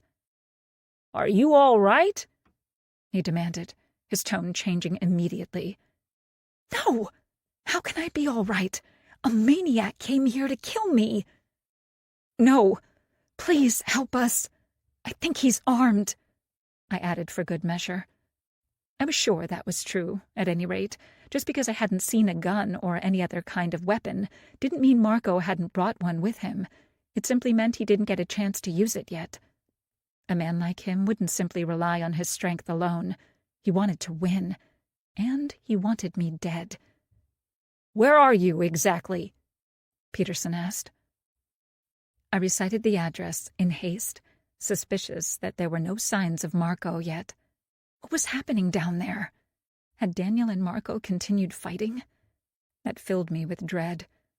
I needed to go down there and help my love. I'm on my way, the detective reassured me. Please hurry, I pleaded before disconnecting. I put the phone on the bed and grabbed hold of the gun with both hands. I held it like Pete taught me. I also made sure the gun was fully loaded and that the safety was off before proceeding. My intent was to wound, well, more precisely, to kill, not to intimidate. I was an excellent student, and because of that, my aim would be perfect. I was really trying to encourage myself as I advanced toward the steps. I had to believe that I would have perfect aim when I needed it. Something was wrong. I could feel it. There was a huge chance that Marco had heard everything I'd said to the detective. The bedroom was an open floor, after all, and sound would definitely have carried downstairs.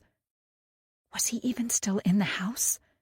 Knowing the police were coming, had he fled? I paused. He was. Daniel would have come to me by now if Marco had fled. I would have heard the SUV, too. No! The bastard is still here, I realized, and he was planning something. I just didn't know what. Daniel? I called out, nearing the steps. Part of me knew that was a mistake, but I needed to know he was all right.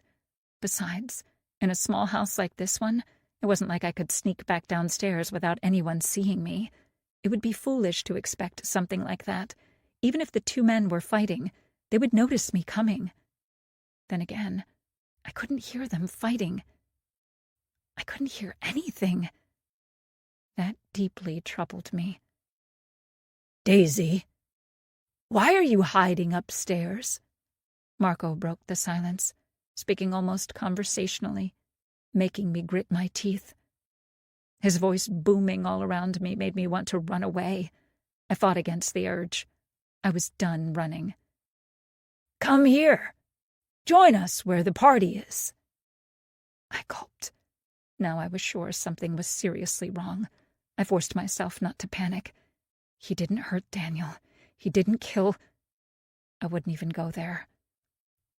I'm always in the mood for a party, I countered, reaching the steps. Gripping the gun tightly, but not too tightly, letting it always stay in front of me, raised to chest height, I started descending. Slowly, carefully, waiting for the moment I would be able to see what was happening in the living room. My plan was pretty simple. Shoot the bastard the instant I laid my eyes on him. There would be no chit-chat, no pleading with him, no nothing. He'd come here to kill us, but that couldn't happen if I shot him first. I was prepared to do it. Oh, no! I'd descended low enough I could finally see what had been happening. The two men were standing near the fireplace, with Daniel in the front. Marco was hiding behind him, as much as someone his size could hide behind a man of a slightly smaller frame, and he was pointing a gun at Daniel's head. Shit! Apparently, Marco had had a similar idea to me. Still, I didn't let him see how truly terrified I was by that scene. It was as though all my years of training with Bruce, pretending and hiding my true emotions, had prepared me for this moment. I acted completely calm as I reached the base of the steps and entered the living room, stopping at a distance from them. It went without saying I still had my gun trained on him. Marco looked amused that I was aiming a gun at his head. It was obvious Daniel wanted to say something, but looked pained that he was in that position in the first place. He was alive and well enough, at least for the moment. That was all that mattered to me. Now I simply had to keep him that way. Easy peasy. Drop the gun, Marco, or I'll shoot you, I commanded. One way or another, this would end tonight. Despite everything, I found comfort in that. I was done feeling afraid. He laughed. You're not in charge here. I am, he said, getting serious instantly. So how about you drop your gun before I splatter your boyfriend's brain all over the room? He threatened in return. Don't listen to him, Daisy. Go! Run! Daniel encouraged. Marco shook him with his free hand to stop him talking. For a split second, I contemplated if I should bluff, acting as though I couldn't care less what Marco did to Daniel. As far as he was concerned, we had barely just gotten together, so perhaps I could exploit that. No, I instantly rebelled against that idea. It was too big a risk. I couldn't play with Daniel's life like that. There had to be another way. I said, drop the gun, I repeated sternly, as though I hadn't heard a word he said. Or what? You'll shoot me? He chuckled. Yes, I said matter-of-factly. I don't think so, he challenged, calling my bluff. He'd made a big mistake. I wasn't bluffing. I was fully prepared to shoot him, to kill him, as soon as I had a clear shot. I had to be careful because I didn't want to hurt Daniel in the process, though. Don't test me. His smile was devious. I think I'll kill your fuckboy first if you continue to test me, he commented. And then I'm going to kill you slowly. Shoot you in the gut so you'll slowly bleed to death while experiencing immense pain. Okay, so he'd really thought about how he would kill me. Good to know. I'm serious, Marco. This is the last time I'm warning you. You don't have the guts to kill anyone, he threw in my face. You already proved that. He was technically wrong. I didn't have the guts to kill his wife. That much was true. However, that was because I had learned the truth. She was an innocent, simply an abused woman, unhappy in her terrible marriage like I was. This was a completely different situation. A maniac was holding the love of my life at gunpoint. He could bet his sweet ass I was going to shoot. And the best part? I wouldn't lose any sleep over it either. Some men simply deserved to die. Plain and simple. He would just take up space in prison, and once released he would return to his old tricks, because he was rotten to the core, unable to change. This was a cleaner solution, a better one for the world. All the same, I didn't feel the need to point that out. It was better if he continued to underestimate me. I could use that to my advantage. You're weak, Daisy. You always were, and you would be nothing if it wasn't for me. He continued to rant. I let him. He wasn't aware of it, but I was simply buying time, trying to steady my breathing and aiming, as Pete taught me. I was only going to shoot when I was absolutely ready, and while Marco was busy enjoying the sound of his voice, making eulogies about his supremacy over me. I was getting there. I was slightly worried he would start blabbing out something Daniel wasn't aware of, something that I didn't want him to know, but that was out of my control, a risk I had to take. And then Marco decided to force my hand. He aimed his gun at me while still holding Daniel as a shield. "What are you going to do now, Daisy? Who are you going to call to save you?" "I'm going to do something I've wanted to do for far too long," I replied calmly. In my mind, images of Bruce and Marco became one and the same. They were both abusers, both monsters who walked through life tormenting others. Bruce was thankfully dead, had finally gotten what he deserved, and now it was time Marco shared that same fate. I smiled. Being so overconfident, Marco actually made it easier for me. He'd left himself wide open by moving the weapon to point at me, and even if he managed to shoot back, it was better that he tried shooting at me than at Daniel. I liked my odds better. Marco frowned at my words. Before he had a chance to say anything else, offer his last words, I pulled the trigger. I had aimed at his head and shot him without blinking. As it turned out, my aim was slightly off, and the bullet actually hit the side of his neck, passing through, but I was pretty sure I'd hit the artery. Instinctively, he covered the wound with his free hand as he immediately started to bleed profusely. With that, he let Daniel go, who rushed to my side. Marco tried to stop him, tried to point his gun at him, but it fell out of his hand as he was losing a great deal of blood. He was already that weak. I felt confident that I'd at least nicked the artery. I was sure Pete would be very proud of me, although I had to admit it was a lucky shot. I really hoped I would hit him between the eyes, but despite Pete's training, my aim still wasn't what it should be. It was a fortunate happenstance that I'd hit him at all, although I would have preferred that he suffered a little, since a quick death was too good for him. I would take what I could, because beggars couldn't be shooters. I meant choosers. Besides, the end result was the same, so I really couldn't complain. In a matter of moments, he would be dead and gone from my life forever. Still, I continued to hold my gun high, keeping my aim at Marco, prepared to shoot again if he so much as looked at me the wrong way. "Are you all right?" "Nice shot," Daniel started to babble beside me, clearly in shock. My focus remained on the animal in front of me.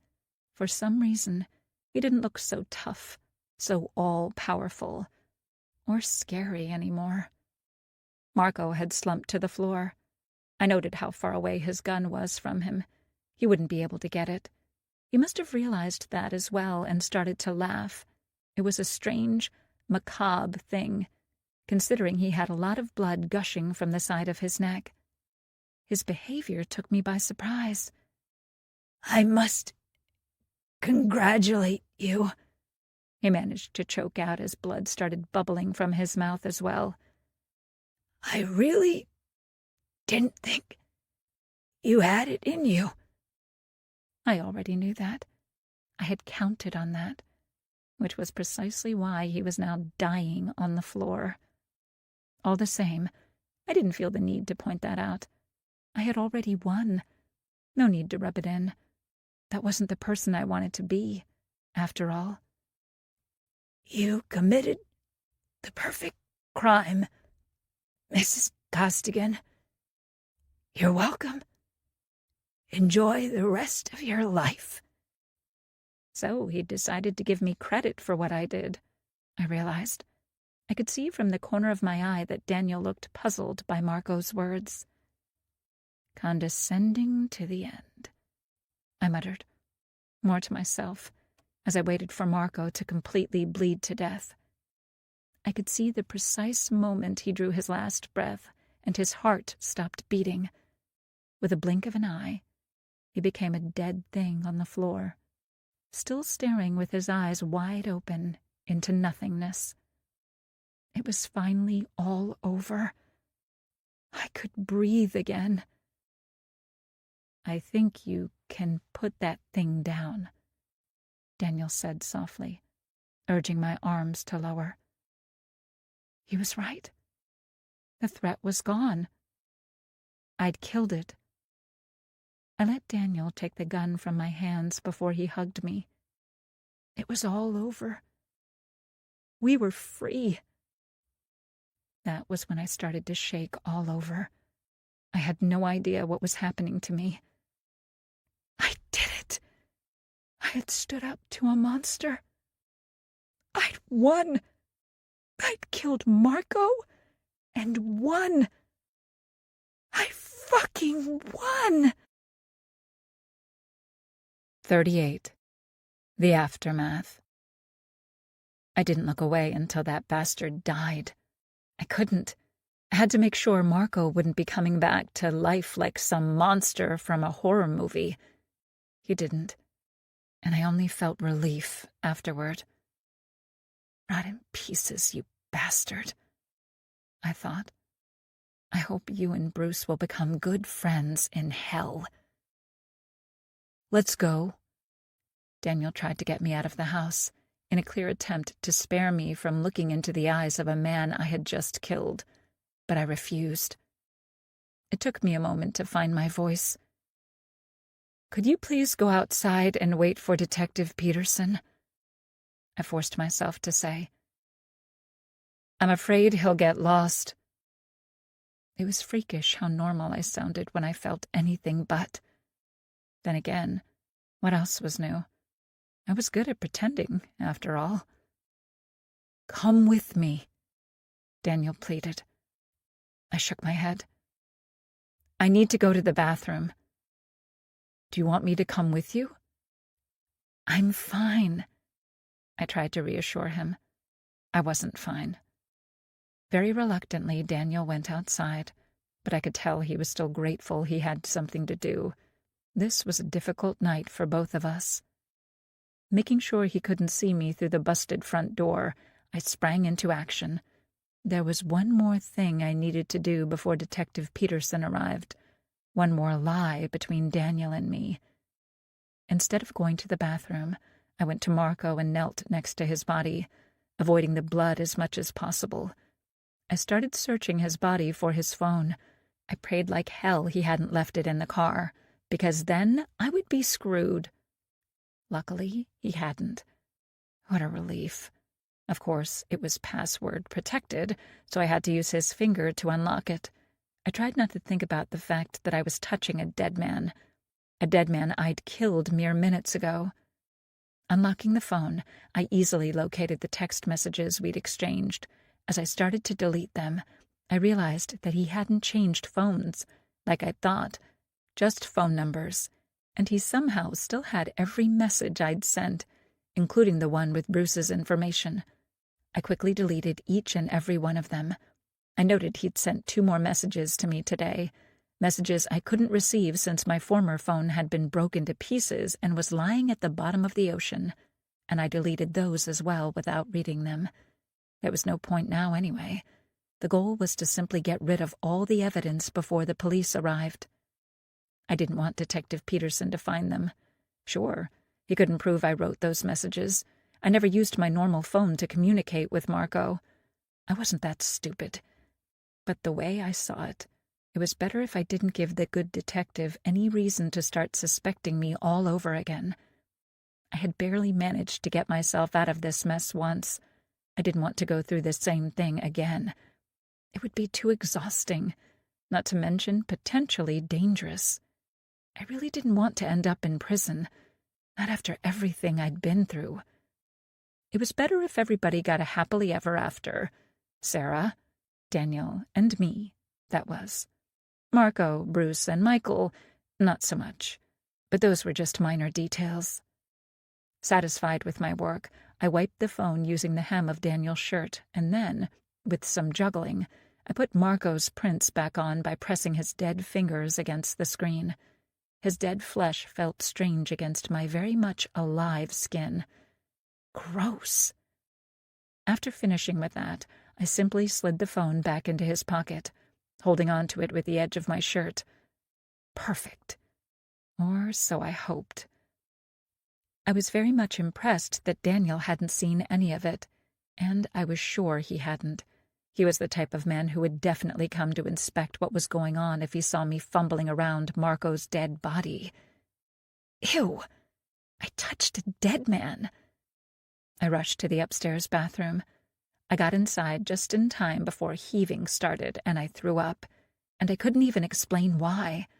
I was cold as a cucumber killing him, but apparently touching his remains was a different story altogether. Good to know. Not that I needed a reference for the next time.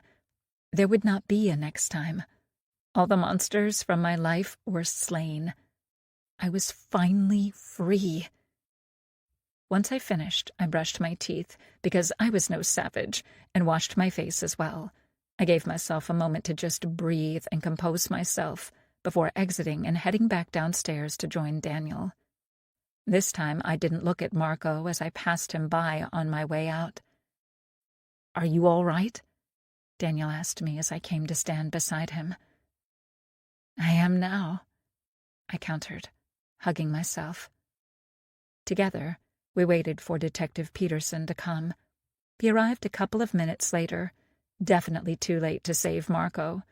Not to mention I'd had time to spare to tamper with the evidence as well. We would both be dead by now if we had waited for help to arrive, I grumbled. Not that I was bitter or anything.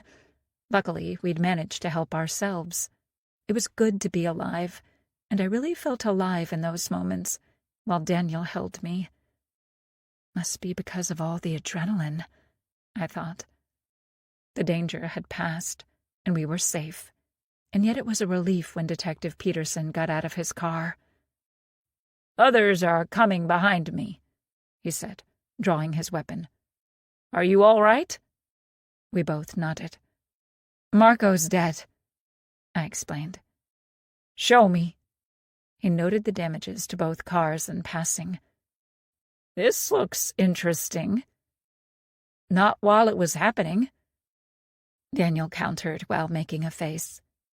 Giving him the cliff notes, Daniel told the detective how Marco made his grand entrance. Daniel wore a pained expression on his face looking toward his car. I knew how much he loved his car. I made a mental note to buy him a new one. Together, we all entered the house. Daniel and I remained standing by the door, while Detective Peterson reached the body and checked for a pulse. "He is dead, all right," he commented. I could have told him that. Then again, checking was probably the standard protocol. "Where's the weapon?" he asked. "Marco's gun is beside him, to the left. Out of his reach now," Daniel pointed. "And where is the one that killed our guy?" "I have it," Daniel replied, giving it to the detective.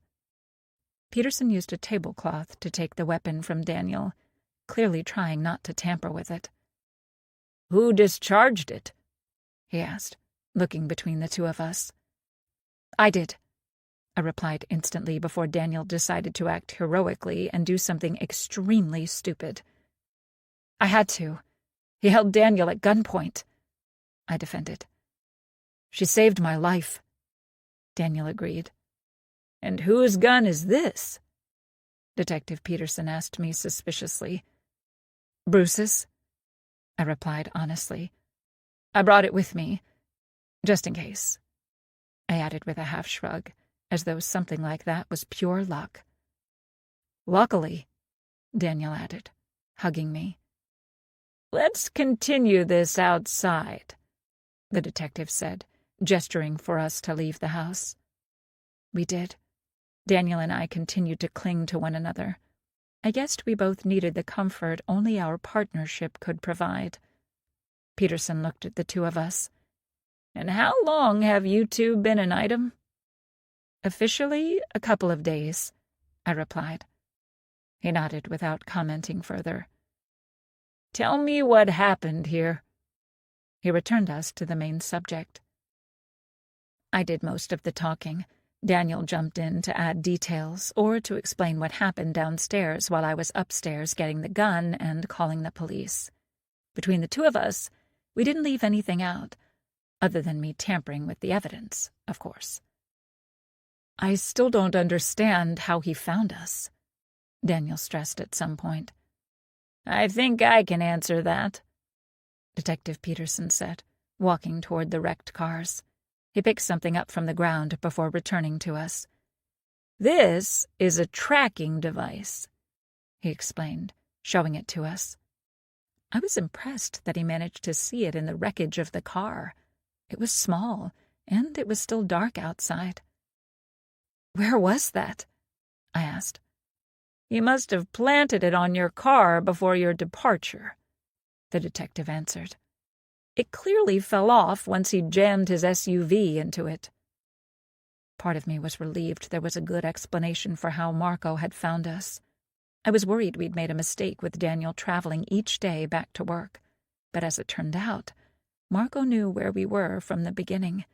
He could have attacked whenever he wanted to. That was a chilling thought. I wondered why he waited, but then Marco probably wanted us terrified. He liked to play mind games and psychologically terrorize me. I was thankful that he had played mind games, because in the end, it had cost him his life. We didn't have to wait long for the paramedics and the rest of the police force to arrive on the scene, and we didn't have to speak with anyone much. We simply got out of the way while they worked. The once peaceful beach house was brimming with activity as blue and red lights colored the scenery. 2 EMTs came to check us out. Daniel had suffered only minor injuries, cuts, and bruises, so he refused to go to the hospital, and I was perfectly fine and didn't need medical attention in the first place. Marco's body was carried out in a black body bag. I still felt nothing after killing him. I felt no remorse. He had gotten exactly what he deserved. After a while, Detective Peterson came to tell us we would be escorted back to Graceville. Foolishly, I thought they would be taking us home. They weren't. We ended up in the police station for questioning. Because my night hadn't been hard enough. I ignored all the glances at me, at us, as we were placed in separate interrogation rooms. I had spent so much time in that place it had become familiar. Too familiar. Daniel didn't know anything other than what I'd told him and what he'd experienced from his short interaction with Marco, which was good, and I knew that once he explained how Marco busted inside after totaling his car, how he charged without a word, intent to hurt us, kill us, it made it easier for me to tell my side of the story, tell why I had to kill him in the first place. I stuck to my original story, of course. Since Peterson wasn't the only detective in the room, I knew I had to start from the beginning. I met Marco in a bookstore. I described how we started talking, how he found out I was an abused woman, heard my husband shouting at me over the phone, and offered to help, in a permanent manner. Startled, shocked, and substantially disturbed, I left the bookstore, figuring it was nothing more than a sick joke, ready to immediately forget him and that strange encounter. I never gave him my name or anything. I lied like a pro, as only an abused woman could. Somehow he figured out who I was and started stalking me. He had probably stalked you since the moment you left the bookstore, Detective Peterson provided. We're pretty sure that's his M.O. He didn't stop there, I continued. I explained how he started killing off the men in my life, and how he started threatening me that I would be next if I didn't do exactly what he wanted. What was it that he wanted from you, again? Detective Peterson questioned. Money. He wanted me to pay him for what he claimed he did for me. I lied, giving him the same reason as I had before. I guess he got furious when I wouldn't do as he said, and that's when he killed Michael. I think when I told everything to Detective Peterson. I looked at him, then back to the other detective. That's when he decided to come after me to kill me, since I wasn't cooperating with him. Although the rest of the story was known to everyone, I explained how Daniel and I ended up at that beach house, hiding from Marco, and how he found us. After repeating the story of his attack one more time, we were finally released to go home because they determined that our stories matched well enough. I felt so exhausted I wanted to sleep for a week straight. "Should we go to your house or mine?" Daniel asked. "Yours," I replied without thinking. I was done with Bruce's house. Forever. The police officers drove us back home. On our way, I wondered if I should call Sarah and let her know she was free of Marco for good, but ruled against it. I was sure that by now she already knew. The cops would have informed her of his death immediately. Part of me still couldn't believe everything that had actually happened, that I had pulled it off and survived, that I had managed to fool the police about my part in Bruce's death. It was exhilarating. I allowed myself one small smile while looking through the window, still nestled in Daniel's arms. So, this was what freedom felt like. So this was what victory felt like. I loved it. 39. Hopefully, a happily ever after. 2 weeks after Marco died, after I killed him, Detective Peterson came knocking on my door. After that night at the beach house, Daniel and I had returned to his house and just slept and rested for days. After a while, once everything had calmed down, we both decided it was time to get on with our lives, and moving away was step one. I spent most of my time at Daniel's these days. However, since there was a lot I needed to do before moving, I was in the house I had shared with Bruce, and that was where Peterson found me. Truth be told, I had been expecting to see him again and was prepared for it, so it wasn't that big of a shock that he showed up. I let him in. He looked around, clearly taking note of all the packed boxes that I had piled up in the hall. I had finally managed to pack all of Bruce's things. If it was up to me, I would much rather have made a huge bonfire in the backyard so I could watch it all burn. Since I didn't think the neighbors would look kindly on such an act, and I didn't want to make additional work for the fire department, I decided to give it all to Goodwill. I was sure some good people who were down on their luck could use some of those things. At least in death, Bruce could be of some use to his community. "Are you moving?" Peterson asked conversationally. "Yes, I am," I replied, not feeling the need to elaborate further. And the detective didn't ask. I was sure he could understand I needed to get out of this place.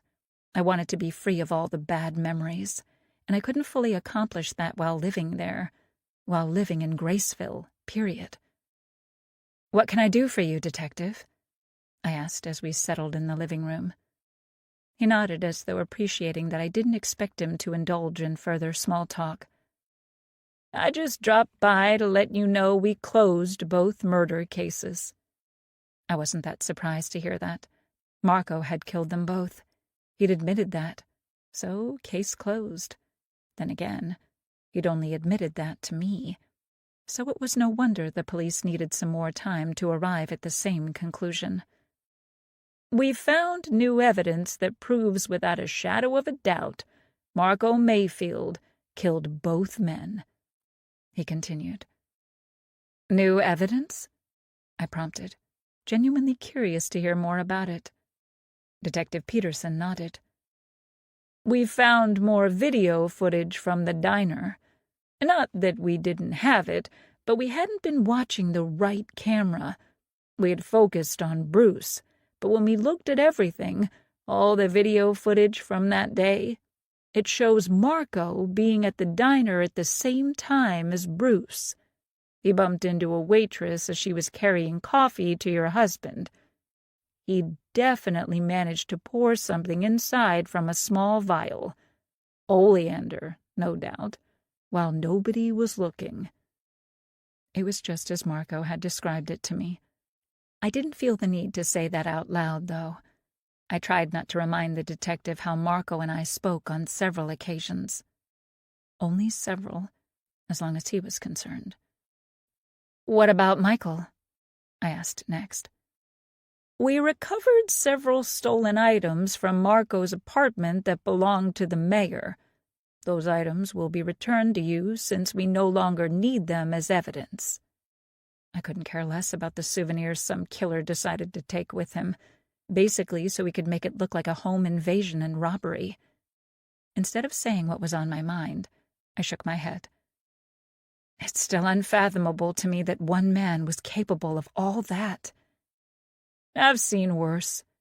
Then again, I'm in such a line of work, the detective commented in return. At least you're off the hook, he added as an afterthought. Was that a provocation? Was he testing me to see how I would react? Was he suspicious still? All kinds of things passed through my head, but then I forced myself to calm down. I'm grateful for that, I settled to say. Sometimes good things happen to good people. It doesn't happen often, but it still happens. True, I agreed, and then we both fell silent for a moment. I broke it first. Detective, what is happening with my case? I asked, starting to get nervous ever so slightly. Although both Daniel and I insisted I shot Marco in self-defense, there was an investigation going on against me, and although my lawyer was reassuring me that I wouldn't end up in jail, I still worried. You've been cleared of any charges. I exhaled loudly. That's good news. Yes. The DA has decided to overlook the fact you used a firearm that wasn't registered to you because it was a life-or-death situation. I was relieved to hear that. After everything, I really didn't want to end up in jail. For the record, get a license next time. I couldn't decide if that was a joke or not. I chose to ignore it. Thank you for letting me know. Peterson nodded, getting up. So, I guess this is goodbye, I said, not really sure what the protocol was here. It is. I wish you a good and peaceful life, Mrs. Costigan. It's Ms. Anderson, now, I corrected. I decided to start using my maiden name from now on. I didn't want anything tying me in any way to Bruce. That part of my life, of me, was buried with him. Daisy Anderson. That has a nice ring to it, Detective Peterson said conversationally. I merely smiled in return. I couldn't agree more. I saw him out. Daniel was just arriving, finished with his shift at the hospital, and the two men met halfway down the driveway. Detective? Daniel greeted. Do right by her, Mr. Wan, he said to Daniel in passing. That's the idea, Detective, Daniel replied without missing a beat. The detective got into his car and drove away, and Daniel came to my side and kissed me. What did he want? Daniel asked once we parted and got inside. To update me, I've been cleared of shooting Marco. That's great news. We definitely need to celebrate. I felt like we were doing that a lot lately, and if I let Daniel continue to make me pancakes, I would gain at least 20 pounds. Somehow that thought put a smile on my face. We should, I agreed. Did you pack everything? He asked, gesturing toward the boxes. Yes. Okay, let's load it up then. We started loading the boxes with Bruce's things into Daniel's new car. As I promised myself, I'd bought him a new one. He protested at first, but once I explained why it was so important to me, he accepted it and thanked me for it with multiple orgasms. I really loved my life with Daniel. In the past few days, we also contemplated what to do with the vast wealth I inherited from the two horrible, abusive men in my life. In the end, we decided to sell all the properties and houses in Graceville and move to San Diego so I could be close to my family. Daniel didn't have anyone apart from me, so we really didn't care where we were as long as we were together. and he assured me he would be able to get a new job there rather quickly. Not that he needed to work with the money I now had, but he liked his job, so I was fine with that. He also asked me to marry him, but I refused. I told him I wasn't ready for something like that. Perhaps I never would be. Still, that didn't mean I didn't want to be with him for the rest of my life. As always, Daniel understood, and he offered a compromise, to simply be engaged. To that, I agreed wholeheartedly, especially if it meant it offered him reassurance that I wanted to be only with him.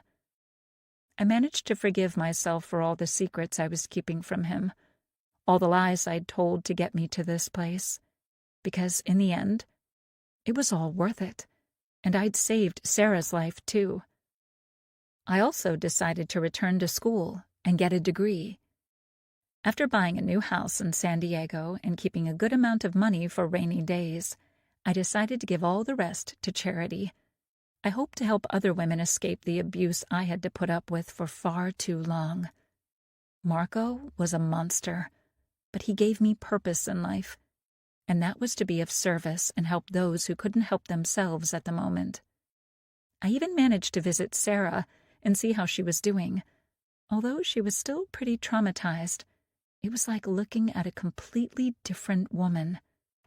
She too was now completely free to do whatever she wanted, start afresh, and create new, better memories. Although it was a pretty strange situation, she even thanked me for what I did, and I could understand that. After our visit, I came to realize something else. Everybody thought they knew exactly how they would react in life and death kind of situations. I'd had similar delusions. I had believed I would behave like always. In other words, do nothing. Simply endure and wait for it to happen. Wait for it to end. In fear. And die. Without fighting back. Without trying to change anything. I was glad I'd been wrong. Then again, part of me perhaps did die. The part that didn't know how to fight for what she wanted. The part that didn't know how to be happy. And I couldn't be happier about that. This concludes It's Your Turn Now by Theo Baxter. Narrated by Marnie Young. Copyright 2023 by Theo Baxter. This unabridged audiobook is published by arrangement with Incubator Books and was produced in the year 2024 by Tantor Media Incorporated, a division of Recorded Books which holds the copyright thereto. Please visit tantor.com for more information on our growing library of unabridged audiobooks.